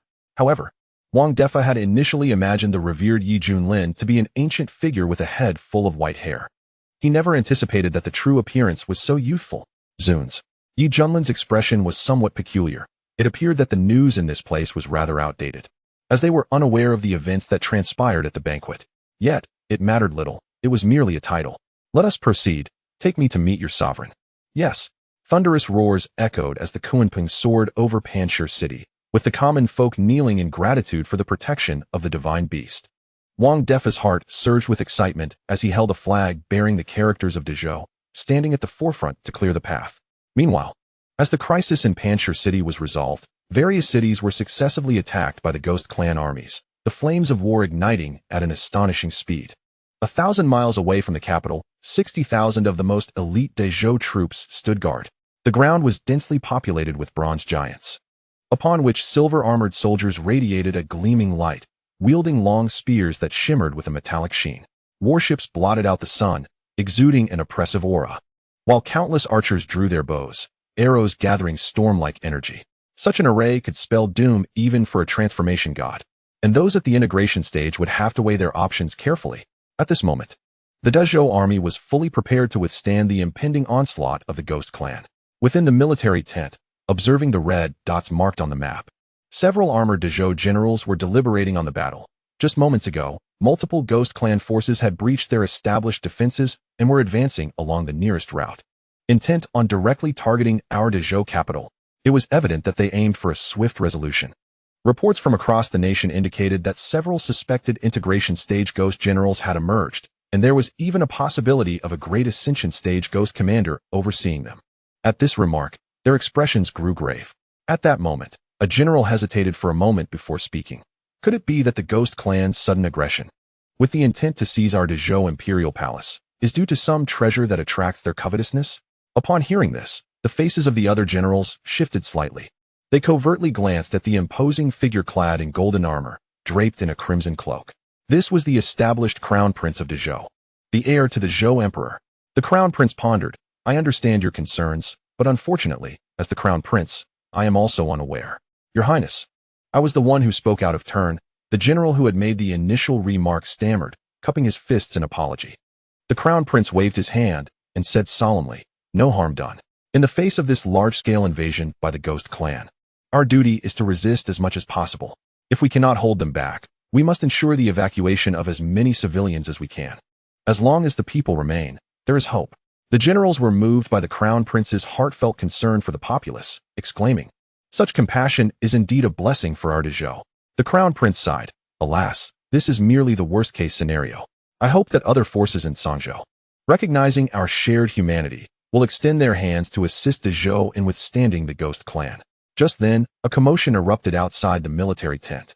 Chapter 59, My Disciple is Slaughtering Everywhere. Curious, could it be that the Ghost Clan has attacked? A general's face turned pale. As soon as he spoke, a vice general rushed into the tent, urgently exclaiming, "Report to the Crown Prince, there's a new situation outside. You must come and see." Could it be that the Ghost Clan is up to some trickery again? The Crown Prince felt a weight in his heart as he led several generals out of the tent. Upon seeing a massive and peculiar creature soaring down from the horizon, riding on mighty currents, their expressions changed drastically, disbelief etched on their faces. What manner of beast is this? A general's scalp tingled with anxiety. Why does Dezhou have such a creature? Quickly, order all soldiers to prepare for battle and block it. Do not act rashly. This is the divine beast Xuanhuan. The Crown Prince admonished sternly, gazing in awe at the colossal entity. But what shocked him the most was seeing Wang Defa's figure, who was proudly holding aloft the flag of Dezhou. I recognize him. That's Commander Wang of the Tiger Leopard Cavalry. A general nearly misjudged the sight, but upon closer inspection, exclaimed in surprise. What? Everyone was left dumbfounded. Wang Defa raised the flag high, its fabric billowing in the wind, relishing the moment. As the Xuanhuan hovered above the military tent, Wang Defa swiftly descended to the ground, kneeling on one knee, respectfully stating, "Commander of the Tiger Leopard Cavalry, greetings to your Highness." The Crown Prince quickly inquired, "Commander Wang, what is happening? Does this divine beast have a connection to Dezhou?"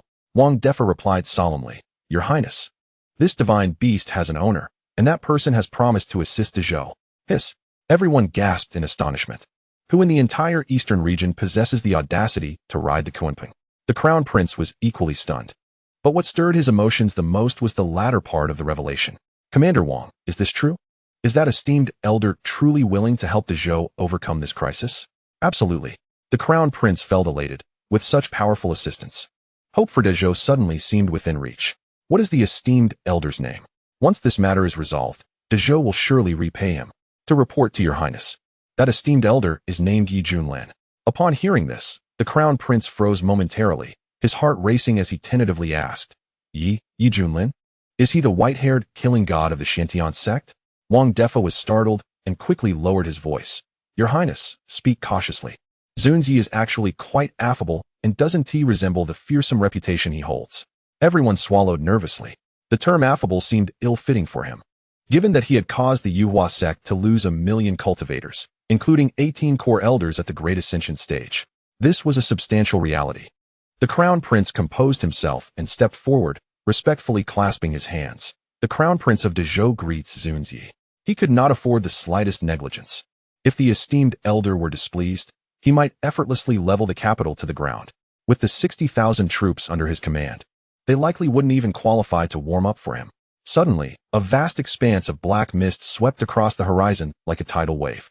80,000 ominous beings surged forth, clad in mottled battle armor and wielding various weapons, their grotesque faces twisted with ferocity, and their eyes gleaming with a bloodthirsty red light.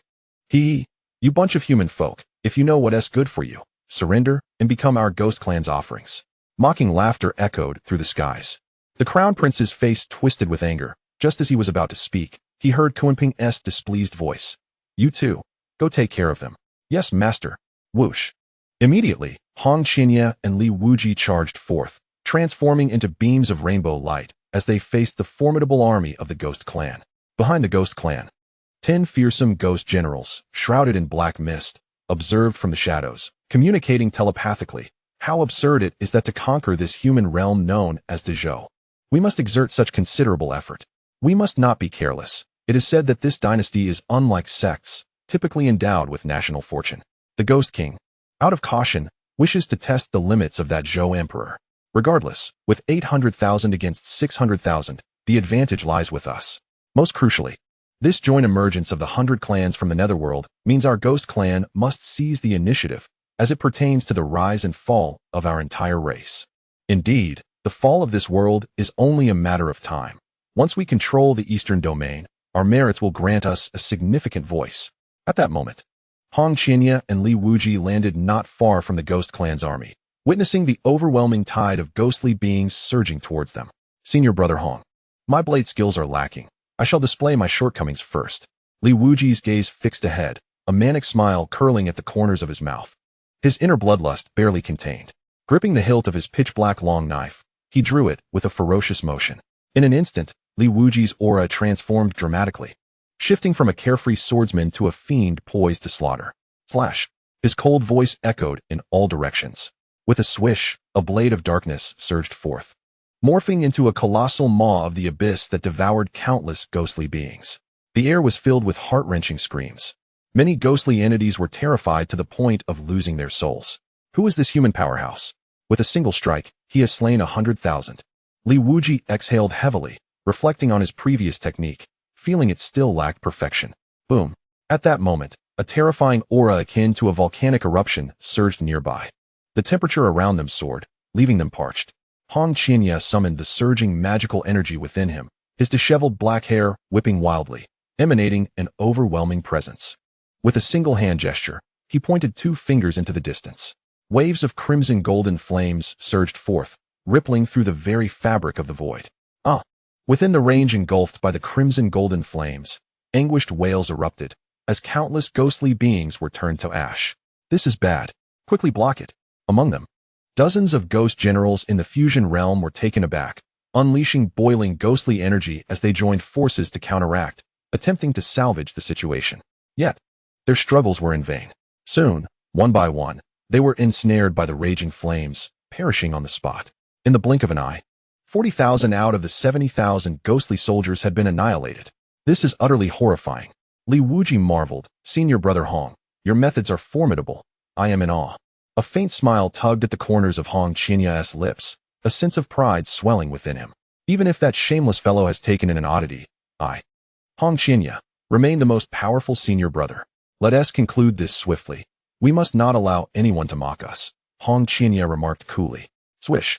In the next moment, he was enveloped in raging flames, propelled forward with terrifying might. The ground was scorched in his wake, the scene profoundly striking. Li Wuji nodded in agreement, solemnly stating, Senior brother Hong is correct. We cannot bring shame to our master. With his long knife in hand, he leaped into the ranks of the Ghost Clan, unleashing a frenzied slaughter. Under the onslaught of these two, the Ghost Clan suffered grievous casualties, their numbers dwindling at an astonishing rate. At this pace, they would soon be entirely eradicated. Witnessing such a brutal scene, the soldiers of Dezhou were left pale and trembling, their hands and feet cold. Goodness, what formidable individuals! Several generals gulped, beads of sweat forming on their foreheads. The prince's hair stood on end, his facial muscles twitching. Truly, the disciple of the white-haired god of death has inherited his style. What was anticipated to be a fierce battle turned out to be so clean and decisive. Damn it! Who are these humans? In the depths of the black mist at the rear, the 10 ghost generals were both astonished and furious. The unfolding events had thrown them into a panic. It appears these are the powerful beings dispatched by the Dezhou dynasty. We must strike and eliminate them. Regardless of who they are, they cannot thwart our ghost clan's plans. Charge! At that moment, Hong Qinya soared through the air, annihilating thousands of ghostly beings with a wave of his hand. Suddenly, he sensed something and turned his gaze towards the source, smirking. How intriguing. Boom. Accompanied by a thunderous roar, 10 imposing figures radiating immense ghostly energy soared into the sky, clad in ancient battle armor inscribed with runes. Wielding various weapons such as swords and halberds. What a powerful presence. These are the ghost generals of the Mahayana realm. The prince exclaimed. The weakest among them was at the mid-stage of Mahayana, while the strongest stood at the pinnacle. You two humans shall perish. A green-haired ghost general in the mid-stage of Mahayana was the first to charge, brandishing a pitch-black halberd with ferocity. Perfect. Just what I needed to practice. Li Wuji's face lit up with excitement. He eagerly unleashed his blade technique to counter. Swish. The blade's radiance shattered the void, carrying an aura that seemed capable of cleaving through the heavens. With a sickening crack, the green-haired ghost general watched in disbelief as his halberd snapped, a searing pain erupting in his chest as green blood gushed forth. Fear overwhelmed him. When did the humans' fusion realm cultivators become this strong? Such cross-realm combat prowess is virtually non-existent in the netherworld over millennia. Wait, a single strike didn't kill him? Then I'll deliver another. Li Wuji thought it unacceptable and, with all his strength, swung his long knife once more. Swish! A devastating blade flashed by. Boom! The green-haired ghost general barely had time to scream before he was obliterated beneath that terrifying blade light. How is this possible? The 9 ghost generals were struck dumb as if struck by lightning. The prince and his companions were left speechless, murmuring, "Is the disciple of Yi Zun such a powerhouse?" Chapter 60. Xuanhuan, haha, what a delightful experience.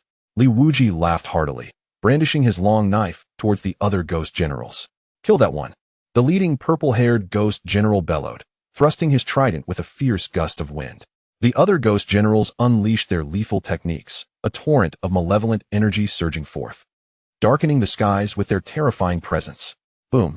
Faced with 9 waves of evil energy, Li Wuji's expression shifted. He realized he had been overly ambitious. Should I try using my frenzied bloodline? He pondered, gritting his teeth as his eyes began to take on a crimson hue. Swish! At that moment, searing heat engulfed the surroundings as countless azure flames imbued with a divine essence emerged. Qing loli fire. Hong Qinya suddenly flung his sleeves, unleashing a torrent of azure flames that forcibly interrupted the ghost general's assault. 6 mid-stage Mahayana ghost generals screamed in agony, their bodies rapidly consumed by the azure flames, vanishing into the air in no time. Human woman, I will make you pay with your life. The purple-haired ghost general raged, raising his trident high, unleashing a vast wave of energy. The trident erupted with a rampaging malevolence that reached for the heavens, darkening the entire sky as if a dreadful calamity were about to descend. As the pinnacle Mahayana ghost general, should he unleash his full offensive, none in Dezhou would stand a chance. Li Wuji's forehead beaded with cold sweat, and he quickly retreated, gazing at the purple-haired ghost general with pity. Haha. Realizing fear now is too late. You and that wretched woman shall both perish. The 2 late-stage Mahayana ghost generals exchanged cruel smiles, sensing a turnaround in their fortunes. Hiss. Hearing this, Li Wuji gasped, retreating several hundred meters. As anticipated, an unimaginable aura of terror erupted, instilling fear in the hearts of all. Hong Qinya's hair whipped wildly, his demeanor as cold as frost, eyes glinting with murderous intent. The cold, merciless voice brimmed with murderous intent echoed across the vast expanse of heaven and earth. You shall perish. With a mere gesture, boundless black flames surged forth from the void, carrying the power to annihilate all, sweeping towards the ghostly figures filled with malevolence. The two late-stage dying ghost generals were nearly overwhelmed by fear, as strange black flames consumed them completely. What is this? The violet-haired ghost general's face turned pale with horror, and in desperation, he thrust his trident forward. With a crackle, the trident unleashed a multitude of dark purple lightning bolts, each containing immense destructive power. A terrifying phenomenon occurred. Countless dark purple lightning bolts struck the black flames, only to be devoured entirely. This is impossible. The violet-haired ghost general was terrified, his spirit shattered upon witnessing this, and he turned to flee the scene. But alas, it was too late. The black flames engulfed him, and he felt as though his very flesh and soul were being frantically absorbed, an indescribable agony coursing through him. The heart-wrenching screams echoed through the battlefield. Within mere seconds, the violet-haired ghost general vanished without a trace. The remaining ghostly beings suffered a similar fate, consumed by the black flames, leaving behind a battlefield riddled with devastation, where only the mournful howl of the cold wind could be heard. The Dazhou soldiers gazed in disbelief at the imposing figure clad in red, their hearts filled with profound dread. The Scarlet Fairy truly possesses a celestial grace. The Crown Prince muttered hesitantly, finally managing to utter these words. I can't help but think she resembles a female demon, one of the generals whispered, only to be elbowed by a colleague in fright, signaling him to remain silent. At that moment, the expression of Hong Qinya gradually softened, and she coldly remarked, ignorant ants. Turning her head, she cast a glance at Li Wuji, who was hiding at a distance, saying nothing as she departed to report back. Li Wuji sighed, reflecting on the wrathful Hong Shixiao, who was indeed nearly invincible within the same realm, truly deserving of being the first disciple of their master. In the next moment, a thought struck Li Wuji, his right hand gripping the hilt of his sword tightly, a manic smile spreading across his face, with excitement flickering in his eyes. He thought, this is excellent. If it comes to sparring, I can unleash my fury upon him. Hong Qinya sensed something, a chill running down her spine as she abruptly turned to look, only to find Li Wuji had silently followed her. She suspiciously turned her head, murmuring to herself, could it be that my perception was mistaken just now? When the two of them landed on the Kunpeng, they bowed and announced, Master, as per your command, everything has been resolved. However, they were met with silence. Li Wuji's heart sank. Could it be that the master is dissatisfied? What is he up to now? Hong Qinya tentatively raised her head, nearly infuriated to the point of distorting her features. Before them, a handsome young man lay sprawled on a recliner, wearing a sky-blue eye mask, drooling, deeply asleep, completely detached from the world around him. Master, please wake up, Bai Xiaoxi whispered gently by his side. Yi Junlin slowly awoke, casually removing his eye mask. Has everything been resolved? Indeed, we have annihilated the enemy forces. Hong Qinya gritted her teeth, fighting the urge to pummel him. Yi Junlin stretched leisurely, stepping between the two, patting their shoulders with a tone of commendation, saying, well done, keep up the good work. He then straightened his back, walking away with an air of authority. Thank you for your praise, master. Li Wuji exclaimed excitedly. Hong Qinya curled her lips, inwardly cursing, you promised to take action. Yet it seems we are still the ones doing the work. Below, the Crown Prince and his companions felt a wave of anxiety. At this moment, they saw a young man in a black robe approaching, with flowing silver hair that shimmered like jewels, his features striking and exuding an ethereal aura. Greetings, Yi Xuanzhang. The Crown Prince gasped in surprise, hastily bowing. Everyone followed suit, bowing in unison, greetings, Yi Xuanzhang.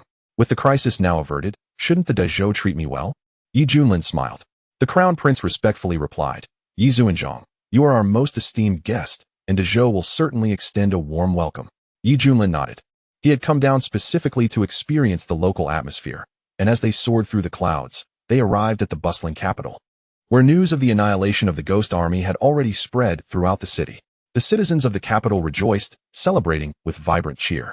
Look, that is Yi Xuanzhang. It is said that he was the one who eliminated the ghost army, exclaimed a tea house owner. Yi Xuanzhang, please allow me to pay my respects. Many rushed forward, eagerly bowing in worship. Countless accolades followed, praising Yi Junlin, elevating him to the heavens. Yi Junlin sighed. Alas, this is truly the accomplishment of my disciples. How can it be attributed to me? Cough, cough, the Crown Prince said awkwardly. We are almost at the end of the street, and you're only now mentioning this? Hearing this, Li Wuji replied without hesitation, as disciples, our achievements are the accomplishments of our master. Hong Qinya displayed a look of disdain, thinking to herself, this person truly lacks integrity. Xiaohong, what do you think? Yi Junlin asked earnestly. Hong Qinya immediately responded solemnly. I believe what Shidi Li said is absolutely correct. A promising disciple, I have not raised you in vain, Yi Junlin said with satisfaction. Within the imperial palace, all the officials eagerly awaited. We welcome Yi Xuanzhang. Upon seeing the silver-haired youth accompanying the crown prince, they immediately understood his identity and promptly bowed in reverence. This was the formidable individual who had single-handedly decimated the millions of practitioners of the Yuhua sect. In the entire nation, aside from the Zhou Emperor, there was no one who could rival him. The crown prince spoke solemnly. Yi Xuanzhang, my father awaits you inside. Oh, Yi Junlin raised an eyebrow, intrigued by the old fellow's display of authority, waiting for him to arrive. Just then, a rich voice laden with apology reached him.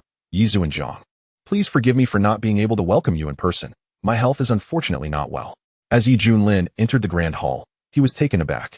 Before him sat a middle-aged man draped in a dragon robe, adorned with a crown, emanating a dignified aura as he sat upon the throne, surrounded by a halo of pure white light, seemingly healing from injuries or adjusting to his condition. This was none other than the current emperor of Dezhou. Chapter 61. The Strange Insider Story. Your Majesty, what is the matter? Yi Junlin's gaze sharpened. Based on his memories, this type of dynasty was distinct from sects and families, possessing a mysterious power known as national fortune as a trump card. The function of national fortune was profoundly intricate. It could aid in cultivation, heal oneself, and enhance one's strength. Moreover, the populace formed the very foundation of national fortune. For a ruler to gain the favor of national fortune, they needed the recognition of the common people. Thus, a mutually beneficial relationship was established. As the saying goes, water can carry a boat, but it can also capsize it. At this moment, the Zhou Emperor did not appear to be in a favorable condition. He was utilizing Dezhou's national fortune to mend his wounds, displaying signs of a startled bird, bracing himself for what was to come. I have embarrassed myself before Yi Xuanzhang, the Zhou Emperor said with a wry smile. This was his first encounter with Yi Junlin, and he was somewhat taken aback by Yi Junlin's youthful appearance, as various rumors had led him to subconsciously envision an elderly figure, worn and rigid. Most notably, the Zhou Emperor realized that with his perfected cultivation at the dying realm, he could not discern Yi Junlin's precise level of power. Could it be that this individual employed some form of concealment technique? The Zhou Emperor pondered. Nevertheless, given the events of the Huangzhou campaign, the Zhou Emperor held Yi Junlin in high regard. For apart from himself, the bearer of the nation's fortune, there was no one else in Dezhou capable of posing a threat to him. Yi Junlin inquired, Your Majesty, may I ask what has transpired? The Zhou Emperor pretended to clear his throat, and the crown prince understood, signaling the civil and military officials to exit the hall, leaving only a few individuals behind. The ghostly clan from Mingyuan has inexplicably launched an offensive against our great Zhou, a development that has taken us by surprise. Many ministers in the court speculate that there must be a coveted treasure within the palace that has incited such a fervent assault. The Emperor of Zhou sighed helplessly, stating, The problem is, even I, the sovereign of Great Zhou, remain unaware of the true nature of this treasure. Yi Junlin was somewhat speechless, realizing that even the Emperor appeared bewildered. How then had he sustained such injuries? In all of Great Zhou, who could possibly harm a perfected practitioner at the Great Ascension stage? Moreover, this was the Emperor, who bore the immense fortune of the nation. Yi Xuanzhang pressed on.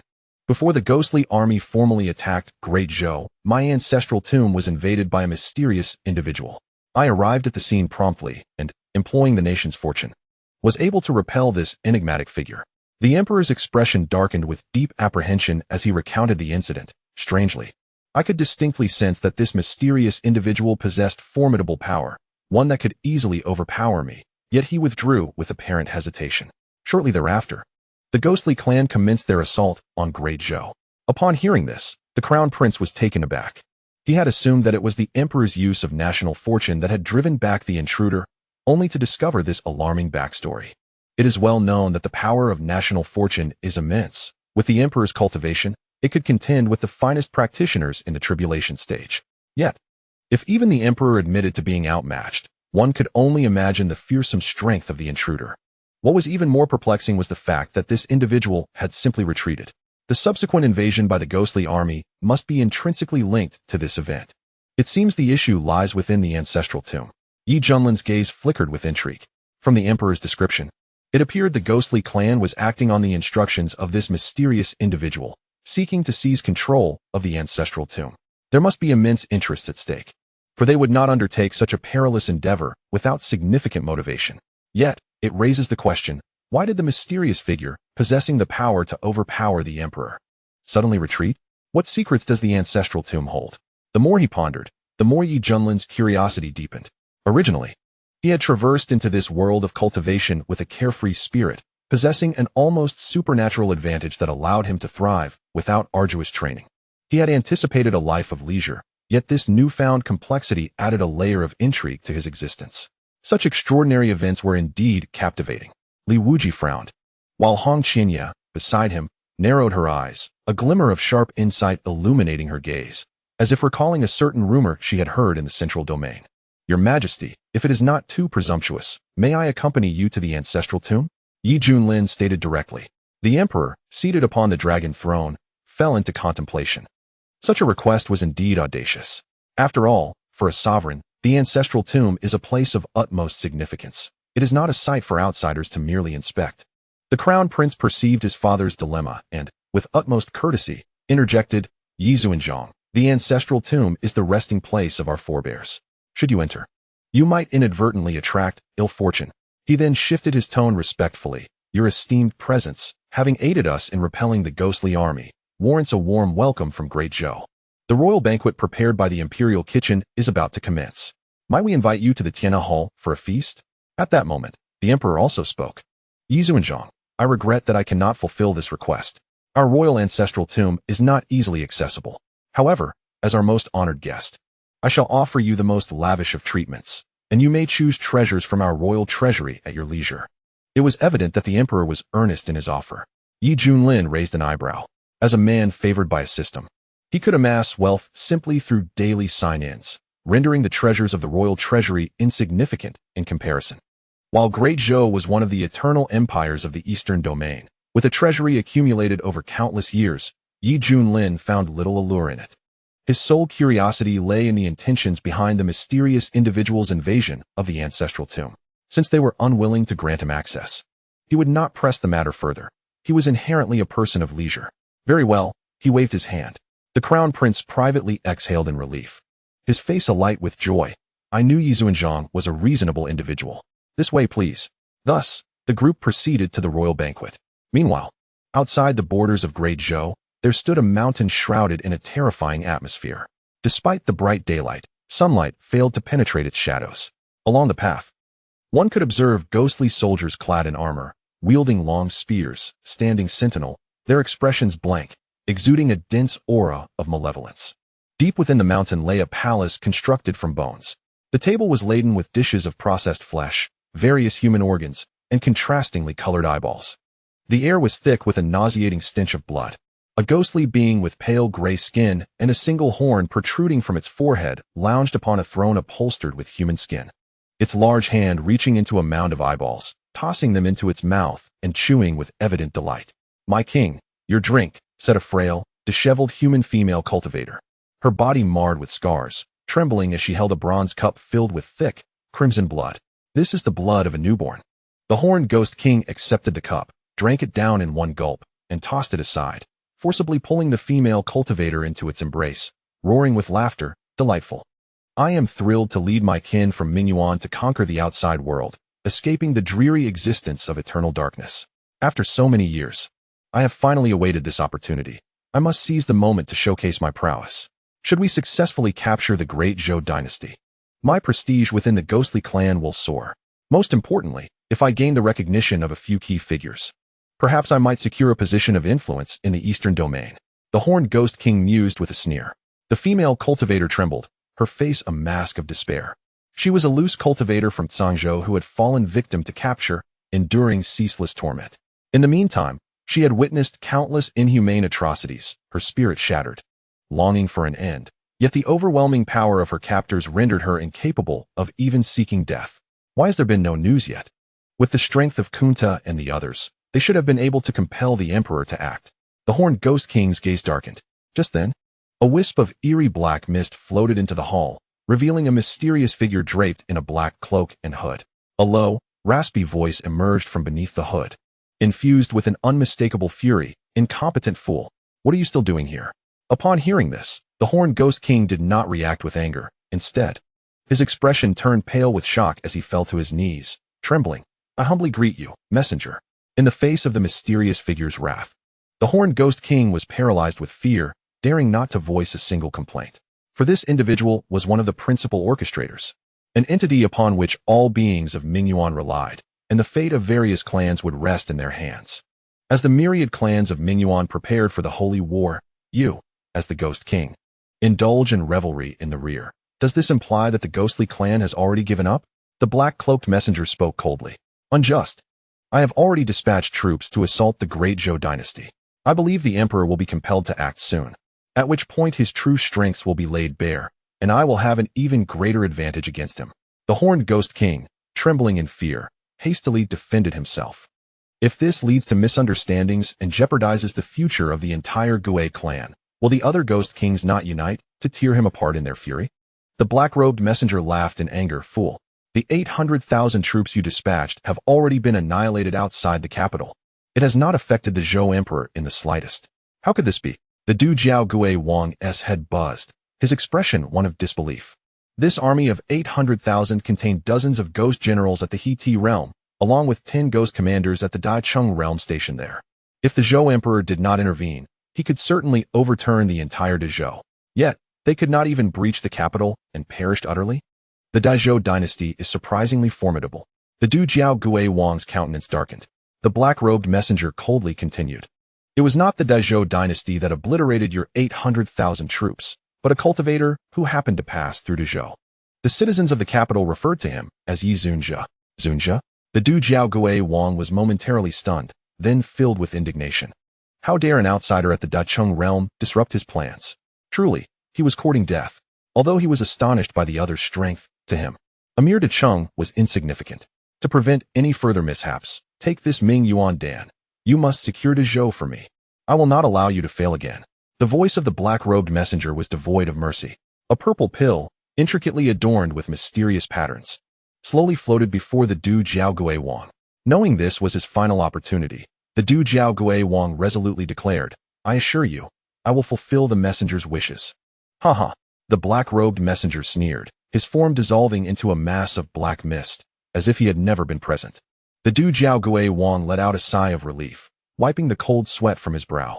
His heart filled with rage at how close the plan had come to being thwarted. Boom. A terrifying aura erupted, causing the entire mountain peak to tremble. The Du Jiao Gue Wang turned, catching sight of a female cultivator curled up in the corner, and with a fierce glare, he roared. Do you find my previous display amusing? Speak. The female cultivator, pale with fear, stammered. Master, I certainly did not. You wretched liar. Bang. The Du Jiao Gue Wang, in a fit of rage, crushed her, then soared into the sky, his roar echoing like thunder in all directions. All soldiers, march with me. Yes. Countless ghostly figures followed the Du Jiao Gue Wang, enveloped in a sweeping black mist as they surged towards Dezhou. In the Tianhe Hall, several graceful, veiled palace maids danced elegantly, harmonizing with the enchanting melodies played by geishas, creating a unique ambience. At this moment, Yi Junlin and his companions were indulging in the grandest state banquet of Dezhou. The ingredients were anything but ordinary.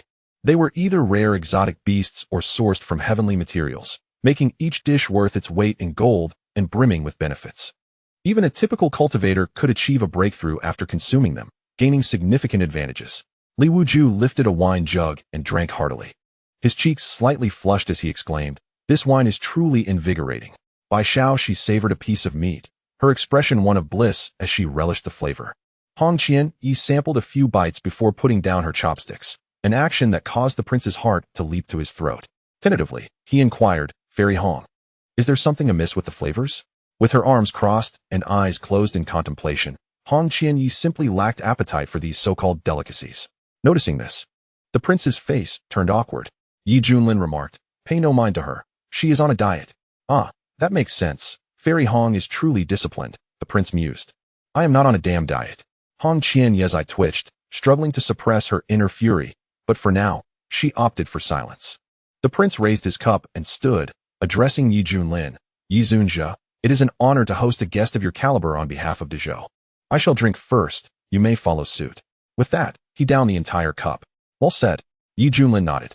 His presence here was to observe whether the Gue clan would take any new actions, for the system had yet to issue rewards for the task he had previously undertaken, leading him to realize that the mission had not been fully accomplished.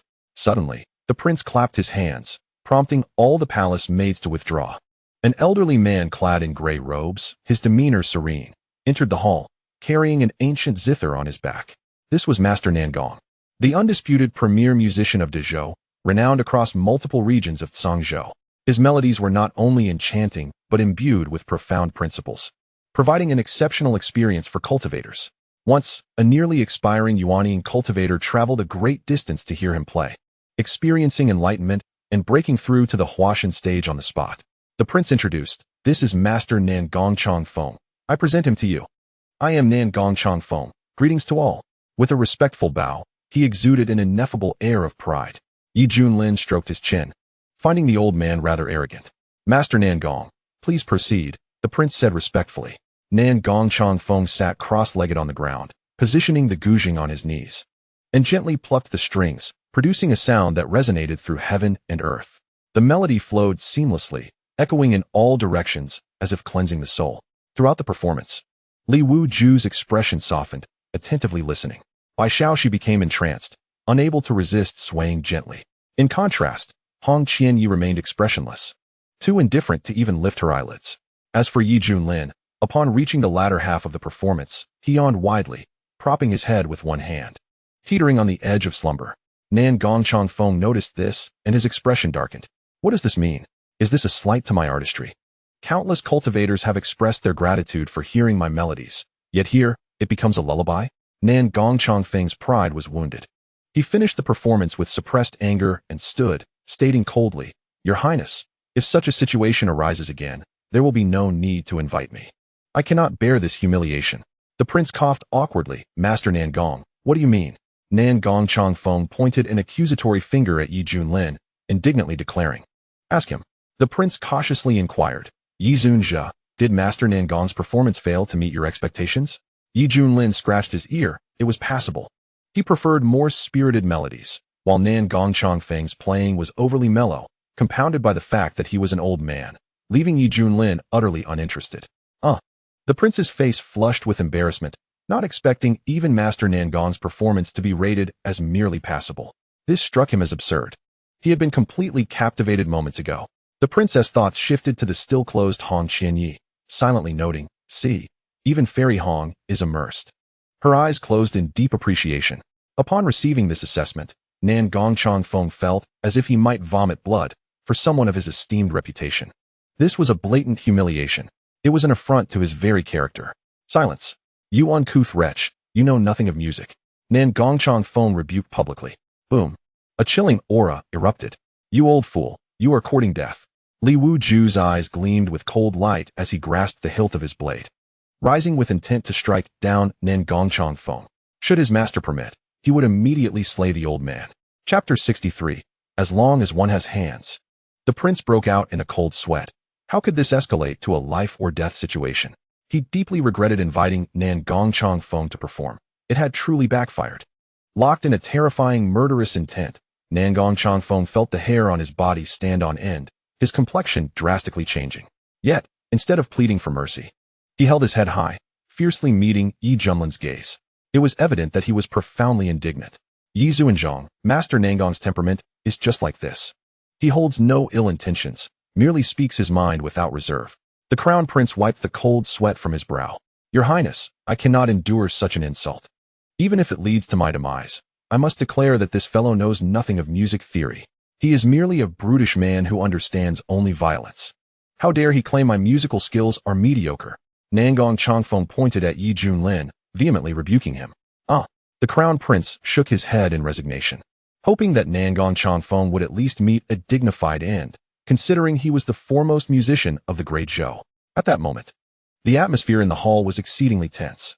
Li Wujia cast a menacing gaze at Nangong Changfeng, while Hong Qianyi kept his eyes closed, his expression calm, though the subtle curve of his lips betrayed his true thoughts.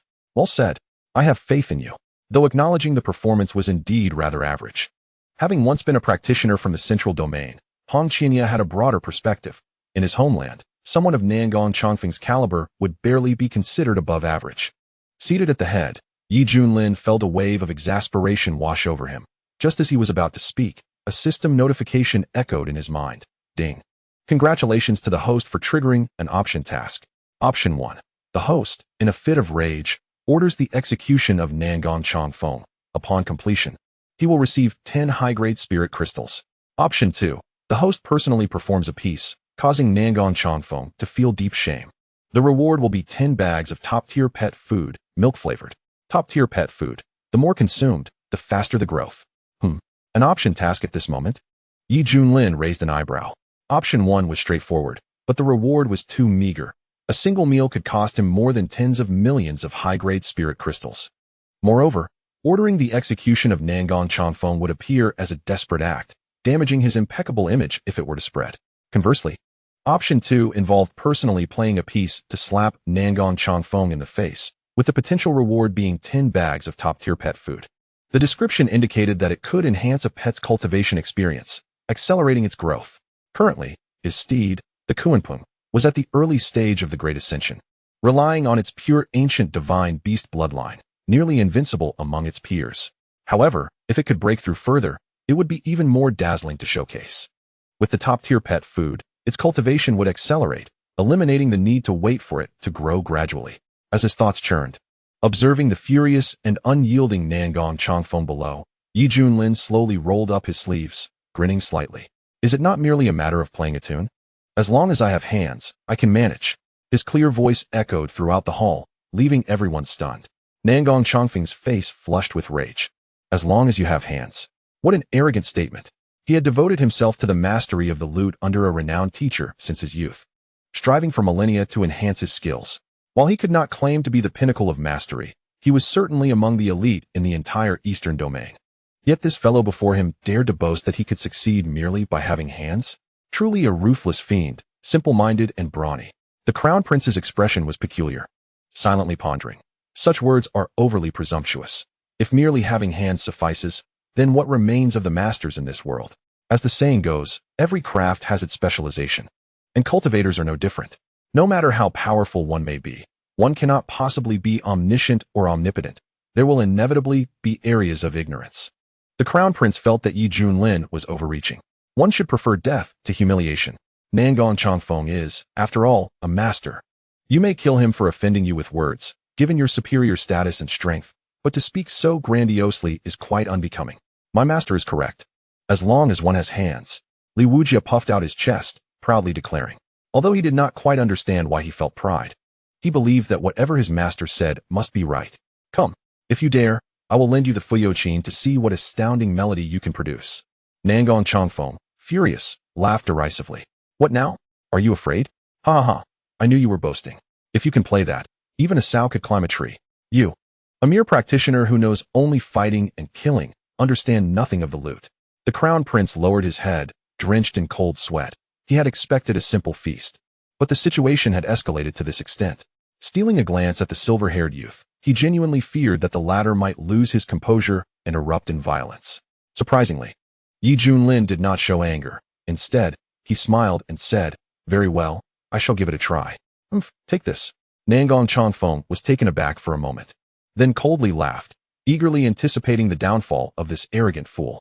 The Fuyoqin floated before Yi Junlin, each string emanating a radiant glow, appearing exceedingly extraordinary. Yi Junlin gently caressed the instrument, inwardly pondering, "System, what level is my lute skill?" He recalled that during the sign-in process, he had received an experience package for learning musical instruments, allowing for instant upgrades without the need for arduous practice. Ding, a friendly reminder. The host's lute skill is currently at the pinnacle of mastery. The system's notification chimed. The skill levels were initial understanding, mastery, exceptional, transcendence, and pinnacle. A practitioner like Nangong Chongfeng, who had labored for nearly a lifetime, had barely reached the level of mastery. Yet even so, he was renowned in Sangzhou, revered by countless cultivators. Now, Yi Junlin's lute skill had silently reached the pinnacle of mastery, truly terrifying. Come on, stop dawdling. Nangong Chongfeng's face displayed disdain, believing Yi Junlin was merely posturing. Silence. My master is finding his rhythm, Li Wujia declared, unabashedly. The Crown Prince rubbed his temples, feeling a sense of dread. He could already envision how unpleasant Yi Junlin's performance would be. Yi Junlin positioned his left hand on the strings and his right hand poised to pluck, taking a deep breath as his agile fingers danced across the strings. The sound resonated suddenly, the melody soaring and descending with a powerful, combative spirit, exuding an air of grandeur and defiance. With a swift motion, Hong Qianya abruptly opened his eyes, a flicker of disbelief flashing within them. This is...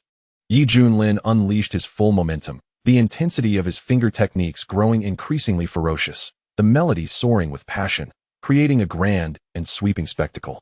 The piece he played was none other than power over the world from his past life. Nangong Changfeng began with a contemptuous chuckle, but soon furrowed his brows, ultimately left speechless, pulling out his beard in shock.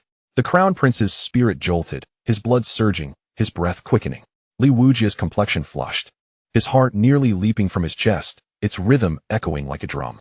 This is exhilarating, truly exhilarating. Immersed in the moment, Yi Junlin's fingerwork became a blur, leaving trails on the strings, his silver hair wildly fluttering, his eyes sparkling with divine brilliance, his skin glowing with a lustrous sheen like jade. Everyone felt a strange illusion, as if a primordial divine king were performing an unparalleled tune before them. How could such a magnificent piece be played? Such exceptional skill would be at the pinnacle even in the central domain, with no one daring to challenge it. Hong Qianya's expression was one of astonishment, absorbing the profound essence of the music, which resonated with a certain Taoist principle, leading him to newfound insights based on his own experiences in the central domain. Boom! Hong Qianya's aura surged, progressing through the stages of the Great Ascension, initial, mid, late, peak, and finally to perfection. He was just a step away from the tribulation stage. Li Wuji stood motionless like a clay statue, entering a state of enlightenment. With a crack, the bottleneck shattered, and his realm surged from the fusion stage to the great vehicle stage, unleashing an aura hundreds of times more powerful than before.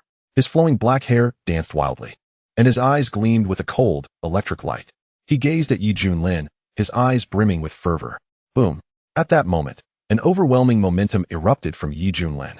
The crown prince's mind jolted, and he exclaimed, "The mid-stage of the tribulation realm. You are indeed a virtual immortal." Empowered by his cultivation and coupled with his unparalleled mastery of the Qing Dao, Yi Junlin played power over the world as if aided by divine intervention. The sound resonated with a series of extraordinary ripples, connecting with the great Dao and echoing across the mountains and rivers for 90,000 miles. The common folk residing on this land were cleansed by the music of the Qing. Those bedridden with chronic illnesses experienced a revitalization of spirit, their ailments vanishing as they joyfully rushed outside, moving with vigor and exultation. The soldiers of Dezhou, along with cultivators from various sects, experienced moments of enlightenment, their cultivation levels breaking through. This was a miracle, a divine sign. Heaven blessed Dezhou. The crowd was overcome with gratitude, their voices raised in praise. Unbeknownst to them, the national fortune of Dezhou surged uncontrollably. In the Xianjing Palace, the Emperor of Zhou was enveloped in a white radiance. Suddenly, he sensed something, and leveraging the national fortune and years of accumulation, he broke through the shackles that had bound him for many years. From this day forth, the Emperor officially ascended to the tribulation realm, becoming the only virtual immortal monarch among the great immortal dynasties of Zhangzhou. Who is this esteemed elder aiding Dezhou? Listening to the source of the Qing music, it seems to be emanating from the Tiana Palace. Could it be? The Emperor gasped, his eyes filled with reverence. Meanwhile, the ghostly army invading Dezhou, led by the one-horned ghost king, advanced aggressively, intent on storming the capital. However, to their astonishment, the situation shifted dramatically. The passionate and dynamic Qing notes reverberated through the skies, imbued with an exceedingly profound power. For the human race, Yi Junlin's Qing music was immensely beneficial. But for the creatures of the underworld, it posed a lethal threat. A cacophony of anguished cries arose from within a vast shroud of black mist. Many ghostly beings emitted sizzling sounds as white smoke enveloped their bodies, their flesh rapidly disintegrating. Even when they attempted to harness their magical powers for defense, it proved futile. This harm was akin to a curse. "Great King, save us. Please, save us," cried the distressed subordinates, their faces contorted in agony. The one-horned ghost king, both shocked and enraged, exuded a storm of murderous energy and howled to the heavens. "Who dares to intervene? Show yourself. What sort of cowardice is this?" His furious roar shattered mountains, nearly collapsing the firmament. Yet, the Qing music continued to resonate without interruption. In just a few breaths, The dense mass of ghostly beings was reduced to ashes, and the once formidable army of 200,000 ghostly soldiers dwindled to fewer than 10. A few ghostly commanders, barely holding on, felt their bodies nearly dissolve and transmitted a weak mental signal: retreat. The human race has powerful beings in place. Subsequently, they vanished into nothingness. No. The one-horned ghost king's eyes bulged with rage as he let out a heart-wrenching roar. His body was marred with ghastly wounds, a horrifying sight. But due to his initial cultivation at the Tribulation realm, he endured the least impact, barely holding on until the end. Yet for the one-horned ghost king, the entire ordeal was a torturous trial. Who is it? Who could it possibly be? He bellowed, refusing to retreat, his heart swelling with a brutal fury as he charged forward. The one-horned ghost king understood that there was no turning back, leading 1,000,000 troops to assault Dezhou, only to face annihilation. If he did not take action, he would face judgment even if he returned. Soon, white smoke crackled around the one-horned ghost king. The pain was excruciating, penetrating to his very marrow, causing even his soul to tremble. I can't go on like this. He gritted his teeth, producing a purple pill that exuded a sinister aura. This was the Ming Yuan Dan bestowed by the envoy. At this point, he had no choice but to consume it. No matter the cost, he must find that hidden powerhouse. The one-horned ghost king swallowed the pill, howling to the heavens as beams of dark purple divine light burst from his eyes. He felt an overwhelming power surging within him, his cultivation advancing from the early to the mid-tribulation stage. Boom. The one-horned ghost king's aura became terrifyingly formidable, enveloped in dark purple light, resembling an otherworldly meteor streaking across the sky. The crowds below gasped in horror. The one-horned ghost king sensed that as his cultivation rose, the influence of the Qing music diminished significantly. All of this stemmed from that Ming Yuan Dan. He knew this was likely temporary. There might be unimaginable side effects to come, but he had no way out and had to fulfill the envoy's orders. Kill, kill, kill. The one-horned ghost king's eyes burned crimson, his face radiating murderous intent. As long as he had breath in him, he would storm the capital and unleash a massacre. Clearly, this had become his obsession. Clang, clang, clang. Just then, the passionate Qing music reached its climax, releasing an even more potent and profound power. Across Dezhou, extraordinary phenomena began to manifest, astonishing the world. The moon rose over the sea, a splendid landscape painting. Stars shone in the azure sky. The sun and moon shone together. Dragons and phoenixes sang in harmony. The entire Dezhou erupted in a frenzy, the cheers echoing through the heavens. What? The one-horned ghost king was struck with terror, as if he had been dealt a heavy blow, crashing to the valley floor and stirring up a massive cloud of dust. The one-horned ghost king's face contorted in pain, letting out a chilling scream, thrashing like a wild boar in a mire.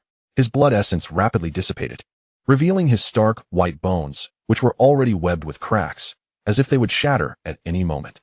Who is responsible for this? Who dares to confront me? The one-horned ghost king was utterly shattered, yearning to confront the mysterious musician, unwilling to perish in such obscurity. Unfortunately, even that desire became an unattainable wish. The human race possesses great terror, thought the one-horned ghost king, filled with an overwhelming sense of unwillingness.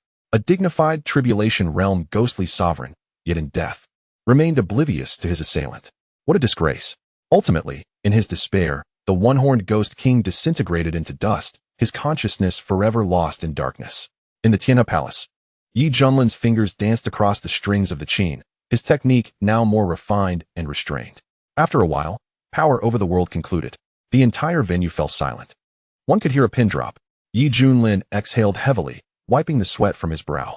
The performance had been exhilarating, transporting him to a state of transcendence. Indeed, power over the world was extraordinary. Beep. Congratulations, host, on defeating the ghostly army.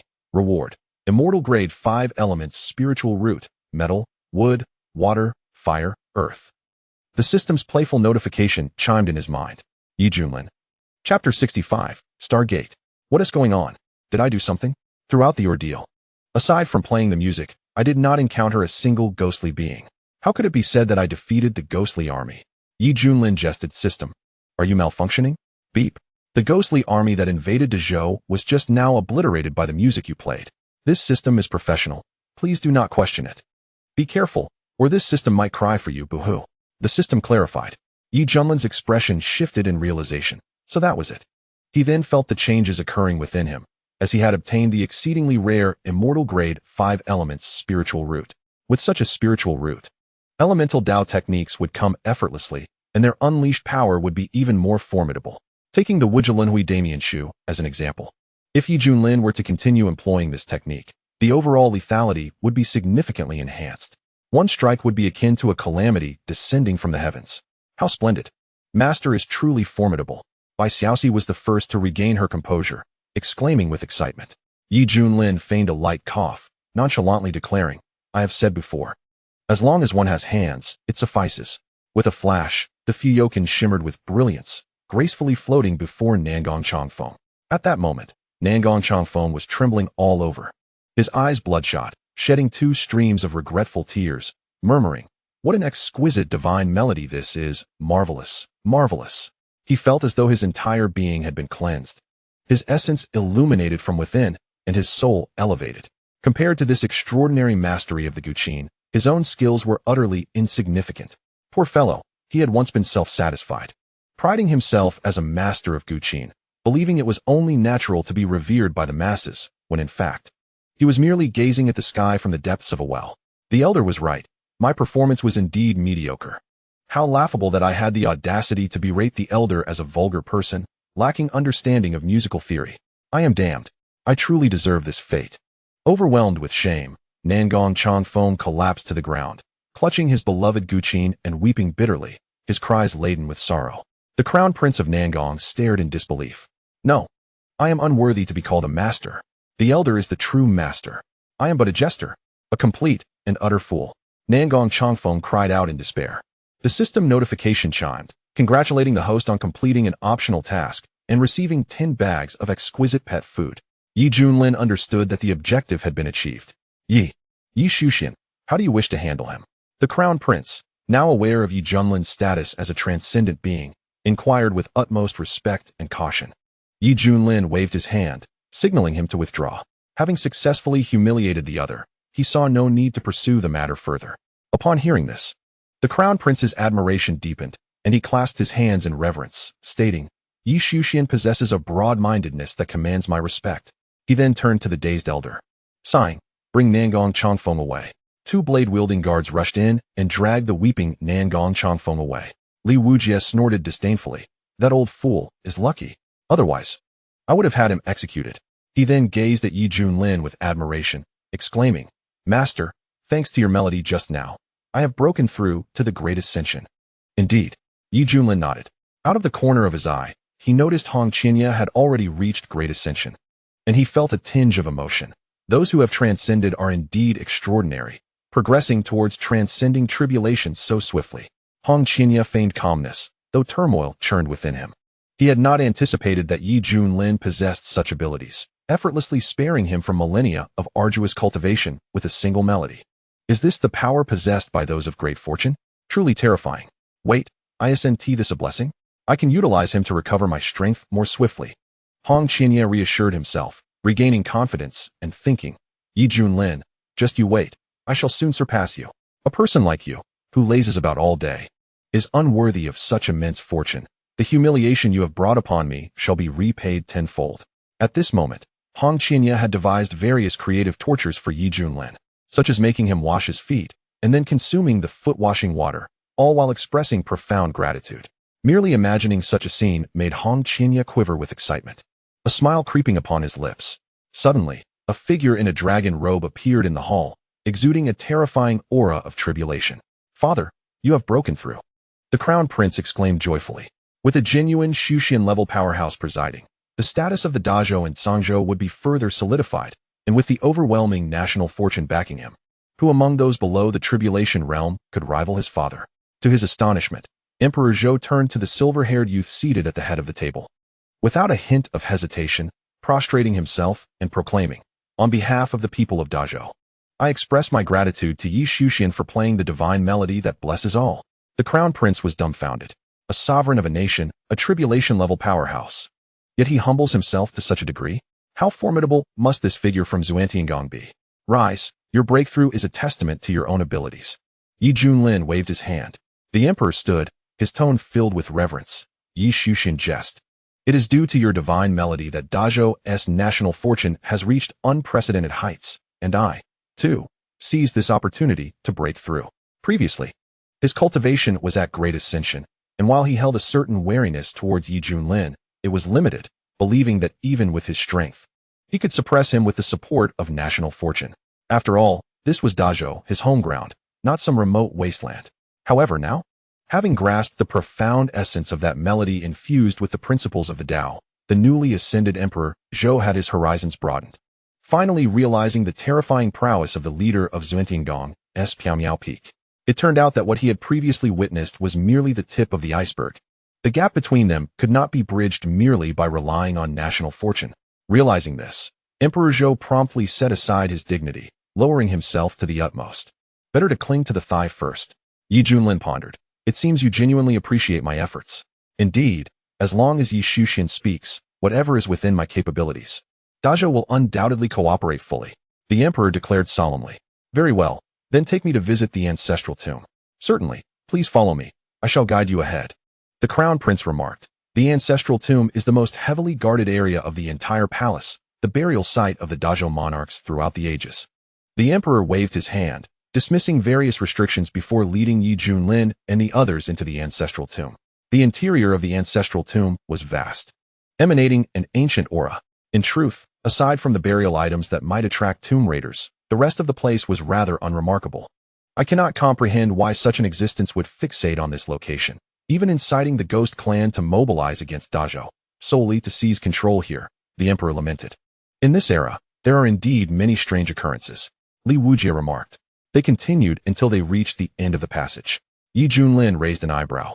Having found nothing unusual, forget it, let us just return the way we came. Just as Yi Junlin shook his head, preparing to depart this mundane place, Hong Qinya behind him narrowed his eyes, casting a spell with one hand in a tentative manner towards the front. A rumbling sound echoed through the void. Gradually, an ancient and vast star gate materialized, exuding an enigmatic aura. What? This is... The Emperor Zhou's eyes widened, completely unprepared for this development. Why would there be such a thing in the Zhou ancestral tomb? As the emperor, he was utterly oblivious. Yi Junlin turned to Hong Qinya, who had triggered this phenomenon, and discovered that his expression mirrored his own surprise. Wow, this door is magnificent, Bai Xiaoxi exclaimed, her eyes sparkling as she curiously circled the star gate, reaching out her tender little hand to touch it, only to find she could pass through as if it were an illusion. The Stargate did not truly exist. However, Yi Junlin knew that this Stargate certainly existed. It simply had not yet manifested in the real world, and activating it completely might require some form of sacrifice. Emperor Zhou, how long has this dynasty existed? Yi Junlin inquired. The emperor's expression was somewhat proud as he replied. Our Dajo has existed for 120,000 years. Any cultivation force, regardless of its form, that can endure for over 100,000 years is worthy of being called an immortal lineage. For it signifies that each generation has a great ascension master presiding over it, and this must continue unbroken. Should they lose their great ascension, they risk being excluded from the immortal lineage. The Zhou Emperor, as a formidable figure at the crossing tribulation realm, stands as the sole master of an ethereal level among the few immortal dynasties of Zhangzhou. Before the establishment of the Great Zhou, did any nations exist? Yi Junlin continued his inquiry. The Zhou Emperor was taken aback and replied truthfully. According to the extant historical records, there were at least dozens, and some are beyond our current means of investigation. Over the course of countless eons, immortal dynasties like the Great Zhou, which have endured for 1,000,000 years, are but a mere drop in the ocean. Yi Junlin furrowed his brow. If that is the case, then this Stargate must trace back to an even more distant era. Perhaps there were records concerning this gate, but after enduring various upheavals, they have long since been buried in the dust of history. As for the ancestral tomb, it fortuitously occupies this location, unbeknownst even to the rulers of the Great Zhou, who merely believed the feng shui of this place to be favorable.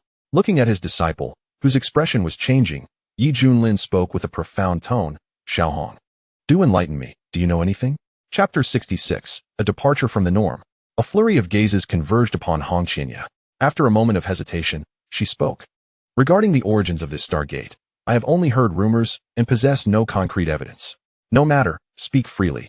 Yi Junlin waved his hand dismissively. It is said that in the ancient past, there were numerous transmission nodes across Kunlun realm that could directly reach the vast worlds. allowing countless cultivators from Kunlun realm to traverse the universe with ease. However, for reasons unknown, these transmission nodes were sealed by the sages of old and have never been reopened. Upon hearing this, the crowd was taken aback, casting astonished glances at the ethereal stargate. This object possesses such capabilities? Legends speak of Kunlun realm as a colossal realm of cultivation, with many similar planets scattered throughout the boundless universe. In the past, cultivators could travel freely. Any who had reached the transformation stage could soar beyond Kunlun realm and roam the cosmic void. Yet at some point, an unseen force began to confine the cultivators of Kunlun realm, rendering them unable to ascend to the cosmos, forcing them to remain in this world until death. The only means of breaking this limitation is to undergo the crossing tribulation and become a true immortal, thereby gaining the right to ascend to the immortal realm, from which one may access the universe. However, the path to transcendence is fraught with difficulty. Thus, for the vast majority of cultivators, their lives must be spent within Kunlun realm. The stargate before them, however, seems to disregard this constraint, effortlessly granting passage to various cosmic realms. If this were to be known, it would undoubtedly cause a tremendous uproar. The crown prince exclaimed with excitement, "Father, with this, our great Zhou can expand its territory outward. This is a rare opportunity." In his imagination, the cosmos surely harbors countless invaluable resources for cultivation.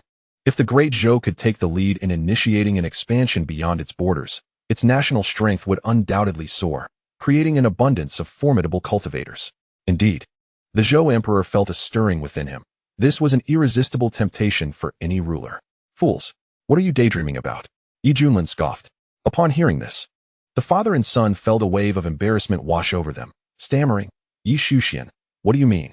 Are you so certain that the great Zhou possesses the capability to initiate interstellar expansion, rather than facing invasion from outer tribes? If these stargates were truly beneficial for the development of Kunlun realm, why would they have been sealed by the sages? For instance, why would that mysterious figure go to such lengths to send the ghost clan to occupy this place? Use your brains." Junlin's scolding extinguished the ambitions of the father and son like cold water, and reflecting on recent events, they felt an overwhelming sense of dread. Until now, many cultivators of Kunlun realm have believed that this world is a cage, one where they would never glimpse the scenery beyond. However, it now appeared that this could be a form of veiled protection. Furthermore, do you even know how to open it?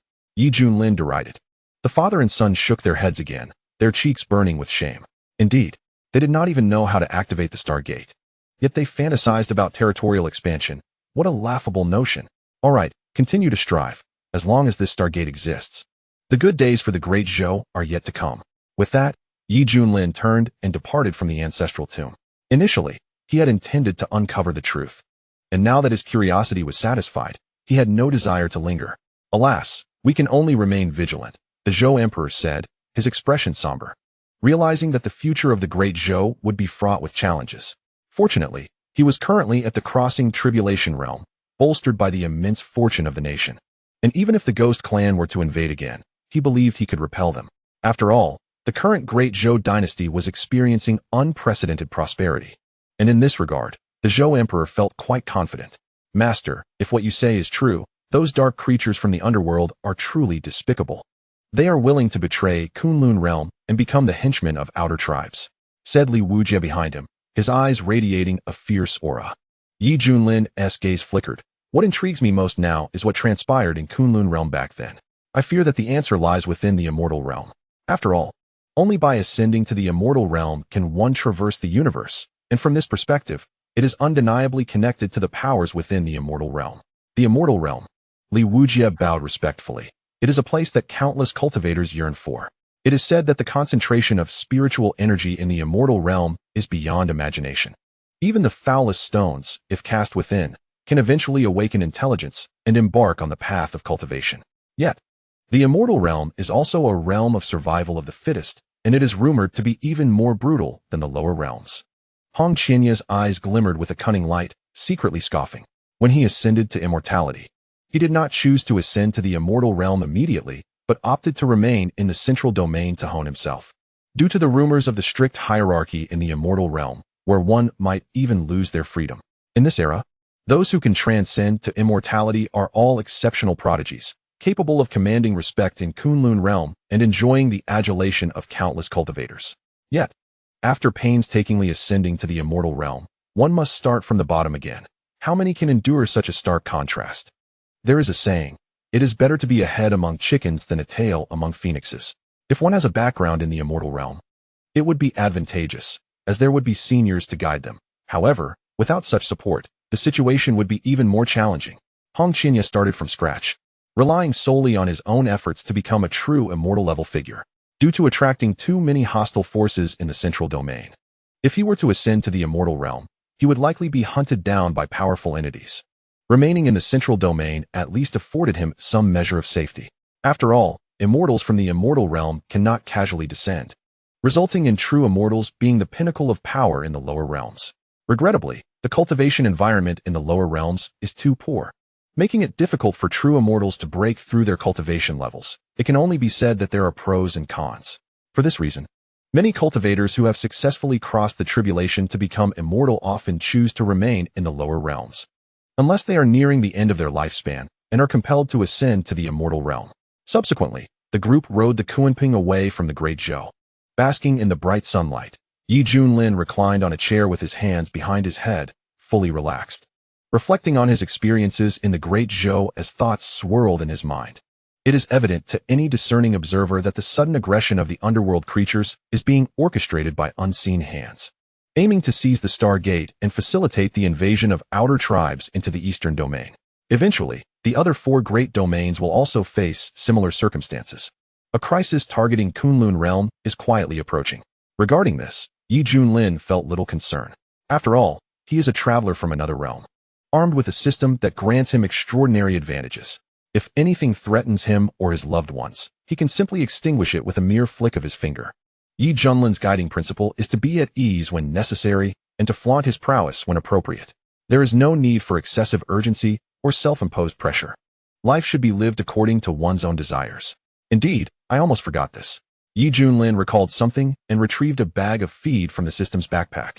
As he opened it, a rich aroma of milk wafted through the air. Undoubtedly, this was exquisite pet feed. Oh, it smells wonderful. Bai Xiaoxi's nose twitched, and upon seeing the bag in Junlin's hand, her eyes sparkled with excitement as she hurried over. Xuanhuan, can I have a taste?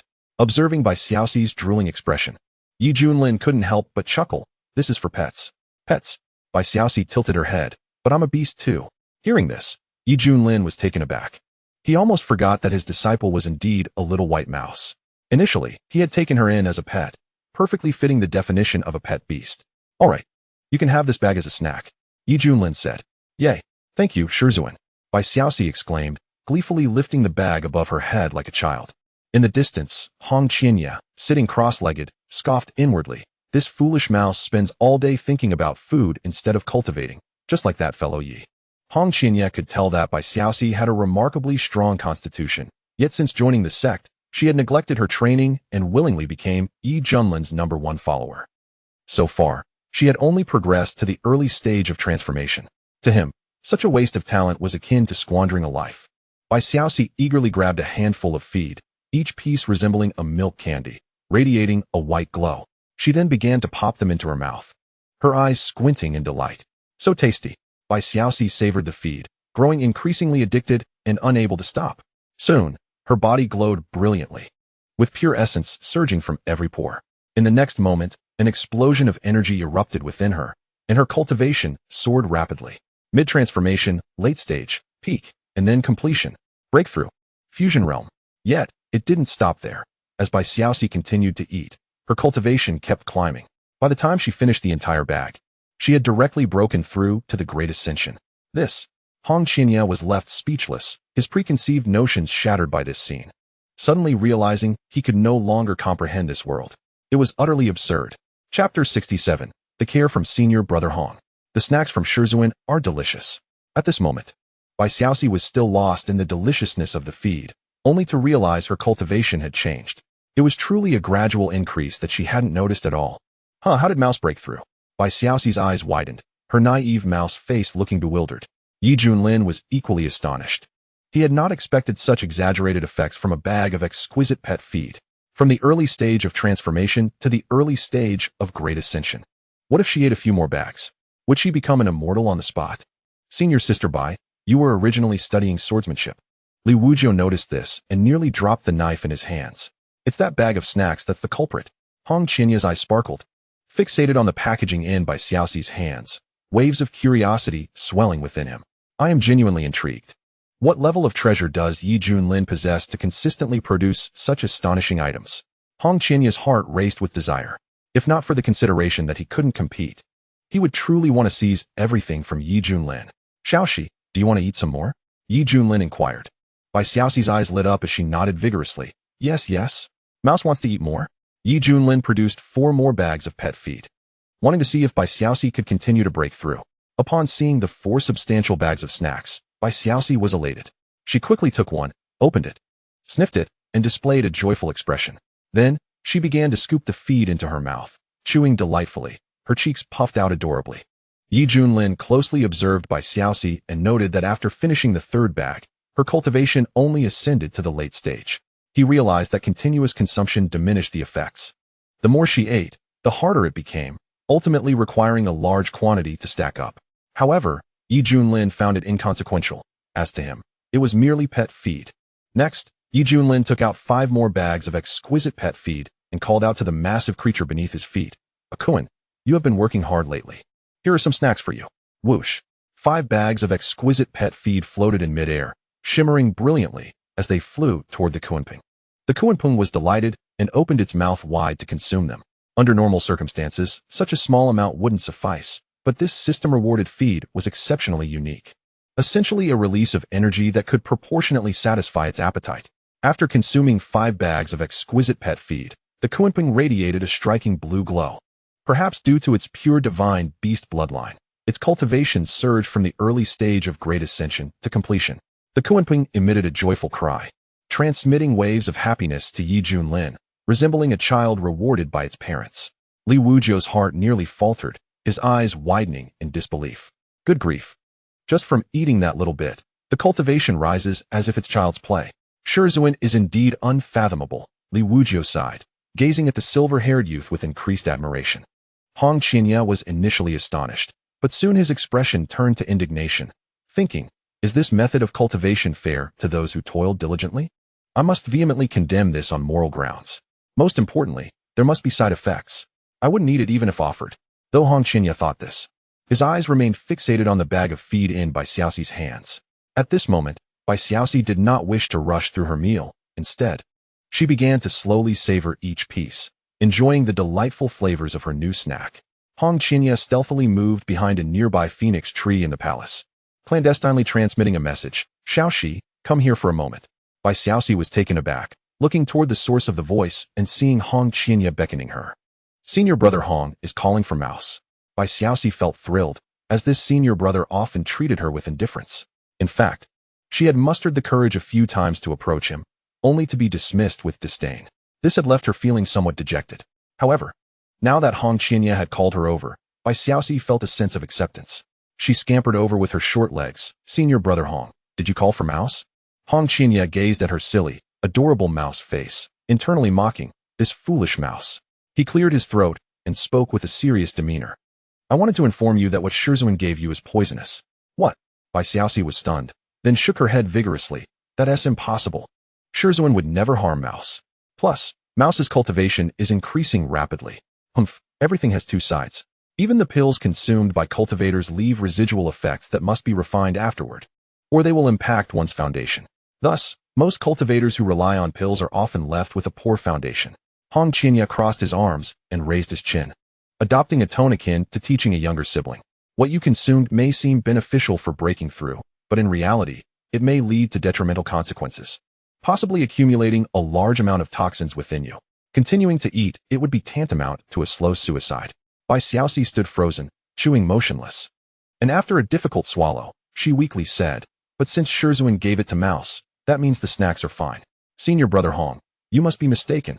Moreover, Xu felt no discomfort whatsoever in her body. Upon hearing this, Hong Qinya furrowed her brow, extending her hand to rest on Bai Xiaoxi's head, closing her eyes to sense her. When she perceived that Bai Xiaoxi's meridians were intact, her foundation extraordinarily solid, and even that pure, innate vital energy coursed through her body. Hong Qinya was astounded. Truly, there were no side effects. This was even more effective than taking drugs. In that moment, her previously steadfast beliefs were shattered. Hong Qinya fixated on the bag of feed in by Xiaoxi's hand, her eyes gleaming with a covetous light. Under such a gaze, Bai Xiaoxi felt uneasy and cautiously said, "Senior brother Hong, if there's nothing else, I shall take my leave and leave the snacks." Hong Qinya, exuding an overwhelming presence, stared directly into Bai Xiaoxi's eyes and said, "What are you still doing here? Hurry and disappear from my sight." Bai Xiaoxi glanced longingly at the snacks in her hand and whispered, "But I haven't had enough yet. Senior brother Hong, faster. I am your senior brother. You must listen to me." Yet, this was a gift from her master. Witnessing this little rodent defy his command. Driven by a desire to enhance her cultivation, Hong Qinya's patience snapped, and with a sinister grin, he seized the bag of feed, declaring, "Give it to me." Chapter 68. The fragrance of the fairy's fart is delightful. Bai Xiaoxi stood dazed, watching as her snacks were snatched away, tears welling in her eyes. Hong Qinya weighed the bag of feed in his hand, a broader smile forming as he observed Bai Xiaoxi's aggrieved expression, scolding, "Why are you crying? Hold it back. Also, you must not tell master about this, understood?" Bai Xiaoxi, intimidated by Hong Qinya's imposing demeanor, retracted her neck and weakly replied, "All right. What are you still lingering for? Quickly vanish from my sight." Hong Qinya said impatiently, irritated by this foolish little creature. Bai Xiaoxi stifled her tears and fled. Her heart ached from senior brother snatching away her snacks. Gazing at the retreating figure, a smirk of disdain crept across Hong Qinya's lips. "Little rodent, I have you under my control." Looking down at the feed in his hand, a glimmer of brilliance flickered in his eyes. Humph. Next comes the moment of breakthrough in transcending tribulations. Fearing further complications, Hong Qinya wasted no time and poured the entire bag of feed into his mouth. The creamy flavor was rich, sweet, and melted in his mouth, quite delectable. After finishing, Hong Qinya's brows knitted tightly, a flicker of doubt crossing his gaze. What was happening? Why did his stomach feel so uncomfortably bloated? Unbeknownst to him, this was specialized feed for beast companions. If a human consumed it, their body would react defensively, yielding no enhancement in cultivation whatsoever. At that moment, pure energy surged chaotically within Hong Qianya's abdomen. Not good, he thought. His complexion changing drastically as cold sweat beaded on his forehead. If he allowed this energy to rampage, his body would suffer. He needed to act swiftly to resolve this. In a moment of clarity, Hong Qianya decisively spread his stance, guiding the energy within his abdomen. His previously fair face turned as red as an apple. Beads of sweat cascading down as his breathing became labored. Uft! A resounding fart erupted, releasing a powerful stream of energy. On the back of the Xuanhuan. Aside from the palace moved by Junlin, there were also pavilions, courtyards, small bridges, sand, and vegetation, resembling a miniature vacation island from afar. The sound of this fart echoed like a bomb detonating, sending clouds of dust soaring and rustling the trees. Hong Qianya felt an invisible force erupting beneath him, propelling his body into the air. Since the snacks had been taken, Bai Xiaoxi had been feeling downcast. Junlin, as usual, reclined on a lounge chair basking in the sun, noticing Bai Xiaoxi approach with a gloomy demeanor, and inquired, "Xiaoxi, what's wrong? You're usually so lively. Why do you seem so downcast?" Bai Xiaoxi wanted to speak, but, recalling the potential consequences, swallowed her words. The little rodent felt miserable, but chose not to voice her feelings. Bai Xiaoxi believed that if she told her master, he would surely reprimand senior brother Hong, leading to even more resentment towards her. Silently, she moved aside, picking up a milk tea from the table and sipping it. Sweet things always brought her solace when she was feeling low. Junlin frowned, about to ask more when a loud bang resonated, causing the entire island to tremble slightly. What is happening? Junlin abruptly sat up from his chair, eyes wide with shock. At that moment, he saw a figure clad in red soaring into the sky. Breaking free from the Xuanhuan's flight path, Junlin extended his hand, unleashing a terrifying pull that drew the figure back from 1,000 meters away. With a swish, Hong Qianya stumbled to the ground, his flawless face flushed crimson, mortified to the point of wishing he could disappear into a crack in the earth. The esteemed leader of the demonic sect had just farted? Moreover, it was an exceptionally loud one. Enemy attack. Master, we are under attack. Li Wuji rushed over in a frenzy, brandishing his sword. Junlin, sensing the odd atmosphere, paused, a look of confusion crossing his face. Isn't this?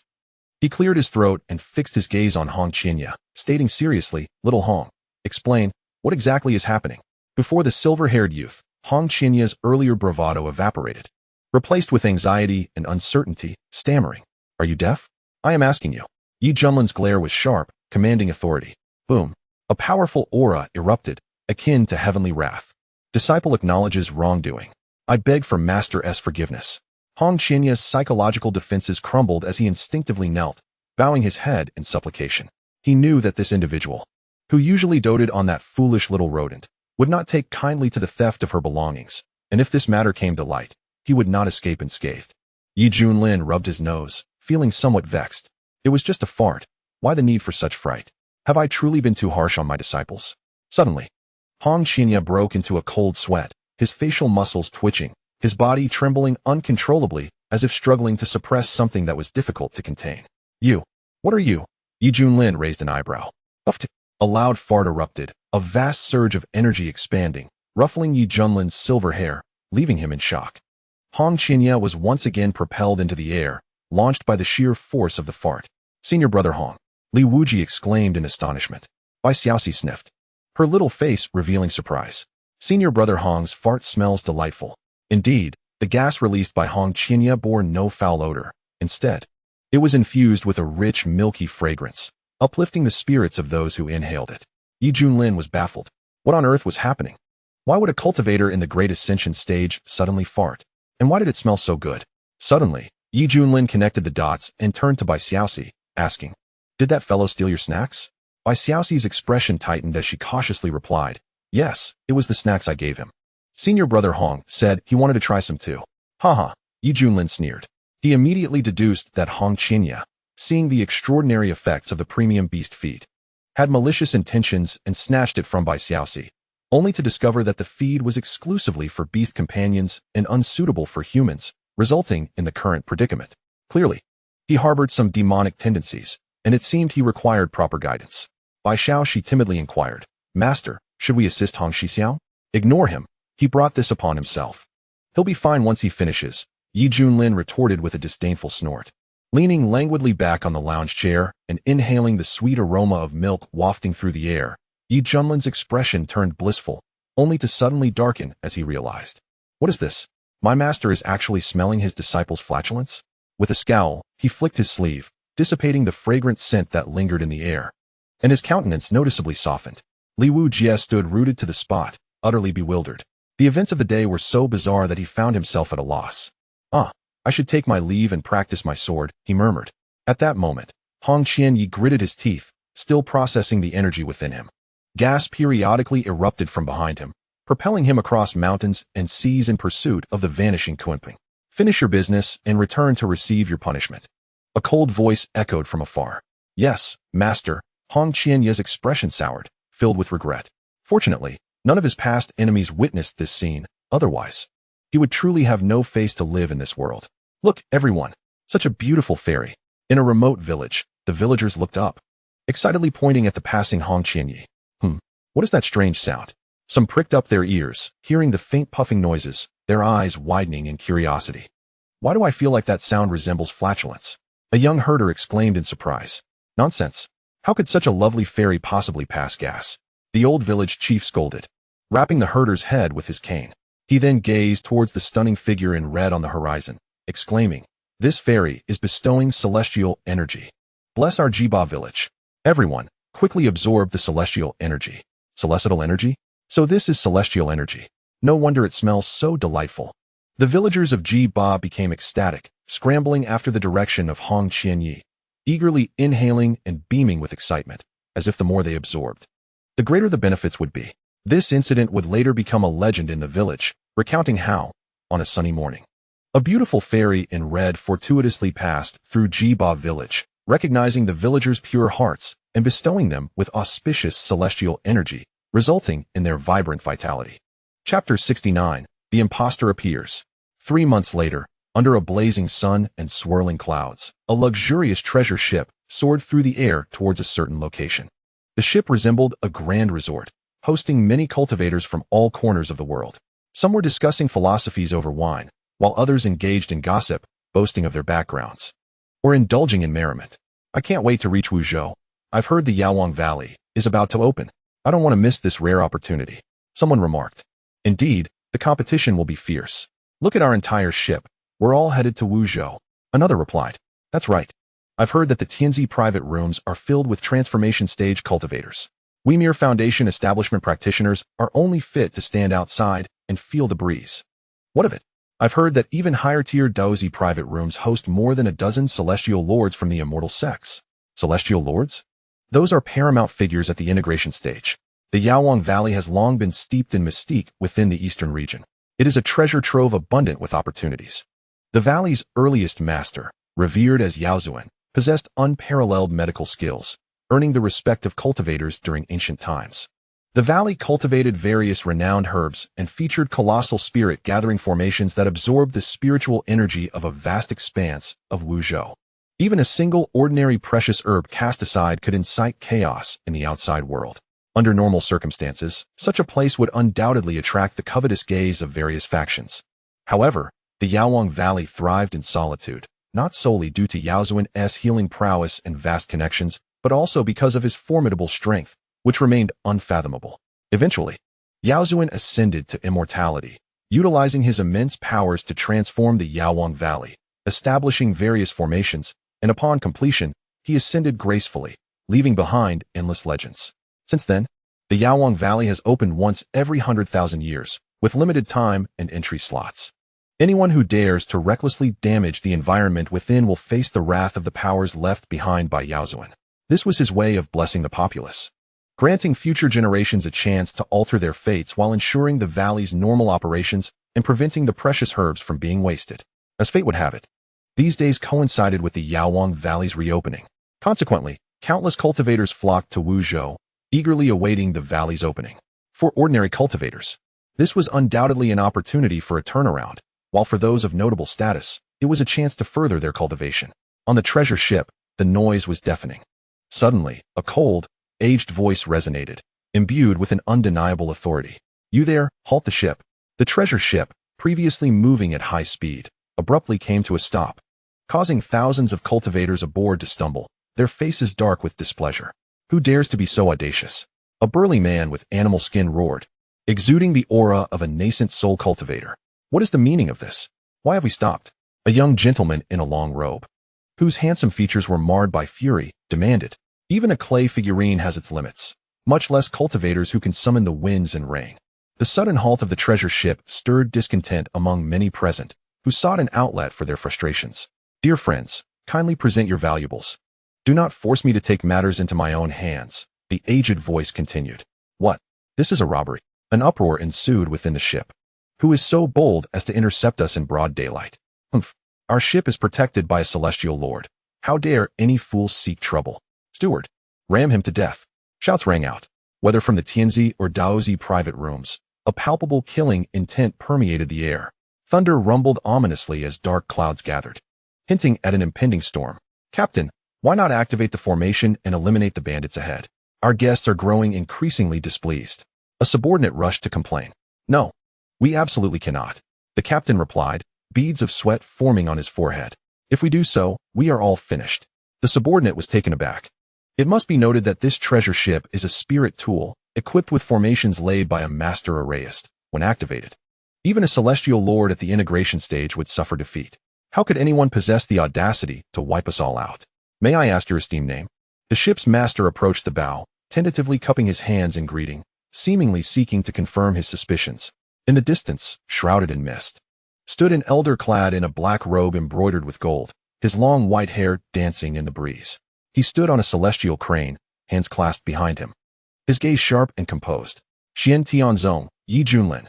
Beside him stood 3 figures, one of whom was a tall young woman dressed in a fiery red gown, her skin as fair as jade, arms crossed, her figure commanding attention and exuding an air of superiority.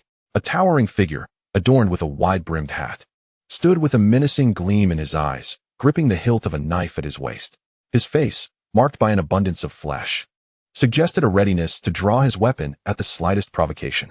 Beside him, a diminutive figure, unmistakably male yet clad in a pink ruchuan, exuded an incongruous presence, topped with a white veil hat that obscured his features. These silhouettes bore a striking resemblance to the notorious quartet of legends. Most notably, upon the revelation of the identity of the white-haired elder, the host was left utterly aghast, his suspicions confirmed. It was indeed him, the infamous by Fa Sha Shun, Yi Junlin. Upon this declaration, the previously irate patrons were suddenly doused in icy dread, shivering uncontrollably as their gazes filled with terror. Meanwhile, the so-called VIP rooms aboard the treasure ship, previously brimming with a palpable killing intent, instantly fell silent, as if nothing had transpired. Everyone trembled, filled with regret for their earlier bravado. This was the notorious white-haired killer, after all, whose hands were stained with the blood of countless cultivators, a figure who had trampled upon the reputation of the Xuanhuan sect. Even during the recent Shui family banquet, the formidable Zhuyang Suxian had met a swift demise at his hands, leading many to realize that Yi Junlin of the Xintian sect was not just a revered figure, but a genuine Suxian. Now, this audacious individual dared to brazenly rob under the broad daylight. Was it truly him? I cannot help but feel that such an act is beneath him. Surely, this must be an impostor. Are you blind? Do you not see the individuals standing beside him? They match the descriptions perfectly. Indeed, that woman is Hong Xianzi. The man is the blade demon Li Wuju, and the shortest among them is the personal attendant of the white-haired killer. With such a lineup, do you still doubt their authenticity? Your intellect truly astounds me. If you seek death, do not drag us down with you. Suddenly, a middle-aged man in the crowd hesitated before speaking, but there are also rumors that his mount is the ancient divine beast Xuanhuan. Are you really that gullible? Scoffed another youth. That kind of divine beast has been extinct in the Kunlun realm for ages. How could it possibly serve as his steed? Indeed, such tales are surely fabrications. No matter how powerful Yi Junlin is, he cannot possibly command a Xuanhuan. I advise those who believe in imposters to refrain from dragging others down with you before your demise. The white-haired old demon is incredibly ruthless. Sigh. Had I only consulted an oracle before venturing out. The crowd hung their heads in despair, like frostbitten eggplants. The fearsome reputation of Yi Junlin had long been exaggerated through countless tales, rendering his image a monstrous caricature. Therefore, when faced with such a situation, even if the cultivators aboard the ship harbored doubts, they succumbed to the overwhelming aura of intimidation and the influence of their companions, ultimately choosing to endure in silence rather than risk their lives. After all, a moment's misjudgment could cost them their lives. Better to suffer financial loss than to face disaster. Witnessing this scene, the white-haired elder revealed a meaningful smile, clearing his throat to feign seriousness. Li Wuju. Master, your disciple is here. The hat-clad man replied respectfully. Should you not quickly accept the goodwill of your fellow Taoists? Yes. The hat-wearing man turned, a vicious grin forming as he drew his long knife and charged onto the treasure ship like a ruthless bandit, bellowing, "Those who know their place, hand over your valuables. Do not force me to unleash my wrath." The cultivators on the deck, unable to voice their anger, reluctantly began to produce their storage rings. The hat-clad man, knife in hand, strode with swagger, his fierce gaze causing those around him to avert their eyes. The tales of the blade demon Li Wuju pursuing the Shui family heir at the banquet echoed in their minds, fueling their certainty of the authenticity of the threat before them, terrified of provoking him and facing a brutal end. As Li Wuju collected their storage rings, he proceeded to kick down the doors of various VIP rooms, cursing, "Damn it, are the occupants dead inside? All of you get out here, soon." From the Tianzi room emerged a group of Huashan cultivators, and from the Daozi room came a dozen Heti cultivators. Their faces were grim as they obediently surrendered their valuables. The hat-clad man expertly collected their offerings before approaching the ship's most luxurious chamber. Raising his foot to kick the door open, the ship's owner rushed over, smiling nervously. "Li, you must not. Inside are two esteemed guests from Guangzhou. They are of great significance. Please consider." The hat-clad man responded with a fierce glare. "No matter how significant they are, they must respect my master's authority. If they are wise, they will come out willingly. Otherwise, when my master takes action, none of you will escape alive." Hearing this, the ship owner turned pale with fear. Just then, the door swung open. Inside stood a middle-aged man dressed in black and white attire, his hair fashioned into a bun, a goat-like beard framing his somber face, exuding the aura of a Dacheng cultivator. Beside him sat a woman clad in yellow, her skin as delicate as jade, her figure graceful, her almond-shaped eyes wide with fury. The hat-clad man froze in place. There was, indeed, a genuine revered figure present. After a brief moment of shock, he quickly regained composure, raising his knife towards the middle-aged man, brazenly declaring, "You want to make a move, do you? Do you believe my master will not deal with you?" Boom. The woman in yellow, displaying the temperament of a spoiled heiress, stood up and smashed the ancient wooden table into splinters, glaring with a fierce intensity, ready to strike. Behind her, faint starlit shadows began to materialize, casting a radiant light upon the world, an overwhelming pressure enveloping the entire chamber. Despite her youth, she had already reached the He realm and appeared to possess a unique constitution, promising a boundless future. The hat-clad man felt a tremor of fear surge through him, nearly bolting in flight. However, thanks to his practiced facade, he managed to maintain his composure, forcing a cold laugh. You little girl. Do you think you can intimidate your Li? Who are you calling a little girl? The woman in yellow retorted angrily, her fists brimming with resplendent starlight, ready to unleash her wrath upon the hat-clad man. Feeling a chill run down his spine, the hat-clad man thought, is this truly where my downfall begins? Just at that critical moment, a large hand seized the yellow-clad woman's wrist, and the middle-aged man in black and white spoke in a deep voice. Miss, do not act impulsively. Allow me to handle this matter. Uncle Fan. And Miao Yi protested reluctantly. Fan Dejing shook his head, addressing the hat-clad man with a respectful gesture. Esteemed Taoist, we hail from the One Dao sect of Gongzhou.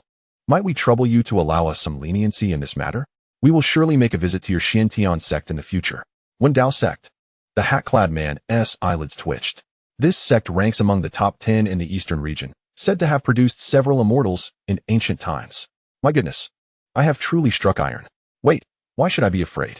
I am now Li Wuju, the disciple of the white-haired killer Yi Junlin. Is the One Dao sect truly that formidable? Suppressing his shock, the hat-clad man sneered a few times, deciding to address matters of value first. Fan Dejing narrowed his eyes, fixating on the hat-clad man. He had not anticipated that invoking the name of the One Dao sect would fail to deter this individual. Indeed, Li Wuju acted without restraint. Perhaps his master Yi Junlin was orchestrating these actions behind the scenes? As this thought crossed his mind, Fan Dejing found a new understanding. After all, if he dared to offend the Yuhua sect, how much less would he fear the One Dao sect? The hat-clad man felt the weight of Fan Dejing's gaze upon him, a chill creeping down his back, yet maintaining his professional demeanor, he wore a fierce grin, his eyes radiating menace. In truth, he regretted not moderating his earlier actions. Had the other side decided to retaliate recklessly, his life would be forfeit. Damn it. Had I known, I would not have immersed myself so deeply. At this moment, Fanda, seemingly resolute yet somewhat pained, produced a storage ring from his possession, forcing a smile as he spoke. This is a storage ring I carry with me, containing 5 million exquisite spirit crystals, along with several barely usable spirit artifacts. I kindly ask you to accept it and convey my regards to Yi Su Xian, indicating that it is a token of goodwill from the One Dao sect. A gleaming storage ring floated through the air and landed in the hands of the man in the straw hat, who inhaled sharply, overwhelmed with ecstatic joy. Fortune has smiled upon me. Uncle Fan. And Miao Yi exclaimed, her frustration evident as she stomped her foot, feeling that such an act was utterly humiliating. Fanda exhaled deeply, his tone becoming grave. Are you satisfied, my friend? The man in the straw hat feigned calmness as he accepted the storage ring, snorting. You are perceptive. I will report to my master accordingly. With that, he swaggered out of the room, a large knife slung over his shoulder. As he descended the stairs, his legs trembled slightly, excitement flushing his face red as he mused inwardly. Heh, what a thrill to act grand, and then make my escape. Did you see? Even the venerable of the One Dao sect complied.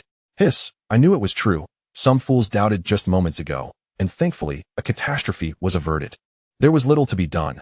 One must accept their misfortune in situations such as this. The crowd murmured amongst themselves, relieved.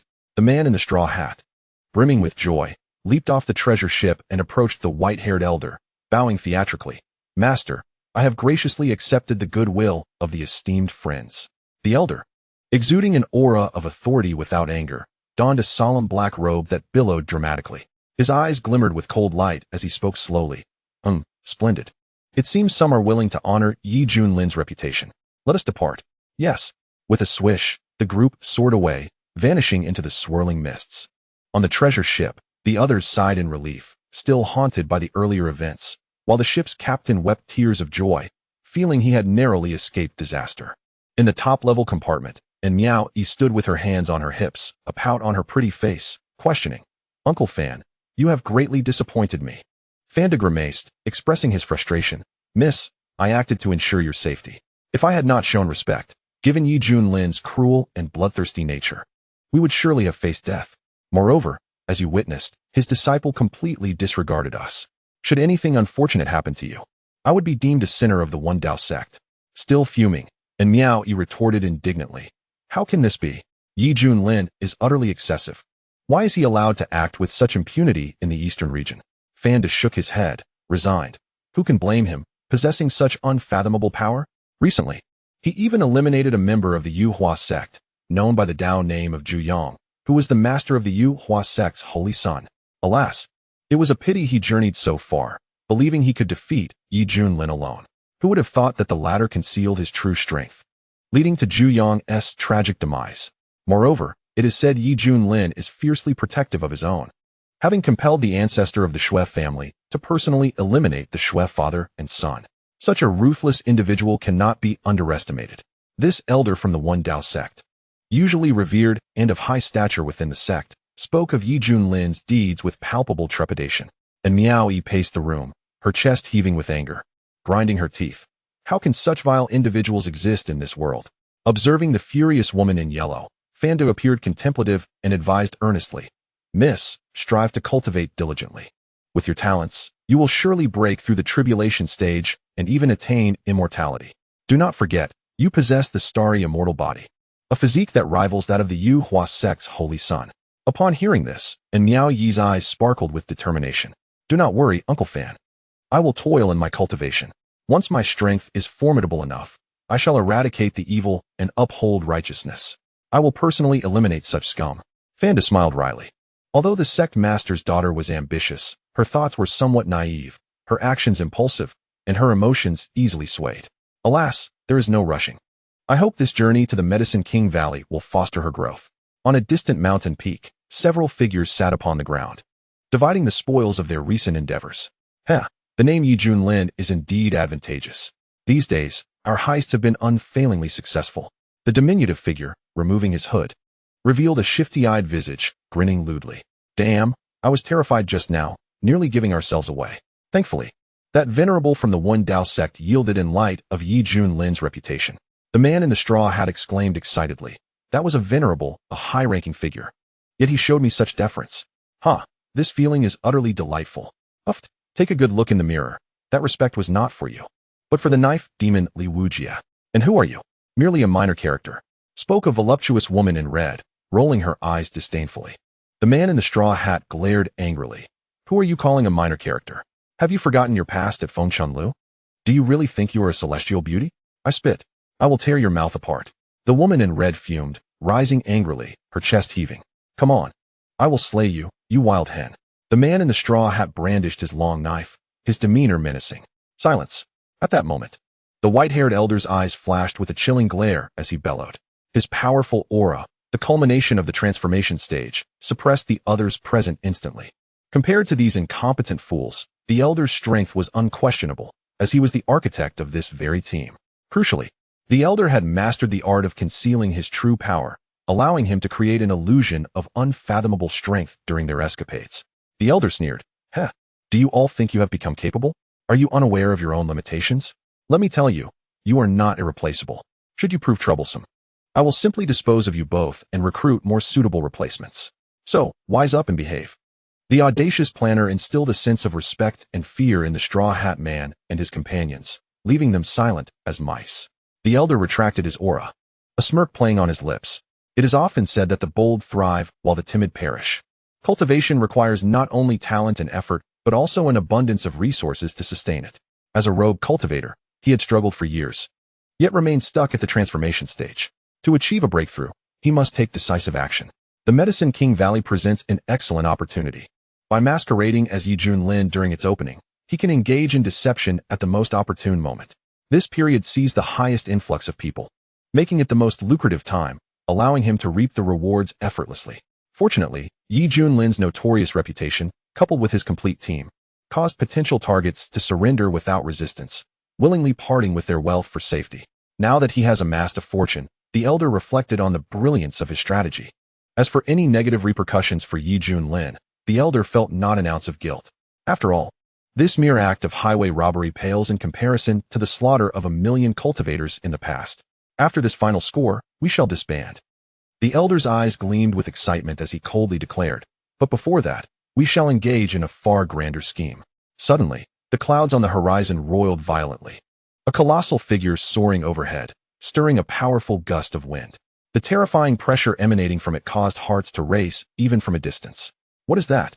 The elderly man with white hair felt a tingling sensation on his scalp, his entire being enveloped in a chilling dread, his eyes reflecting overwhelming shock. What a terrifying beast it must be. The man in the conical hat gulped, his complexion paling. The woman in red trembled, nearly losing control of herself in fear. Once the massive figure vanished, they finally exhaled in relief, their backs already drenched in cold sweat. Meanwhile, atop the Xuanhuan, a grand magical barrier enveloped a picturesque scene with artificial mountains and flowing streams, pavilions and towers, resembling a splendid vacation isle. Junlin sat in a grand armchair, thoughtfully picking up a chess piece, appearing deep in contemplation, before placing it on the chessboard. Master, here is the whirlwind ice cream you requested. Chocolate flavor, by Xiaoxi exclaimed, running over with the freshly made treat. Just set it down. All right. At this moment, Hong Qinya picked up a chess piece, placing it down with calm confidence. A subtle smile gracing his lips, feeling assured of victory. For some reason, witnessing his opponent's retreat stirred his competitive spirit to a peak. Junlin remained unresponsive, instead picking up a soldier piece, effortlessly crossing the river and overcoming multiple obstacles, landing on his opponent's king piece. Checkmate. You've lost again. Hong Qinya froze, tightly clenching his fist, gritting his teeth. Master, the soldier pieces cannot do that. I apologize, but I am a special soldier. Junlin replied with a serious expression. What on earth is a special soldier? Hong Qinya retorted, his heart racing in frustration. He had foolishly harbored unrealistic expectations, naively thinking he could defeat his opponent in a straightforward manner. The very rules of the game were whimsically altered by this individual, rendering his exquisite chess skills utterly ineffective. I can only hope for a loss. Junlin sighed dramatically, casting aside the chess piece, his tone imbued with a sense of loneliness as if no one could rival him. Hong Qinya's disdain grew, inwardly cursing, "Bah, shameless scoundrel." Junlin shrugged, picking up the ice cream made by Xiaoxi, gazing down at it with an expression reminiscent of an elderly man on the subway engrossed in his phone. Ugh, this shape resembles a lump of excrement, and it's so dark. My dear disciple, you've worked hard. Here, have this as a reward. Xiaoxi, please prepare me a vanilla flavor. And make it round. Okay. Hong Qinya gazed at the peculiar creation, his expression mirroring that of someone constipated. Is this even meant for eating? In the end, Hong Qinya, suppressing his discomfort, scooped a spoonful and slowly brought it to his mouth. In an instant, his eyes sparkled. It was not so repulsive after all. Chilled and melting in the mouth, was this truly ice cream? It tasted rather delightful. Master, we have arrived in Wuzhou. It is said that Yaowang Valley will open in a few days. Li Wujia excitedly approached, his gaze shifting to Hong Qinya, who was consuming the black ice cream. His expression peculiar. Senior brother Hong appears to be enjoying. At this moment, Junlin raised an eyebrow, pondering, what is Yaowang Valley? Ding. The system has detected that the host has entered Wuzhou. The sign-in location has been refreshed. Please complete the sign-in at Yaowang Valley to receive significant benefits. The system's notification echoed in his mind. Chapter 72, Dragon Gate Inn. All experts. Oh dear. Junlin stroked his chin. Since they were already here, they might as well visit Yaowang Valley for the benefits. Master, your vanilla ice cream. Xiaoxi trotted over with short legs. Junlin accepted it, taking a spoonful and complimenting. Well done, you've improved. Hee. Xiaoxi scratched her head, feeling a sense of accomplishment. By the way, Master has a task for you. Junlin presented a thick book titled Comprehensive Guide to Pastry Making, a bonus he received from signing in daily, containing various pastry recipes. This book is undoubtedly a commercial secret. In his past life, it could have founded a pastry empire. Master hopes you can learn useful skills. Not only for me, but also for yourself, Junlin said earnestly. Xiaoxi opened the thick book, her eyes sparkling at the myriad of pastry illustrations, nearly drooling at the thought of tasting the delights within. Indeed, Master treats her the best. Go on and get busy. Xiaoxi, clutching the hefty book, enthusiastically ran to her workstation, ready for practical application. Observing this shameless behavior, Hong Qinya was left speechless, feeling his understanding of reality had been reshaped. Clearly, it was her own desire to eat, yet she sought excuses. The most absurd part was that the foolish little mouse actually believed it. Watching the petite figure diligently at work, Hong Qinya felt an unusual pang of sympathy. As a powerful figure of the Great Ascension realm, endowed with a special constitution and commanding a legion of capable subordinates, such a condition could have allowed him to carve a kingdom even in the central region. Yet, Here she was, willingly reduced to a cook, seemingly content and joyful in serving others. Just as Hong Qianya lamented by Xiaoxi's fate, Yi Junlin, seated across from her, had already set up the chessboard, smiling cheerfully. Good disciple, let us continue. If you lose again, there will be consequences. Gazing at the smiling silver-haired youth, Hong Qianya felt his fists clench in frustration, yearning to strike him down. You scoundrel! If you wish to torment me, just say so. Why resort to chess? What? You don't wish to engage in a friendly match with your master? Yi Junlin's smile turned increasingly frosty. Master, you jest. Hong Qianya felt a shiver down his spine. Forcing a smile, it is an honor for me to play chess with you, master. There was no choice. Even if he felt humiliated, he could only bury it deep within. At that moment, Hong Qianya suddenly felt that compared to that foolish little mouse, perhaps his own situation was the more pitiable one. From afar, practicing the chaotic heavenly blade technique, Li Wujia glanced toward the two figures engrossed in their chess match beneath the willow tree. A flash of envy crossing his eyes, musing, indeed, Master S' favorite is still senior brother Hong. In Tianling City, due to the imminent opening of Yaowang Valley, a multitude of cultivators from all corners had gathered. Both inns and taverns were brimming with patrons. Strolling down the street, it was common to encounter cultivators every few steps. Some at the foundation establishment stage, others at the golden core stage. Although occasional conflicts arose among practitioners, they swiftly subsided as the presence of powerful figures loomed, deterring any inadvertent confrontations that could lead to disaster. Dragon Gate Inn. The air was alive with chatter, a vibrant atmosphere. For hooded figures stood at the entrance, gazing at the signboard. Master, this is the largest inn within 100 miles, Li Wujia reported respectfully. We can stay here for a few days until Yaowang Valley officially opens. The tallest figure, with a mane of thick silver hair hidden beneath the hood, revealed a handsome visage and eyes shining like stars. Yi Junlin nodded. Very well, let us settle here. Although they could remain on the Kuanping, the duration grew tiresome. Residing in this inn would allow them to experience the local culture and gather recent happenings.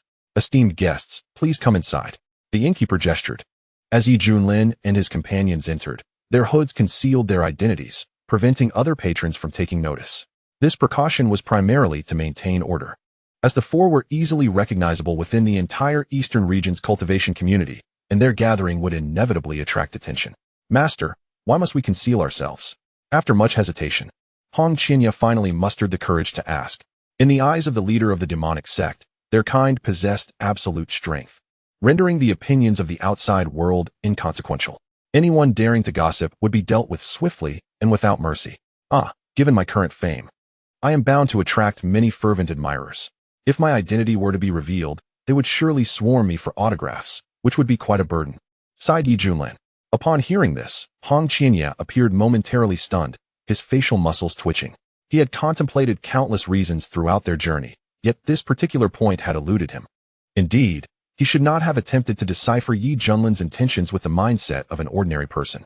It was a grave mistake on his part, a monumental error. Taking a deep breath, Hong Qianya's expression was filled with self-reproach as he prepared to reassess his mindset. Young man, what dishes do you have here? Yi Junlin inquired, settling at a table on the second floor, gently tapping his fingers on the surface.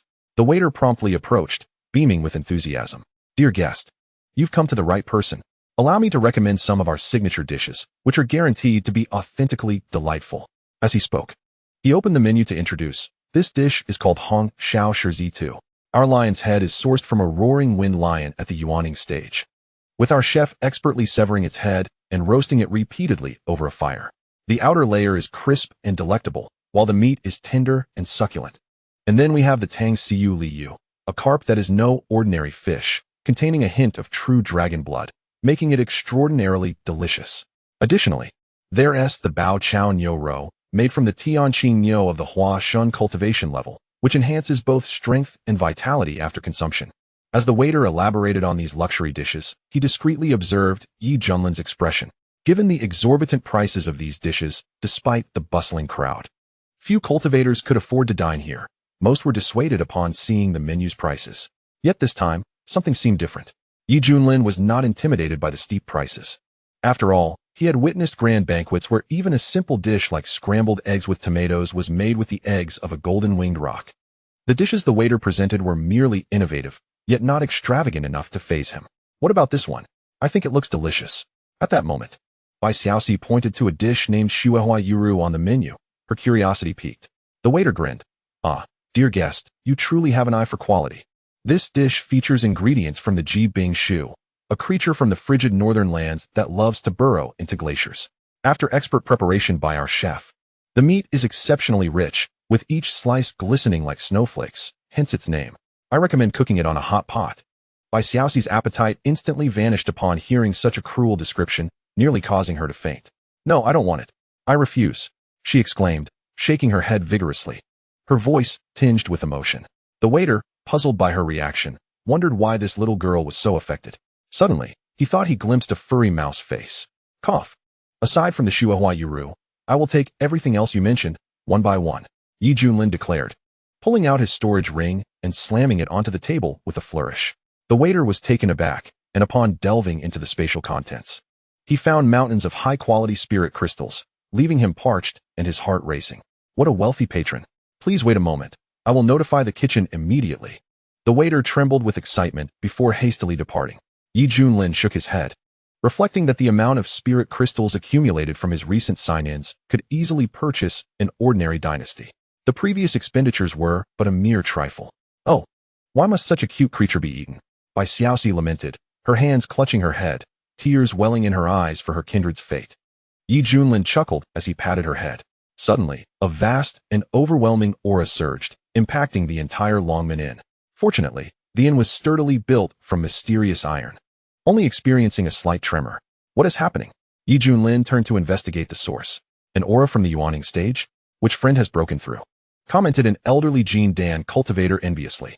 In a flash, a massive figure, entirely crimson, soared from the upper floors and landed with a thud on a table, startling several patrons who stared in disbelief. A flurry of divine senses converged as they realized it was a transformed lobster monster, standing 3 meters tall. Its shell gleamed like flames, with imposing pincers and eyes darting around in panic. To everyone's surprise, this lobster monster was at the early Yuaning stage. As the lobster monster, having just broken through, attempted to escape the Longmen Inn, a brilliant blade light flashed like a comet, striking it ruthlessly. Uft! The lobster monster let out a wail, collapsing limply onto the table, its eyes dim and breath extinguished. The wielder of the blade emerged. A middle-aged chef wearing a tall hat, apron tied around his waist, brandishing a glistening knife. With an apologetic smile, he addressed the patrons, "My sincerest apologies. I intended to prepare spicy lobster, but this creature, witnessing its companion's fall, managed to break its shackles and ascend to Yuaning, thus escaping my grasp. I hope this has not caused any inconvenience." The chef dragged away the lobster monster's lifeless body, maintaining a cordial demeanor, though his fierce appearance and displayed prowess silenced any complaints from the patrons. Such ferocity. A mere chef at this Longmen Inn possesses such might? Surely no one has dared to dine and dash here. The table, disrupted by the lobster monster's antics, exchanged glances. The leader of the group, regaining composure, slammed his hand on the table and bellowed, "Damn it, bring us a plate of stir-fried lobster using that big one from earlier." The ingredients from a Yuan-ing level beast would undoubtedly be expensive, but they were more driven by the desire for revenge.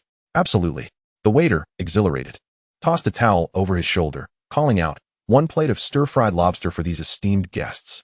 As the commotion subsided, the Longmen Inn returned to its usual atmosphere. Junlin retracted his gaze, chuckling. This establishment run by cultivators is quite intriguing. Li Wujia, arms crossed, offered a seasoned observation. "In my humble view, that chef's knife skills are remarkable, quick and precise.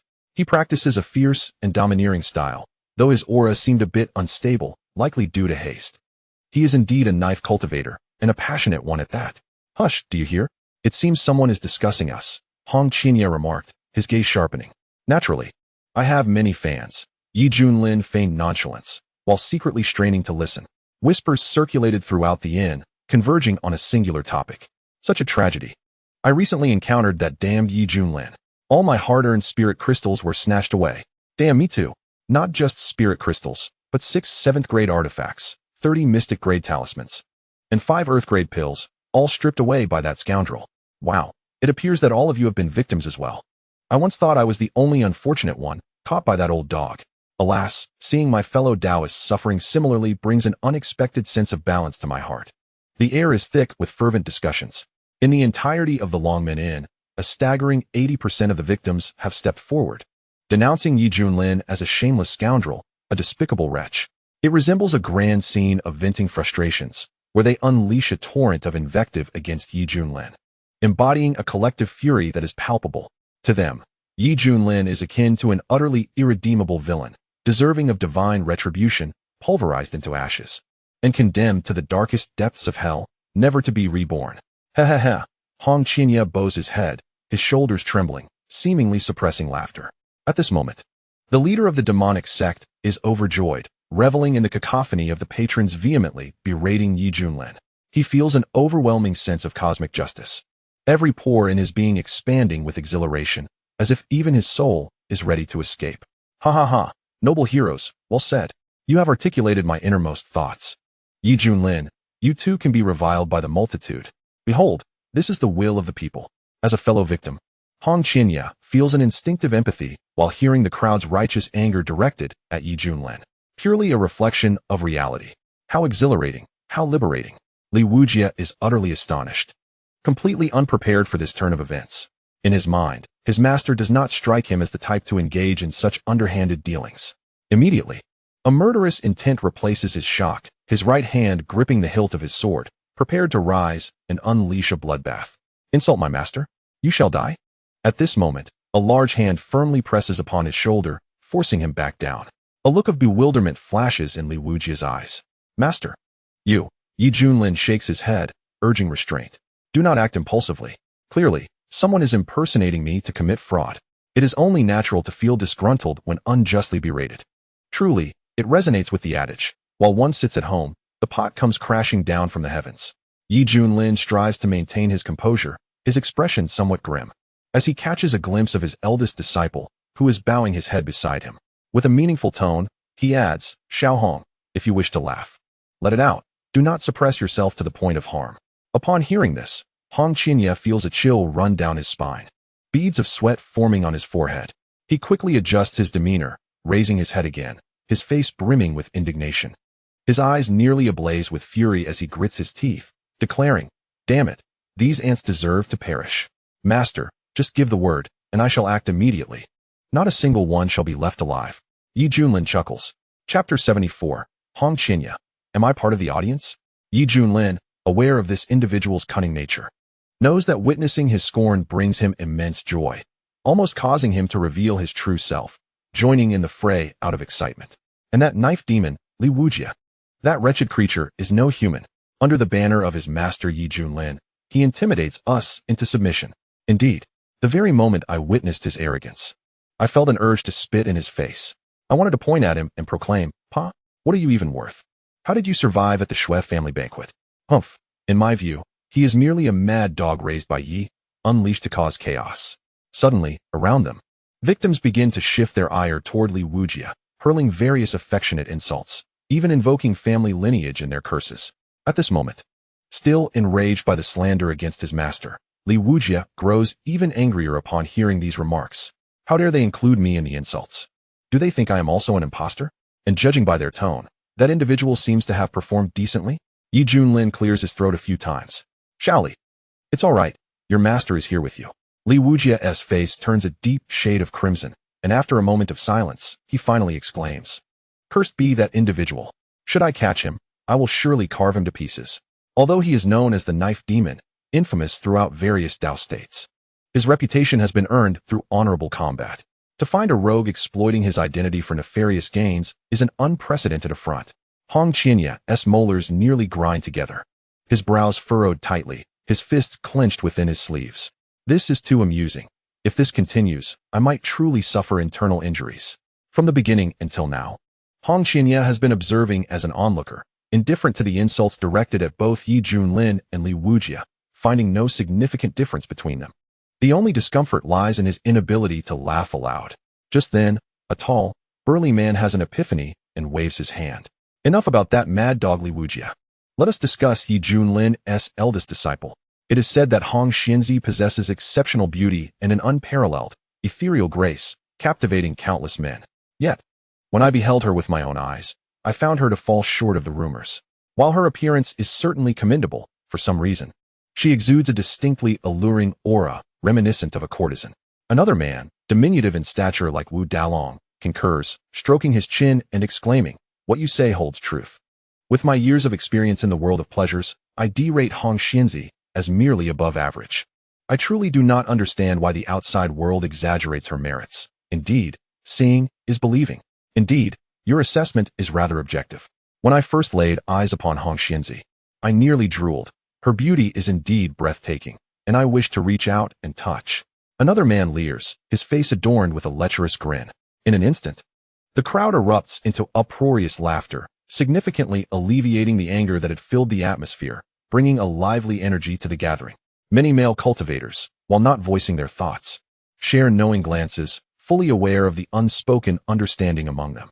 Upon hearing this, Hong Qianya's expression stiffens, the mirth in his heart evaporating, replaced by a raging inferno of wrath. He trembles with anger, his teeth gritting audibly, his gaze fierce enough to pierce through flesh. Listening to the various lewd comments exchanged, Li Wujia, seated nearby, wears a peculiar expression, his gaze unintentionally drifting toward the flat chest of his senior brother. This small action strikes a sensitive chord within Hong Qianya, nearly pushing his fury past its limits. Li Shidi, what are you staring at? Hong Qianya smiles, though the smile is terrifying, sending chills down spines. Li Wujia's body bristles with fear, sensing an aura of dread emanating from Hong Qianya, as if faced with an unmatched demon lord. Senior brother Hong. I was just saying God in my eyes. Please don't misunderstand. He hastily rubs his eyes, pretending to have seen nothing. But his clumsy act and flimsy excuse only serve to humiliate Hong Qianya's intellect. As Hong Qianya continues to press for answers, Yi Junlin feigns a cough, his tone laced with mockery. Xiao Hong, one must be magnanimous. Besides, they are discussing that impostor, and she is a woman. Are you a woman? Why are you so agitated? Hong Qianya feels as though he has bitten into a fly, his expression contorted with displeasure, his eyes twitching uncontrollably. Despite having 1,000 retorts, none can stand against the undeniable truth. Logically speaking, the offensive remarks are directed at that woman of ill repute, and how does that pertain to him, a man? They are worlds apart. Yi Junlin nudges Hong Qianya with his elbow, a teasing smile on his face. Ah, have you finally accepted the title of Hong Xianzi? Otherwise, why such a strong reaction? Hong Qianya's face stiffens, and he hastily shakes his head, asserting firmly, I have not. Really not? Yi Junlin inquires further. I truly have not. Hong Qianya nearly leaps up in his desperation to deny it. Haha, I believe you. Yi Junlin waves his hand dismissively. Hong Qianya was seething with rage. Yet she could only endure it. Strangely, among the cultivators present, their discussions revolved solely around Yi Junlin, Li Wujia, and Hong Qianya, completely overlooking the bumbling Bai Xiaoxi. It seemed that in their eyes, Bai Xiaoxi was hardly worth mentioning, the most inconspicuous of them all. Ladies and gentlemen, your dishes are ready, the waiter said with a flattering smile. Soon, plate after plate of exquisite delicacies emerged, wafting a tantalizing aroma that made one's mouth water. Bai Xiaoxi, initially lacking appetite, felt her nose twitch and her eyes sparkle upon seeing the feast. Wow, it smells so good. She quickly picked up her ivory chopsticks and began devouring the food with gusto, her delight palpable. Observing this oblivious creature, Yi Junlin couldn't help but chuckle, his internal frustration easing considerably. Go ahead and eat. We can discuss everything later. Sure, the other two nodded in agreement. Fortunately, the uproar did not last long. As the conversation shifted back to Yaowang Valley, many cultivators, drawn by the allure, hoped to seize this opportunity for a turnaround. Some sought precious medicines to break through their realms and soar to new heights, while others, as drug dealers, aimed to profit immensely from selling renowned medicines.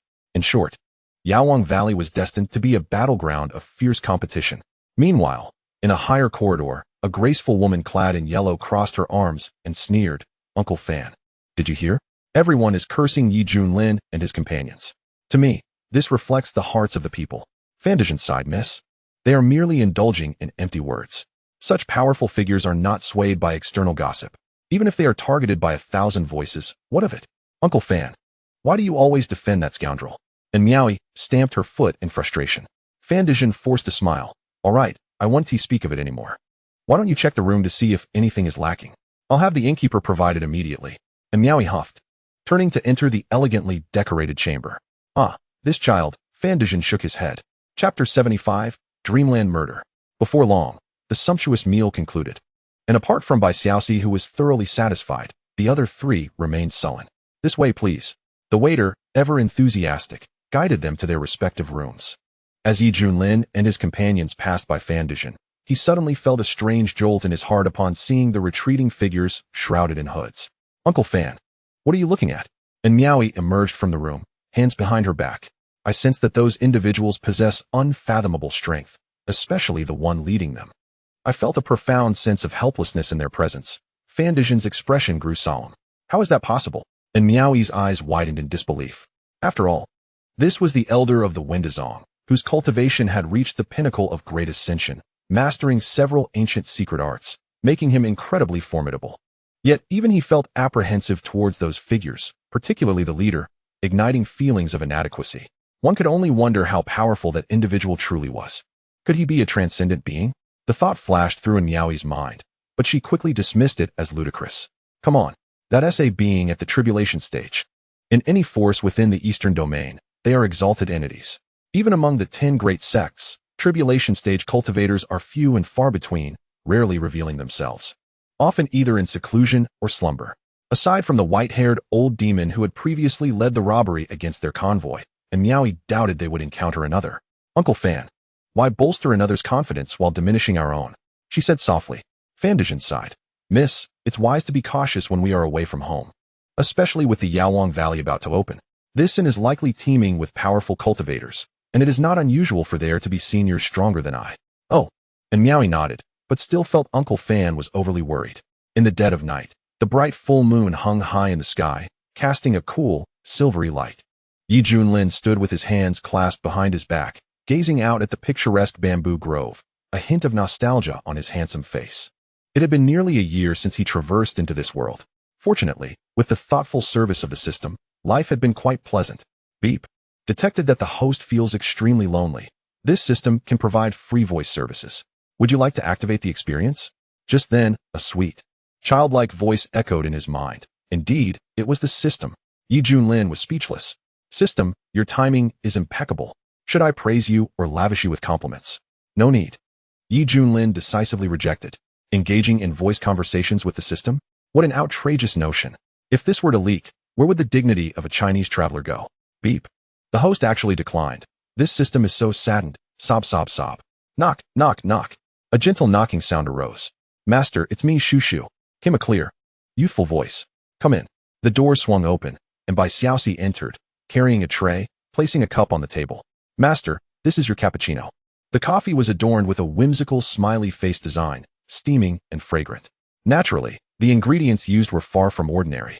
A mere mortal drinking it might find their body unable to bear it, possibly leading to a catastrophic outcome. Junlin picked up the cup and took a delicate sip. The rich aroma enveloping his senses, a true delight for the palate. It's delightful, but perhaps a touch less sugar next time," he suggested. "Understood." Bai Xiaoxi nodded earnestly. "You may return now. As a reward, you can make yourself a cup." "Thank you, master." Bai Xiaoxi felt her efforts had been rewarded and gleefully dashed out. "Oh, having such a generous and magnanimous master is truly a blessing for a disciple," Junlin mused after another sip of coffee. Initially, he had intended to hone this white-haired mouse into a formidable fighter, given her Deluo immortal body and top-tier cultivation methods. She should have been able to dominate the current era. Yet, it seemed that path had veered dramatically, transforming her into a capable presence both in the kitchen and the parlor.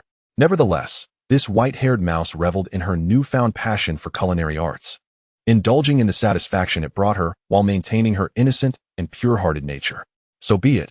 He would leave the fighting to the other 2 disciples.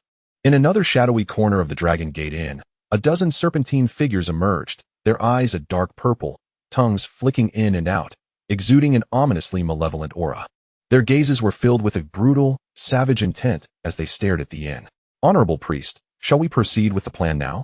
one of the subordinates respectfully inquired. Yejiao, adorned with a silver crown and draped in resplendent robes signifying status, held a staff embedded with emerald gems, emanating a mysterious green glow in the night. He hissed as he spoke, his eyes reflecting cruelty and ferocity, his voice cold and somber as if echoing from the depths of hell. "To weaken the resistance of humanity. Tonight's slaughter will commence from this inn. It is all for the holy war of the abyss." The subordinates behind him intoned solemnly. Indeed, these beings hailed from the Abyssal Snake clan, sent by their high priest to infiltrate Tianling City for assassination missions. They became aware that with the imminent opening of Yaowang Valley, This city would attract cultivators from all corners of the eastern domain, including formidable human powerhouses of profound cultivation. In light of this, it would be prudent to take advantage of this opportunity to eliminate a portion of the core forces, thereby laying a solid foundation for the Mingyuan army's counteroffensive against the eastern domain. Naturally, their audacity stemmed from a sense of assurance. Currently, the Longmen Inn, being the most crowded, had drawn the attention of Yelugu and his companions. Without delay, they initiated the deployment of the illusionary dream Great Array. Yelugu spoke coldly. The illusionary dream Great Array is an exceedingly ancient formation, nearly forgotten in external records, yet perfectly preserved among the Xiesha clan. This formation can lull individuals into a deep, silent slumber, leading them into a dreamscape woven from desires, until their spirits are extinguished, rendering them mere empty shells. This process must not be interrupted, for any disruption could lead to failure. Swiftly, over a dozen beings from the Xiesha clan set off, occupying various positions within the Longmen Inn. They cut their palms with small knives, allowing violet blood to flow, and then traced intricate patterns upon the ground. The ancient and obscure designs gradually took shape, emanating an extraordinarily eerie aura, shimmering with an otherworldly purple glow. Unbeknownst to them, a mystical and peculiar force silently enveloped the Longmen Inn. The Xiesha clan members diligently maintained the formation, their focus unwavering, fearful of even the slightest lapse, for a misstep could create a breach, awakening some sleeping cultivators and disrupting the entire plan. Yelugu's internal power surged and boiled, fervently channeling energy into the staff he wielded, its emerald glimmering with a captivating brilliance. Yelugu believed that with his advanced cultivation, alongside the other core members of the clan, they could fully unleash the illusionary dream formation, rendering all beings below the transcendence realm ensnared. Many of the inn's guests began to unknowingly drift into slumber, some resting their heads upon tables, drooling, while others maintained meditative postures, yet their minds had succumbed to dreams. At that moment, they were all immersed in sweet dreams, realizing the long-awaited desires within the dreamscape. On the shattered battlefield, the cultivators of the Kunlun realm were engulfed in despair, witnessing the alien armies mercilessly ravaging the land. The scene exceedingly tragic, as if the apocalypse had descended. The heavens seek to annihilate my Kunlun, an elderly man lamented. The alien forces, like locusts, wreaked havoc, slaughtering cities and exterminating clans, leaving behind mountains of corpses and seas of blood. Just then, a dazzling blade light descended like divine retribution, cleaving through the alien army and unleashing a devastating shockwave, causing countless aliens to wail in agony, their souls dissipating. Who was this formidable being? The alien general's countenance turned pale with fear. It is I. A resounding and authoritative voice reverberated across the heavens. In the firmament, a towering figure stood, hair billowing wildly, eyes flashing with a chilling light, wielding a 40-meter-long blade, exuding an overwhelming presence. It is he. It is he. The blade godly Wujia. Countless men and women wept with joy, for the savior of the Kunlun realm had appeared. The blade god.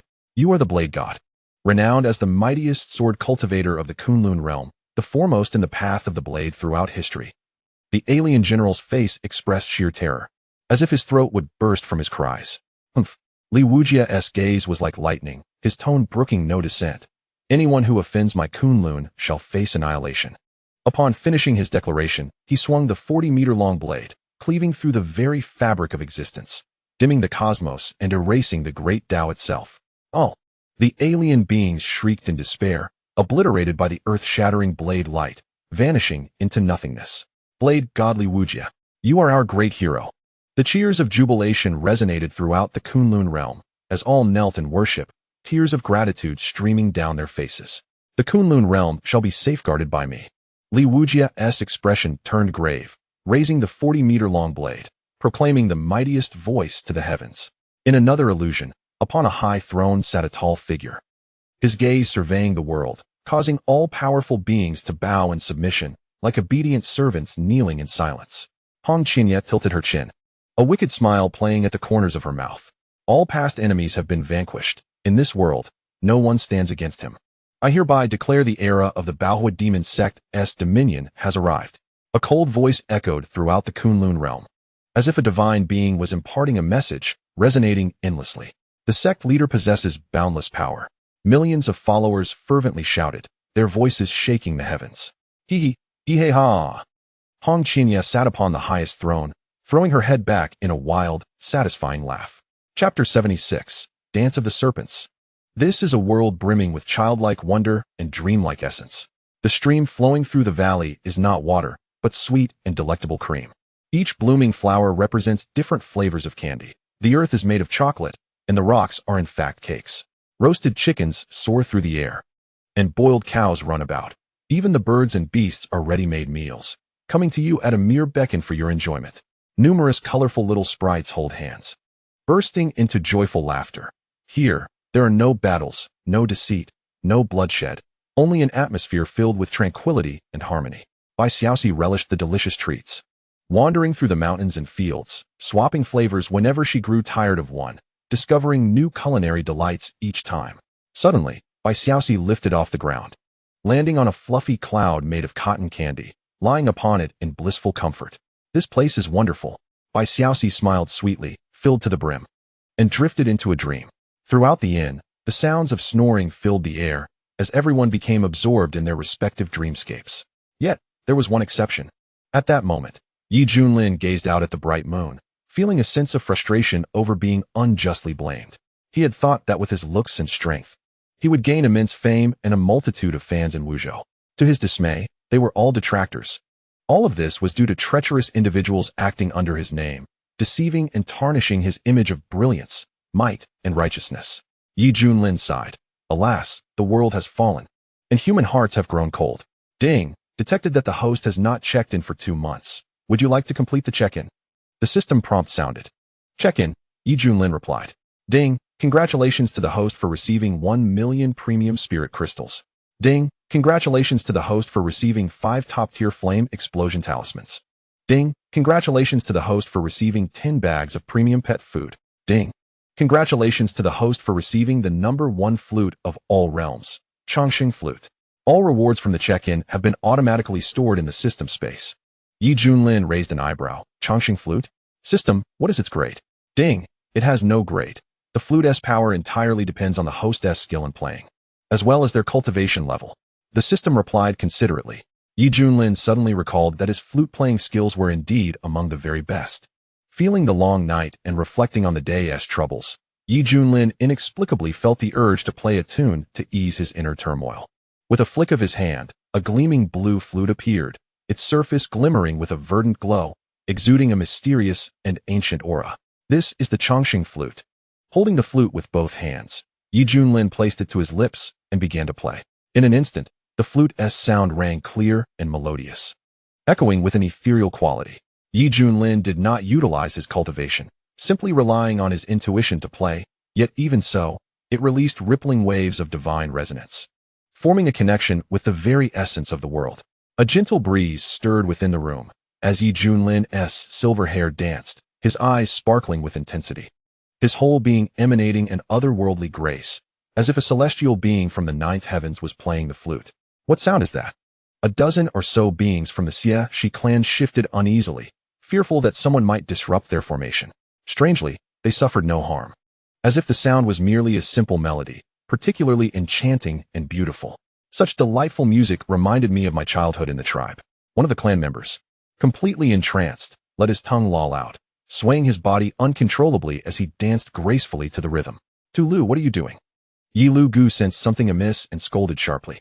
Yet, the clan member remained oblivious, dancing elegantly to the flute's tune, perhaps due to the serpentine nature that granted him remarkable flexibility. This was only the beginning. One after another, members of the Xie clan abandoned the dream formation. Lost in their own world, they danced with abandon, twisting and turning, creating a rather risque spectacle. Yi Lu Gu was taken aback, his eyes wide with disbelief, having never witnessed such an extraordinary sight in his life. Soon, he realized that everything was due to the enchanting flute music. The melody could awaken the serpentine traits, compelling his kin to dance along. Who was behind this? Show yourself, you wretched sorcerer. Yi Lu Gu's expression darkened, his sharp fangs glinting ominously. Suddenly, his gaze became unfocused, his hands coming together to mimic a flower above his head, imagining himself as a sunflower, swaying in the breeze with a mysterious smile gracing his lips. As they all danced, the dream formation ceased to operate. Within the Longmen Inn, Fan De Zheng jolted awake, a wave of dread washing over him. I have fallen into a trap. He understood well that someone of his cultivation level would not unwittingly fall into a dream. There must be a hidden hand at work. This is bad. Realizing something, he vanished from his spot, rushing into another room. Before him, and Miao Yi sat cross-legged, her expression tranquil and serene. Eyes tightly shut with no sign of waking, a hint of a smile lingering at the corner of her mouth. Clearly, she was lost in pleasant dreams. Miss, awaken quickly. Fan de Zheng formed a hand gesture and sent a stream of light into the center of the young woman's forehead. And Miao Yi shuddered, her long eyelashes fluttering. And as she opened her beautiful eyes, confusion crossed her face. Fan uncle, why are you? We have been ensnared. Fan de Zheng replied gravely. Ensnared? And Miao Yi wrinkled her delicate nose, seemingly recalling something, her heart racing. No wonder I felt reluctant to wake, and the deeper I fell, the more fatigued I became. If I am not mistaken, our enemy has set a dream formation, one of the ancient and malevolent arrays rumored to cause people to fall into a deep slumber, only to perish quietly in their dreams. Fan de Zheng's expression darkened. Even a powerful figure like him, at the pinnacle of the Great Ascension, found himself ensnared and unable to extricate himself. If this continued, he would indeed lose his life without a trace. Imagining this, a chill ran down his spine, and he felt a wave of relief. And Miao Yi, incredulous, pondered the malicious intent behind such actions. What could their motive be, to kill for wealth? Miss, do not wander off. I will check the situation outside, Fan de Zheng said in a low voice. With a whoosh, he vanished from the room. Instantly, he hovered above the inn. Fan de Zheng's pupils constricted, creatures from the Ming Yuan. Meanwhile, Yi Lu Gu and his kin had ceased their dance. As the flute music abruptly stopped, allowing them to regain their senses, expressions filled with uncertainty.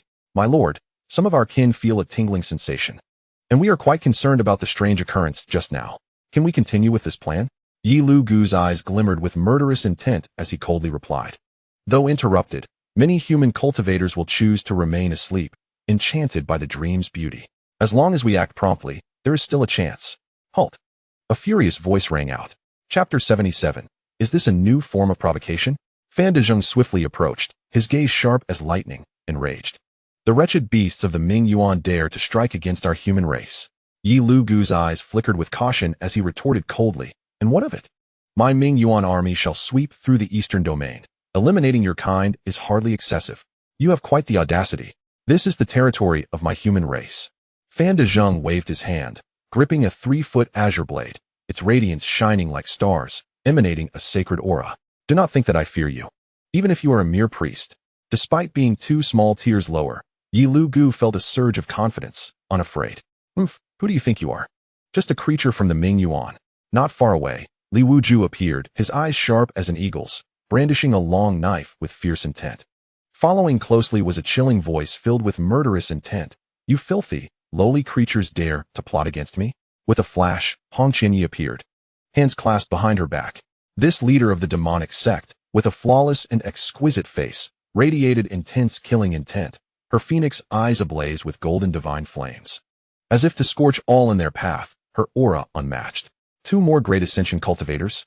Yi Lu Gu and his kin broke into a cold sweat. The 2 allies made Fan de Zheng's eyelids twitch.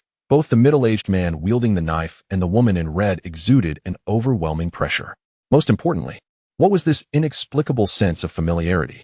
Fan de Zheng felt as if he had seen them somewhere before.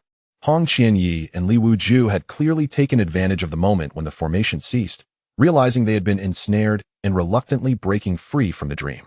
Upon regaining consciousness, they felt an immense fury.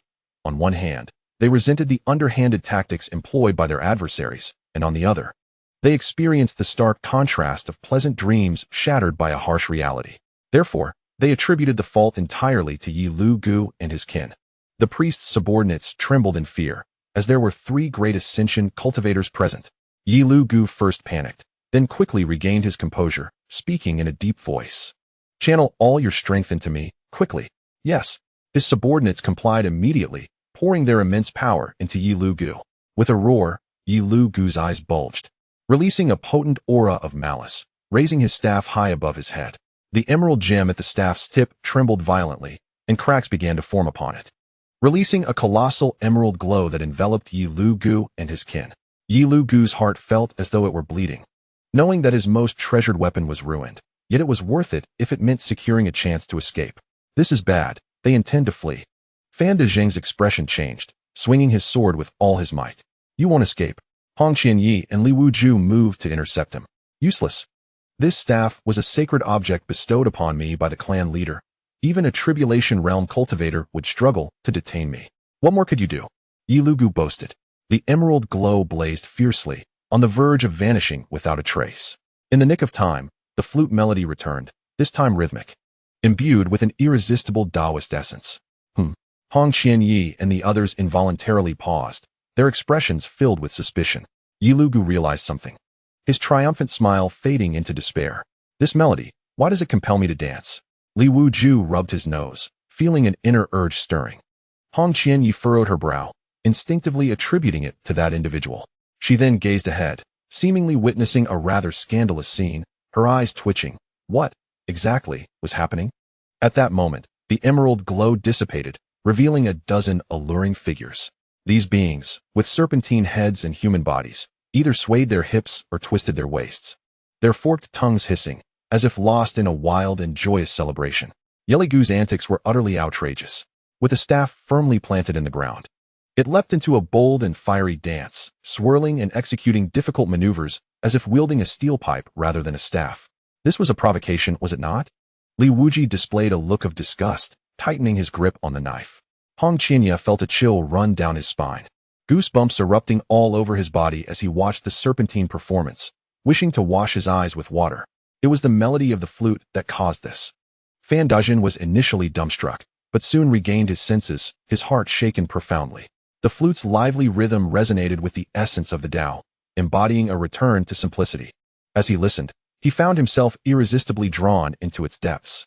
Most alarming was the fact that there was no cultivation enhancing this. It was purely the notes communicating with the universe. One must ponder how high one's skill must be to achieve such a feat surely. It had reached a level of unmatched excellence, worthy of being revered as the master by the musicians of the Eastern Domain. Fan Dezheng understood that without this predecessor, the cultivators of Longmen would be in peril. Indeed, this was a haven for hidden talents, he mused. Inside the private room, and Miaoi's beautiful eyes lit up as she leaned in to listen, exclaiming in astonishment. Who was playing the flute? The melody was lively and rhythmic. The more she listened, the more delighted she became, convinced that the one capable of producing such tunes must be an intriguing individual. Outside, Yeligu's fervent dance continued. It was too spicy. Hong Qianyi's heart raced wildly. I can't take it anymore. I'm going to slay them right now. Li Wuzhi, in a fit of rage, charged forward with his knife. You disgusting beasts, perish. Hong Qianyi declared with disdain, gathering his strength to unleash a powerful strike. Poor Yeligu was first cut down by a flurry of blades, then obliterated into ash by a single palm strike. The remaining subordinates quickly followed suit. Fan Dezheng stood there, dumbfounded. Was it truly this fierce? He hadn't even made a move. Meanwhile, Junlin played the flute, having paused earlier to explore a new style and shift his mood. He found it effective. Playing the flute lifted his spirits and refined his temperament. As for the chaos unfolding outside, Junlin was aware but chose to remain indifferent, as he had two disciples to handle it. After a while, having finished his performance, Junlin felt compelled to step out. He opened the door to find a graceful young woman in a yellow dress, her fair skin glowing, standing before him. And Miaoi, still immersed in the melody, was startled when the door swung open, retreating a few steps with her hands nervously entwined. Her sparkling eyes, clear as a spring, reflected the striking figure of the silver-haired youth before her, exuding an ethereal aura as if he had descended from the clouds. And Miaoi's heart raced unexpectedly. She had not anticipated that this musician possessed such celestial charm. Though usually articulate and quick-witted, upon seeing Junlin, a faint blush crept across her cheeks as she stammered. I apologize for the interruption. I actually wanted to. Junlin's eyes sparkled as he swiftly pulled her inside and shut the door with a decisive thud. Their gazes locked. With enthusiasm, Junlin urged, quickly, give me a pen. What? And Miaoi questioned in disbelief, her mind going blank. Hurry please. Junlin pressed, his urgency palpable as he extended his hand as if requesting something crucial. And Miaoi's face flushed crimson, her head spinning. As the daughter of the head of the Windazong, she had encountered countless young talents employing various tricks to win her favor. Yet, this direct and straightforward approach was unprecedented. Though she was captivated by Junlin's flute playing and found his handsome visage appealing, such an overt request upon their first meeting felt rather brash, diminishing her initial admiration.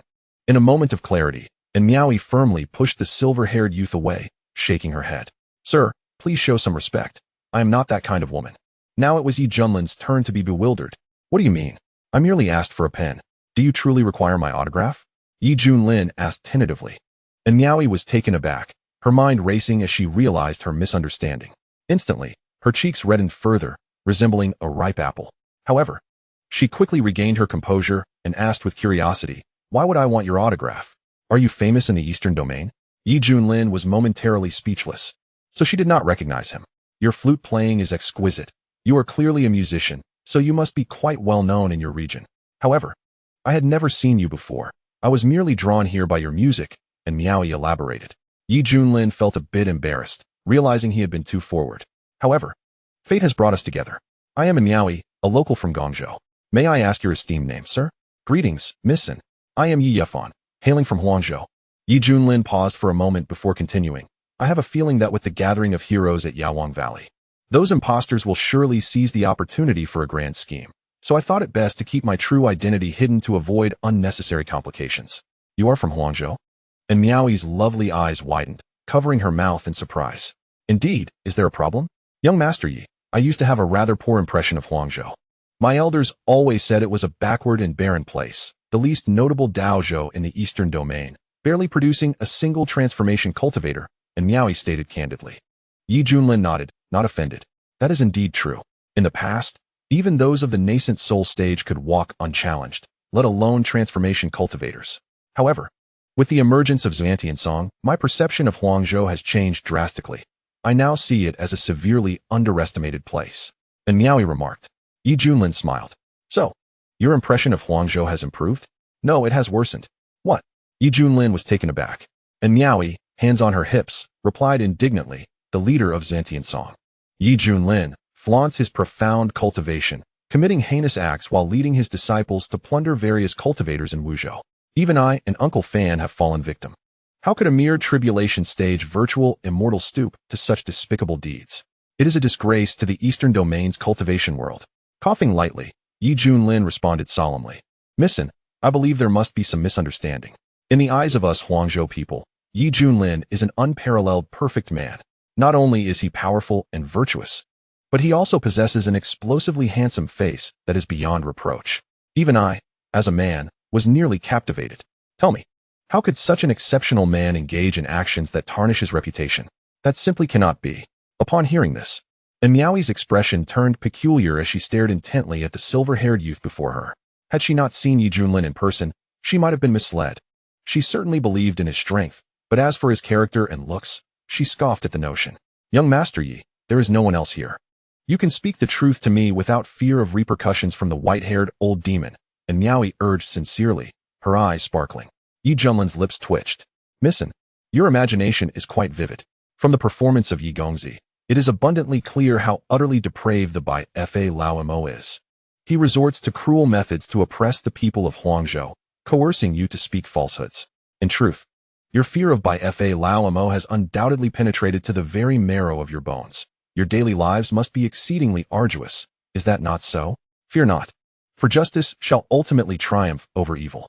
I shall diligently cultivate my strength and seek to take the life of Bai Fa Lao Mo, thereby liberating the suffering people of Huangzhou. And Miaoyi brandished her fists, her countenance aflame with righteous indignation. Yi Junlin remarked that he could see the animosity this woman harbored towards him, yet she directed her sympathy elsewhere. And Miaoyi furrowed her brow and asked, Yi Gongzi, what is that expression on your face? Am I mistaken? Indeed, indeed. Yi Junlin replied, giving her a thumbs up. I have great faith in you. Defeat Yi Junlin and save Huangzhou. I will. And Miaoyi nodded vigorously, oblivious to any ambiguity in his statement. Yi Junlin chuckled. By the way, Yi Gongzi, you must be cautious.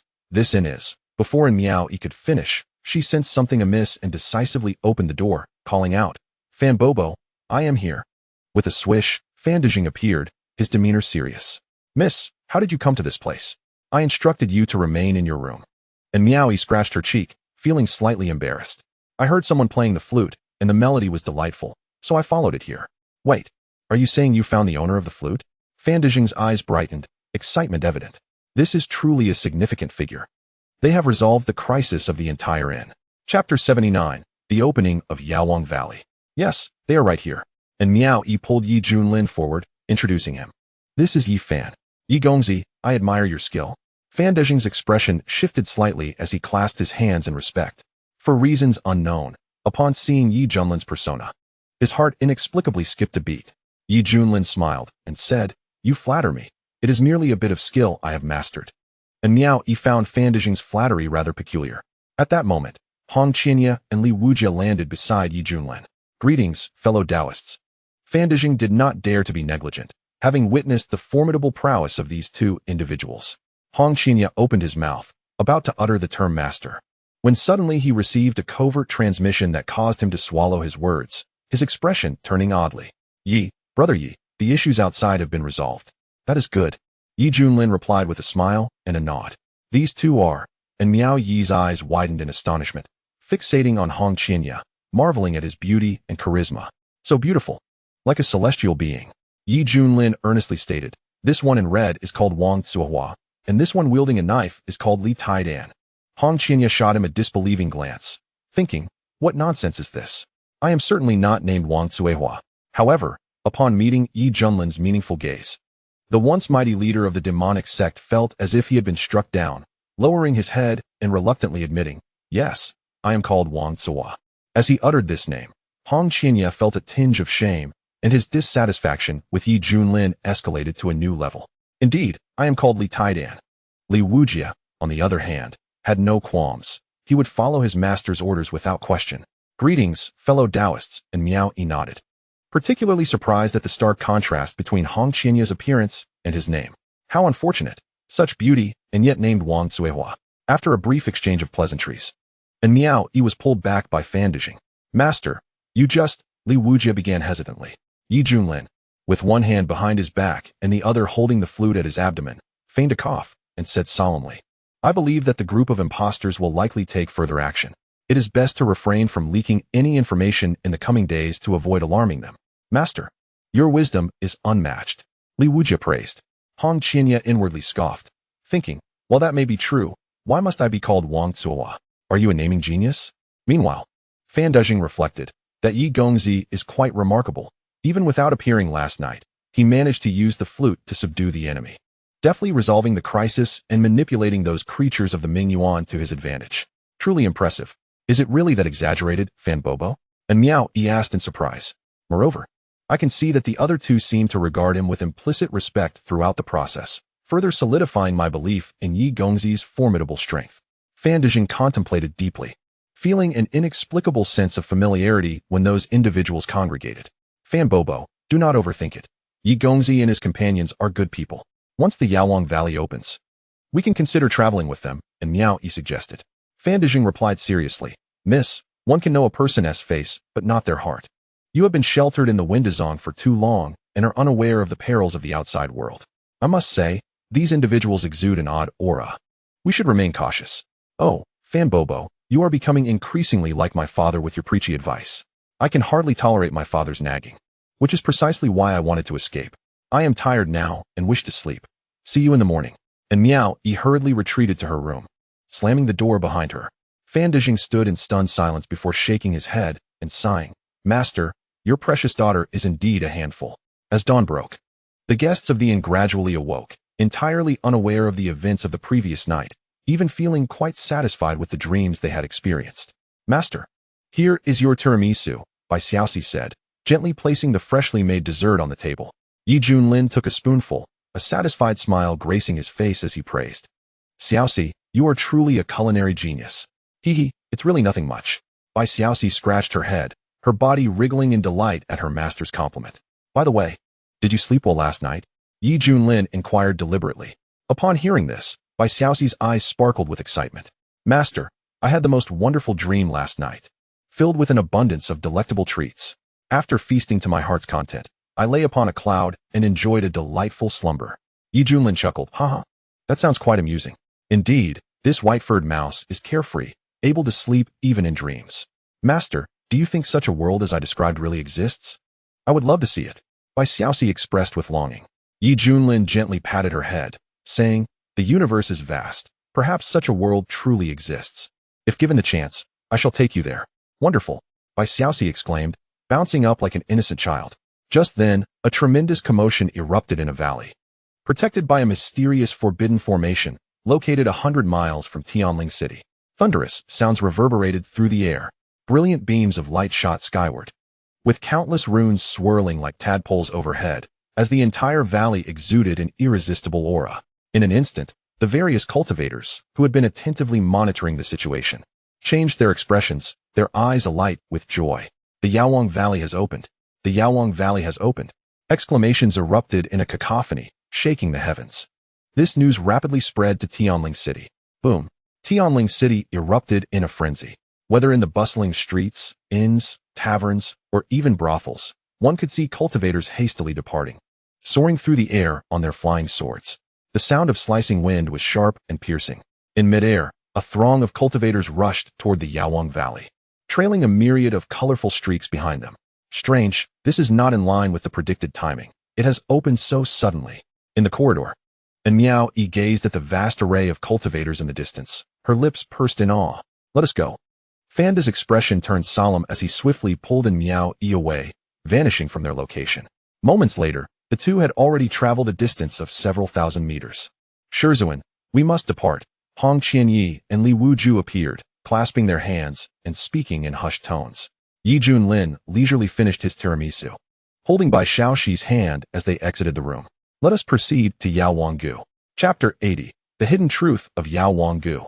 At this moment, Yaowang was enveloped in a mysterious and ethereal energy mist, with the fragrance of medicinal herbs wafting through the air, intoxicating countless cultivators who inhaled deeply, believing that with just a few more breaths, their cultivation would greatly advance. Ha ha ha. I can already sense that countless heavenly materials and earthly treasures await me within, exclaimed one. If I could acquire a supreme treasure herb, I would surely break through from the combined body stage to the Great Ascension, earning the title of Zun Zhen, extending my lifespan to 50,000 years, wandering freely through the heavens. Supreme treasure herb? This friend certainly has lofty aspirations. I would be content if I could simply obtain a regular treasure herb, another replied. Hee, this is the renowned Yaowang. Not only rare treasure herbs, but even the Yaowang must be present. If I could obtain a Yaowang, overcoming the tribulation would be a breeze. Hiss. Did you say Yaowang? Such exceedingly rare herbs are sought after even by those at the tribulation stage, who would fight fiercely for them. Can we, mere small fries, dare to covet them? The crowd was abuzz with excitement, a cacophony of voices. Looking around, one could see a multitude of figures congregating at the entrance of Yaowang, both on the ground and in the air, a sea of faces. Cultivators from far and wide were fervently animated, their minds swirling with thoughts of extraordinary encounters and soaring to new heights. After all, Yaowang opened only once every 100,000 years, an unfathomably long time, even for the vast majority of cultivators. Even the so-called supreme beings of the Great Ascension stage could only live for 50,000 years, and if they missed this opportunity, they would not see the next opening. Thus, encountering this chance was a tremendous stroke of fortune for many cultivators. Among the crowd, many were lost in daydreams, hoping to acquire more treasure herbs, with some even casting their hopes upon the Yaowang. It is well known that medicinal materials are categorized into various ranks: Ling Yao, Bao Yao, Yaowang, De Yaowang, and Xian Yao. Each category is further divided from inferior to supreme. In the realm of cultivation, Ling Yao is predominant, and any herb that ascends to the rank of Bao Yao is celebrated at grand auctions, drawing the attention of various factions. Should one carelessly cast out a single herb, it would be worth the risk of losing one's life. As for the Yaowang, it is exceedingly rare. In the eastern region, over the past tens of thousands of years, there have been few reports of their presence. Such famed herbs. Not only would those at the Great Ascension stage covet them, but even those at the Tribulation stage would be envious. Uncle Fan, can Yaowang accommodate so many people at once? The competition seems incredibly fierce, and Miao Yi said, astonished as she surveyed her surroundings. According to records, Yaowang had restrictions on the number of entrants and the duration of their stay. Furthermore, if cultivators faced life-threatening dangers, they would be teleported out by the protective array of Yaowang. Overall, the arrangements laid down by the ancient medicine Zun were exceedingly prudent, and we, as later generations, are truly grateful for the blessings bestowed upon us. Fanda, hands clasped behind his back, expressed his admiration for the ancient sage's foresight. Medicine Zun must have been a truly benevolent person, and Miao Yi smiled. Suddenly, Fanda sensed something amiss, a warning arising within him. He scanned the vast sea of people, his gaze filled with profound wariness. "Uncle Fan, what is wrong?" And Miaoyi inquired, curious. Fanda said gravely, "Miss, you are right. The competition will indeed be fierce. Once we enter, do not act independently. You must stay close to me at all times." He had sensed at least a dozen formidable auras present, not inferior to his own as a fully realized great ascendant. Among them, there were even hidden tribulation-level experts. This Yao Wanggu truly drew an extraordinary crowd. At that moment, a group of monks clad in robes were gathered beneath a phoenix tree, chanting scriptures. Their bodies radiating a golden Buddhist light, imbued with a tranquil and harmonious aura. Leading them was a frail old monk with long white whiskers that nearly reached his neck. He stood with his hands clasped, eyes closed in meditation, resembling a statue, unlike the monks behind him who shone with the light of Buddhism, appearing rather ordinary and devoid of any basic Zen essence. However, those monks treated him with utmost reverence, for they understood that his cultivation was unfathomable. A highly esteemed figure of Qing Temple, Ba, with Master Randang leading us this time, we will surely return with an abundance of renowned herbs, said a corpulent monk. That is assured. Rumors have circulated that Master Randang ventured into Yao Wanggu alone 100,000 years ago and gained significant fortune, enhancing his strength. Another companion remarked enviously. Good. With Master Randang's involvement, Yao Wanggu will surely be ours. Several monks exchanged knowing smiles. These monks communicated silently. But the old monk was not unaware. Master Randang slowly opened his eyes, a flicker of helplessness crossing his gaze, his lips curling into an almost imperceptible bitter smile. Qing Temple was well aware that he had entered Yao Wanggu 100,000 years ago, and upon emerging, he immediately entered seclusion, reportedly making a breakthrough in his cultivation due to the treasures he acquired. In reality, the truth was far from simple. Yao Wanggu was far more complex than it appeared, filled with hidden mysteries that were almost unimaginable. Many cultivators emerged from there with their Tao hearts shattered. Unwilling to speak of their experiences within, they all tacitly agreed to conceal the truth of Yao Wanggu. Some kind-hearted individuals, later on, could not bear the burden and wished to disclose their experiences as a warning to the younger generation, only to be silenced by those in the know who came knocking at their doors. It was as if the suffering they endured was a trial that all newcomers must also face. Of course, there were also those stubborn enough to attempt to document their experiences in a book for public knowledge. Little did they know that once this information leaked, several former participants rushed to silence the individual, killing him brutally, scattering his ashes, and exterminating his descendants as a cautionary measure. Thus, the truth of Yao Wanggu remained concealed, and with the long intervals of 100,000 years, it retained an air of mystery, attracting countless unaware cultivators to chase after opportunities, only to be met with dire consequences, falling into despair and perpetuating the cycle of silence. Master Randang knew that very few individuals were aware of the truth now. After all, those who survived for 100,000 years were invariably at the tribulation stage. Even he felt a sense of humiliation and discomfort when recalling his past experiences. After returning from that incident, he devoted himself to arduous training, turning his shame into motivation. And after many years, he had made significant progress, ready to confront the little ones in Yao Wanggu again, confident that he could subdue them all. Master Randang's eyes gleamed with determination as he silently vowed to redeem himself and heal the scars of his past. Chapter 81. Equality for all, impartial treatment. Swish, swish, swish. Several figures descended like streaks of light. Xuanhuan, this is Yao Wanggu. It is said that this valley is home to a vast array of heavenly materials and earthly treasures, with rare treasure herbs found in abundance. Li Wuju exclaimed excitedly. If I could refine a few treasure herbs, it would greatly aid my cultivation breakthrough. How intriguing, Hong Qianyi remarked, her gaze sparkling with interest in Yao Wanggu. According to descriptions, such a place would ignite fierce competition among the great immortal sects, even if it were located in the central region. After all, no cultivation faction would ever consider their resources excessive. Junlin shrugged his shoulders. His sole intention for entering was merely to perform a cursory act, fulfilling the system's check-in task. Regardless of how rare the medicinal herbs might be, they held no value for him, as he had no need to rely on such means to enhance his strength and break through his cultivation level. At that moment, a transformation occurred at the entrance of Yaowang Valley. A visible vortex rapidly coalesced and began to expand wildly. Quick, enter. Charge. Many cultivators, as if invigorated by a potent elixir, rushed into the vortex. Miss, we must go? Fanda firmly grasped Miaoyi's hand. unleashing a formidable aura of the great ascension realm, toppling numerous obstructing cultivators, then fearlessly surged forward. Among them, Master Randang exhaled deeply. This was a place of nightmares he could hardly forget, yet he was now compelled to confront it once more. If he did not falter this time, he would surely attain enlightenment and ascend to immortality in the future. You few, stay behind to assist. The rest shall accompany me into the valley. Yes. Master Randang devised a comprehensive plan and subsequently led his group into Yaowang Valley. On the other side, Junlin maintained a calm demeanor, swiftly leading several disciples into the vortex.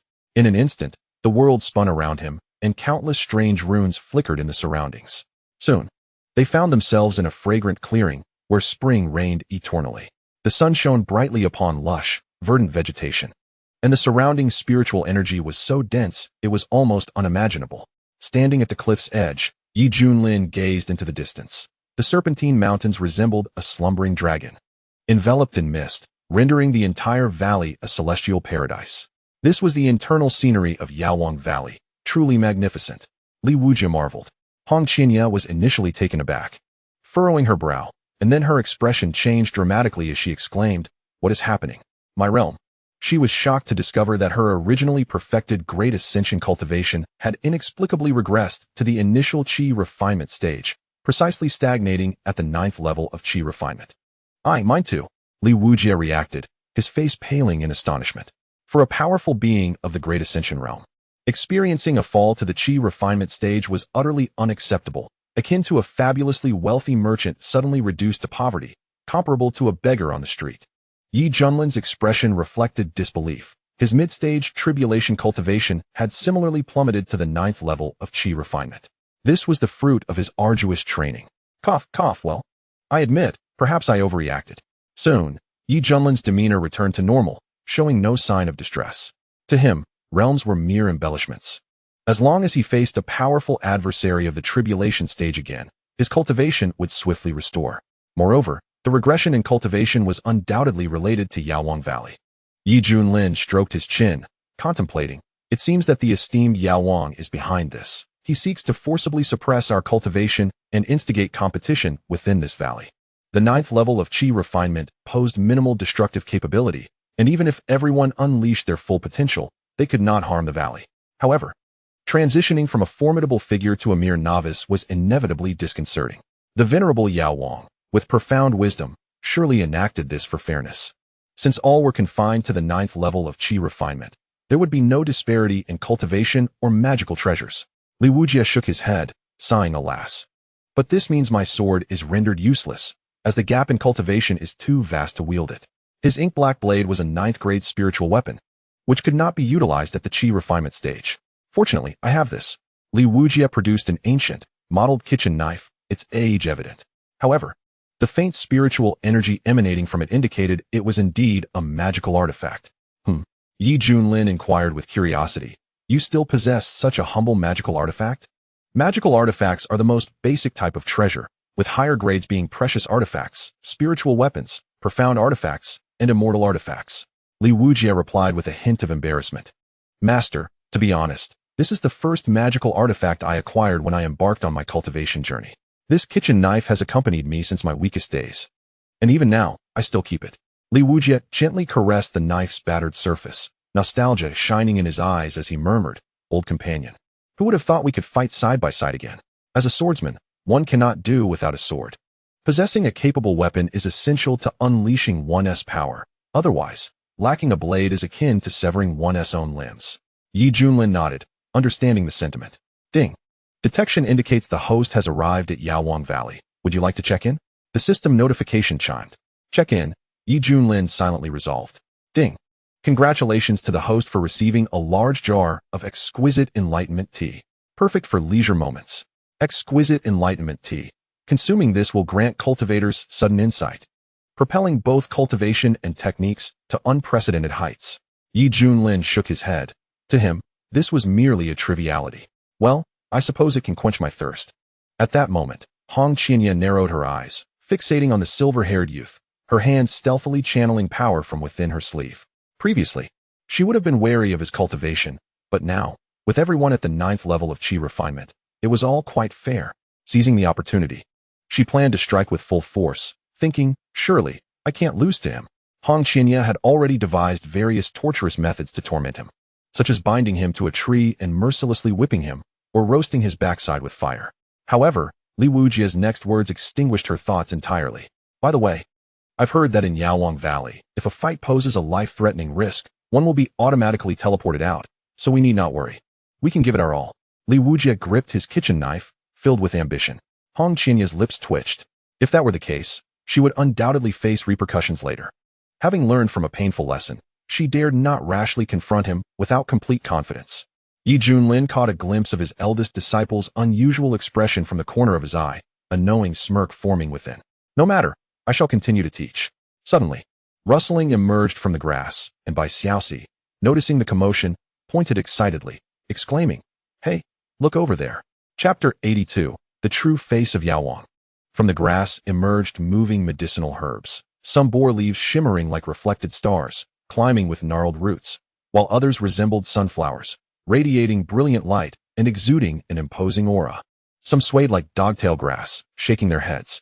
Within them resided potent medicinal essences, confirming their status as genuine treasures. It is worth noting that spiritual herbs possess sentience, making them relatively common. In contrast, precious herbs have awakened their intelligence, capable of thought akin to humans, even exhibiting free movement. Haha, fortune smiles upon me. So many precious herbs have come to my doorstep. Li Wujia laughed heartily. Hong Qinya frowned. These lower-grade precious herbs are also at the 9th level of Qi refinement. Just like us, Qi refinement is divided into 12 levels, and it was not surprising for precious herbs to possess cultivation. Typically, once they attain intelligence, they will attempt to cultivate. Yet, even so, their fundamental combat prowess would inherently be weaker than that of human cultivators, as herbs are not suited for battle. Their advantage lies in their long lifespan, allowing them to evade predatory cultivators in hidden corners until they eventually perish. This is also why acquiring precious herbs is a significant challenge. At that moment, a 3-leafed herb emitted a spiritual wave, conveying a message in Yi Junlin and the others' minds. Partners, the esteemed Yaowang has sent us more playthings. We can capture these human cultivators and torment them, as we did before. Another sunflower displayed an evil grin, cackling wickedly. I will strip them of their garments and make them run around the valley. Haha, what is amusing about this? I believe having them run upside down would be far more entertaining, allowing these Rinzhu to truly experience the humiliation within the Yaowang Gu. Another precious herb, resembling a dog-tail grass, quivered with excitement, its entire form trembling with fervor. Such audacious remarks made Yi Junlin and the others' eyelids twitch uncontrollably. Li Wujia, with an unusual expression, exclaimed, "Goodness! When did even precious herbs become so arrogant? If this were outside, they would all be hiding, terrified of being captured by the Rinzhu cultivators to be devoured and refined. How could they dare to be so reckless now?" Hong Qinya sneered, truly unaware of their own mortality. He casually waved his hand, sending a ball of purple flame soaring, trailing a brilliant arc whoosh. The dogtail grass flicked its head, unleashing sharp blades of wind. Boom! The wind blades collided with the fireball, generating a significant energy fluctuation. What? Hong Qinya was somewhat taken aback. Fearing that he would reduce these precious herbs to ashes, he had only used 40% of his strength in that strike. Yet even so, its power was considerable enough to defeat most Qi refining cultivators. To his astonishment, it was actually blocked by a single dogtail grass. Li Wujia nearly thought he was mistaken.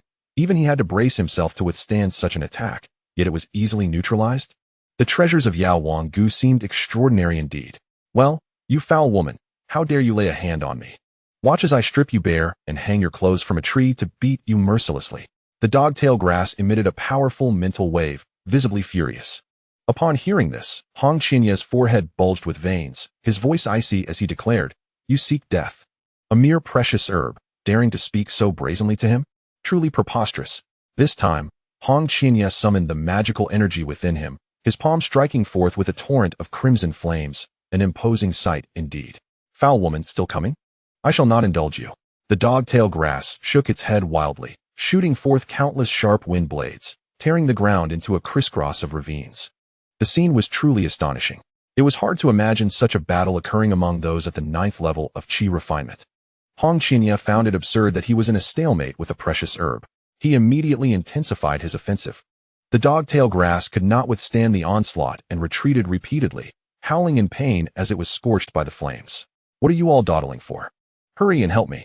This foul woman is going to burn me alive.